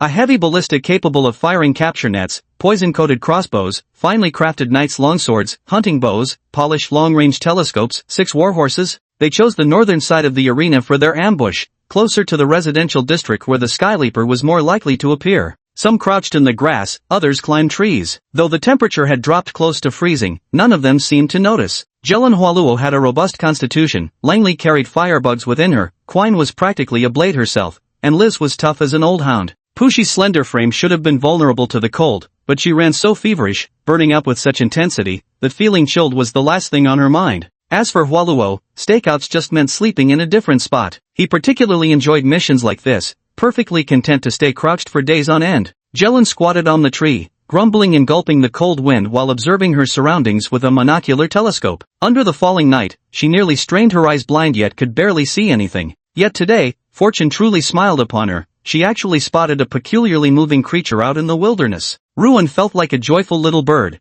hopping and skipping as if nothing in this world could trouble him anymore. He ran with abandon, clumsily mimicking ballet dancers with flailing arms and legs, appearing like a merry madman basked in the sunset's glow. So happy. Even without a single piece of clothing, my strong muscles feel no cold at all in this dark snow season. No more shivering in corners for me. Running under the sunset, mimicking the leaps and twirls of Swan Lake dancers, flailing about and singing at the top of his lungs. I found a copper coin on the roadside, and handed it to the officer uncle nearby. The uncle took the money and nodded at me, but I said to him, "Uncle, you should be ashamed. This is textbook eccentric behavior. Only a deranged wanderer with a foggy mind would roam the wilderness naked, waving a stick and bellowing absurd ballads at the top of their lungs." Ryan didn't care, nothing in this world could stop him now. He lived solely for unbridled freedom, punctuated by pirouettes of ballet moves he'd only seen on posters. Ever since accidentally consuming a glutton worm last time, his appetite had grown voracious, developing a particular craving for the more plump specimens of his own kind.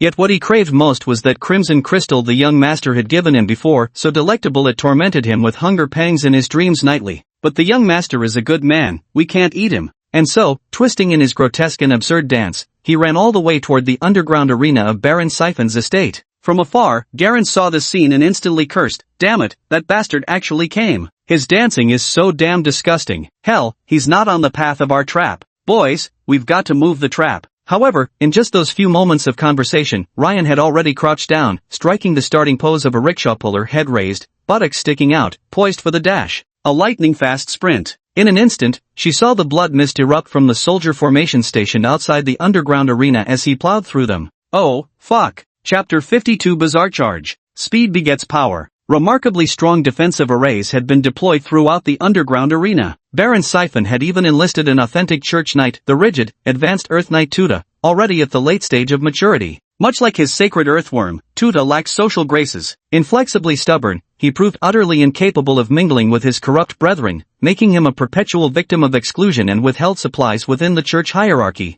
It was Grand Knight Siphon who noticed him, took him under his wing, and entrusted him with important responsibilities. Baron Siphon was his benefactor, having placed the safety of the underground arena in his hands. Thus, he had to guard it with unwavering vigilance. Facing a peculiar warrior who had just entered maturity, he did not underestimate his opponent. Instead, he donned a suit of the sturdiest knight's plate armor, wielded a formidable insect bone spear, and carried a razor-sharp horn shield. Mounted atop his fearsome warhorse and driven by fearless conviction, he even dared to charge headlong at legendary dragons. The charging outrider was spotted by Tutan as well, displaying neither joy nor fear, as if executing a cavalry charge rehearsed countless times before. Knights, charge! The loud yet steady roar, accompanied by the subtle tremor of the earth, even startled Hualuo awake. Leaping onto a treetop and raising his monocular telescope, he saw a traditional knight galloping forward in full charge. These days, humanity imprisoned within the city walls has lost the soil for galloping steeds, and knights have increasingly evolved into mere prestigious titles. A socialite in a tuxedo tailcoat is a knight, a ruffian in a spiked leather jacket is a knight, even someone perpetually clad in grimy black robes, still a knight.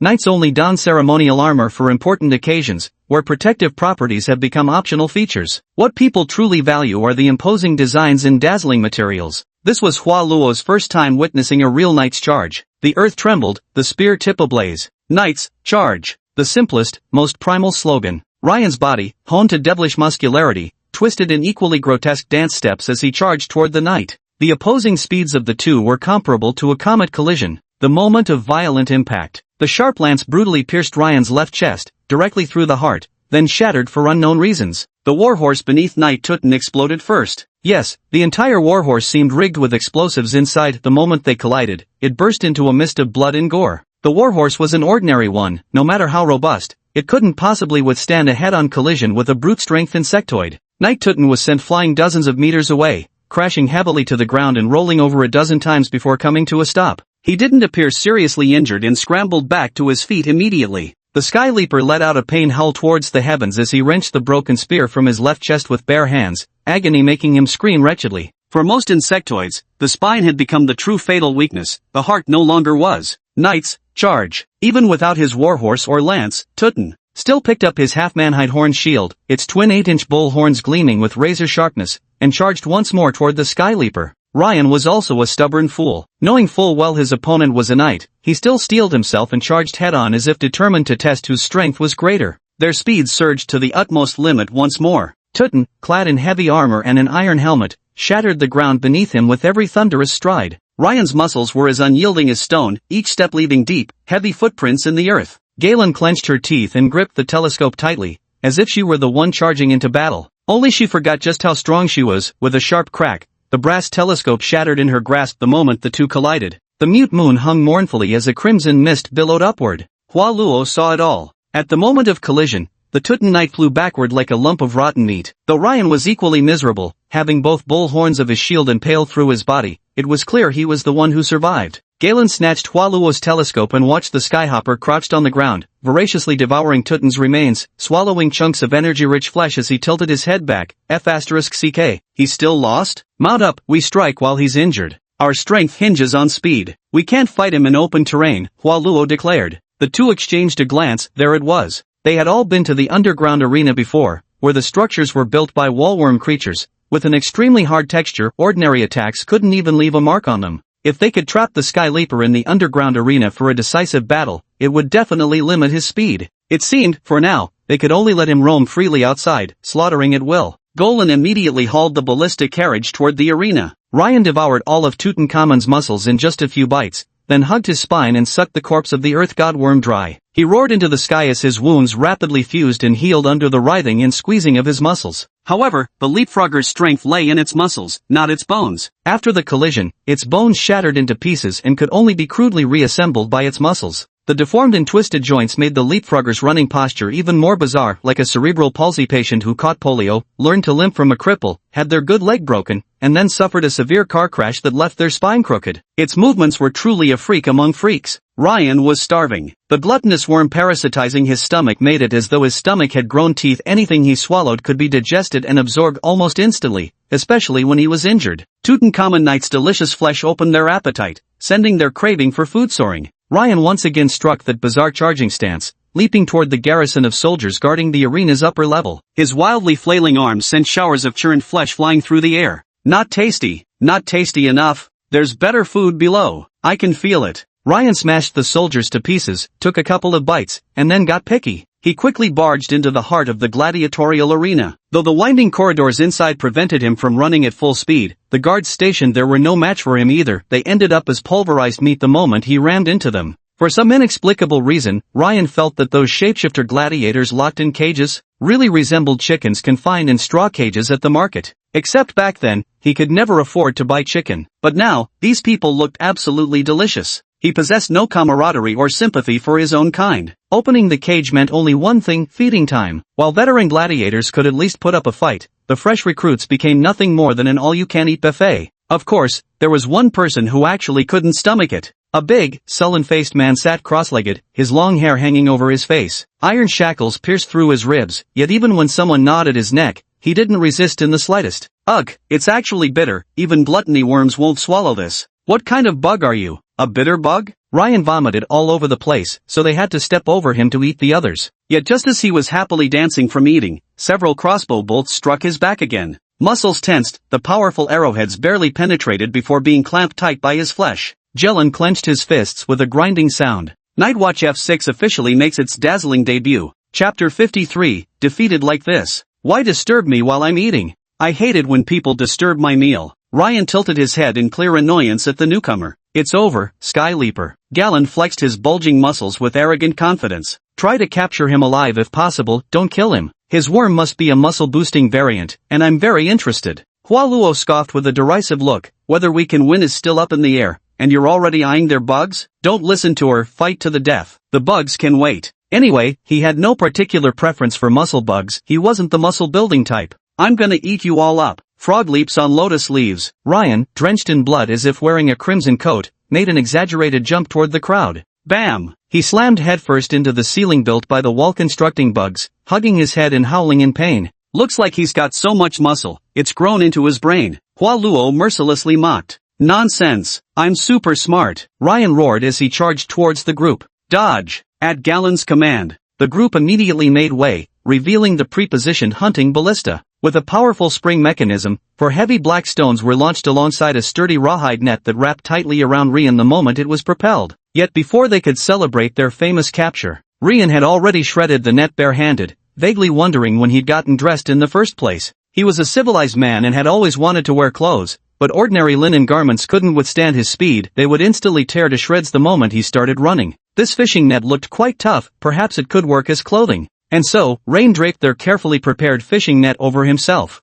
Not bad, it was actually quite sexy. Oh, fishnet stockings, Pushi exclaimed in surprise. Enough talk, let's get him. Galen couldn't wait to get his hands on Ryan's bugs. With a twist of his arm, he charged forward first. First things first, limit his mobility. As long as we prevent him from building up momentum, without the power generated by speed, he's just a sitting duck. Thud! Ryan moved like a deranged ballet dancer, executing a lightning-fast snap-kick with his muscular calves wrapped in fishnet stockings. Galen was sent flying backward, his back slamming hard against the wall. Distance doesn't need to be too long, the weight brought by a 1-meter acceleration can pile up swiftly. Pfft, doesn't hurt. I'm built like steel, just need a minute. Even with blood trickling from the corner of his mouth and organs screaming from the tearing pain, Golan's lips remained as stubbornly defiant as ever. Quinn hadn't killed anyone in a long time, especially not someone this strong. The restraint had long worn thin. Her knight's rapier shot forth in a blur of motion. In the blink of an eye, the blade's tip was already piercing the back of Ryan's neck before anyone could even process how she'd moved. Yet, the insect wasn't foolish, it knew full well its vulnerable spot lay at the nape. Naturally, its defenses there were formidable. Ryan's thick neck muscles instantly clamped down on the blade after it penetrated 5 centimeters, making it impossible to push even half a millimeter further.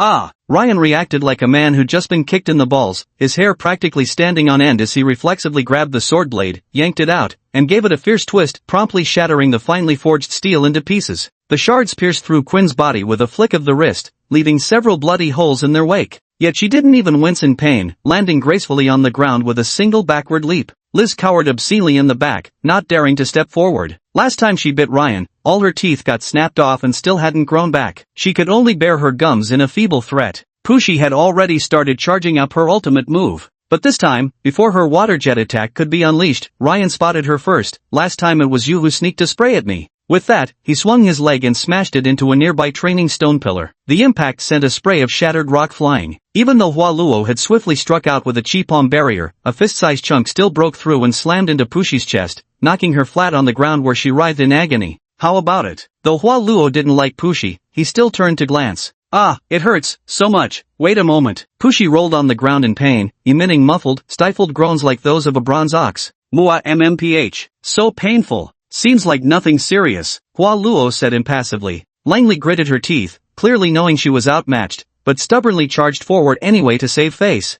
The flaming greatsword came slashing down, but before it could land, Ryan's short kick had already sent Langley flying dozens of meters away, shattering her insect shell-layered knight's armor into fragments. In just an instant, Ryan had effortlessly taken down 5 people. Only Hua Luo remained lazily loafing in the rear, slowly assuming a combat stance. Ryan, I don't know if you still have your old memories or not, but, for old time's sake, go easy on me. I'm really not good with pain. Ryan stood on one leg, stretching like he was doing splits, hanging his calf over his neck to flex his muscles, then rubbed his nose as if he didn't recognize Hua Luo at all. You smell delicious. Crouching low, he took off like a rickshaw sprinting from a standstill. For some reason, he really enjoyed the feeling of smashing through people. Hua Luo, fully focused, shifted into a combat stance, bracing for the impact of what felt like an oncoming high-speed train. Drip! Ryan's body instantly turned into a blur. Hua Luo dodged with a spin while delivering a swift sidekick with his raised right leg, the speed even generating a sonic boom. Sonic kick. The kick landed squarely on Ryan's side, sending him careening out of control headfirst into the wall made by the barrier worm. The impact was so powerful that even such a sturdy wall developed small cracks.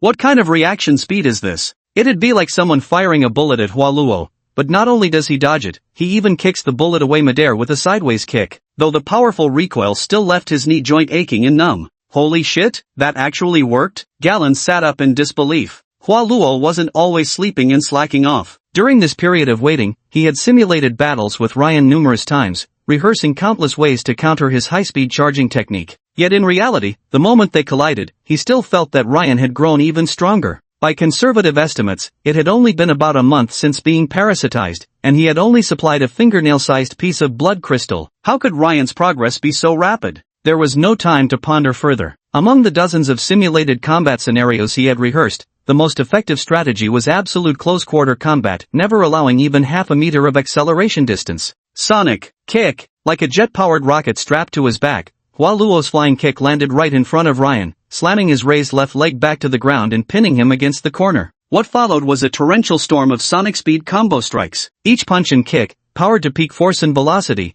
impacted Ryan's extraordinarily robust muscles with such intensity that visible shockwaves erupted upon contact. These formidable muscles didn't just grant Ryan tremendous strength, his defensive capabilities were equally outstanding. No matter how brutally Hua Luo's blows connected flesh to flesh, Ryan stubbornly countered every attack. Without the acceleration from distance, despite having robust muscles, he couldn't unleash their full power. He'd never learned close-range fist techniques. However, Hua Luo couldn't sustain his full-speed assault for long either. His velocity relied entirely on air jet propulsion from his chi vents, and once his internal gas reserves were depleted, his attacks would cease. Give me an opening, I'll take it. Goran had already readied his offensive stance, waiting for Hua Luo to create an opportunity. Now! Do it now! Hua Luo retreated the instant his airflow exhausted. Jilin charged forward like a wild boar, crashing squarely into Ryan's body. Her expert combat locks erupted into action, twisting his arm, stomping his knee, wrenching his neck. So what if I can't match your brute strength, you brainless oaf? With no technique to speak of, do you really think I can't pin you down? Locked, she had him locked, but not quite completely locked. Even with knees that couldn't straighten, Ryan still managed short, frog-like hops, dragging Jilin up and down in a chaotic flurry. They smashed through countless iron cages, and every now and then, his back would slam into a wall. Damn it! Even the iron-bodied Goran felt like he was about to spit blood. Hold on a little longer, I'll take control of him. Hua Luo panted slightly as he grabbed a serrated curved blade from the weapon rack, its jagged teeth coated with dried blood. Hang on tight. Langley, come help. Coming. Langley gritted her teeth and struggled up from the ground. The two of them gripped opposite ends of the serrated blade, sawing through Ryan's abs as if cutting through wood. Ah, no, don't cut my stomach. Ryan screamed in utter terror, struggling desperately but utterly incapable of breaking free from Galen's chokehold behind him. The serrated curved blade sawed back and forth, blood and minced flesh spraying indiscriminately, splattering the two men like deranged butchers mid-dismemberment. After considerable effort, the abdominal muscles were finally sliced open, revealing vast stretches of grotesque internal organs. Hua Luo had intended to directly inject the ultra-potent liquor secreted by the wineworm into Ryan's stomach to induce rapid anesthesia. However, upon opening the abdominal cavity, he nearly got his own hand bitten by Ryan's stomach lining. Yes, Ryan's stomach came alive. A stomach covered in white fangs and sharp teeth leaped out from his abdominal cavity, frantically biting at everything. If Hua Luo hadn't grabbed hold of the esophagus just in time, it would have lunged at Langelai's face to take a bite. Hey stomach, want a drink? Hua Luo sprayed a mouthful of potent liquor into the gnashing, toothy maw of the monstrous stomach.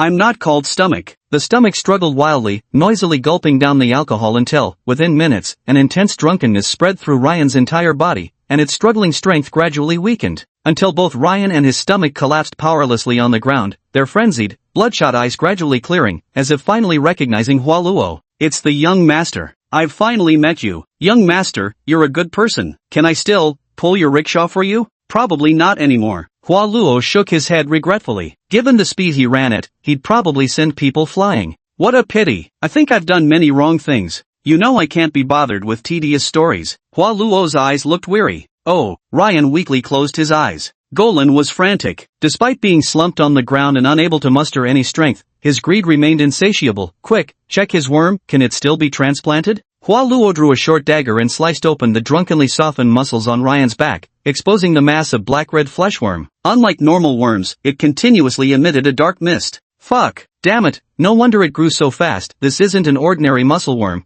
it's a devil muscle worm. Golan's expression turned utterly grim. Since when do bugs have prefixes? Hua Luo looked up in confusion. Devil-class bugs are mutated insects. They don't coexist with human bodies, but rather inhabit them, draining the host's physical limits before molting and seeking out an even stronger next host. That's why those infected by them gain power extremely quickly, but their lifespan may shorten to just a few months. Damn it, All that work for nothing. Galen instantly burst into furious curses. Not a wasted effort after all, the slaves are liberated. Pooh, she cheered. The crowd turned their gaze toward the cages that had held the captured imposters, now completely empty. But was this damn thing even about liberating slaves? Chapter 54 Livestock Soiree. With the Sky Leaper captured, the Night Watch squad gained immense fame. Yet Hua Luo remained displeased and quarreled with Golan over his insistence on handing Ryan over to authorities. Hua Luo believed Ryan was fundamentally good, just lacking proper guidance. A few days of scripture recitation in Eden might even reform the young man's ways. Jelen explained that if they sent the Extreme Leaper to the church's exclusive alchemists to be distilled alive into life potions, with a 40% technical extraction fee deducted, maybe they could get a dozen or so high-purity life potions in return. If sold directly to Baron Siphon, who would send it to the Upper District's gladiatorial arena, they might earn over 100,000 gold coins. Hua Luo couldn't be bothered to argue with Jelen. Based on their proportionate contributions during the fight, he fairly gave Jelen 5 life candy blocks and left the decision of how to handle the Extreme Leaper to him. This nearly made Jelen lose his temper. When he asked Hua Luo what he planned to do with the Extreme Leaper, Hua Luo didn't answer, just dragged the mutated muscle man toward the Alden district. Damn, could it be she wants to eat him alive? How disgusting can you get? At least, though, Golan's initial wish has been fulfilled. The Night Watch agency has begun to make a name for itself, with an impressive signboard now hanging above the training base, personally delivered by Baron Siphon's order. Even though a large number of prisoner imposters escaped from the gladiator arena too, that didn't stop Baron Siphon from gilding his daughter's reputation. The only pity is that Langley has to leave. Her prestigious Noble Academy is about to start its term, and it's time for her to return. Hua Luo was quite pleased to have gotten rid of an annoying young lady, but Jelen was miserable every day. After all, this naive girl from a wealthy family kept hauling things into the office: food, potions, weapons, equipment, and even moved her father's royal wooden bed over, all just to make Hua Luo more comfortable during his work hours. Lan Gray did have one regret, though: she never got to learn Quinn's deadly final strike. She had originally planned to take her rival down a peg at the winter ball before the semester began, but now she had no choice but to swallow her pride. No way. What happens to Langley concerns all of us. How can we just stand by and watch our teammate being mistreated when she's unhappy? Jelen held the young lady tight, determined to preserve her bond with Langley no matter what. Hua Luo's eyelids drooped lifelessly. She'll never learn it. Quinn's thoughts were coldly singular. Every sword strike carried nothing but lethal intent, utterly focused. Langley's fiery, erratic temperament and complex mindset made it impossible for her to master such icy swordplay. Langley seemed to have given up on the idea now too, waving her hand dismissively. Alright, I'm already happy to have spent this holiday with you all. Maybe swordsmanship really isn't for me. I never said I wanted her to learn swordsmanship. As I recall, don't nobles duel with swords while wearing challenge masks beforehand? Gleen smirked mischievously. Quinn's sword strikes are lethal, she never holds back. Wallow understood Gleen's plan. She wanted Quinn to wear challenge gear and fight in Lingerie's place. It's just a duel. I don't want any deaths at the ball. Nowadays, Langray had inexplicably mellowed out quite a bit. No. Who said anything about having that swordworm impersonate her? You sleep hand in hand with her every night. Haven't you picked up any swordsmanship at all? Goring grinned wickedly. Hua Luo was startled. You want me to impersonate Langer? Is our mentor going to cross-dress? I'll go prepare the fishnet stockings. Pushi excitedly bounced up. Brother Hua Luo is a girl. The scent must be even more intoxicating. Liz's face flushed with perverted delight as drool nearly dripped from her mouth. Would you like to make a complete cut? Quinn actually spoke up. It seemed everyone was thrilled about this matter, completely disregarding Hua Luo's feelings on the subject. Even when Hua Luo returned home and casually mentioned to Abyss that he'd be traveling far away for several days, suddenly sharing gossip she'd apparently picked up from somewhere, Abyss cheered. Is my baby finally becoming a girl? We can wear pretty dresses together now. Hua Luo felt that life was utterly fucked up. On this day, the dark snow season finally delivered a proper snowfall. Unlike his memories of snow from his previous life, the snow in this world was always ashen gray, like a spiderweb draped over the earth, devoid of any aesthetic charm whatsoever. Disguised as a male servant of the Rangley household, Hua Luo rolled himself in a soft woolen blanket and rode alongside Rangley in an ornate carriage, heading toward the aristocratic academy. 5 carriages in total were loaded with Langley's personal belongings, flanked by 20 elite cavalry escorts, fully displaying the grandeur of an aristocratic family. There were many schools in the Xidia district, but most were like the church schools Hua Luo attended, relatively affordable, catering to middle-class families with tuition fees of just a few dozen gold coins. In contrast, the private aristocratic school Langley attended charged 10,000 gold coins per term. Oh, and by the way, this world has 4 terms a year, one for each season. This year's winter ball sounds quite intriguing. They've set the venue in such a remote castle, it's bound to be interesting, Langley said, sitting next to Hua Luo and proudly presenting an exquisitely crafted invitation. Is the party not at the school? Hua Luo casually kept up the conversation. MHM, the opening party isn't organized by the school. It's a tradition for the students to host it themselves. The location and theme are decided by the student organizers, who then send out invitations. Everyone shows up about a week before classes start.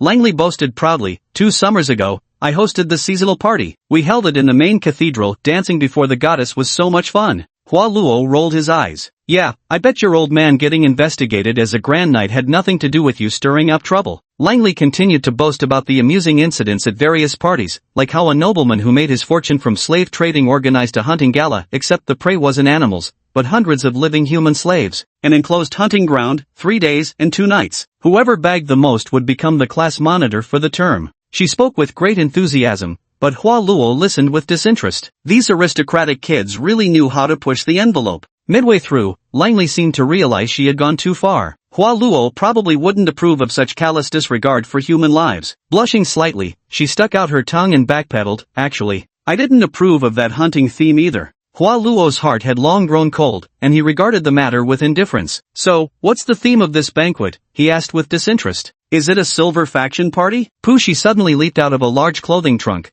eyes sparkling with excitement. Hua Luo's eyes widened. Shit, why are you here? Did I even bring you along? Teacher went to the silver faction gathering all by himself. I just wanted to go with him and get a little naughty. Pushi bashfully covered her blushing cheeks with both hands. Hua Luo's face darkened. Sometimes he really just wanted to toss Pushi into a pitch-black cell. Also, Liz is here too. You were the one who trained her into a house pet, yet now you act all cold and distant. Pushi picked Liz up from the box. I am Hua Luo's beloved dog. No matter how much Hua Luo despises me, I'll still sniff his scent, eagerly awaiting even the tiniest bit of his affection. Lizzie shyly stuck out her tongue. A bald head running around. No matter how many times I see it, it still feels downright bizarre. Miss Langley, you haven't told us the theme of tonight's party yet, Pushi asked excitedly. I didn't pay much attention to this year's gala theme. Anyway, except for that live hunting event, it's been deadly boring every year. Lately, I've just been thinking about dealing with that little miss from the Lauron family, the swordsmanship challenge. Langley scratched her head and pulled out the invitation again, reading it carefully. The supple parchment, even the most delicate lambskin lacks such a texture. Perhaps only the skin upon a maiden's bosom could rival its luxurious softness. Invitation from the civil family. Noble Lady Tatiana Hiver extends her greetings to all students. As the host of this year's evening gathering, I sincerely invite everyone to spend the night at my Night Unicorn Castle. The theme for tonight's gathering is domestic animal husbandry. Students, you are expected to raise an exceptional domestic animal during the holiday and bring it to the castle, where we will hold a competition for the most outstanding livestock. Losers will have to wear a livestock sign around their necks for the entire semester. Damn it, I wasn't prepared at all. That bitch really knows how to play dirty. Lingerie grumbled in frustration. No, you did prepare. Hua Luo shook his head.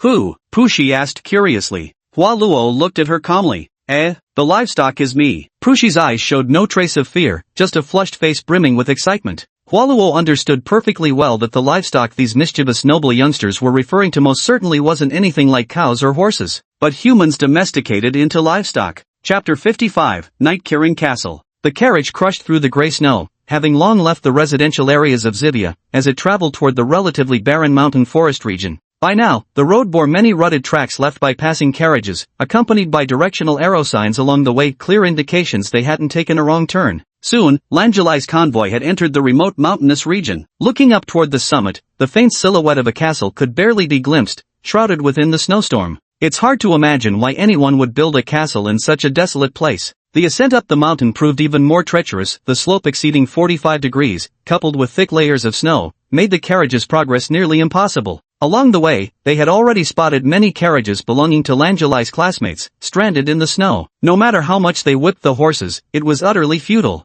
An elderly veteran knight from the neighboring caravan was trying to persuade the young master to dismount and climb the mountain on foot, warning that another heavy snowfall might come by nightfall, making the blocked mountain paths even more perilous. Unfortunately, that pale-faced young master, whose complexion looked like it had been slapped with 2 pounds of white paste, remained adamant about not leaving the warmth of the carriage compartment, insisting they carry the entire vehicle up the mountain if necessary. Left with no choice, the attendants actually removed the wheels, and 8 of them hoisted the carriage, carrying it up the mountain as instructed. Langley, however, wasn't as fussy as those spoiled rich kids who insisted on riding up in carriages. She simply had the caravan stop at the foot of the mountain, borrowed a few horses to ride uphill, and left the attendants behind to guard the wagons. A blizzard sealing the mountains, a castle on an estate. This is practically begging for a murder night in the Conan series. Hua Luo muttered, tilting his head back to gaze at the oppressive gray sky. Lang Rei left the servant knights at the foot of the mountain, taking only 3 others along as they rode armored warhorses draped in quilted padding, slowly making their way up to the summit. An ancient castle stood atop the peak, built entirely from jet-black obsidian. It looked to be over a century old, its dark, weathered outer walls covered in deep claw marks left by unknown creatures, giving the fortress an unmistakable air of mystery. Oof, that bitch Taji sure has connections, managing to get her hands on a castle like this, Lang Rei scoffed, her voice dripping with unmistakable envy as she eyed the enigmatic stronghold. Why call her a bitch? Hua Luo was somewhat curious. Because she is one, wanting to play around with every man out there. Humph, you better not have anything to do with her. Got it? Langley unhappily clung to Hua Luo's arm. Show some restraint, miss. My current role is as your dog-handling guardian knight. Hua Luo coldly shook off Langley's hand and jiggled the chain in his grip. Though Langley's temperament had improved considerably since their first meeting, Hua Luo's fondness for her had only reached the level of tolerable to look at best. Pushi fiddled with the collar around her neck, sticking out her bottom and shaking it. Instructor, I feel like, maybe we should insert another fox tail? Shut up, you damn pervert. Hua Luo rolled his eyes. Understood, master tells me to shut up, so I'll obediently stay quiet. Pushi dutifully put on a maiden's gag ball. With that collar on, Liz was no different from a dog, her eyes glazed over with infatuation as she trailed behind Hua Luo's heels, her mind occupied solely with thoughts of licking him. Several fully armored private guards stood at the entrance, accompanied by a dignified butler in a tailcoat, ready to greet the arriving guests. Welcome, Miss Langley. The journey through the snowstorm must have been arduous. We've prepared delicious hot soup and music, please come in and rest. The butler seemed to have facial recognition capabilities, instantly recognizing Langley. He thoughtfully helped her remove the fur cloak dusted with gray snow, handing it to a servant for cleaning. Gray snow wasn't like white snow, once melted, it left stubborn stains that were difficult to remove. Lead the way. This place is truly fascinating. That Takia, what a little sweetheart to have found such a wonderful spot, Lengray remarked, gazing at the ancient castle and its shadowy passageways, feeling an inexplicable thrill akin to exploring a haunted fortress. The Night Unicorn Castle was a name given by the young lady. Before that, it was known as the Boulder Keep. 300 years ago, before the fourth ring wall was fully completed, it served as the primary fortress against the insect swarms, making unparalleled contributions to the construction of the fourth ring barrier. The butler cheerfully recounted the history of this ancient castle. During the construction of the fourth ring Great Wall, the massive project spanned nearly a century to provide humanity with vast expanses of agricultural fields and grazing lands. Throughout this period, swarms of insectoid beasts frequently assaulted the wall-building forces. The mighty wall-building knights endured through the relentless siege, holding fast in these impregnable fortress castles until the Great Wall was fully sealed. Yet sadly, 3 centuries later, the Eden Agricultural Zone, once humanity's beacon of hope for prosperity, gradually deteriorated into a slum where survival was a daily struggle. And these battle-hardened citadels, battlefields where generations of knights bled and fought, ultimately degenerated into playgrounds for noble scions to frolic and amuse themselves. Throughout the obsidian passageway, the savage scars of ancient battles still remain visible, the cleaving marks of axes and the deep gouges left by monstrous claws. It's evident that this war fortress was once breached in the past, with the fighting having spread all the way into the castle interior. After walking several hundred meters, what was once a command hall illuminated and warmed only by braziers now shone brilliantly under the glow of luminous insect jade gems. Before Langley could step into the light, a dusty skull came flying out only to be met with a swift kick from her, smashing against the wall into bone fragments. The hall immediately erupted into fervent applause, Langley, still as sharp as ever. Humph, which idiot dares to trick me? Langley snorted as she strode into the hall. Hua Luo took a clear look. A group of heavily powdered young men and women, dressed in extravagant noble attire, were lounging on plush sofas, laughing and fooling around. The table was laden with lavish and exquisitely prepared grilled meats, desserts, wines, and delicacies, each dish drizzled with a sauce called Angel's Gift, an exceedingly expensive condiment derived from the same source as life potions. It was specially concocted by alchemists to be added to food, allowing even knights to savor the flavors of normal cuisine. An ounce of gold equivalent in value, eating is just like eating gold. Ha, I thought I could give you a real scare. A sharp-faced teenager burst into laughter. Ugh, where did you dig up this stinking skull? It didn't scare me, just nearly choked me to death. Langley pinched her nose in disgust. Ha, before you arrived, we were playing an exploration game, seeing what interesting things we could find in this castle. We found a skull in the room right over there, figured we'd use it to scare you. The sharp-faced boy pointed in a direction while clutching his stomach with laughter. Philip,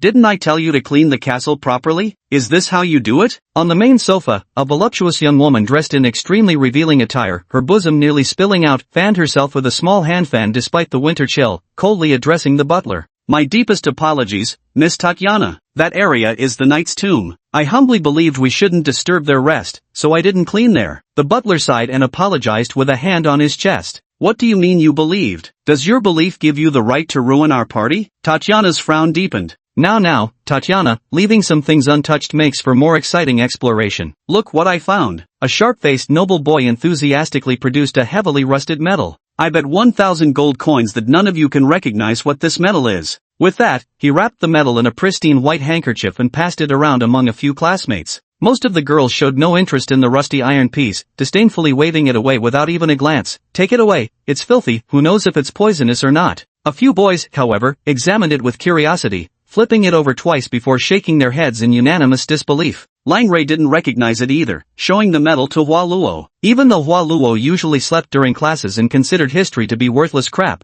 he still recognized it instantly, the Iron Thorn Knight's medal. Only Kingdom Knights who've survived major battles receive such an honor. Oh, someone actually recognizes him? And who might this be? The adventurous youth looked at Hua Luo in surprise. My knight in shining armor. What do you think? Handsome, isn't he? Langley proudly patted Wallo's shoulder. TCH, just a mere bodyguard, trying to steal the spotlight, a male classmate muttered disdainfully. What mere bodyguard? Even my, Langley's, bodyguard is better than you. Langley immediately retorted in displeasure, blaring him into silence. Oh, upon hearing that Hua Luo was just a bodyguard, the adventurous noble youth instantly lost interest in befriending him. Picking up the Iron Thorn Knight medal, he flipped it casually in his hand. Pity, just an iron thorn. Nowadays, you can earn one by casually killing a few bandits. If it were a sacred thorn, maybe it'd be worth adding to my collection. The noble youth tossed the rust-stained medal into the furnace without a hint of regret. Hua Luo's favorability toward him, -100. Healing Gray, I told you in the invitation to bring some livestock, but I didn't expect you to bring a knight, Takia teased while lounging on the sofa with a mocking smile.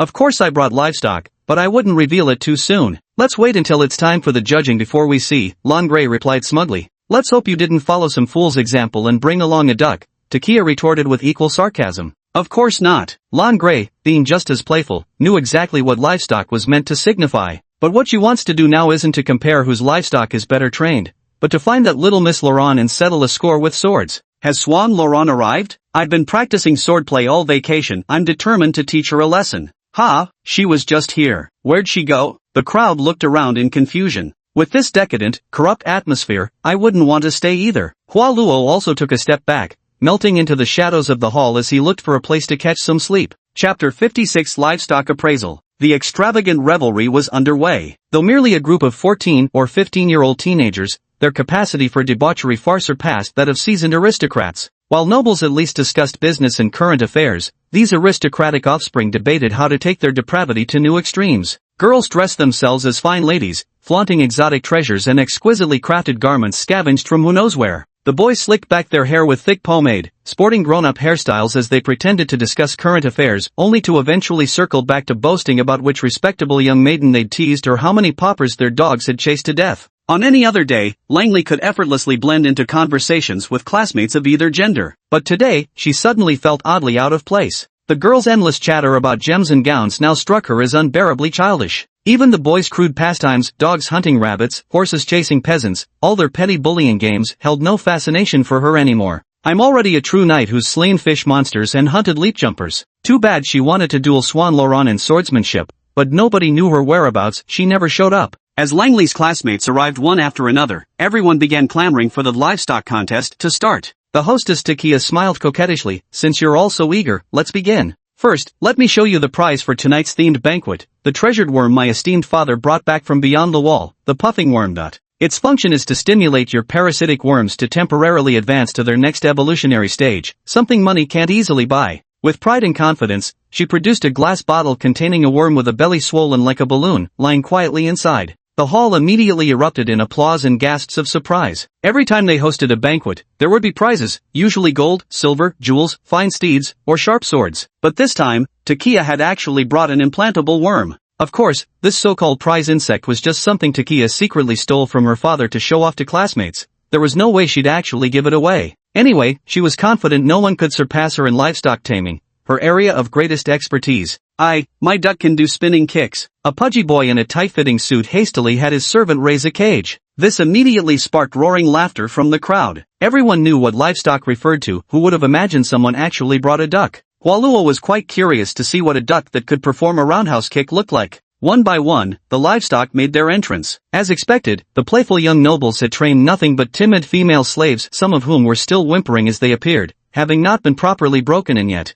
Amid roaring laughter, the flames illuminated countless grotesque, grinning faces, sending the livestock into shrill screams of terror. Takia sneered, "A bunch of trash." Langley scoffed, "Just a bunch of small fries." Takia tauntingly looked at Rangley, "Your turn, Rangley. How about you go first?" Rangley also knew perfectly well that the ideal moment was to make an entrance last. "Alright, if that's the case, then I'll go first." Tatiana refused to believe Langley had any trump cards hidden up her sleeve. By presenting her finest jade first, she could force the girl to humiliate herself by producing some worthless pebble. A golden-haired, blue-eyed youth with what appeared to be royal lineage, his handsome face accentuated by a collar, crawled out of the cage, displaying his exquisitely sculpted muscles. He crawled all the way to Takia's feet, eager as a dog, happily panting with his tongue lolling out. "Oh ho ho ho, how about that? This is the descendant of the traitorous Lionheart King. The whole family had been hiding in our territory for so many years, until I finally found them. Even tamed as livestock, their quality remains exceptional." Takia's wanton, piercing laughter seemed to penetrate the castle walls.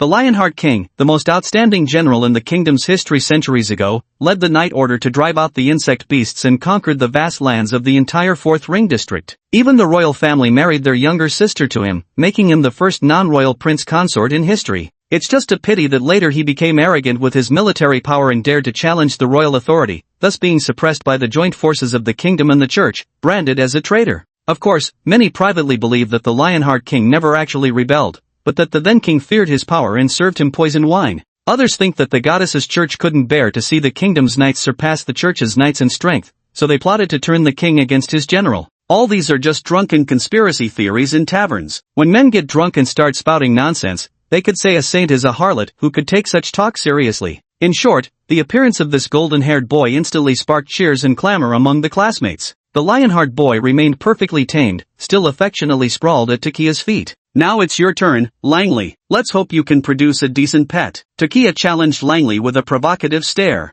Pushi seemed unable to wait any longer. It darted out of its cage wearing adorable cat ears, with a petite, curvaceous figure. Walking on all fours like a feline model, it swayed its body as it advanced into the hall, even sporting a black tail that occasionally curled and wagged. Xiaoshuang's petite hands bore nails as pure and lustrous as white jade, stretching 3 inches long with a dazzlingly flirtatious charm. Like color-shifting crystal, they shimmered under the brilliant lamplight with all manner of hues, radiant and captivating. Padding slowly to Langelai's feet, the creature nuzzled against them like a real cat, leaving Langley chuckling awkwardly in response. How the hell did this perverted worm hide so many props on himself? Hualuo couldn't help wondering. Likewise, Pushi's sudden entrance immediately electrified every male in the grand hall. Pets, dogs? How pedestrian catgirls were where the real fun began. Some boys even tried reaching out to touch, but were immediately met with Pushi baring her teeth fiercely, like a real cat. The atmosphere in the hall had reached a fever pitch, making Takia unbearably nervous. She kept muttering things like, "How can a cat count as livestock?" and "My dog slaves are still better." "Hey, are you just a sore loser? Or should we let everyone vote?" Langray crowed triumphantly. The classmates erupted in cheers. Langray, Langray.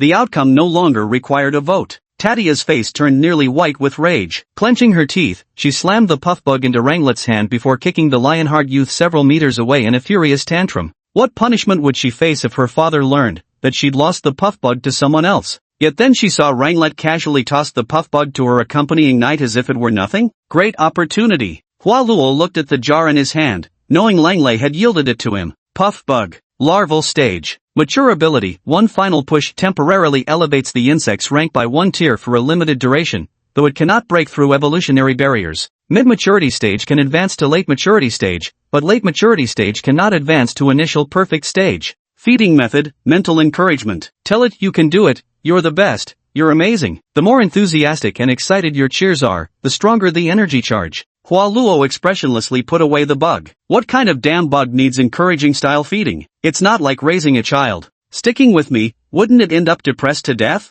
The livestock judging concluded, and the banquet was nearly over, yet Swan Laurent still hadn't shown up. The adventurous boy, ever the enthusiast, once again rallied everyone to join in exploring the ancient castle, hoping to find some fun. Most of the male classmates were eager to participate, while among the girls, aside from Langley, almost none wanted to crawl around the grimy castle ruins, opting instead to remain in the grand hall savoring fine wine and delicacies. Hua Luo couldn't be bothered with such childish games. He tossed Lizzie out, painted her face with ghastly makeup, and set her loose to scurry around scaring people.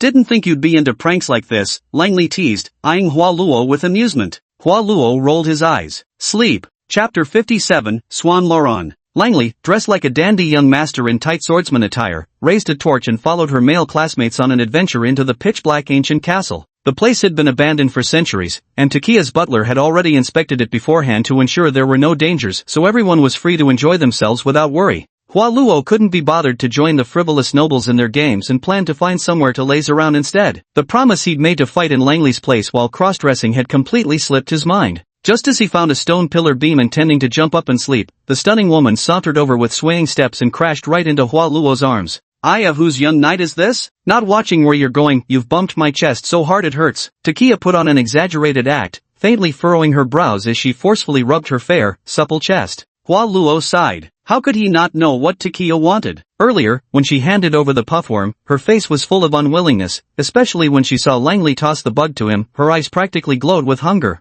So he pulled out the glass jar containing the worm and gave it a shake. "We're all adults here, keep it simple. If it's a deal you want, leave emotions out of it. Make it quick." Takiya froze. Was he really being this direct? But no matter how harsh the other party's conditions are, we must retrieve the drumming beetle. Otherwise, my father would really kill me. Moreover, this young knight was quite handsome, and someone Langley had her eye on. It would be downright wicked to steal another's beloved. At this thought, Takiya's petite face flushed crimson. Could we go to the bedroom? Too lazy. Right here, 2 minutes tops. Hua Luo left no room for refusal. Looks cold and handsome, turns out to be a quick shooter. Takiya's gaze flickered momentarily as she secretly mocked him. Very well, let this lady properly experience what it means to have one's soul haunted for a lifetime. With that, in the pitch-dark corridor of the ancient castle, Takiya shyly turned her back to Hua Luo and began rustling out of her clothes. For some reason, she found herself drawn to such straightforward boys, no need for pretentious lines when both knew exactly what the other wanted. Straight to the point. When Lady Takiya took off her gorgeous evening gown and removed the fragrant, waist-cinching corset, she shyly lowered her head and leaned against the wall. From behind, please. Clink, the glass bottle was placed on the stone ledge beside them.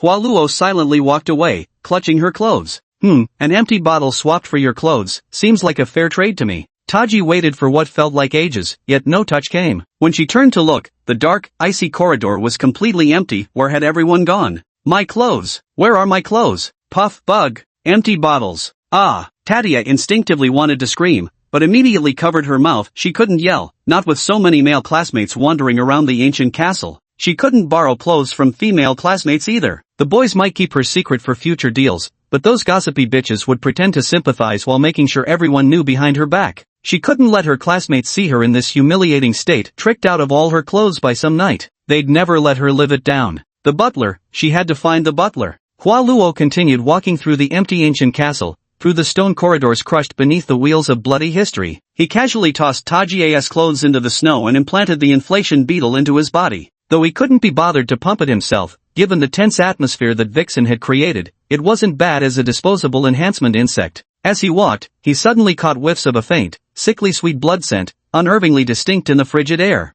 Hua Luo would have preferred not to meddle, but the stench of blood was so overpowering, it felt as if it were enveloping him. Ancient castle, blizzard, murderous night, a perfect match indeed. Hua Luo calmly followed the scent forward. On the castle tower, a tall and slender young woman was withdrawing a dagger from the chest of a male classmate. With a deft flick of her wrist, she swung the blade in an elegant arc, shaking off the droplets of blood before smoothly sheathing it back into the leather scabbard at her waist. Hua Luo inexplicably felt that her aura was so similar to Qian's, except Qian was usually reserved only when killing would she unleash an utterly razor-sharp intensity. Swan, Loran? Hua Luo silently walked over, his eyes completely ignoring the corpse on the ground. The young woman with a blade-like demeanor turned her head to look at Hua Luo. Her cold gaze showed not the slightest panic at being caught in the act of murder. You're not on the list. No need to throw your life away. Killing classmates at a gathering means you're either crazy or have a story. I've got liquor, care to share? Hua Luo unhooked a pure silver flask from his waist and placed it on the weathered city wall. The girl looked up at the moon, then gazed for a long while at the slender silver sword hanging at Hua Luo's waist before speaking. You know how to wield a sword?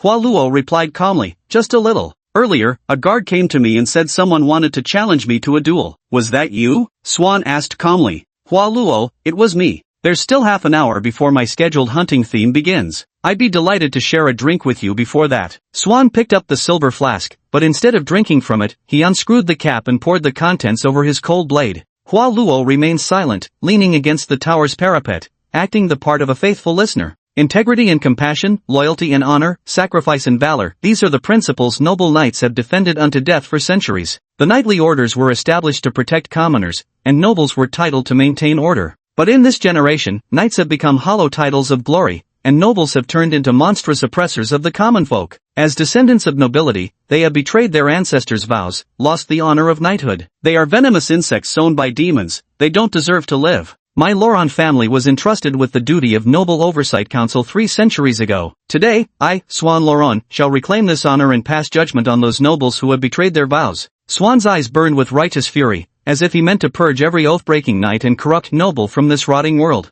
Hua Luo gazed calmly ahead. From this angle he could clearly see the young nobleman frolicking and roughhousing within the ancient castle. Swan Loron took a deep breath, barely suppressing his rising anger. Do you know the origins of this war castle? 300 years ago, before the 4th Ring Great Wall was erected, it served as a defensive fortress against insect swarms. Hua Luo recited impassively what the butler had explained during their arrival. Exactly. It should represent merit, embody glory, not be buried in remote mountains, much less become a plaything for those who've lost their noble convictions. Swan Loren's piercing gaze burned with intensity. Hua Luo watched from above as a group of noble youths broke open a knight's tomb sealed for centuries, dragging out dusty skeletons and tossing skulls into the air for another youth to shoot down mid-flight. The crowd erupted in cheers and applause. The adventurous noble boy scoffed, hitting such large targets like skulls is no feat at all. Try shooting metals if you've got real skill. With that, he pulled out the iron metals scavenged from the tomb one by one, tossing them skyward for the archer noble to shoot. Unsurprisingly, not a single one was hit, and they all vanished into the snowbanks.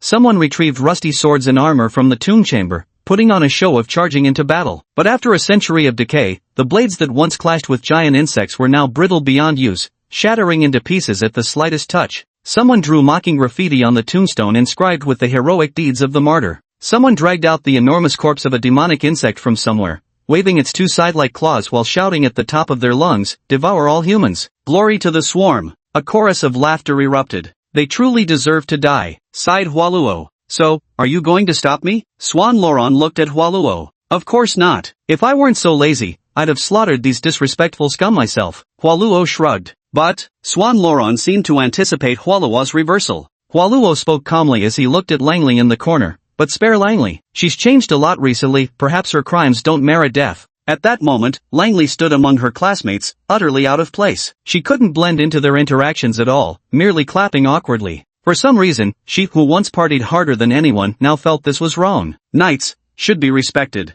No, they must die. In the name of House Loron, judgment has been passed on their crimes. None may evade this glorious verdict. Swan Loron refused, shaking his head. No room for negotiation? Hua Luo sighed. Unless they shoulder the glory of nobility once more. Swan Loren's gaze grew increasingly fervent. Perhaps restoring the green moon to silver would be easier. Hua Luo silently walked opposite Swan Loron and drew his slender noble's rapier. Most regrettable. I can see you're an honorable knight. Swan Loron likewise drew the silver rapier at his waist, assuming a duelist stance. Hua Luo, oh, then you saw wrong. Honor lies not in what you say, but in what you do. Swan Loron, my honorable heart never errs. En garde. The 2 swords clashed at blinding speed, erupting into dazzling sparks. Chapter 58, Judgment of Glory. Never has a poet praised gray snowflakes, just as no man would appreciate mosaics. Langley tilted her head to gaze at the sky, wondering if the flickering lights atop the tower were the legendary stars. High on the tower, Hua Luo was engaged in an absolutely fair sword duel with Swan Loron. No protective gear, no audience, no cross-dressing, only the endless night wind carrying the brilliance of their duel far into the distance. Hua Luo's swordsmanship originated from the swordbug Quine, and the two often sparred with each other in dream simulations. However, regarding the patterns on the swordbug's back, Quine interpreted them as one strike to kill, while Hua Luo understood them as ever-changing flexibility. Swan Loren's swordsmanship stemmed from family traditions, with tens of thousands of diligent practice sessions since childhood, rain or shine, summer or winter. Their swords were not particularly powerful alchemical creations, merely the pinnacle of human smithing, crafted from fine steel. The breeze carried the moonlight as equally exquisite swordsmanship clashed repeatedly, now flowing with graceful flexibility, now striking with thunderous decisiveness, sparking flecks of fire into the wind. Their duel was extraordinarily fierce, devoid of any probing or the performative airs of nobility, every strike aimed to kill. The sword tips traced invisible arcs through the air, and each clash sent crisp metallic rings echoing, steadily driving the intensity of their swordplay to its peak. Grace and strength coexisted, their fluid swordplay never faltering or pausing awkwardly. Like trained partners who had sparred countless times, their footwork ebbed and flowed perfectly, though this was their first encounter yet intuitively anticipating each other's moves, seamlessly countering with the next stroke. Compared to a magnificent waltz, it only lacked a beautiful melody.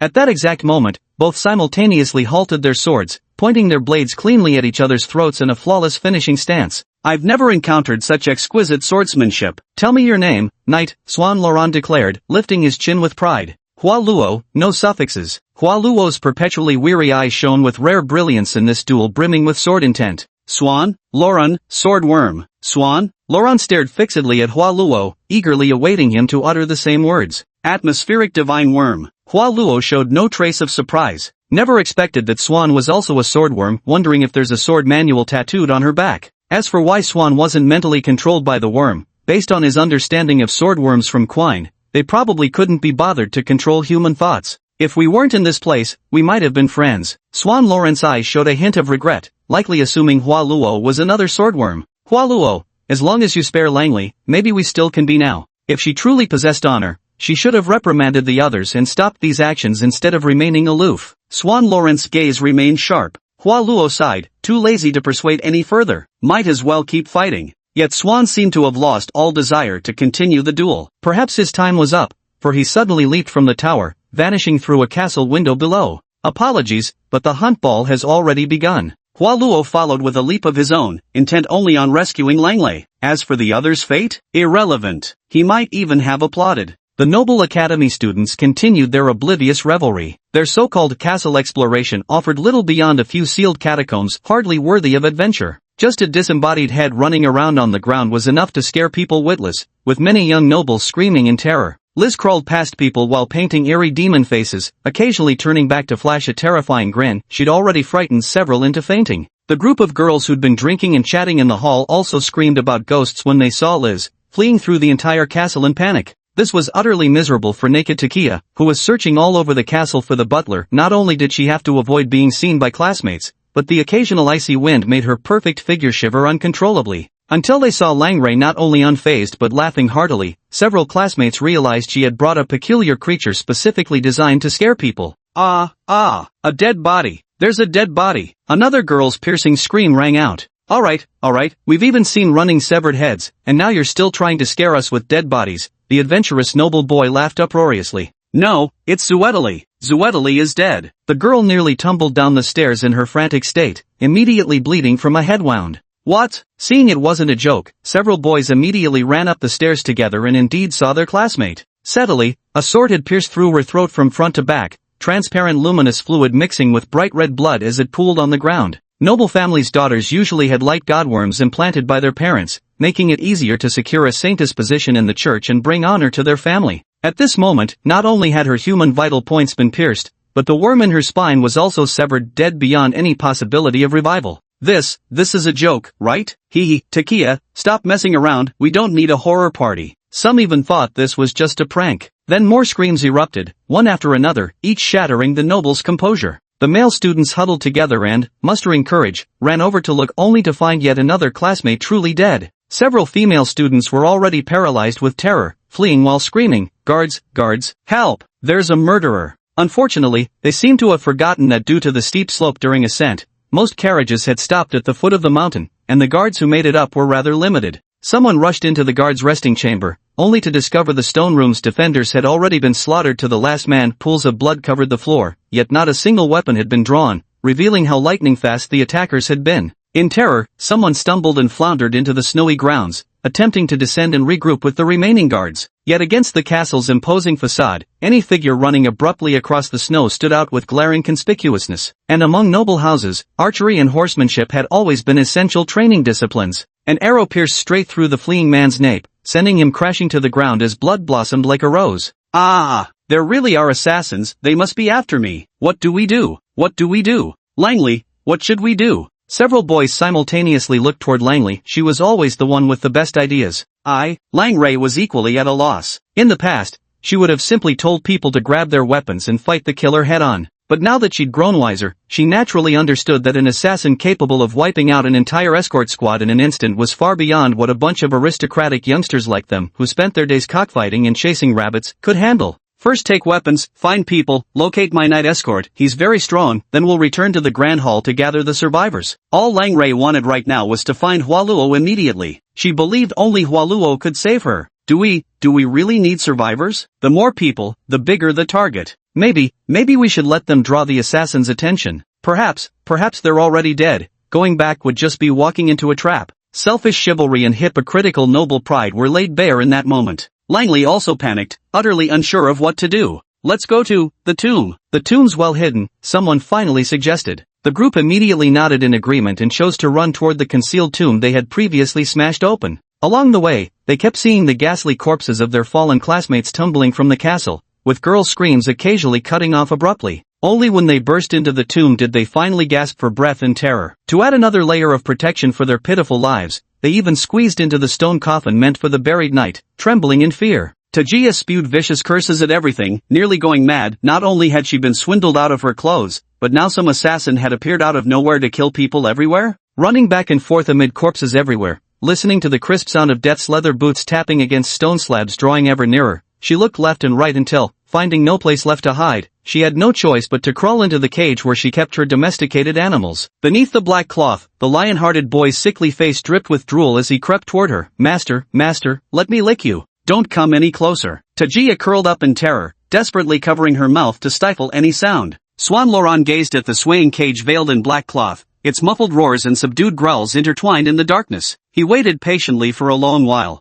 After what felt like an eternity, Swan Laurent emerged soundlessly in the shadowed corridor, silver blade dripping with fresh blood. 16 of 20 classmates who'd lost their noble glory already lay dead. Only 4 remained now, likely hiding within this ruined burial chamber. How laughable. These very students who had shamelessly desecrated the remains of ancestral knights now sought refuge in their very tombs. Just as she was about to step into the tomb chamber, Luo Hua's figure once again appeared before her. Are you really determined to save these noble scum? Swan Laurent's voice was ice-cold. Scum can't be exterminated completely, nobles reproduce faster than you can kill them. Hua Luo's not particularly imposing figure blocked the tomb entrance. At least I'll kill everyone I see. Swan Laurent's gaze was as cold as swordworms. Hua Luo, you said unless they repent and mend their ways. Swan Laurent, I did say that, though of course that's impossible. By dawn's light is the deadline. If they can't genuinely awaken to remorse, I'll personally lop off Langley's head myself. Hua Luo gazed steadily into Swan Laurent's eyes. 5 hours left, not even enough to stew a chicken through. And you think you can alter human nature? Swan Laurent's cold skepticism. How would you know without trying? Fine. Swan Laurent flicked his sword with a sharp flourish, shaking off the blood before sheathing it at his waist. Hua Luo listened to the labored, fearful breathing echoing through the tomb chamber and took a deep breath himself. One determined strike. Go for it. The cheering bug, as if venting its spirit, frantically poured out its own energy into the dream bug, pushing the latter's level to the peak of maturity. The wine bug gurgled as it filled the tomb chamber with intoxicating bubbles. Anyone who breathed them in would quickly fall into slumber, entering the dream woven by the dream bug. Come with me, let us enter a dream 300 years past and feel the weight of history. Elegantly, Hua Luo extended a hand toward Swan Laurent. Swan Laurent gazed into Hua Luo's sincere eyes, and for some reason, he felt an inexplicable sense of trust. He placed his hand in Hua Luo's palm. Hua Luo felt Qwin's equally icy and slender fingers guiding them as he and Swan stepped into the colossal dream woven by the dreamworms. Chapter 59, 300 years ago. Deathly silence, chilling cold, musty decay. The 4 people hiding in the stone coffin breathed heavily with fear and dread, praying that the assassins outside had already left. Time ticked by with no sign of movement whatsoever. Finally unable to endure the suffocating atmosphere and musty stench inside the stone coffin any longer, Langley kicked open the lid with a bang. Damn it! I won't hide anymore. Even if we die, we'll die like nobles. Langley, has she left? A timid voice emerged from the adjacent stone coffin. Langley stood frozen, staring blankly at the scene before her, silent for what seemed an eternity. Langley?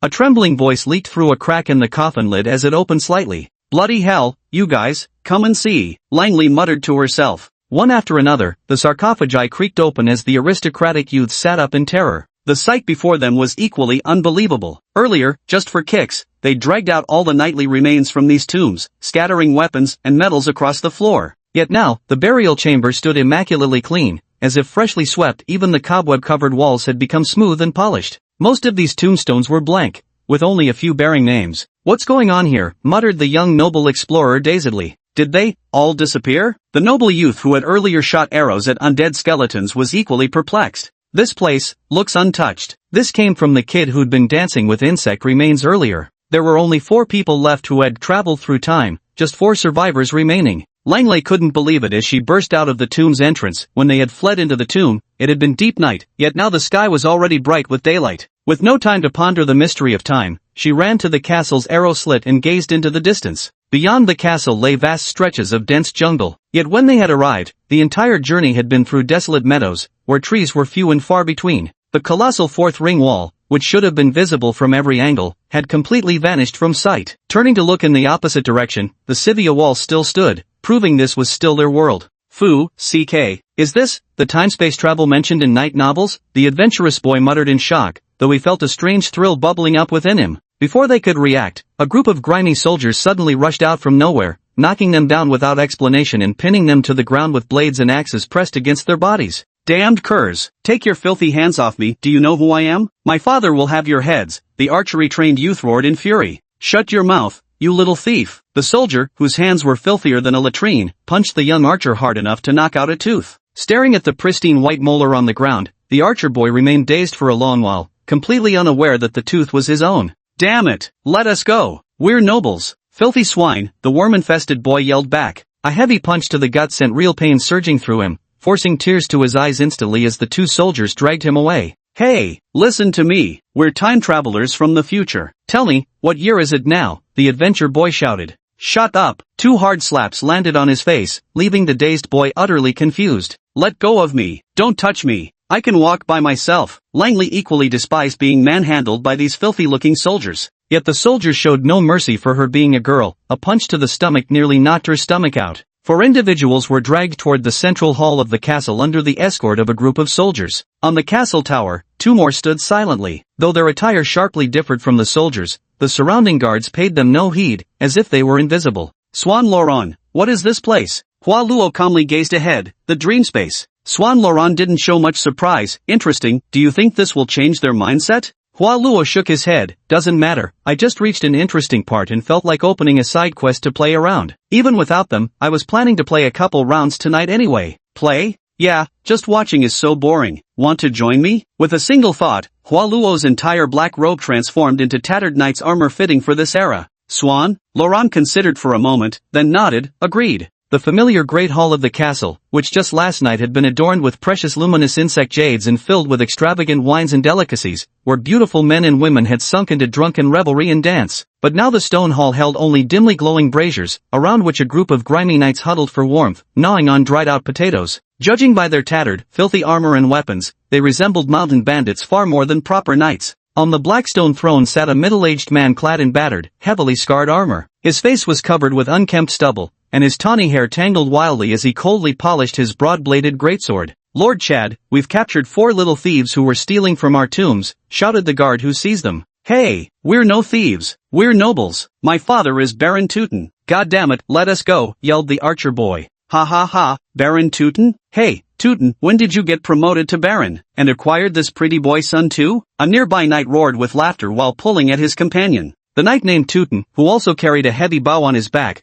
glanced at the archer boy and replied coldly, "I don't have such a weakling for a descendant. We're time travelers. We came from the year 538 of the Great Wall era." "It's true, we're all nobles," the explorer boy shouted excitedly, even pointing to their confiscated weapons as proof. Based on the name Lord Chad they had just shouted, he immediately recalled the name he saw on the tombstone yesterday. Chad Heisenberg, Baron, died in battle on December 15, 233 of the Great Wall era. "Ha ha ha, Lord Chad, he says you'll die in 15 days. Another burst of laughter erupted immediately. Baron Chad's face remained grim as he coldly thrust his heavy sword into the chattering mouth of the explorer boy. Whoever you are, we need more hands for clearing obstacles up front. Send them to the support battalion for miscellaneous duties. Got it. Let these soft-skinned lads taste the hardships of auxiliary soldiers. Several soldiers roughly shoved the four toward the castle gates. Outside Stonekeep Castle, a group of thinly clad, gaunt auxiliary soldiers swung axes to clear the bushes before the fortress. The thickets severely obstructed knights' charge paths and provided cover for enemies, while the feldwood could be hauled back for heating fuel. Hey there, pretty little thieves, be good and chop wood here. Don't even think about slacking off. If you don't chop enough, there'll be no food for you tonight. Several soldiers tossed down 4 pitch-black axes and strode back toward the castle. Seeing that the soldiers were no longer watching them, while the other laborers simply kept their heads down working diligently, with no one paying them any attention, the huddled group began whispering amongst themselves again. Damn it, these savages. We have to get out of here. It doesn't seem like they even have overseers. Look at those country bumpkins, they're only worried about finishing their own work. After a quick discussion, they immediately decided to flee back to the civilized world within the walls of Zivia. We need to be careful, we're still within the archer's range, Langray said, glancing up at the soldiers standing ready on the city walls. We have to be cautious and stick to the woods so the knights can't catch up. Pretending to chop wood, the 4 of them stealthily inched their way into the distance. The soldiers on the city wall watched the scene, those adolescent boys' childish movements. Any fool could tell what they were planning to do. Yet they took no action, even joking and betting among themselves. Just as the boys moved beyond arrow range, a voice shouted, "Run!" and the group sprinted madly away from the castle. The auxiliary soldiers chuckled helplessly. Just 1 minute later, the 4 desperate fleeing boys came running back at twice the speed of their escape, screaming almost hysterically, "Bugs! Huge bugs! Ah!" The auxiliary soldiers laughed. What they'd seen were just dead insect carcasses. If they encountered living bugs, wouldn't they piss their pants in fear? Langray and the others finally understood why the soldiers weren't the least bit afraid of their escape attempts. So this castle was surrounded by those terrifying insect beasts everywhere? Mental breakdown. Did they really have to stay behind and chop firewood? Chapter 60, The Insect Tide. 4 pampered youths dawdled lazily in the woods, occasionally whispering to each other as they debated what to do next and how to return to their own world. They had no intention of actually chopping trees. By the end of the day, not a single one had fallen. Chow time, chow time. A support soldier ran out of the castle, banging a metal bucket. All the auxiliaries immediately formed a circle and began sharing boiled potatoes, each munching away with beaming smiles as they chattered about something. Once the Yatan Great Wall is built, we'll have vast lands to farm, no more eating potatoes every day. Then I'll eat cornmeal 3 times a day, with meat every now and then. Dream on. The Great Wall project will last a century. By the time it's done, you'll be long dead. Eating corn? More like the corn eating you. Hey, that's fine too, as long as our kids can eat their fill. The grimy auxiliary cradled his pitch-black potato, but his eyes shone with bright hope. The 3 noble-born youths looked at the grimy potatoes with undisguised disdain. Is this even fit for human consumption? Langley wasn't as picky with her appetite these days. She picked up a potato and started gnawing on it, handing others some as well. Stop complaining. You'll need energy to escape later. It's not that bad, really. The 3 boys picked up the blackened potatoes and took tentative bites with expressions of utter revulsion, immediately spitting them out. Ugh, what is this? Demon testicles? It's disgusting. Without a second thought, they tossed the potatoes onto the ground. Eat up, child. We only get 1 meal a day, skip it and you'll go hungry till tomorrow, urged an old militiaman with a short spear at his waist as he picked up the potato and offered it.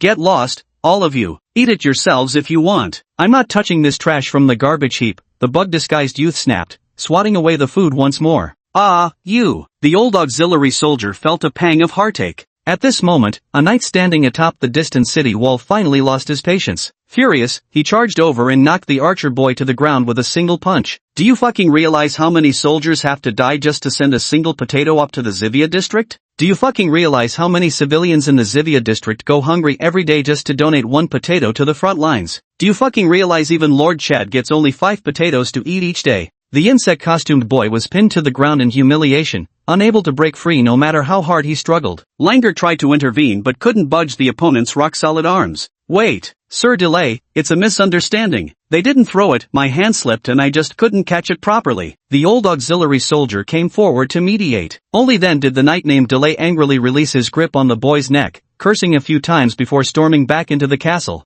The boy who'd been pretending to be a bug sat up wailing piteously. My father will never forgive you for this. Still going on about your father? We're stuck 300 years in the past, your father hasn't even been born yet, grumbled the explorer boy. We might have to rely on our own strength to survive now. Langley tightened her grip on the axe, decisively standing up to start chopping trees. The remaining youths complained for a long while, but had no choice but to stand up and start chopping trees. Although they all possessed the basic physical conditioning of knights, they'd never endured much hardship. They worked briskly at felling trees, yet by afternoon, blood blisters had already formed on their palms. The searing pain nearly brought tears to their eyes. When night finally fell and they hauled their collected timber back to the castle, just as they thought they might get proper rest, they never imagined countless more tasks awaited them. From cleaning horse manure and polishing armor to sharpening weapons, repairing castle walls, splitting firewood, and after the night discovered some were literate, even carving tombstones. The endless toil weighed heavily upon them, nearly crushing their spirits. Late into the night, they fantasized that lying back in the stone sarcophagi might transport them back to their own time.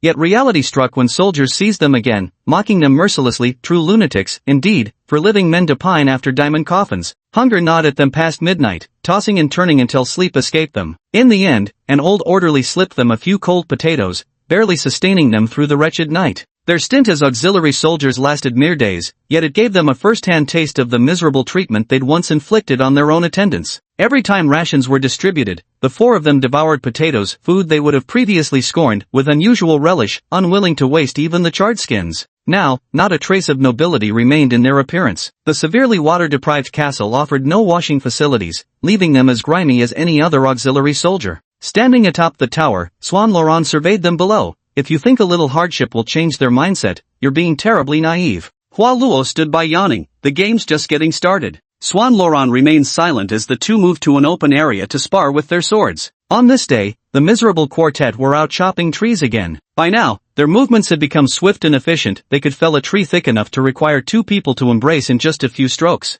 Yet on what seemed like a perfectly calm day, an abnormal oo-ed sound suddenly erupted from the woods ahead, accompanied by slight tremors in the ground. The old auxiliary soldier roared almost instantly, "Retreat now, bugs incoming." Without hesitation, all auxiliary soldiers immediately turned and sprinted toward the castle, just as warning horns began blaring from the fortress walls. What's happening? The four students stood farther away, still processing the situation when the veteran soldier came running toward them, urgently shouting for them to flee. They suddenly realized the dreaded insect swarm was coming. Run! The four of them fled for their lives, completely oblivious to the orderly ranks of knights already lined up on the castle's drawbridge. It's too late, move aside, the knights are charging. The old militia soldier rushed over and shoved them against the castle walls, clearing a path for the knights. The lead knight, Chad, was clad in heavy armor from head to toe, even his warhorse beneath him covered in the same formidable plating. His burly, imposing frame radiated a sense of security, like that of a lion king. Knights, charge! Wave after wave of thunderous roars, like overlapping mountain ranges, echoed across the battlefield. Hundreds of knights urged their steeds forward, charging without hesitation toward the insect beasts emerging from the forest.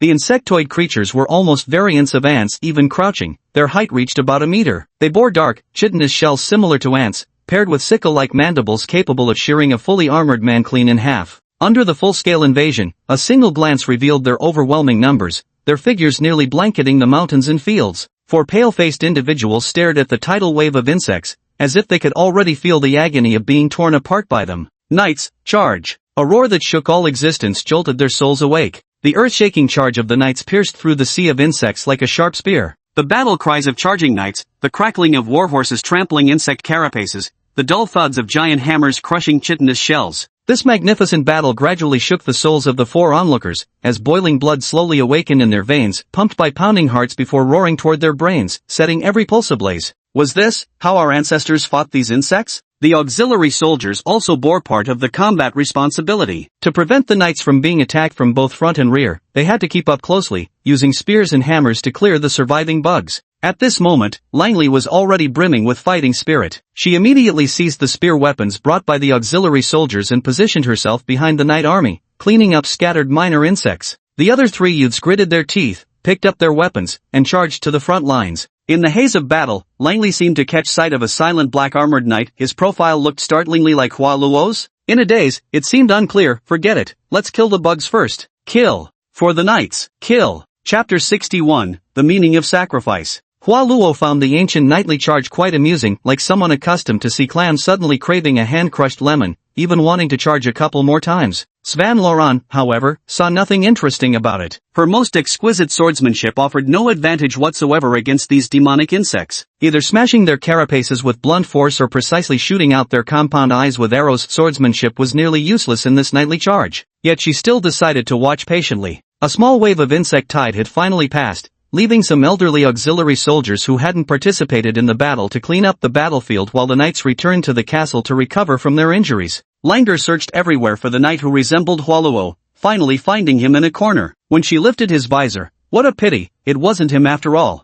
Damn annoying. Why can't you just follow your own storyline properly? Must you always interact with NPCs? Hualuo silently complained to himself. Although no one died in this battle, there were plenty of wounded. Then, a church priestess appeared unlike the saintess from his past life, who wore spotless white robes and feigned an air of detached purity as if untouched by worldly matters. Instead, she was clad in the same dusty hemp robes as the knights, her dignified yet holy face equally smudged with dirt, indistinguishable from a village girl. Only the silver pendant hanging from her chest revealed her identity as a priestess. Moving swiftly among the wounded knights, she treated their injuries with holy light and a transparent ointment. Her soothing smile and clear, innocent eyes alone were enough to dispel pain and gloom at a glance. "Oh, she's so beautiful," mumbled the young explorer, utterly spellbound. "I've seen many saintesses, my sister is one, you wouldn't believe how promiscuous she really is, yet she's the girl with the purest eyes I've ever seen." The archer boy also gaped his mouth wide. "Ah, it hurts so bad, I'm injured." Priest.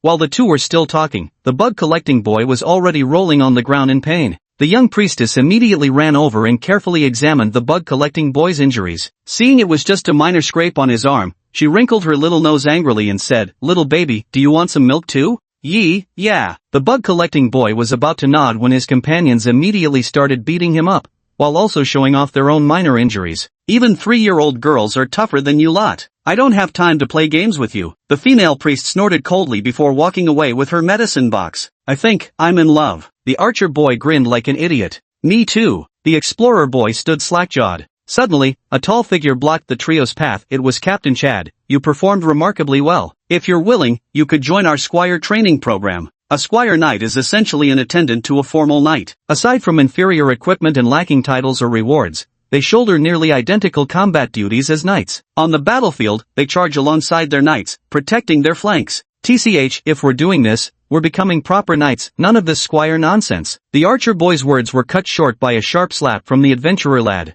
"Yes, Sir Knight, we'd be honored to charge at your side." The adventurer boy pressed a hand to his chest in a reverent salute while urgently signaling his companion with his eyes. "You still want to impress girls? As a lowly auxiliary soldier, you think they'd even glance your way?" The others immediately understood and nodded repeatedly, placing hands over their hearts in salute. "Good. You may each seek out a knight you wish to follow, learn their combat techniques." Knight Chad nodded before turning back to his stone seat to polish his colossal sword. The youths exchanged glances, each seeking a knight whose fighting style resembled their own. By sheer coincidence, upon asking, they discovered these knights all shared their surnames, as if bound by some faithful bloodline. Langri searched until she once again found that black-armored knight whose profile bore some resemblance to Hualuo's. "You're so damn annoying, can't even pick a decent dungeon to raid." Hualuo snapped with a dark expression, rejecting the squire's application. Without a word, Langray snatched Hualuo's combat spear and began polishing it. By the next day, the knights had already begun training their squires. The weapons of this era were brutally crude. The elegant dueling rapiers favored by nobles 3 centuries later might as well have been embroidery needles. 5-meter dragon spear, storm greatsword, spiked mace, 2-handed warhammer, 1-handed flail, swinging shackles, oxhorn battle-axe, double-bladed battle-axe, dragonhorn heavy bow, horn war shield. Only these savage enough weapons could tear through the thick carapace of wild demonic insects. The fancy sword techniques of later eras wouldn't be learned here, not even by the ladies.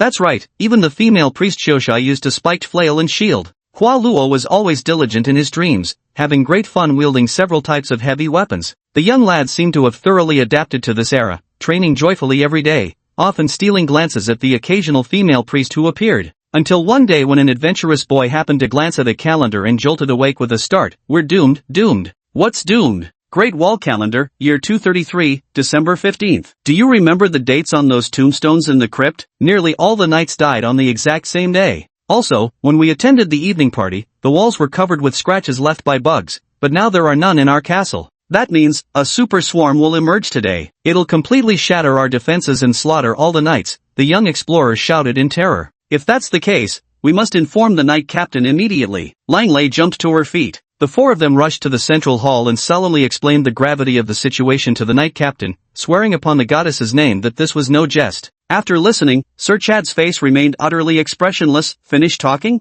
Sir Chad, you must retreat immediately. Otherwise, the insect tide will drown us all," Langer shouted. Believe us, we're not lying, it's true. The exploration boy cried out anxiously, sweat pouring down his face. Sir Chad remained silent for a long moment. I believe what you say is true, but a knight must hold his ground. The positions are fixed. We must survive. Langley shouted. Rockcastle Fort's duty is forwarding supplies from the rear to the wall-building troops at the front while drawing enemy fire to protect the rear transport units. We can't abandon this place, the entire supply line would collapse, Knight Chad explained. But, knowing you'll die yet still rushing to your death, isn't that just idiocy? The worm boy exclaimed urgently. Knight Chad laughed. Ha ha ha, ha ha ha. All the knights present laughed. Isn't charging toward death what knights do? As long as the death is meaningful, we die without regret. The four fell into silence. Until the old auxiliary soldier huddled in the corner for warmth hesitantly spoke up. You're literate, could you help write a letter home for me? Langley was taken aback for a moment, then quickly responded. Of course. But, I don't have any paper. The old auxiliary soldier looked awkward. Langley immediately tore off a piece from her clean cotton garment and picked up a charcoal stick. Speak. I want to tell my grandson, your grandfather didn't go away as a laborer, your grandfather died fighting as a soldier. Take pride in me. Live well, as long as the Yarden Great Wall stands strong, you'll be able to live a good life. Langley paused for a moment, then immediately wrote it down as instructed. A knight who couldn't write nearby also spoke up. Write one for me too. Tell my descendants that your valiant ancestor, Sir George Breggy, upheld the honor of knighthood. Take pride in my bloodline, follow in my footsteps, charge. Charge towards the enemy. One by one, the knights voiced their last testament requests. Their words held no fear, no regret, only steadfast belief in their faith and contempt for death. We will exterminate these insects, offering our very hearts for humanity's survival. A knight suddenly spoke up and asked, if you truly come from the future kingdom, then, in our world, are humans still ruled by fear of the insects? Langrey fell silent for a moment before shaking her head. No longer. You've exterminated all the insects. The exploring youth teased mockingly, but there are still people pretending to be insects, spouting nonsense about how the Great Wall belongs to the insect race. Bullshit. I was just joking. The insect impersonating youth immediately flushed bright red. Would your nobles forsake their own honor? This was uttered by the female knight, Swan Lauron. Langley, yes, we must hold fast. Captain Chad unexpectedly joined the discussion with a quiet question. Then, was the Arden Wall ever completed in the end? Yes, on the 1st of January in the 250th year of the Great Wall era, the Yarden Great Wall was fully completed, fitting the last piece of the puzzle for the kingdom's fourth ring district. From then on, the kingdom had 4 grand circular zones, with the vastest being the agricultural district. The adventurous youth clearly had a solid grasp of history. The old veteran hastily interjected, then the people of the Yarden district, are they truly blissful, each owning vast expanses of land, with none going hungry or toiling 12-hour days, and everyone resting 2 days a week? Langley bit her lip, the humiliation bringing hot tears to her eyes. Unable to bear deceiving these people who held such fervent faith in the future, she kept nodding. Yes, we all have enough to eat, we no longer need to struggle for survival. Another severely wounded knight struggled to his feet. So medicine must be incredibly advanced too? No need to bankrupt families when falling ill? Yes, yes. More and more people gathered around. A knight who couldn't read piped up. Studying, eh? Are there many schools where children can go to learn their letters? Yes, yes. Then does that mean we'll all have big houses and fireplaces? No more fearing the icy winds of the dark snow season? Yeah, there is. Captain Chad's eyes were bloodshot as he revealed a smile never seen before. So it seems our sacrifices were not in vain. Beyond the castle walls, the earth trembled slightly as pebbles danced, as if countless warhorses were charging. The horns atop the towers roared hoarsely, heralding the arrival of formidable foes. All personnel, form up. Still without any heroic declarations, every knight, squire, priest, and auxiliary soldier took up arms. Knights to the front, squires behind them, auxiliaries hold the rear. Fearless knights stood shoulder to shoulder in their steel formation. No enemy, however mighty, could shake their courage to charge. The 4 time-traveling youths sat astride their nags, seeing the determination reflected in each other's eyes. We shall fight alongside our forebears and show them their boiling blood has never cooled. The female priest in full plate armor turned to look at the 4. What you just said, it's all true, right? The quartet fell silent for a moment before nodding in unison. Yes, this is how it will be. Only then did the priestess break into a smile. How I long for that day. The insect-disguised youth blushed as he took a ring off his finger and handed it to the female priest. If we survive this, will you be my girlfriend?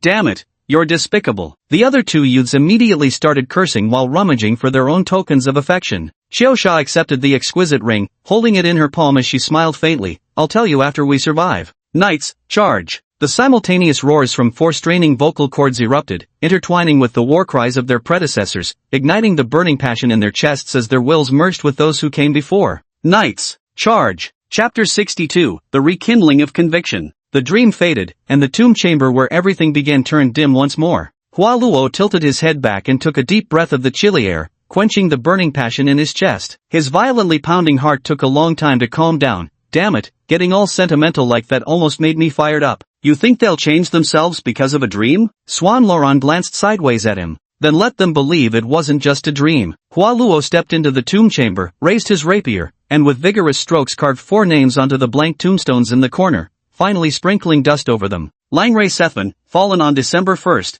233 of the Great Wall Calendar. Carlos Mariano, fallen on December 1st, 233 of the Great Wall Calendar. Colin Tootin, fallen on December 1st, 233 of the Great Wall Calendar. Adam Kirk, fallen on December 1st, 233 of the Great Wall Calendar. Their names are unknown, yet their glory endures forever. Once, Hua Luo couldn't even be bothered to remember their names. Now, perhaps they might bring some change to this world. Swan, Laurent remained silent, turned around, and wordlessly walked away facing the morning sun. Hua Luo sat atop the city wall, drinking as he gazed at the distant Yatan Great Wall, that magnificent wall protecting despicable humans. A sound soon came from the tomb chamber behind, along with a startled cry from Lang Lei. Ah, I'm not dead. Didn't those bugs tear me apart? What? You had that dream too? The youth beside her leaped out of the stone coffin. We're alive. We've come back. The 4 of them embraced, jumping for joy and weeping with happiness. That dream felt too real. The pain in my body was vividly present. Everything so clear it was almost like actual time travel. I think we should gather these remains and rebury them properly. Ranglet was the first to propose. Yes, they were all heroes, and I'm ashamed of everything I've done. Carlos hung his head in shame. I'll go gather Qiusha's bones. Adam dashed out quickly. Qiusha was that lovely female priest. Damn it, she's been dead for 300 years. Can't you just let her be? Carlos gritted his teeth and ran over. Look, Adam was terrified. On the skeletal hand beside the female priest's stone coffin was a dull gray gemstone ring, the very same one he'd given her in the dream. Hell, the others were equally stunned. Qiusha. Adam immediately fell to his knees, clutching the skeleton as he sobbed uncontrollably. By the way, haven't you noticed that these bones, well, the skeleton seems a bit large? Though not exactly masculine, little Qiusha wasn't particularly robust either, was she? Carlos said with a troubled expression. Based on a rough estimation of the skeleton structure, the female priest must have been about 6 feet tall and weighed over 220 pounds. If you keep spouting nonsense, I'll challenge you to a duel. Adam cried out between sobs. But just think for a moment, would a female priest capable of charging into the front lines, wielding an iron morning star to smash through insect carapaces, really be some delicate, dainty girl? Obviously not. A brawny, broad-shouldered battle axe standing at 6 feet tall would fit the bill far better. The dream cicada merely polished her image slightly. Thus, this bear-like warrior nun who had been dead for 300 years found her first love on some distant future day. Look! Colin's shriek pierced the air as he pointed at the 4 empty coffins in the corner. The tombstones clearly bore all 4 of their names. Had they truly perished at Fort Boulder? Is this real? The 4 of them pinched their own cheeks in disbelief. After what felt like an eternity, they finally snapped out of their shock. Langray was the first to pound her chest fiercely. No matter what, I swear to fulfill the faith our predecessors defended with their blood, to restore the Attian bulwark to its rightful purpose. The kingdom can't continue rotting like this. The other 3 likewise struck their chests, making a simultaneous vow before the tomb of Captain Chad. Hua Luo had no idea what kind of gear of fate he had turned. He only felt that the people inside were unbearably slow. It took a full 2 hours before he finally walked out of the tomb chamber. His eyes now carried something this era no longer possessed. Faith. Hua Luo didn't want to manage too much. Things here were already messy enough. The entire castle was filled with murdered nobles and guards. When the squires from the foothills came up to identify their master's corpses, they nearly went mad. As for the murderer, they had absolutely no leads. Logically speaking, Swan Laurent as the assassin should have been easily exposed, given how distinctive her swordplay traces were, and she hadn't made any effort to conceal them. But in just one night, the gluttonous Lizzie gnawed on almost every corpse in the castle, her destructive bite marks completely obscuring the original wounds. This made all the guards suspect that a terrifying shapeshifter was lurking in the castle ruins, hunting at midnight. Terrified, they carried their master's corpse down the mountain to report the tragedy. Thus, Swan Laurent managed to keep his identity hidden. Mission complete. Hua Luo decided to head back. Meanwhile, Langley and others chose to return to their aristocratic academy, attempting to persuade some nobles to join them in rebuilding their faith. All alone on his black steed, Hua Luo, wrapped in a heavy wool blanket with the constantly chirping little Pushi in his arms, sauntered back to the residential area of Zivia. As for Liz, she had eaten so much that her entire body had evolved a thin, membranous stomach. Like a bloated queen ant, she dragged this enormous burden behind her, utterly unable to move. Hualuo simply tossed her into the hidden basement beneath the castle. She could digest the situation slowly on her own. The moment they returned to the night watch office, Golan practically lunged at Hualuo. Bloody hell, have you heard? Something big happened at that abandoned castle in the west. Dozens of noble kids were throwing some damned party there and got completely devoured by the mimics inside. Now over a dozen barons and viscounts from the entire district are banding together to form an expedition team. $1 million gold bounty for anyone who kills those mimics. Every knight in the district has gone mad trying to join. Hurry up and pack your things, we're leaving right away. After this job, we'll be set for life. Hualuo tossed his fur cloak covered in snowy dust aside and flopped onto the couch, rolling his eyes listlessly. Oh, I just got back from there. Ha! Jelen froze, suddenly connecting Hualuo's recent escort of Langley to school with the rumors. Damn it, don't tell me you're the one who killed them. Do you think I have nothing better to do? Hualuo casually picked up a glass of chilled Bordeaux wine by the fireplace and took a sip, not even lifting his eyelids. Hurry, tell us what happened over there. Golan quickly sat down beside Hualuo. I won't say, can't be bothered. Hualuo mumbled listlessly. Ah, talk or I'll stab you to death. 1 million gold coins. Langley almost wanted to strangle Hualuo. The story goes, the mentor tricked a shy little sister out of her clothes. She ran away all naked, then crawled into a cage, rocking and rocking, rocking and rocking. Pushi recounted with such excitement her face turned crimson. Who, crawled in with whom? Glenn was stunned. Hualuo grabbed Pushi by the scruff of her collar like a kitten and kicked her out the door to cool off her feverish imagination. So, who exactly is the imposter? Glenn was practically dying of impatience. No imposters. Then who killed them? Liz? Galen's pupils dilated endlessly. I said she got hungry and took a couple bites of a corpse. Now she's hibernating in the castle cellar. If you're going there, might as well rescue her, otherwise she might get chopped up as an imposter, Hualuo explained casually. Fuck, you sure know how to make trouble. Galen felt his brain expanding infinitely. Chapter 63, Deep Winter of the Black Snow Season. This year's black snow season was exceptionally cold. Even Hualuo had to bundle up in thick sweaters, spending his days wrapped in a large woolen blanket while warming wine by the fireplace. Abaze was equally reluctant to go out, staying indoors all day clinging to Hualuo with corny family talk, those countless tentacles entwined in inseparable intimacy. The two of them were like hibernating bears, living purely off autumn's stores, watching the lollipops in the candy box dwindle day by day. Hualuo had no choice but to muster a bit of his lazy energy. He needed to go out and scavenge some food. The moment he stepped outside, the biting wind rushed into his collar, even sending a shiver through his usually resilient constitution. The snow had already turned black, marking the coldest period of the entire winter. In the midst of the snowstorm, the homeless lining both sides of the road had long frozen into icy statues so solid that even wild dogs couldn't gnaw them. They likely wouldn't be cleared away until the season of revival. Yet, amidst the street, Hualuo spotted a burly figure, bare-chested, with iron chains covered in frozen ice protruding from his back. The man was carefully dismantling the icy corpses on the ground, cradling them in his arms and trudging step by step toward the cemetery. Numa? Hualuo recognized a familiar face. The laborer Oxhorse, long time no see, he's grown even stronger. Oxhorse turned his head, looking at Hualuo, and nodded respectfully. Hello, mentor. Are you preparing food for the church? Hualuo asked, eyeing the frozen human statue in Oxhorse's arms. No, just giving them a dignified resting place. Oxhorse shook his head.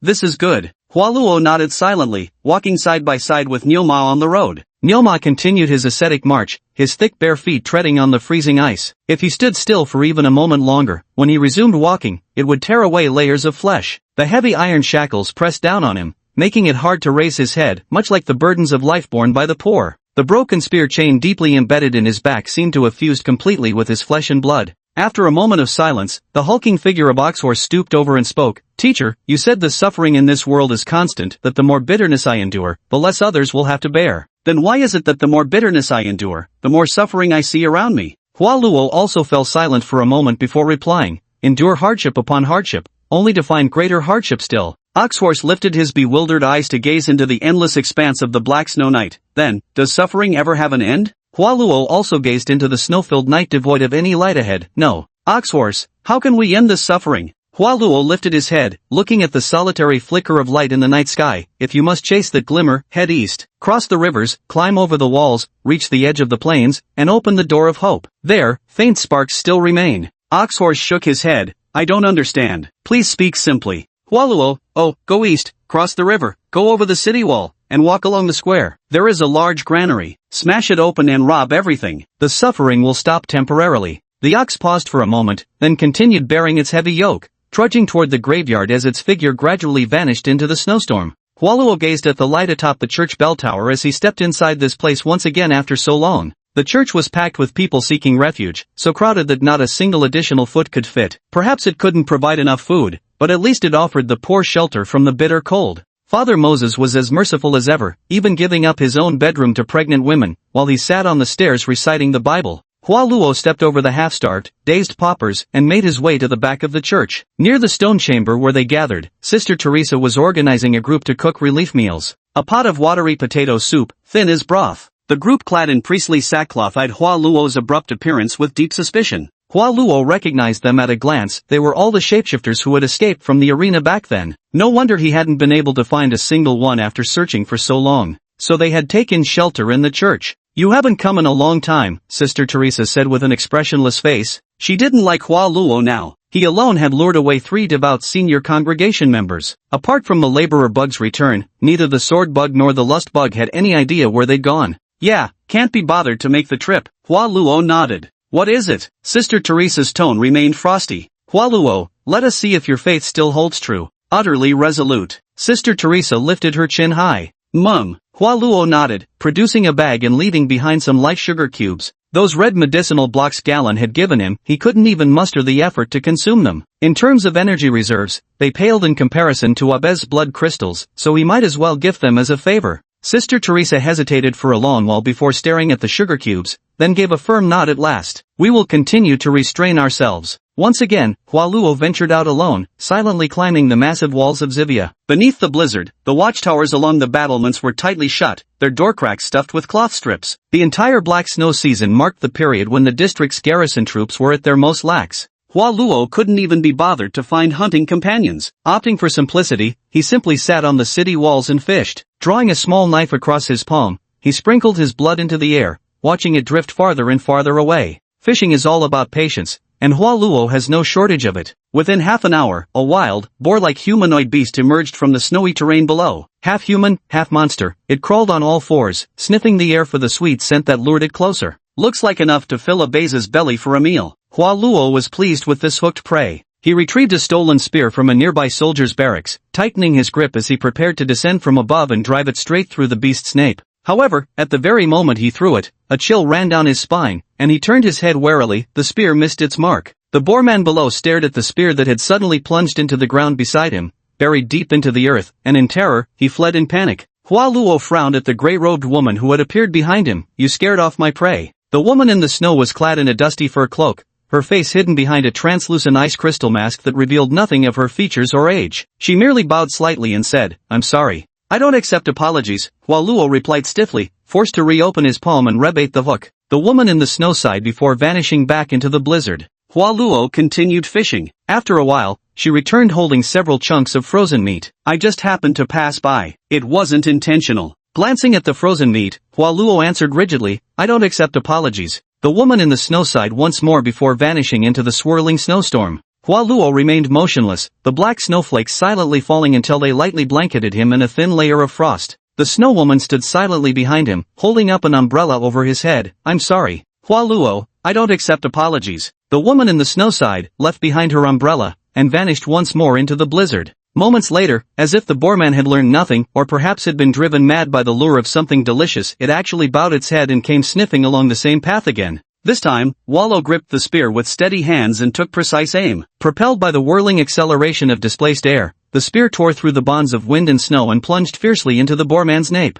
Crack! The moment the two made contact, the spear shattered inch by inch from the point onward. The extreme cold of the black snow season had rendered the metal brittle. The wild boarman was startled and bolted away like mad, vanishing from sight in the blink of an eye. Hualuo sighed. The woman in the snow approached holding a metal hand warmer, but before she could speak, Hualuo stood up, reeled in his fishing rod, and took the warmer, tucking it into his coat. "I accept your apology." The woman in the snow nodded gracefully. When he looked back again, the snow woman was nowhere to be seen, as if it had all been a dream. Returning home, Abeth pouted with displeasure and said, Luo's Air Force is back." Hualuo stubbornly shoved the heater into Abyss's hands. "I snagged a heater, how can you call it coming back empty-handed?" Chapter 64, The Seed of Rebellion. The next day, Hualuo took Quinn with him up onto the Great Wall again for fishing, carrying a dragon hunting lance, a large parasol, and a heater. That's how fishing goes. The longer you fish, the more equipment piles up around you. Same old fishing spot, still nursing that grudging frustration from yesterday's escaped razorback boar man. Couldn't let it go, so I upgraded my gear, the spear tips reforged with that abyss diamond form blood crystal now. Heavy duty piercing guaranteed. Quinn silently held up an umbrella behind her, cradling a warming stove, yet still slid her palm to let the fragrance of her blood spread for miles. Time passed bit by bit, the boundless black snow remained just that, black snow, with not a single sign of movement in sight.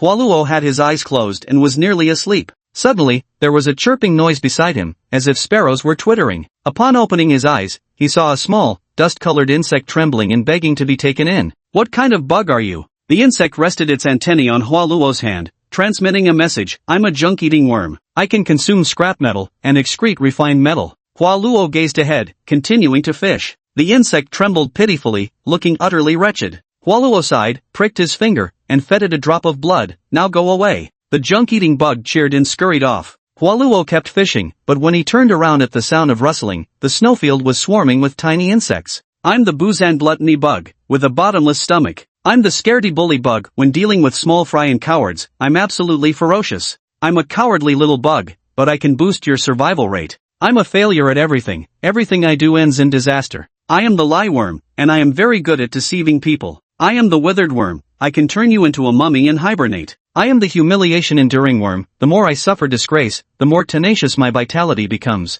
Hualuo sighed. The black snow season, not only is it unbearable for humans, but even the feeble insects are struggling to survive. Hualuo opened the candy box, broke off a few pieces of low-purity blood crystals, crushed them, and scattered them on the snow for the insects to eat. "Open another one! Open another one!" A swarm of insects cheered and jumped around, shouting. Annoyed by the noise, Hualuo shooed them away and headed home. Abeth rolled around on the ground in frustration, grumbling. Luo got nothing again. "Hualuo, I've gained a bunch of little admirers. How can you call that an empty-handed trip?" On the third day, Hualuo hoisted a massive oxhorn greatbow onto his shoulder and returned to fish along the towering wall. Beside the street, a thinly dressed little boy, rubbing his arms for warmth with frost already crystallizing on his eyebrows, spotted Hualuo and shouted hoarsely, "Breaking news! Breaking news! Baron Sifan's granary has been raided. Mountains of coal, grain, and cotton fabric were all looted clean. The constable announced a reward of 100 gold coins for any leads." This world hadn't invented paper-making technology, making parchment prohibitively expensive,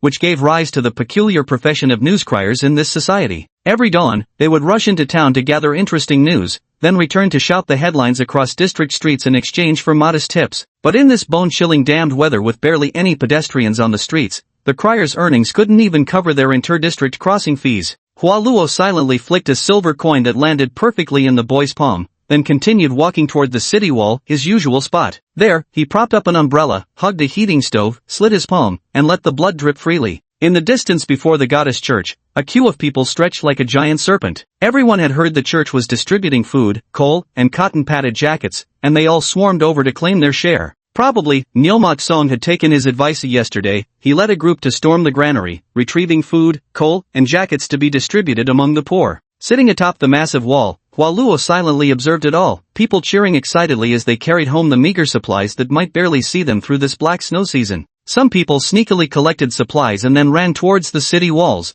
as if intending to report to the Sylvania district. Just informing those noble lords that the stolen supplies were transported here would surely earn them a hefty reward. Swish! An arrow pierced straight through his heart. No one would care how he died. Hualuo silently stowed his bow. Yet, those greedy for the bounty were not few in number. Hualuo had nearly exhausted the dozen or so feathered arrows in his quiver and still couldn't completely stop the crowd coveting the reward. However, within half an hour, Baron Sifan's private troops and the garrison arrived at the Arden District Church, completely surrounding it. Fortunately, Father Moses' status still carried some weight, and the soldiers dared not rashly launch an attack. Father Moses also came forward to clarify that they did not steal the supplies, someone had simply left them at the church entrance before dawn, though no one knew who. Across these two districts, no one dares to steal from this lord. Whether Baron Sifan believed it or not, his private soldiers received orders, retrieve every ounce of stolen goods, or have the missing amount docked from their pay. Hualuo witnessed it himself, the Baron's soldiers smashing down the wooden doors of civilian shelters, indiscriminately seizing not only the freshly distributed supplies but also the winter reserves families had painstakingly stored.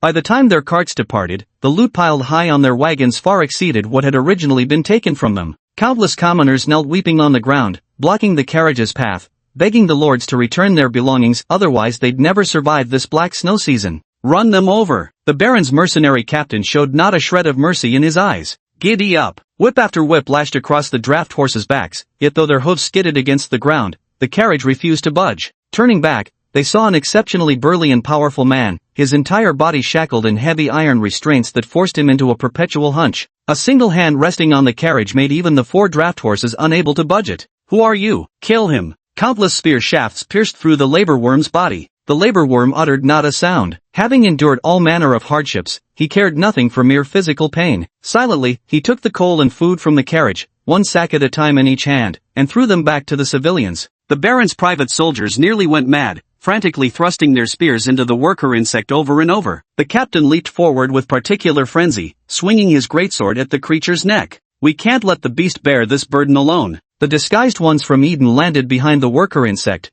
pulling off their hemp hoods to reveal crimson eyes. A gust of snowy wind swept through. When the world cleared again, the Baron's soldiers lay strewn across the ground as corpses. Rebellion! Rebellion! A surviving mercenary screamed, scrambling onto his horse and galloping toward the city gates. Hua Luo raised the enormous bullhorn greatbow, knocked an arrow, and drew with a metallic twang, pinning the mercenary to the ground. With a heavy, mournful blast of the war horn unheard for over a decade, the 3 colossal gates between Arden District and Xivia District slammed shut one after another. They would remain permanently closed until the insurrection was quelled. As more and more garrison soldiers climbed up the city walls, loudly spewing crude insults, Hua Luo gathered his fishing gear and leapt down from the battlements. Back home, Abeth looked at Hua Luo's empty hands and scoffed, "Humph, another fruitless trip, Luo Luo. Nonsense. The seeds of rebellion have already ignited, how can you call it a lost cause?" The rumor of soldier killings in the Yatin district riots quickly spread throughout the entire Xivia residential area with the excited cheers of newspaper boys. Everyone treated it as a joke, with no one believing they could stir up any real trouble. The kingdom has a total of 4 fourth-ring districts, where riots almost routinely occur in rotation every year. Has there ever been one that didn't end with a batch of deaths, only to be suppressed within a matter of days? Peasants armed with nothing but farming tools could never stand against knights, no matter how numerous they were. Power and authority were firmly in the grasp of the noble lords. No matter how loudly the commoners protested, they couldn't shake the deep-rooted influence of the aristocracy. The nobles merely needed to sit upon their gilded chairs and flick a finger, and their lackeys would swiftly clean up the rebellious rabble armed with hoes. The governor of Xivia district had even instructed his secretary to draft a victory proclamation in advance, preparing to report their triumphant suppression to higher authorities. Meanwhile, garrison forces from all districts converged upon the Great Wall, aiming to crush this uprising within 3 days. Meanwhile, the entire Arden district was gripped by terror. Many of its inhabitants had lived through the previous uprising and knew all too well how brutally the garrison troops would suppress it, to the point of nearly purging the district's surplus population. Inside the Church of the Goddess district, silence reigned just the same. No one blamed the drudgeworm for acting on its own initiative and shattering Eden's carefully maintained low-profile tranquility. I just hoped there was a way to resolve these incidents. Father Moses stood surrounded by the crowd, silent for a long time. He had always believed in changing the world through peaceful faith, opposing violence with non-violence, yet he never imagined things would come to this. All of you, flee. I will take responsibility for everything here. Every member of Eden fell silent. They admired the old priest, respected his ideals and his actions, and none of them wished for him to die because of this. Just as everyone was at a loss for what to do, the church doors burst open with a crash, and a solitary, desolate figure appeared in the doorway. The greatest reason for the failure of peasant uprisings throughout history is the lack of a core guiding ideology. Rebellion is like an arrow released from a bow. Once the first step is taken, there has never been a way back. Next, I will guide you on how to reclaim your right to survive. Hua Luo's resolute eyes burned like flames, and in that dazed moment, it was as though he finally understood the purpose behind coming to this world.